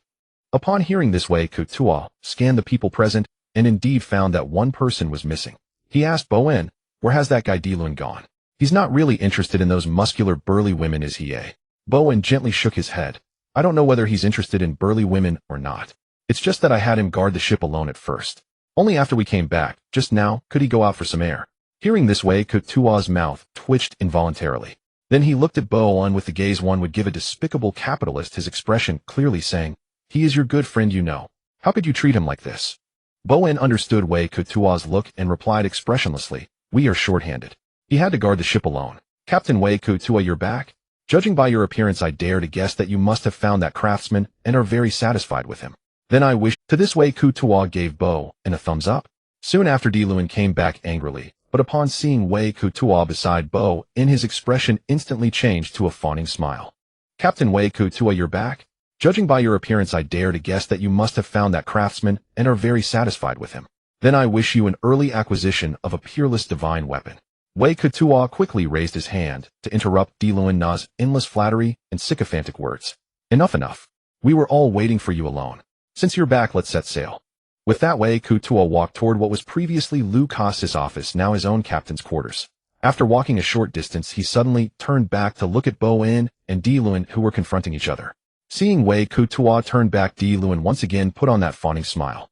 By the way, Diluan, Bo-en's behavior this time was really too much. You two settle your grievances and grudges, and after that have Bo-en come to my captain's quarters. After saying this, Wei Kutuo left the deck without looking back and headed to his captain's quarters. Hearing Wei Kutuo's words, Diluan immediately showed a wicked grin and put on an arrogant posture. Bo-en, did you hear that? Captain Wei Kutuo has authorized me to teach you a lesson. Hurry up and bend over obediently so my pointed boots can give it a good kiss. The moment Diluan finished speaking, he only felt a blur before his eyes, then his body went limp and he fell flat on his back. At this moment, Bo-en's slow voice came from a distance. Before making a move, consider the distance between us. You're a sniper. How dare you provoke me face to face? At this moment, Bo-en's slow voice came from a distance. Before making a move, consider the distance between us. Bo-en gently knocked on the door of Captain Wei Kutuo's quarters. Only after receiving Wei Kutuo's permission did he push the door open and enter. Captain Wei Kutuo. Wei Kutuo pointed to the empty chair in front of the desk and said to Bo-en, sit. After Bo-en sat down, Wei Kutuo finally spoke about the purpose of calling him over. Captain Wei Kutuo. Wei Kutuo pointed to the empty chair in front of the desk and said to Bo-en, sit. After Bo-en sat, Bo-en straightened up and said seriously, I'm all ears. Wei Kutuo placed his hands on the table, looking directly into Bo-en's eyes. The first is to return directly to the new world. The second is to train properly. Our time is running out. After fighting against mid to high-level marine combatants like Lu Kasi and Zay Fa, I think you have also recognized your own capabilities. So we won't return directly to the new world. We'll find an excellent training ground to cultivate thoroughly, and then return to the new world with a brand new attitude. After hearing Wei Kutuo's words, Bo-en looked at him and said calmly, Captain, you've actually made up your mind, haven't you? In that case, as crew members, we will unconditionally support any decision you make. Why go through the trouble of specifically... Hearing this, a smile appeared on Wei Kutuo's face. It was good that the officers he had chosen had ambition. Isn't that to appear a bit more democratic? It's not something mandatory. Seeing Wei Kutuo laughing it off, Bo-en didn't press further, but instead asked, Captain Wei Kutuo, can you tell me why you are in such a hurry? You are so eager to improve your strength and your influence, as if you know that something major is about to happen in the future. With the Luokisi pirates as a mountain suppressing the entire new world, if you want to become independent, it would take at least decades of development. Why are you in such a hurry? Hearing Bo-en's question, Wei Kutuo's expression froze slightly. He hadn't expected that the other party could deduce so many inside details from just a few fragmented words and actions, and every point was almost exactly right. Wei Kutuo had no choice but to continue laughing it off, brushing it off with a smile. I'm just making some preparations in advance. When it comes to strength, there's no harm in improving a bit more. What if one day the Luokisi pirates disintegrate due to some upheaval? The entire new world will likely fall into chaos immediately. By then only with sufficient strength can one stand firm in these waters. If one's ability is insufficient in the end, they will have to wander like homeless vagrants struggling to survive.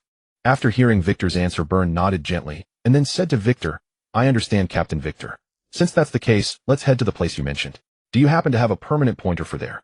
Victor nodded, and took out 2 permanent pointers from the drawer under his seat. The place we're going to is called Little Garden. It's a prehistoric island, and there are 2 powerful giants living on it. That's exactly the perfect place for our training. Victor then continued, besides that I also want to go to Water 7 to build a personal flagship. That's exactly the perfect place for our training. Victor then continued, besides that I also want to go to Water 7 to build. With that, Victor gave Burn a careful instruction. If you arrive, first remember not to rashly go ashore and don't get too close to Little Garden. Noticing Burn's puzzled look, Victor explained, if those 2 giants get into a real fight and launch an Elbaf spear at you, the entire warship will be destroyed. Except for Zachary, who might survive with severe injuries, everyone else will be torn to pieces. I think you know the power of the giant's Elbaf spear. Burn nodded with deep understanding. I get it. I clearly understand the stakes involved. Seeing that Victor had no further instructions, Burn took the opportunity to say, Captain Victor, if there's nothing else, he'll take. Victor casually waved his hand, signaling him to go ahead. Burn picked up the permanent pointer from the table, turned around, and walked straight out of the captain's cabin. Soon Victor was alone in the room again. He gazed at the surging waves outside the window, his fingers unconsciously tapping on the table as his mind began to wander. Burn is truly a clever fellow. Having him is like Shanks having Beckman. It's like adding wings to a tiger. I really have to thank Marcus. Without him, I wouldn't have gained Burn's loyalty. After leaving Victor's cabin, Burn instructed the sailors to set course for Little Garden, then returned to his own room. Burn lay on the bed, a slight smile curling at the corners of his mouth as his thoughts drifted involuntarily. This is the kind of person truly worth following and being loyal to. Someone with strength, ambition, and the wisdom to assess the situation and prioritize what matters. He lowered his gaze slightly, his thoughts drifting back to the past, a trace of relief flickering across his lips. Come to think of it, I have to thank that Marcus fellow. If it weren't for him, I wouldn't have had the chance to serve under Captain Victor. Otherwise, I'd probably still be drifting aimlessly across the vast sea, or even have perished in some nameless waters with no one knowing where my bones lie. A pitch-black dragon silhouette swiftly weaved through the churning clouds, soaring upward, racing toward the higher heaven. This black dragon was none other than our Lord Victor the Calamity. Needless to say, our Lord Victor had once again abandoned his crew and acted alone. It was somewhat unavoidable. Victor planned to build a massive flagship, and the required amount of berries was astronomical. He couldn't cut corners on this expense. If he skimped, his long-awaited new vessel would sink straight to the bottom of the sea as soon as it launched. With empty pockets, Victor had no choice but to head to his vault in Appiato to withdraw some savings. A black dragon soared over the island of Burka, heading toward the edge of the town. Among these travelers was a top-tier powerhouse who could transform into a black dragon. With him staying here, the safety of Burka's residence was bolstered. Among these travelers was a top-tier powerhouse who could transform into a black dragon. With him staying here, the safety of Burka's residence was bolstered, and they felt a sense of pride when talking about it. A Sky Island resident looked up at the dragon in the sky and whispered, "Look, it's Mr. Victor back." Another person chimed in, "Yeah, we haven't seen him for a while. He must have gone back to the Blue Sea." Victor flew all the way to his residence on Burka. After landing, he reverted to human form. Before him stood a villa built from clouds, silent and serene. Victor gazed at the building and sighed inwardly. Building with clouds on Sky Island is so convenient and fast. If I were on the Blue Sea with the same number of workers, they'd probably still be laying the foundation. Shortly after Victor landed, Freya and Natalie, having received the news, arrived together. Seeing Victor, Freya excitedly threw herself into his arms, nuzzling her head against his chest. "It's good that you're all right." Victor gently patted Freya's back and said indulgently, "How could anything happen to me? Marine Vice Admiral Lucas was struck dead by my slap. Vice Admiral Zephyr was beaten so badly he can't take care of himself, and Vice Admirals Tsuru and Garp were so scared by my glare that they didn't dare to pursue." Hearing Victor's words, both Freya and Natalie burst out laughing. Freya knew Victor's character well and understood that he was exaggerating to cheer her up. Natalie, on the other hand, saw Victor's inner thoughts. His body was flickering with light red and pure white orbs. It was clearly a white lie. Seeing Natalie smiling at him and recalling how George had believed everything she said, Victor felt a twinge of guilt. Witnessing this, Natalie became even more certain that Victor was lying. It was likely that he was the one being chased. After all, she was no longer a naive novice. During her time with Freya, Freya had told her a lot about the Blue Sea. A vice admiral is the backbone of Marine headquarters, a top-tier combatant second only to the admirals and the fleet admiral. Brother Victor must have defeated one or two vice-admirals, then been chased by the remaining two. Victor's guilt only grew at Natalie's smile. He quickly changed the subject, took Freya's hand, and led her into the house. At the same time, he didn't forget to invite Natalie in as well. I've brought back quite a few things from the Blue Sea, and there's a gift for you, Natalie. Come on in. Over the next 2 days, Victor enjoyed a period of relaxation, though he wished he could stay forever immersed in Freya's warmth. But the approach of the God Valley incident was like a burning flame at his back, pressing in on him step by step. In order to gain enough benefits from the God Valley incident and establish a foothold in the next grand stage of the New World, he had to keep moving forward. On Angel Island, a resident who was fishing suddenly felt a shadow overhead, and then the light returned to normal. Was that a cloud just now? Why did it move away so quickly? The man turned to look behind him, but what met his eyes was not the cloud he had expected. It was a massive pitch-black object swiftly flying toward the center of the island. What kind of monster is that? It's heading toward the town. We need to inform the White Beret Corps immediately. With that thought, the man quickly packed his tools and ran toward the town center. Many had seen the dark silhouette, and most of them made the same choice. Only a few paid it no mind and continued with their own affairs. Besides the residents of Angel Island, the Shandian hunters out in the wild also noticed the abnormal shadow. Almost at the same moment, a brief meeting was convened both at the Palace of the God on Angel Island and in the cloud-hidden village of the Shandian people. In the Palace of the God, the young god Gonfall sat solemnly on his throne, listening intently to the report from McKinley, captain of the White Berets. After hearing McKinley's report, Gonfall's brows furrowed deeply. That shadow didn't come over our town on Angel Island. According to the direction the residents described, its destination is. Gonfall and McKinley exchanged glances, then said in unison, "Our sacred land." Meanwhile, in the humble meeting room of Cloud-Hidden Village, the great warrior Theodore looked at the elite warrior reporting to him. "Are you saying our hunting team saw a giant shadow hundreds of meters long charging toward our homeland?" "Yes, and it's not just one person. Many witnesses have said the same thing. Although the specific details don't match perfectly, the overall description is quite similar." Theodore turned his gaze to the shaman Ivy. At that moment, the old shaman's wrinkled brow also furrowed slightly. After a moment of thought, she spoke slowly. "I think this shadow is probably not an ally of those birdmen, but an outsider. Maybe a creature or a force. We can use it to break the long-standing suppression of our Shandian people by those birdmen.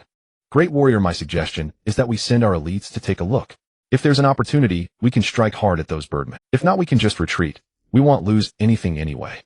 Hearing Shaman Ivy's advice, Theodore found it very reasonable. If there was no chance, they could simply retreat. But if there was a chance to severely wound the birdmen, and the Shandian people missed it due to hesitation, he would regret it for life. After grasping the key point, Theodore made the decision. "All right, then he'll lead our elite warriors to go and have a look." Theodore looked at the warrior who had reported. "Go gather our elite warriors. He'll be there shortly." After the soldier left, Theodore turned to the aged Shaman Ivy of the Shandian people. "Old shaman, if something happens to me on this mission, don't think about avenging us. Just focus on recovering and one day retake our homeland." The old shaman stood up with her cane and slowly walked to Theodore. Seeing this, Theodore quickly bent down so that Ivy could pat his shoulder. "Go, our bravest warrior of the Shandian people. Don't hold back. I will guard the tribe for you." Victor, the instigator who had thrown Angel Island and Cloud-Hidden Village into turmoil, finally set foot on his long-awaited destination, the Golden Land Shandora. Although Appiato was vast with most of its area covered by primeval jungles and ancient ruins, this posed no obstacle for Victor, who could fly. Earlier, he had learned the relative positions of Angel Island and Appiato from Old George, and then he rose straight into the air, crossing the Sea of Clouds to head directly for Appiato. The entire Appiato was lush with trees that blocked out the sky. Only the ruins of Shandora, where the Golden Land lay, had no dense forest cover. Moreover, the broken walls and collapsed pillars were adorned with gold patterns everywhere, making it stand out like a bright beacon in the night. For Victor, who could hover high above and survey the land, this distinctive feature made it effortless to pinpoint the exact location of the Golden Land. Halfway through the air, Victor transformed back into his human form and fell straight down from 100 meters like a cannonball. Boom! The heavy impact slammed into the stone floor of the Shandora ruins, sending a massive cloud of dust swirling in all directions. Before the dust could even settle, Victor's figure burst through the haze, his gaze fixed on a gleaming golden bracelet lying quietly beneath the broken walls. Without a moment's hesitation, Victor rushed forward. He casually wiped the dust off the bracelet, revealing a dazzling golden luster beneath, and then he bit down on it directly. A crisp sound rang out, and a clear tooth mark appeared on the surface of the bracelet. Real gold. Judging by the texture, the purity is definitely high. Victor's eyes lit up, and ecstasy surged within him. "I'm finally rich." No longer the poor kid who couldn't even afford a glass of wine. A wild and sinister laugh echoed through the empty Golden Land ruins. The moment the laughter fell, Victor suddenly froze, his expression stiffening. That's not right. Why did I laugh like a standard villain? He quickly shook his head, frantically self-hypnotizing. It must be an illusion. That definitely wasn't me. I'm a cheerful, sunny boy and a successor of socialism. Forcing himself to ignore this small moment of social embarrassment, Victor completely let loose. Looking at the ancient walls adorned with gold patterns all around, he no longer held back. He directly smashed the walls, broke the stones, and dug through the ruins, indulging himself in a wild gold hunting spree. Just as Victor was recklessly destroying things in search of gold, his actions provoked the displeasure of the true master of them. A rustling sound of a reptile crawling on the ground was heard, accompanied by the crunching noise of broken tiles. Victor turned his head impatiently and roared, "What's all that noise?" The moment he turned around, what filled his vision was a giant snake head and the overwhelming stench of decay. When Nora saw Victor suddenly turn, she immediately raised her head and let out a fierce roar. A gust of wind thick with a putrid odor swept across Victor's body. Already frustrated by the interruption of his gold counting, Victor's irritation was fully ignited by the foul wind. His face darkened to the extreme. "What's all the noise? Do you think a loud voice makes you impressive?" As Victor finished speaking, he abruptly turned his head and fixed his gaze on Nora, his sharp eyes carrying the surging force of conqueror's hockey pressing down on her like a torrential flood. Nora felt as if the being standing before her was not a weak human, but a black dragon that devoured serpents. Struck by this overwhelming aura, her previously arrogant demeanor instantly crumbled. She hastily lowered her head, her eyes darting in panic, and involuntarily stepped back, desperate to avoid the oppressive presence of Victor, a dangerously formidable figure. Victor had originally intended to let her leave, but suddenly recalled that there should still be a considerable amount of gold inside her stomach. "Wait a moment. I remember you are called Nora, aren't you? Known as the Sky Lord."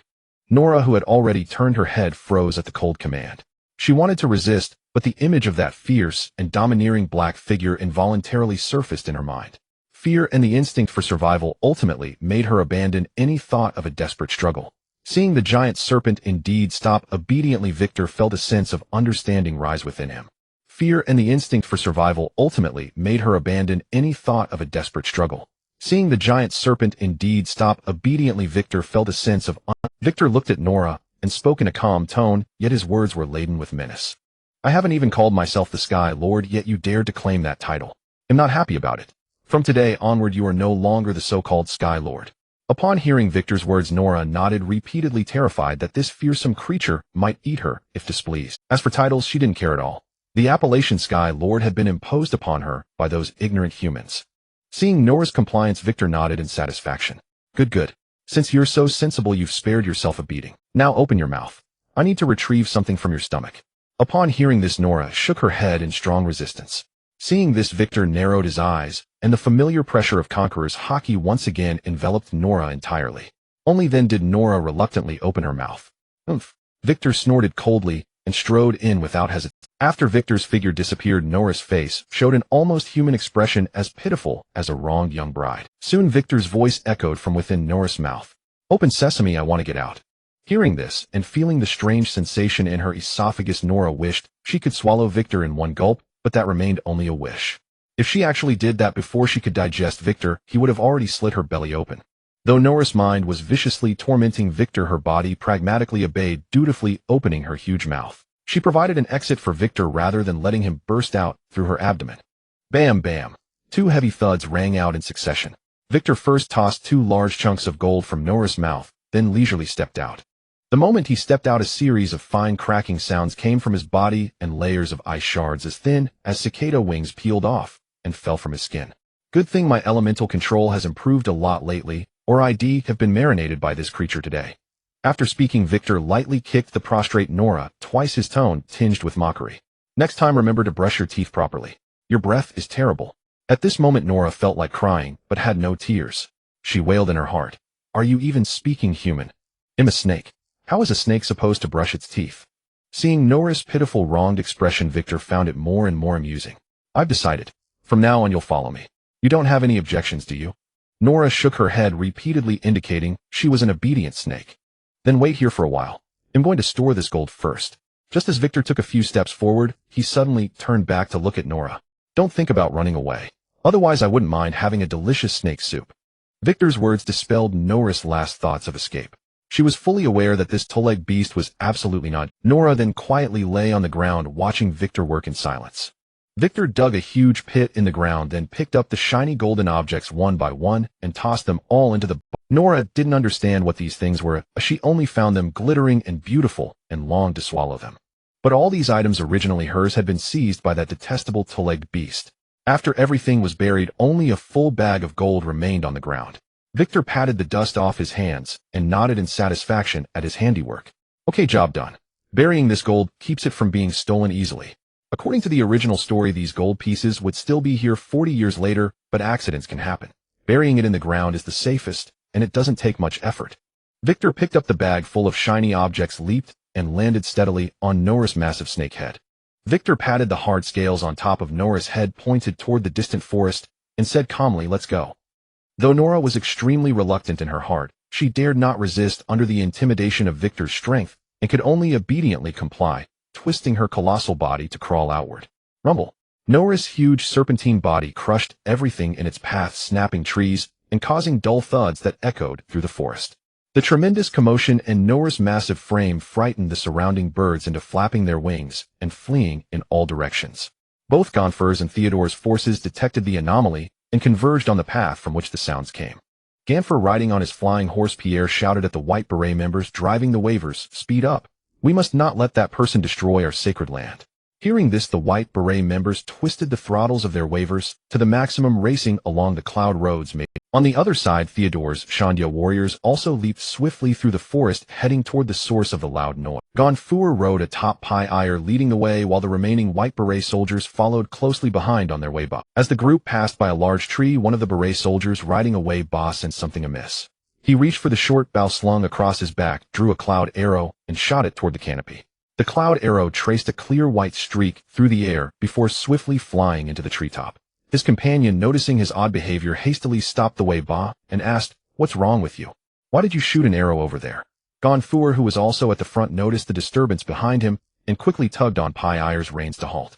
With Gonfur's stop, the entire White Beret squad came to a halt, all eyes turning to the soldier who had fired the arrow. The man showed no sign of nervousness under the scrutiny. He openly stated his discovery. "Just now that tree canopy trembled unnaturally. I suspect something is hiding there." Gonfur followed his gaze, but saw nothing. Only leaves gently swaying in the breeze. The Beret soldier's companion patted his arm and whispered, "You might be too tense. There's nothing there." Hearing this, the soldier himself grew uncertain. "Maybe I really saw wrong." Just as he finished speaking, a single drop of crimson blood slid slowly down the rough tree trunk, finally falling gently to the ground. The sound of that blood drop hitting the ground was strikingly clear in the silent atmosphere, and it caught the eyes of everyone present, glaringly conspicuous. McKinley, standing on the Weiba boat, instantly darkened his expression and barked orders. "There really is something hiding behind. All of you shoot arrows. Drive them out." The Beret soldiers, who had just relaxed, instantly tensed up. They raised their short bows in unison and shot with full force toward the hidden areas of the forest. Theodore, hiding in another tree, immediately shouted a warning to his companions. "We've been exposed. Defend." As his words fell, a rustling sound swept through the surrounding canopies.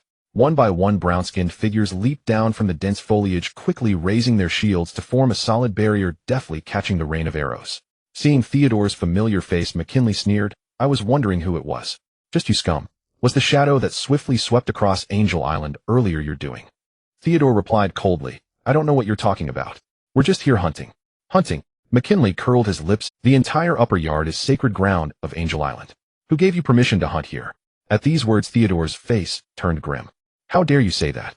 Upper Yard has always been our land, the land where we Shandians have lived for generations.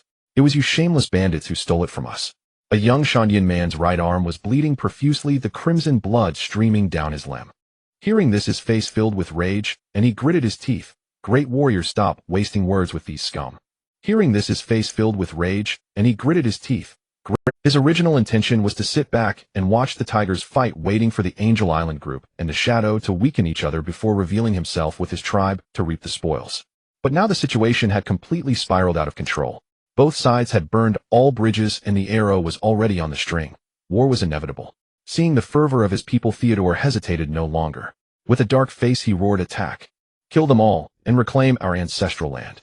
McKinley likewise shouted orders, "Attack! Kill them! Instantly the two sides clashed in battle. Watching the massacre, Gonfuer's face turned ashen, as dark as the bottom of a pot. He was right there, yet McKinley dared to defy his orders and start a war. A clear sign that he had no regard for the god. Gonfuer had always yearned for peace, exercising restraint in hopes that the Angel Island and Shandia tribes could resolve their differences and live in harmony. But the current situation left him no room for further retreat. He knew full well that in the entire Angel Island society, animosity toward the Shandians was the unspoken rule. If he hesitated now, or even tried to stop the fighting, McKinley would surely seize the opportunity to force him to step down once they returned to Angel Island. To protect his position as god and maintain his voice, he had no choice but to take up arms and join the battle. Only by securing his current seat could he later continue to promote the ideal of peaceful coexistence between the two tribes. Gonfuer raised his knight's lance high, squeezed his legs against the horse's flanks, and shouted, "Charge, Pyire!" Pyire felt a slight pinch, then dashed swiftly toward the melee. Seeing Gonfuer charging fiercely on horseback, Theodore immediately bellowed, "Gonfuer, your opponent is me." Before his words faded, he twisted his wrist, thrusting his sword abruptly at the beret member entangled nearby. As the man recoiled in pain, Theodore leaped and charged straight at Gonfuer. Heat lance charge. Gonfuer leaned forward on Pyire's back, assuming the posture of a cavalry charge. The tip of his knight's lance instantly glowed with a fiery red heat, like a red-hot branding iron surging forward with a wave of hot air. Seeing the man and horse approaching with fierce momentum, Theodore gripped the iron-cloud sword he had condensed, and the blade suddenly extended far forward. Iron-cloud sting. The blazing lance and the extended iron-cloud sword collided violently, a piercing metallic screech echoed, and sparks flew blindingly. Theodore's iron-cloud sword was flung away by the combined force of Gonfuer and his mount. Quick to adapt, Theodore changed his tactic, using the iron-cloud sword like a whip to strike at Pyire's legs, aiming to topple Gonfuer. Gonfuer smirked, trying to entangle Pyire's legs to flip me over.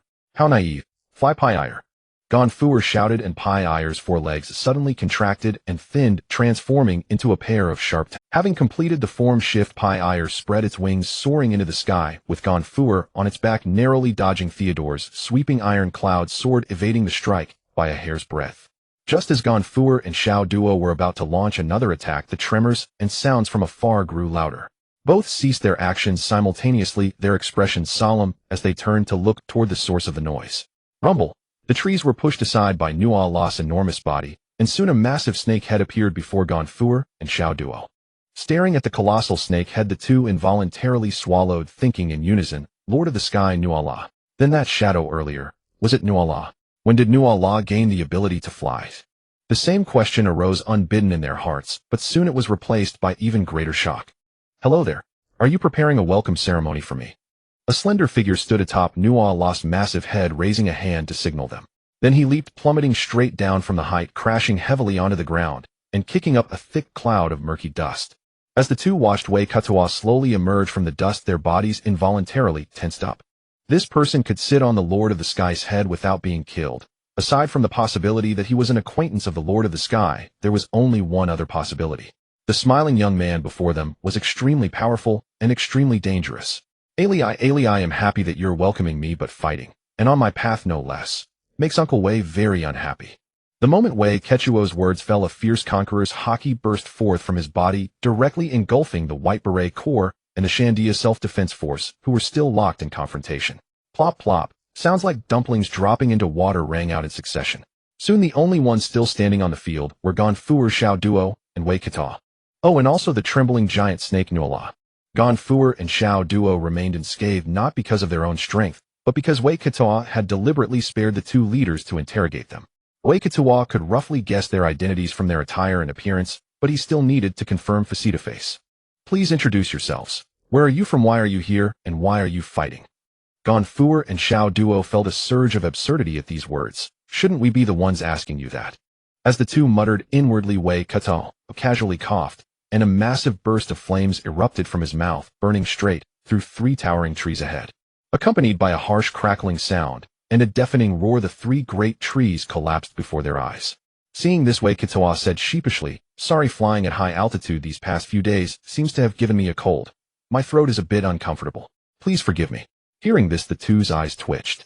They exchanged a glance, seeing the same speechless expression on each other's faces. Although Wei-Katoa was clearly treating them like fools, they dared not call him out, and could only force smiles to show understanding. After all, if this man could pierce 3 great trees so easily, he could just as easily pierce their bodies.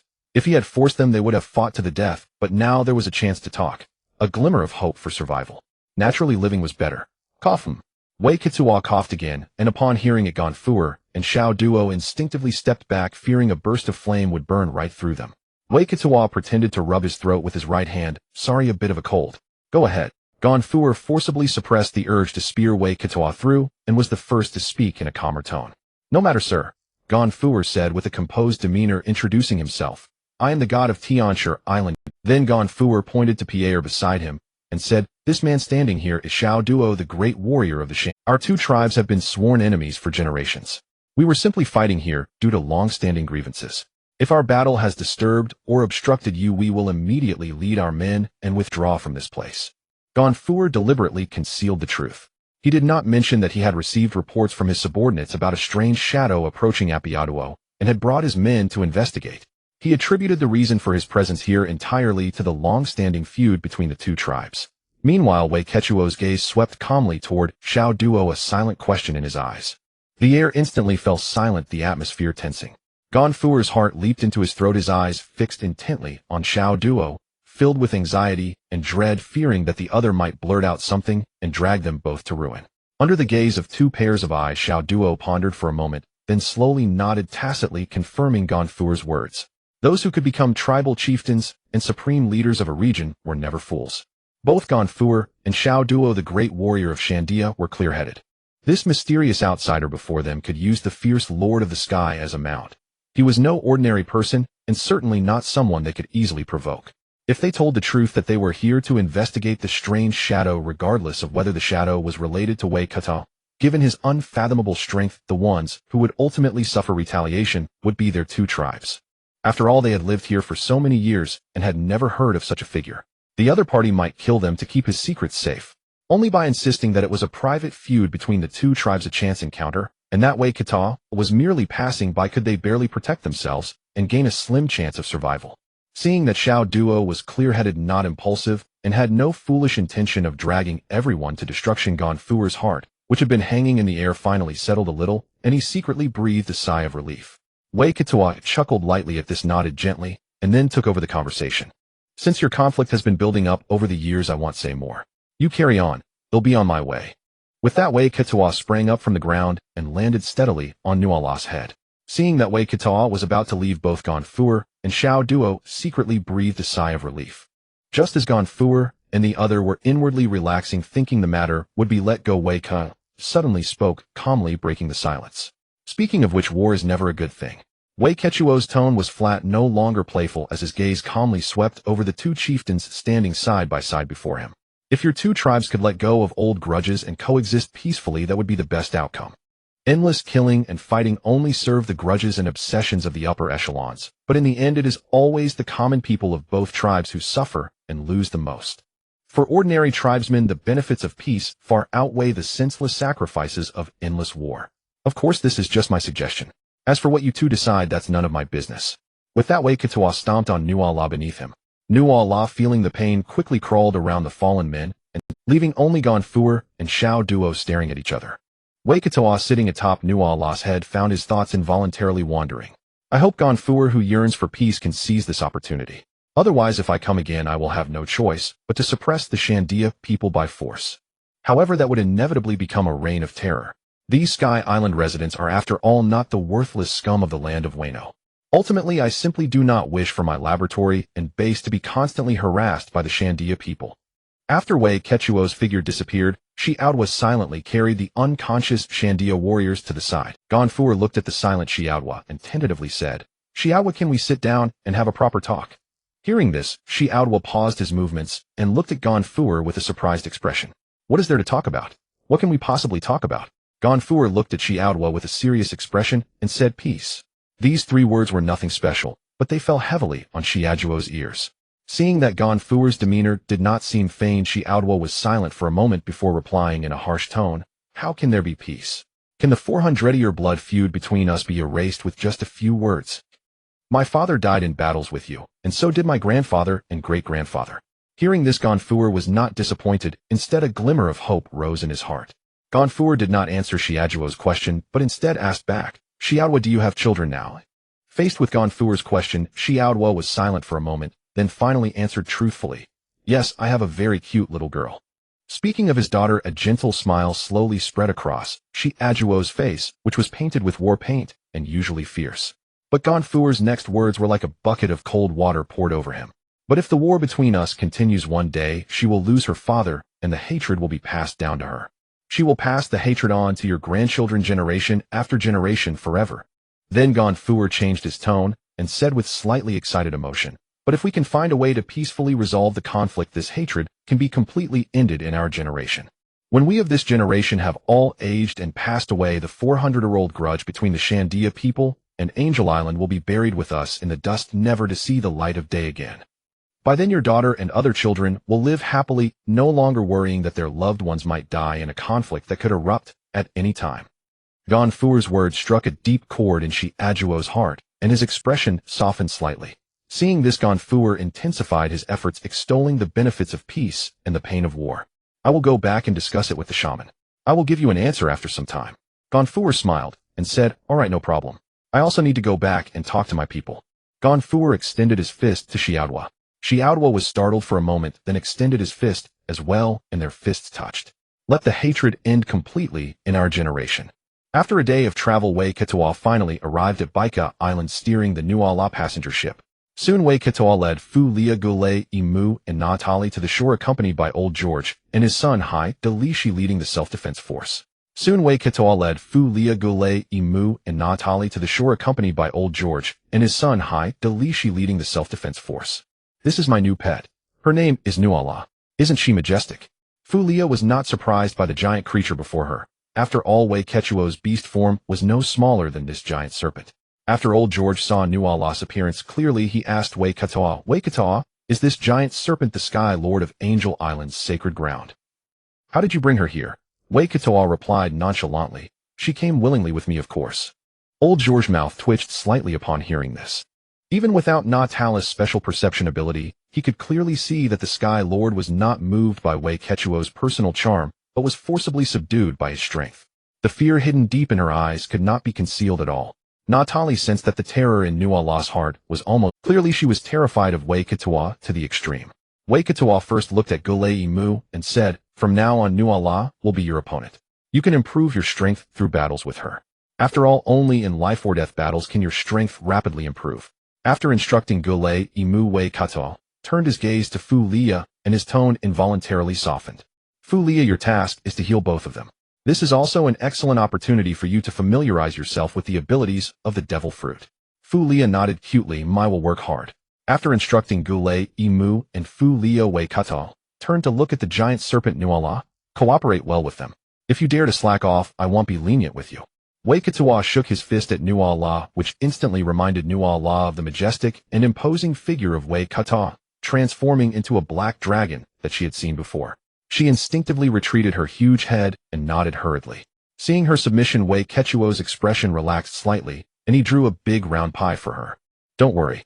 If you perform well, I will find a human fruit for you, and then you will be able to speak and walk freely in the human world.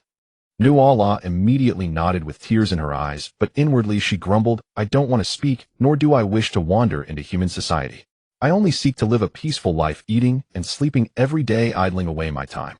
That is my true wish. Unfortunately, Wei Ketoa could not hear her inner thoughts, and even Natali could only sense the mix of fear and resentment in her heart. After giving these instructions, Wei Ketoa left with Fu Lia and Gulei Imu. Old George also left with his son and the self-defense force members to explain the situation to others, telling them not to come near unless necessary. After everyone left, leaving only Nuala the snake, she finally relaxed. She coiled her massive body into a mountain of serpent and then fell into a deep sleep. In her dream, she was a free snake. She would eat when she woke up and sleep when she was full, living a life of comfort. Suddenly, a vicious dragon with jet black scales barged into her life. Then it made her do this and that. Her beautiful serpent life was gone forever. Dreaming up to this point, Nuala's massive body trembled violently. After 2 days of comfort in Baika, Victor was forced to leave his haven, once more heading to Water 7 to commission his personal flagship. Victor did not fly ostentatiously over Water 7. Instead, he boarded a merchant vessel from a nearby island, concealing his whereabouts. The shipmaster stood at the bow calling out to the crowd on deck, Water 7 is ahead. Those disembarking here prepare you. Those not getting off can also explore. We'll stay here for 3 days. Ample time to experience the local culture. As the shipmaster finished speaking, Victor, now dressed differently, and with sunglasses on, stepped slowly out of the crowd. In this disguise, unless someone knew him intimately, or came close to scrutinize, ordinary people could not identify him. The ship was only a short distance from the port of Water 7, soon it docked steadily. The ship was only a short distance from the port of Water 7, soon it docked steadily. As soon as the gangplank was lowered, the crowd surged off eagerly. Victor blended into the stream, pushing forward with the rest, far from resembling a pirate with a bounty of 500 million berries, but rather an ordinary traveler. After disembarking, Victor first found a decent-looking inn, then began to wander through Water 7. Victor headed to his usual source of information, the distinctive tavern of Water 7. The tavern was bustling with noise, unlike the desolate tavern on Smelting Island. Victor approached the counter and said to the busy bartender, "Sir, a glass of your tavern's signature brew, please." Without turning around, the bartender replied, "Certainly, sir, but please wait a moment." With that, he quickened his pace, went to the cellar, fetched a glass of golden liquor, and placed it before Victor. "Sir, this is our specialty. That will be 3,000 berries." Victor handed over 3,000 berries, then produced another 1,000 berry note and offered it to the bartender. Seeing the 1,000 berries, the bartender's face lit up with a broad smile. He quickly pocketed the note and said, "Sir, ask away. They'll tell you everything I know, holding nothing back." Victor smiled too, then posed his question, "Who is the best shipwright in Water 7 right now?" Without hesitation, the bartender answered with a name Victor had expected. "The best shipwright in Water 7 is undoubtedly Fishman Tom. But Master Tom charges a high fee, and there are many clients ahead of you. If you want him to build your ship, you'll have to wait a long time." Victor nodded slightly, then pulled out another 1,000 berry note and handed it to the bartender. The bartender quickly took it and stashed it away. "I'd like to know where the largest black market in Water 7 is." Hearing this, the bartender replied without hesitation, "The largest black market is at 76, Rum Street. If you wish to go, you must arrive after 7 p.m. Once you enter No. 76, someone will guide you to the... Although there are many good things in the black market, it's also dangerous. I suggest you conceal your identity when you go, or trouble will find you easily." Victor drained his glass and said with a smile, "The drinks here are excellent. They'll come again if I have the chance." The bartender replied with a grin, "You're always welcome, sir." Leaving the tavern, Victor idled through Water 7 for an afternoon, and soon it was 7 p.m. Carrying the large bag of gold, Victor swaggered to 76, Rum Street. Seeing the closed door, he raised his hand and knocked softly. The door creaked open a crack. The man scrutinized Victor through the gap and asked in a low voice, "Here for the black market?" Victor nodded slightly, then lifted the bag in his right hand and said softly, "I want to exchange these for..." Without further words, the man opened the door fully and murmured, "Come in." After Victor entered, the man led the way, and soon they arrived at a hidden door. "Go through here, and you'll reach the black market in 5 minutes." Victor walked in without a word. As Victor disappeared inside, 5 or 6 thugs in black emerged from the shadows. The leader asked the guide, "How is it? Any loot on that guy?" "That bag of his is probably full of gold jewelry. There was a small tear in the bag and I sneaked a peek. I'm sure of it." Hearing this, the thug's eyes reddened with greed. If it was all gold, that bag must be worth at least 100 million berries. Greed instantly consumed them. The leader tossed 100 berries to the guide. Then he threatened, "This is your payment. Don't leak the news about the gold we're going to take, or it'll kill you no matter what." The guide gladly accepted the 100 berries and nodded emphatically. "I'll keep my word. Breaking the rules would leave me no place in all of Water 7. The leader snorted, "You'd better." Then he ordered his men, "Let's go, brothers. After this we'll have more money than we can spend." With that, he charged and first followed closely by his lackeys. After they all entered, the guide muttered, "Fools." Victor, gripping the leader's neck, asked coldly, "Who sent you here?" At this moment, 4 or 5 corpses lay scattered at Victor's feet. The group that had eagerly come to rob him was now reduced to only the leader in Victor's grasp.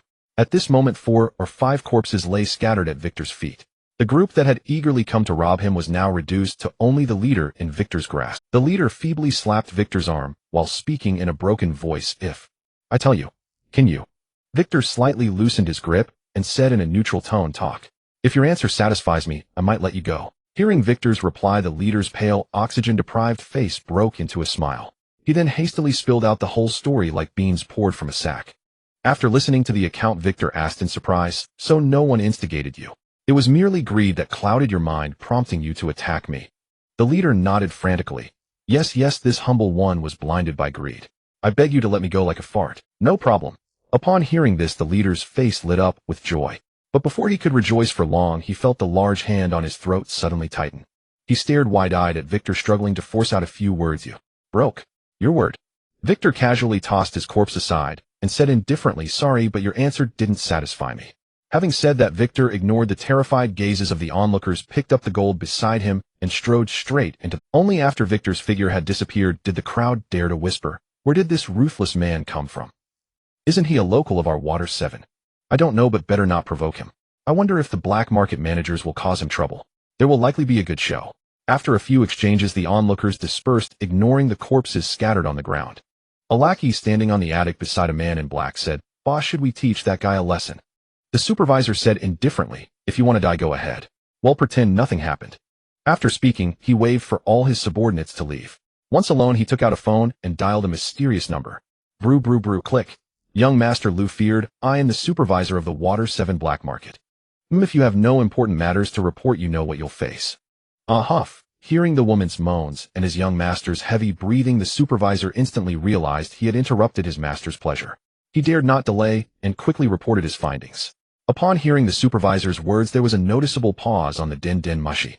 Then the supervisor heard an extremely seductive female voice. "Master, I want more.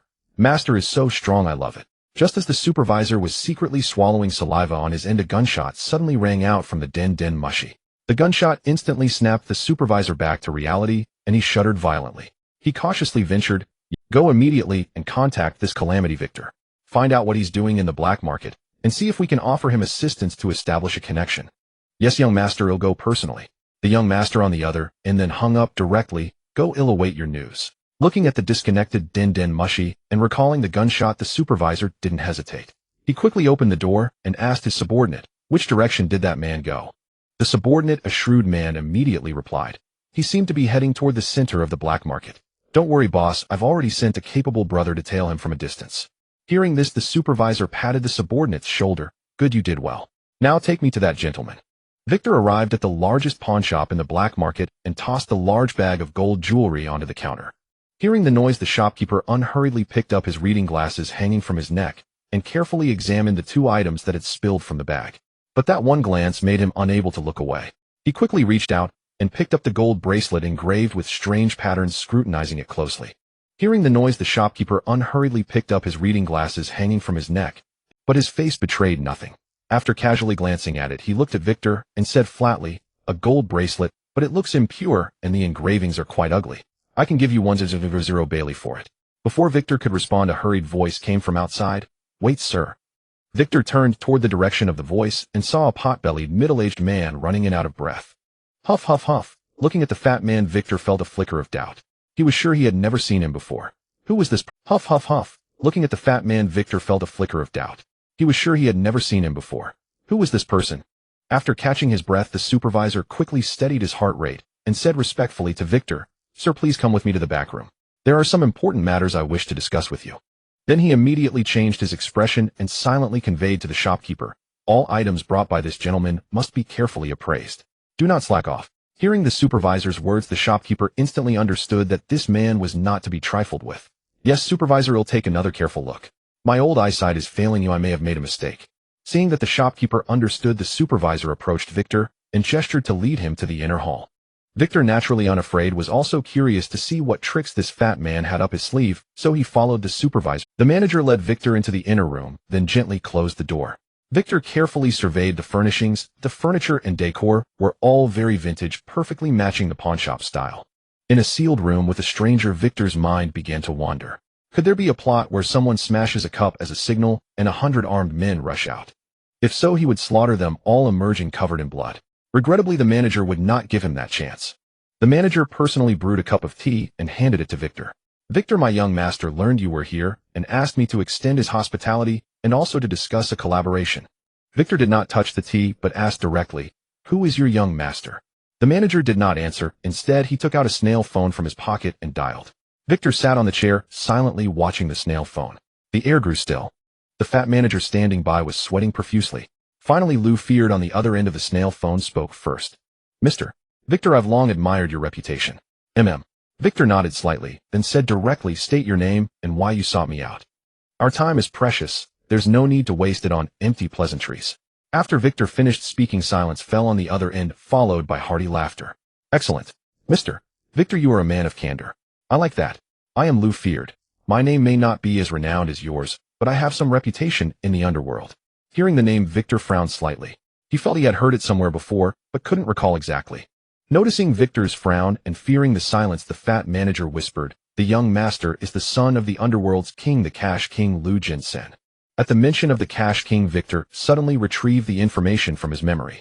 Lou Feared was one of the future kings of the underworld, appearing at Charlotte Linland's tea party, controlling most of the underworld's banks and mortgage businesses. Thinking this, Victor still couldn't understand what Lou Feared wanted from him. He was merely a rookie pirate with nothing to collaborate. However, mutual flattery is a virtue. Since Lou Feared didn't seem to be looking for trouble, it wouldn't hurt to chat. "Oh, so you are Mr. Lou Feared. I've long heard of you as well. But I don't think our interests intersect. Is there something specific you wish to discuss?" Haha, people may not have connections initially, but as they interact, connections naturally form. Am I not now interacting with Mr. Victor? Yes, I am also willing to befriend Mr. Lou Feared, Victor replied with a smile. No one would refuse to befriend someone with vast liquid wealth, Victor included. Hearing this, Lou Feared on the other end of the snail phone also smiled, then began to flatter Victor profusely. Even Victor shed his earlier pretense of time being precious and returned the flattery. Amid their casual chat, Victor learned the other's purpose. Lou Feared wanted to befriend Victor to gain a connection with the Rocks Pirates, and to have Victor as a martial backer to intimidate or even eliminate his half-brothers. As for Victor's goals, Lou Feared understood them clearly. For this newly emerged top-tier powerhouse on the sea, Lou Feared also intended to invest in him. They said in unison, "May our cooperation be fruitful." It's getting late, Mr. Victor. If you wish to buy anything, just instruct Carter. Today's expenses are on me. I thank Mr. Lou Feared for his kindness. May you have sweet dreams. I hope Mr. Victor has a pleasant evening. Farewell. The snail phone crackled, and Lou Feared hung up. On the other side of the line. After hanging up, Lou Feared's smile gradually faded. He grabbed a handful of gleaming belly from a box, and casually scattered them over the female corpse. Belly, what a wonderful thing. With it you can accomplish anything you desire, whether commanding the lofty officials of the world government, or taming the most vicious pirates. As long as you have belly, you can make them do whatever you want. After his monologue, Lou Feared slowly crouched down and reached out to stroke the now cool body. What a pity I haven't had my fill of you yet, but you didn't know your place. People like you who fail to see their position can only end in death. Coincidentally, I once found myself in a situation not unlike yours. But I was luckier. I seized my fate and climbed step by step to where I am now. Now I've found a powerful ally strong enough to counter the alliance of my 3 brothers. And they are still engaged in pointless infighting, utter fools. As he spoke, Lou Feared stroked the cold face, then bit down hard. If this were in Victor's past world, Lou Feared would have been guilty of desecrating a corpse.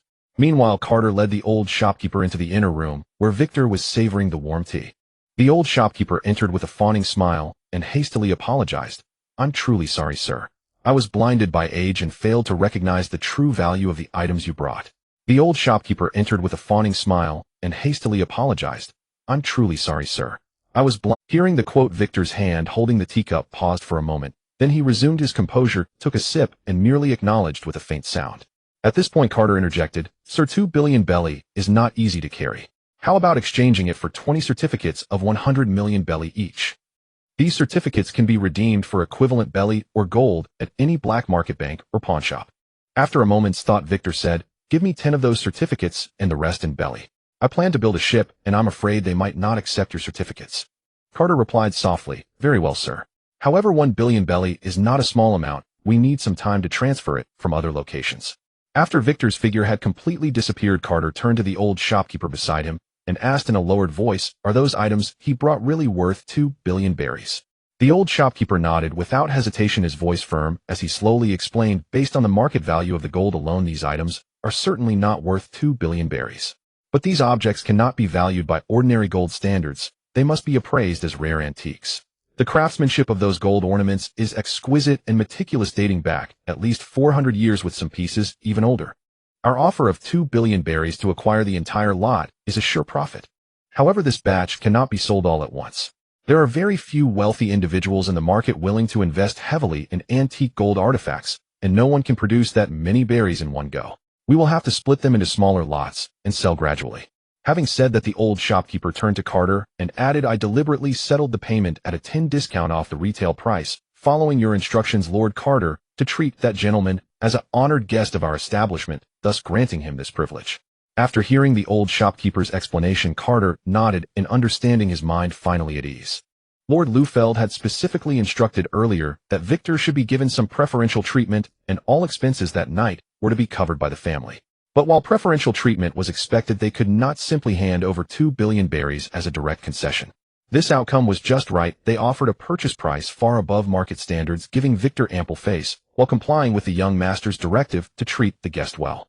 At the same time, the family did not suffer a significant cash loss. At most, they would spend a little time selling in batches. In the end, they might even make a small profit, a win-win situation. After leaving the black market, Victor did not head directly to the inn where he was staying. Instead, after making extensive inquiries, he went to the residence of the legendary shipwright fisherman Tom. Victor looked up and saw a solitary hut standing by the coast with no other dwellings nearby. Scattered around the cabin were various sizes of discarded wooden planks and a large pile of unprocessed logs, chaotic yet orderly.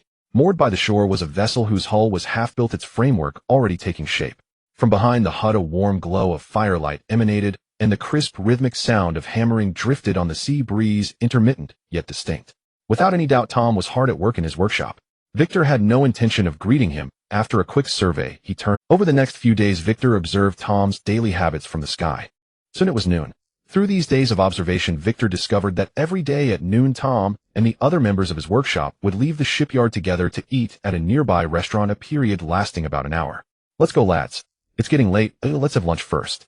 Only by eating well can we have sturdy bodies, and only with sturdy bodies can we build sturdy ships."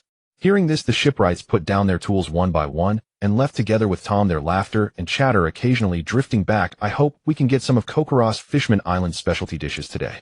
"You're dreaming. If there are any, they'll only be for Master Tom. Don't even think about it." "Ta-ha. If I really had such good stuff, I wouldn't keep it all to myself. I'd definitely share a little with you. Master Tom is really generous, unlike Kokoro, who's so stingy. Last time I ate a little bit of her dish, she nagged me for the whole afternoon." "Ha ha ha, that's because you're not a tall and strong fishman. Kokoro doesn't think much of you." Human form Victor went straight to Tom's house, without any hesitation. Contrary to his expectations, it was not messy, but quite tidy, which made things easier for him. Human form Victor went straight to Tom's house, without any hesitation. Contrary to his expectations, it was not messy, but quite tidy, which made things easier for him. Victor conducted a thorough search, but found no trace of the Pluton blueprints. He had anticipated this outcome. Immediately, Victor activated electromagnetic waves. Layers of faint blue translucent circular electric waves radiated outward from his body, like ripples spreading from a stone thrown into a lake, extending in all directions. Simultaneously, he channeled his observation haki to capture the speed and intensity of the electromagnetic waves as they rebounded, thereby detecting whether there were any hidden gaps or secret chambers within the house. Victor inspected each room of Tom's house one by one. When he entered Tom's workshop, the rebound amplitude and speed of the electromagnetic waves suddenly showed a distinct anomaly. Victor slowly approached the wall behind the desk and gently tapped it twice with his finger. Knock, knock, knock. A slight smile curled at the corner of Victor's mouth. "I hope this is the design blueprint for Pluton, not some secret stash of money or a collection of beautiful women's photos." Victor pressed his middle and index fingers together and thrust them fiercely into the wall. Wood chips flew everywhere, and he casually brushed the debris aside. He reached in and pulled out a stack of yellowed blueprints. Lowering his gaze, he examined them carefully. The strokes and patterns of the text closely resembled those of the poneglyphs, and beside them was a sketch of a majestic ship. Seeing the ship's design, Victor could not suppress the grin spreading across his face. He murmured to himself, "The blueprints for Pluton are finally in my hands. Once I take Wano and retrieve the complete Pluton to study, I will be able to mass-produce Pluton warships on my own." Victor carefully tucked the Pluton blueprints into his chest and left without looking back. By evening, Tom returned to his residence after a long day's work. He intended to brew a cup of warm black tea to relieve his fatigue, but as soon as he stepped inside, he immediately sensed something was amiss. Many items in the house showed signs of having been moved. Tom's brow furrowed deeply. Could a thief have broken in? Tom made a cursory inspection of the entire house, but found no missing valuables. However, when he entered his workshop, he saw a hollow hole in the wall behind the desk with wood chips scattered on the floor. At this sight, Tom's expression changed drastically. He quickly strode to the wall and reached into the hidden compartment, only to find it completely empty. "It was found after all." Tom shook his head gently and let out a long sigh. "Well, what's lost is lost. At least I won't have to live in constant fear anymore." "It was found after all." Tom shook his head gently and let out a long sigh. "Well, what's lost is lost. At least I won't have to live in constant fear anymore." 3 days had passed since the theft of the Pluton blueprints. During this time, Victor had been idly wandering through Water 7, immersing himself in the local customs and atmosphere.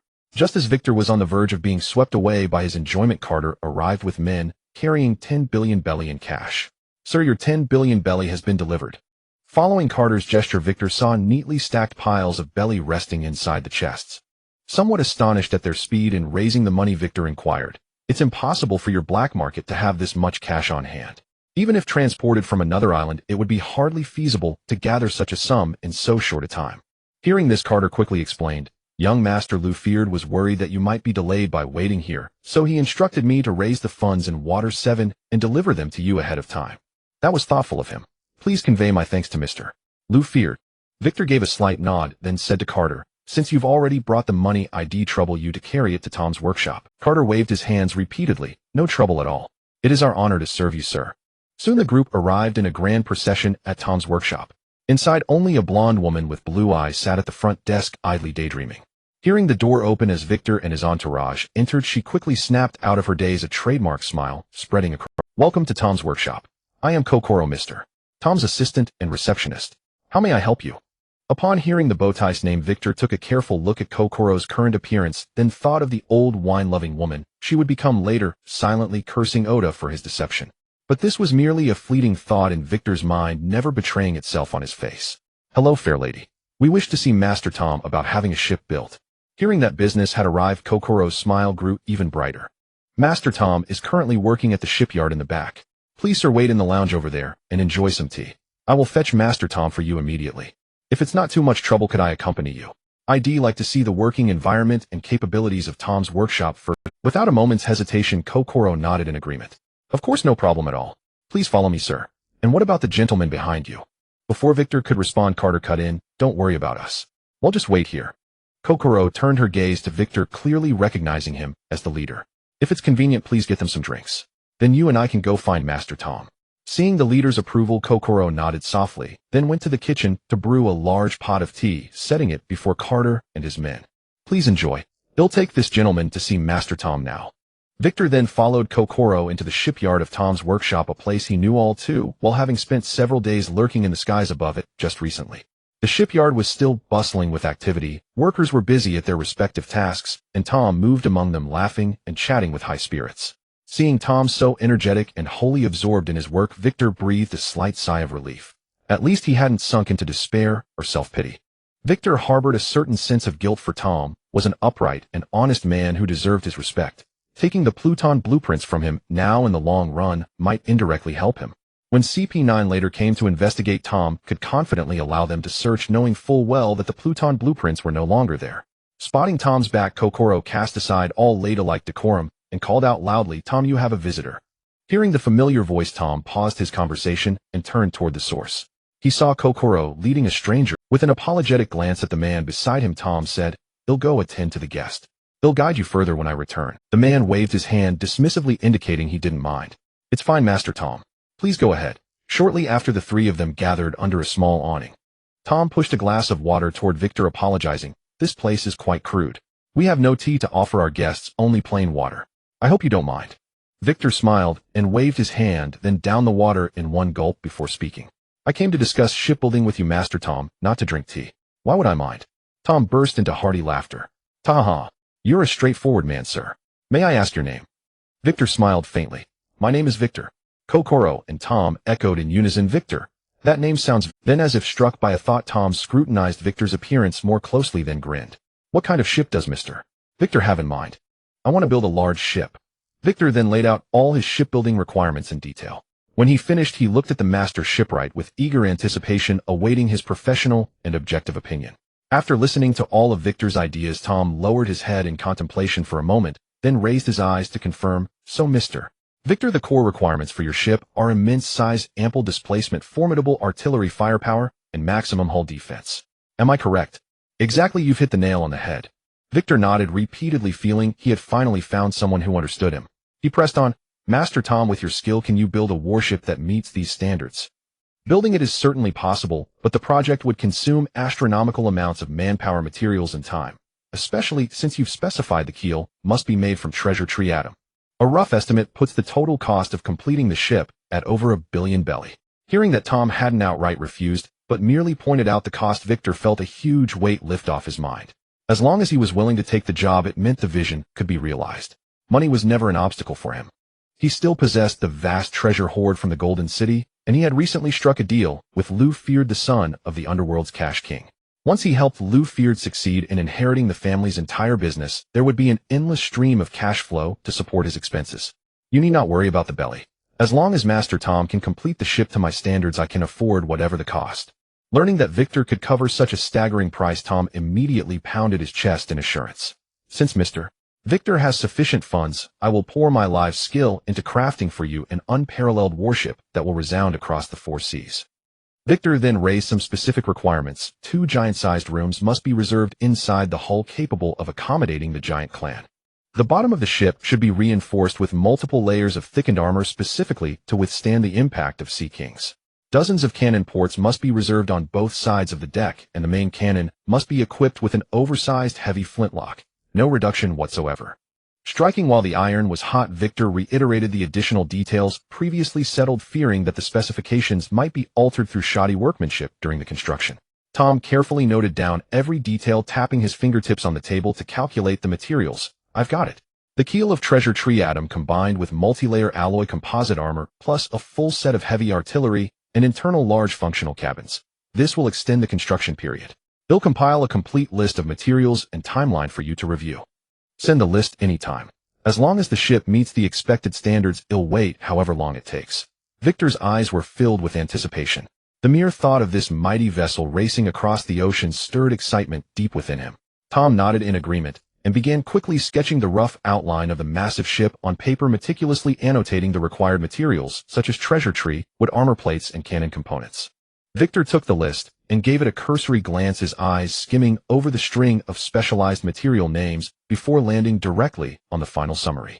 Estimated construction period, 3 years. Total cost approximately 1.6 billion berry. After reading the contents, Victor slowly nodded. Agreed. I've brought 1 billion berry in cash this time as a deposit. The remaining balance will be settled in full upon completion. Tom's heart leaped with joy. 1 billion berry was enough to cover all the shipbuilding materials, and he could advance the artisan's wages himself. Deal? Pleasure doing business. Tom extended his rough, calloused hand. Victor raised his own and clasped it firmly. Pleasure doing business. The 3 then proceeded to the main hall of the workshop, where Victor introduced Carter to Tom. This is Mr. Carter. Mr. Carter is the head of the black market. Master Tom, if you need any materials, you can let Mr. Carter know, and he can keep an eye out for you on the black market. Hello, Mr. Carter. Tom smiled and extended his hand. Carter quickly reached out as well, and their chubby palms met in a handshake. After a brief chat, Victor and Carter took their leave. Once they were a short distance from Tom's workshop, Victor pulled Carter into a secluded corner. Carter glanced around the dark alley, a sense of unease creeping into his heart. After all, Victor was a notorious pirate with a bounty of nearly 500 million berry. If Victor had any ill intentions, Carter would have no chance to resist. Fortunately, Victor lacked the ability to read minds with observation hockey. Otherwise, Carter would have been slammed into the wall by now. Is Freya not gentle enough? Or Natalie not charming enough? Or Sister Shacky not cool enough? Why would I be interested in a fat man like you? As Victor stopped, Carter stammered, Sir Victor, do you have any orders? Carter was already mentally prepared to sacrifice himself for his master Lu Feared. Victor pulled out a bank certificate worth 100 million berry and handed it to Carter. Carter took it, mechanically puzzled by Victor's intention. Was this payment for his services? This is a token of appreciation for your hard work. From now on, you'll help me keep an eye on Tom. I trust his integrity, but 1 billion berry is no small sum. It's better to have someone supervise him. This 100 million berry is your reward. Also, if he needs any assistance, help him as much as you can. As for your master Lu Feared, you can tell him when you return that I am very satisfied with him as a friend. If he has any difficult matters, he can inform me, and he'll handle them from the root. With that, Victor walked straight out of the dark alley, leaving Carter frozen in place. Only after Victor's figure had completely disappeared did Carter's tense body relax, and a surge of ecstasy replaced his earlier fear. 100 million berry for mere oversight. I wouldn't earn that much in a year, even with all my dirty dealings. Who knew this big pirate Victor could be so generous? However, due to prolonged tension and standing too long, his right leg had cramped, making his gait slightly off.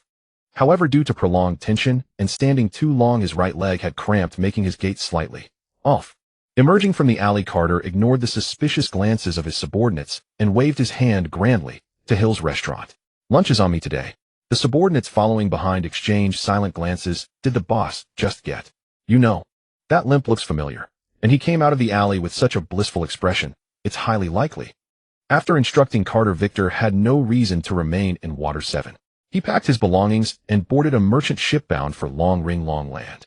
Upon reaching Long Ring Long Land, Victor found an empty spot, leaped into the air, transformed into his sky-splitting serpent form, and plunged into the layers of clouds, vanishing into the sky. Meanwhile, aboard the marine battleship that Victor had seized, Bowen glanced at the eternal pointer pointing directly toward the island ahead and ordered the pirates on deck, drop anchor, lower the sails. Although the pirates were puzzled by the order, they obeyed, without hesitation, cleanly lowering the anchor and furling the sails. Soon the warship came to a steady halt on the sea. Zachary approached Bowen and asked in confusion, "Isn't that our destination ahead? Why stop here?" Captain Victor said, "There are two powerful, giant pirates on that island. If we sail in so boldly, we'll likely be sunk before we even reach the shore."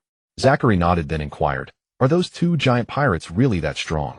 Bowen withdrew his gaze from the island and glanced at Zachary beside him. The two giants are the captains of the giant warrior pirates who made a name for themselves over 60 years ago. The blue demon Dorii and red demon Bragi, each with a bounty of 100 million berry. Together they can easily shatter a mountain. With our flimsy bodies, if we anger those two, one attack would be enough to wipe us all out.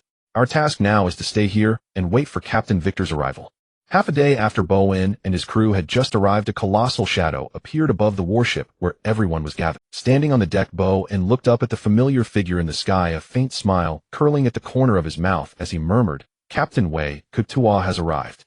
High above, Wei Kutua gazed down at the warship anchored on the sea, then glanced at the Viver card drifting straight downward. He immediately shed his black dragon form and reverted to human shape. Wei Kutua manipulated the currents of air around him, steadying the weightless barrel, and drifted slowly downward with the wind toward the warship on the sea. As soon as Wei Kutua landed on the deck, Bowen and his group gathered around. Bowen directed the pirates to organize the barrels Wei Kutua had brought to the side. Wei Kutua smiled and asked Bowen, "How long have you been here?" Bowen replied, "About half a day." Wei Kutua chuckled and said, "It seems my estimate was quite accurate. Only half a day's difference." The moment Wei Kutua's words fell, a powerful shockwave came from the island ahead, sending ripples spreading across the sea. Meeting Wei Kutua's inquiring gaze, Bowen said softly, "Ever since we arrived, shockwaves have been hitting us from time to time. How long they've been going on is beyond us. In that case, I reckon they're almost done. Let's go. A few of us will take some wine and head over to take a look." Set sail. At Wei Kutua's command, the heavy anchor was slowly hoisted, and the sails, which had been furled, unfurled fully once more. The captured warship cut through the sea, gliding slowly toward the nearby island. Once the ship was sailing steadily, Wei Kutua instructed Bowen to gather all the crew members on the deck. When everyone was mostly assembled, Wei Kutua walked over to a large wooden crate behind him, and in front of all eyes he lifted his foot and kicked the lid open with force. With a clatter, stacks of crisp new berries were neatly piled inside the crate. The gleaming banknotes instantly captured everyone's attention. "Everyone, you followed me all the way from the New World through life and death battles. Today this is your reward. 1 million berries per person. Line up and come collect one by one." As soon as the words fell, the deck erupted with excited clamor. Wei Kutua released a faint trace of Conqueror's hockey, his control so precise that it didn't suppress the joy in their hearts, but merely reigned in the noisy commotion. "Quiet. Form a line one at a time." Feeling the overwhelming authority emanating from their captain, everyone immediately fell silent and obediently formed a long line, stepping up to Wei Kutua in turn. Wei Kutua personally picked up a stack of berries and handed it to the first pirate. "This is your 1 million berries." The man quickly took it with both hands, his voice full of gratitude. "Thank you, Captain Wei Kutua." Wei Kutua smiled and waved his hand. "This is the reward you earned with your life." Next, Wei Kutua personally distributed the bounty to each person. Before long, the ordinary crew members had all received theirs, leaving only Bowen de Luynes and Jacques Halley on the deck. All eyes gathered. Wei Kutua took out 5 million berries from the crate, walked up to de Luynes, and raised his voice so everyone could hear. Though de Luynes hasn't been with us for long, during the last battle with the Marines, his precise marksmanship took down quite a few of their mid-rank officers. Everyone has seen de Luynes' performance. Tell me, does he rightfully deserve these 5 million? All present shouted in unison, "He deserves it." Wei Kutua smiled and placed the money into de Luynes' hands, giving his shoulder a firm pat. "I have high hopes for you. Keep up the good work from now on. That old bastard Taily Setan. As soon as he's alone, I'll take you to him and twist his head off."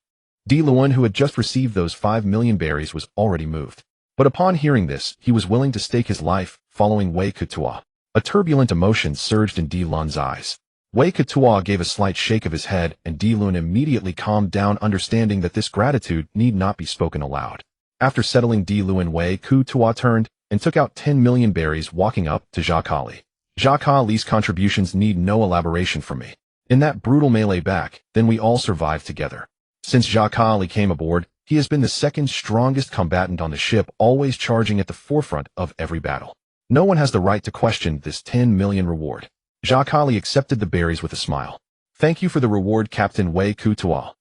Wei Kutua patted his shoulder and promised, from now on I'll take you and all the fisherman brothers on this ship to travel across the countless islands of the four seas and witness the different sceneries everywhere. Jacques Ali responded loudly, we all trust in the captain's promise. The fisherman crew members nearby joined in with enthusiastic shouts, and the deck erupted in fervor. Next, Wei Kutua walked over to the wooden crate filled with berries, and under everyone's astonished gaze, he lifted the entire crate and carried it in front of Boan. Boan has been with me ever since I became an officer of the Rocks Pirates. He handles everything. Route planning, supplies, procurement, mediating crew conflicts, all the big and small tasks. He's my most trusted first mate. To be honest, this team was only able to form because Boan came to me with resources to help me build it up. Makusi. Wei Kutua looked around at everyone and asked loudly. This time I'm giving him 20 million berries alone. Does anyone have any objections? All shouted in unison, no. Good. Wei Kutua nodded and handed the crate over. Inside the crate, besides the 20 million berries that Boan deserves, the rest will be the fleet's common savings to be kept and managed by Boan. All subsequent purchases of food, weapons, and daily necessities will be arranged by him. Di Lun was the first to chime in agreement. No problem, we trust Vice Captain Boan 100%. The rest of the crew voiced their approval one after another. Wei Kutua smiled and placed the heavy wooden crate into Boan's hands. I'm leaving these in your care. Boan gave a helpless smile and took the crate steadily. Wei Kutua stepped forward once more, and the entire crew fell silent, in unison, their eyes fixed on him. Everyone, since you're willing to trust me and entrust your lives to me, I will surely protect you all and never let down anyone who follows me. I won't speak empty words like he'll give you a glorious burial after you die. That's meaningless. As long as I live, you live well. Gold, silver, berries, all kinds of treasures, and beautiful women. They'll bring them to you endlessly. If you're willing to forge ahead with me, I want all the benefits. The glory we gain from this journey, we'll share it all. Charge.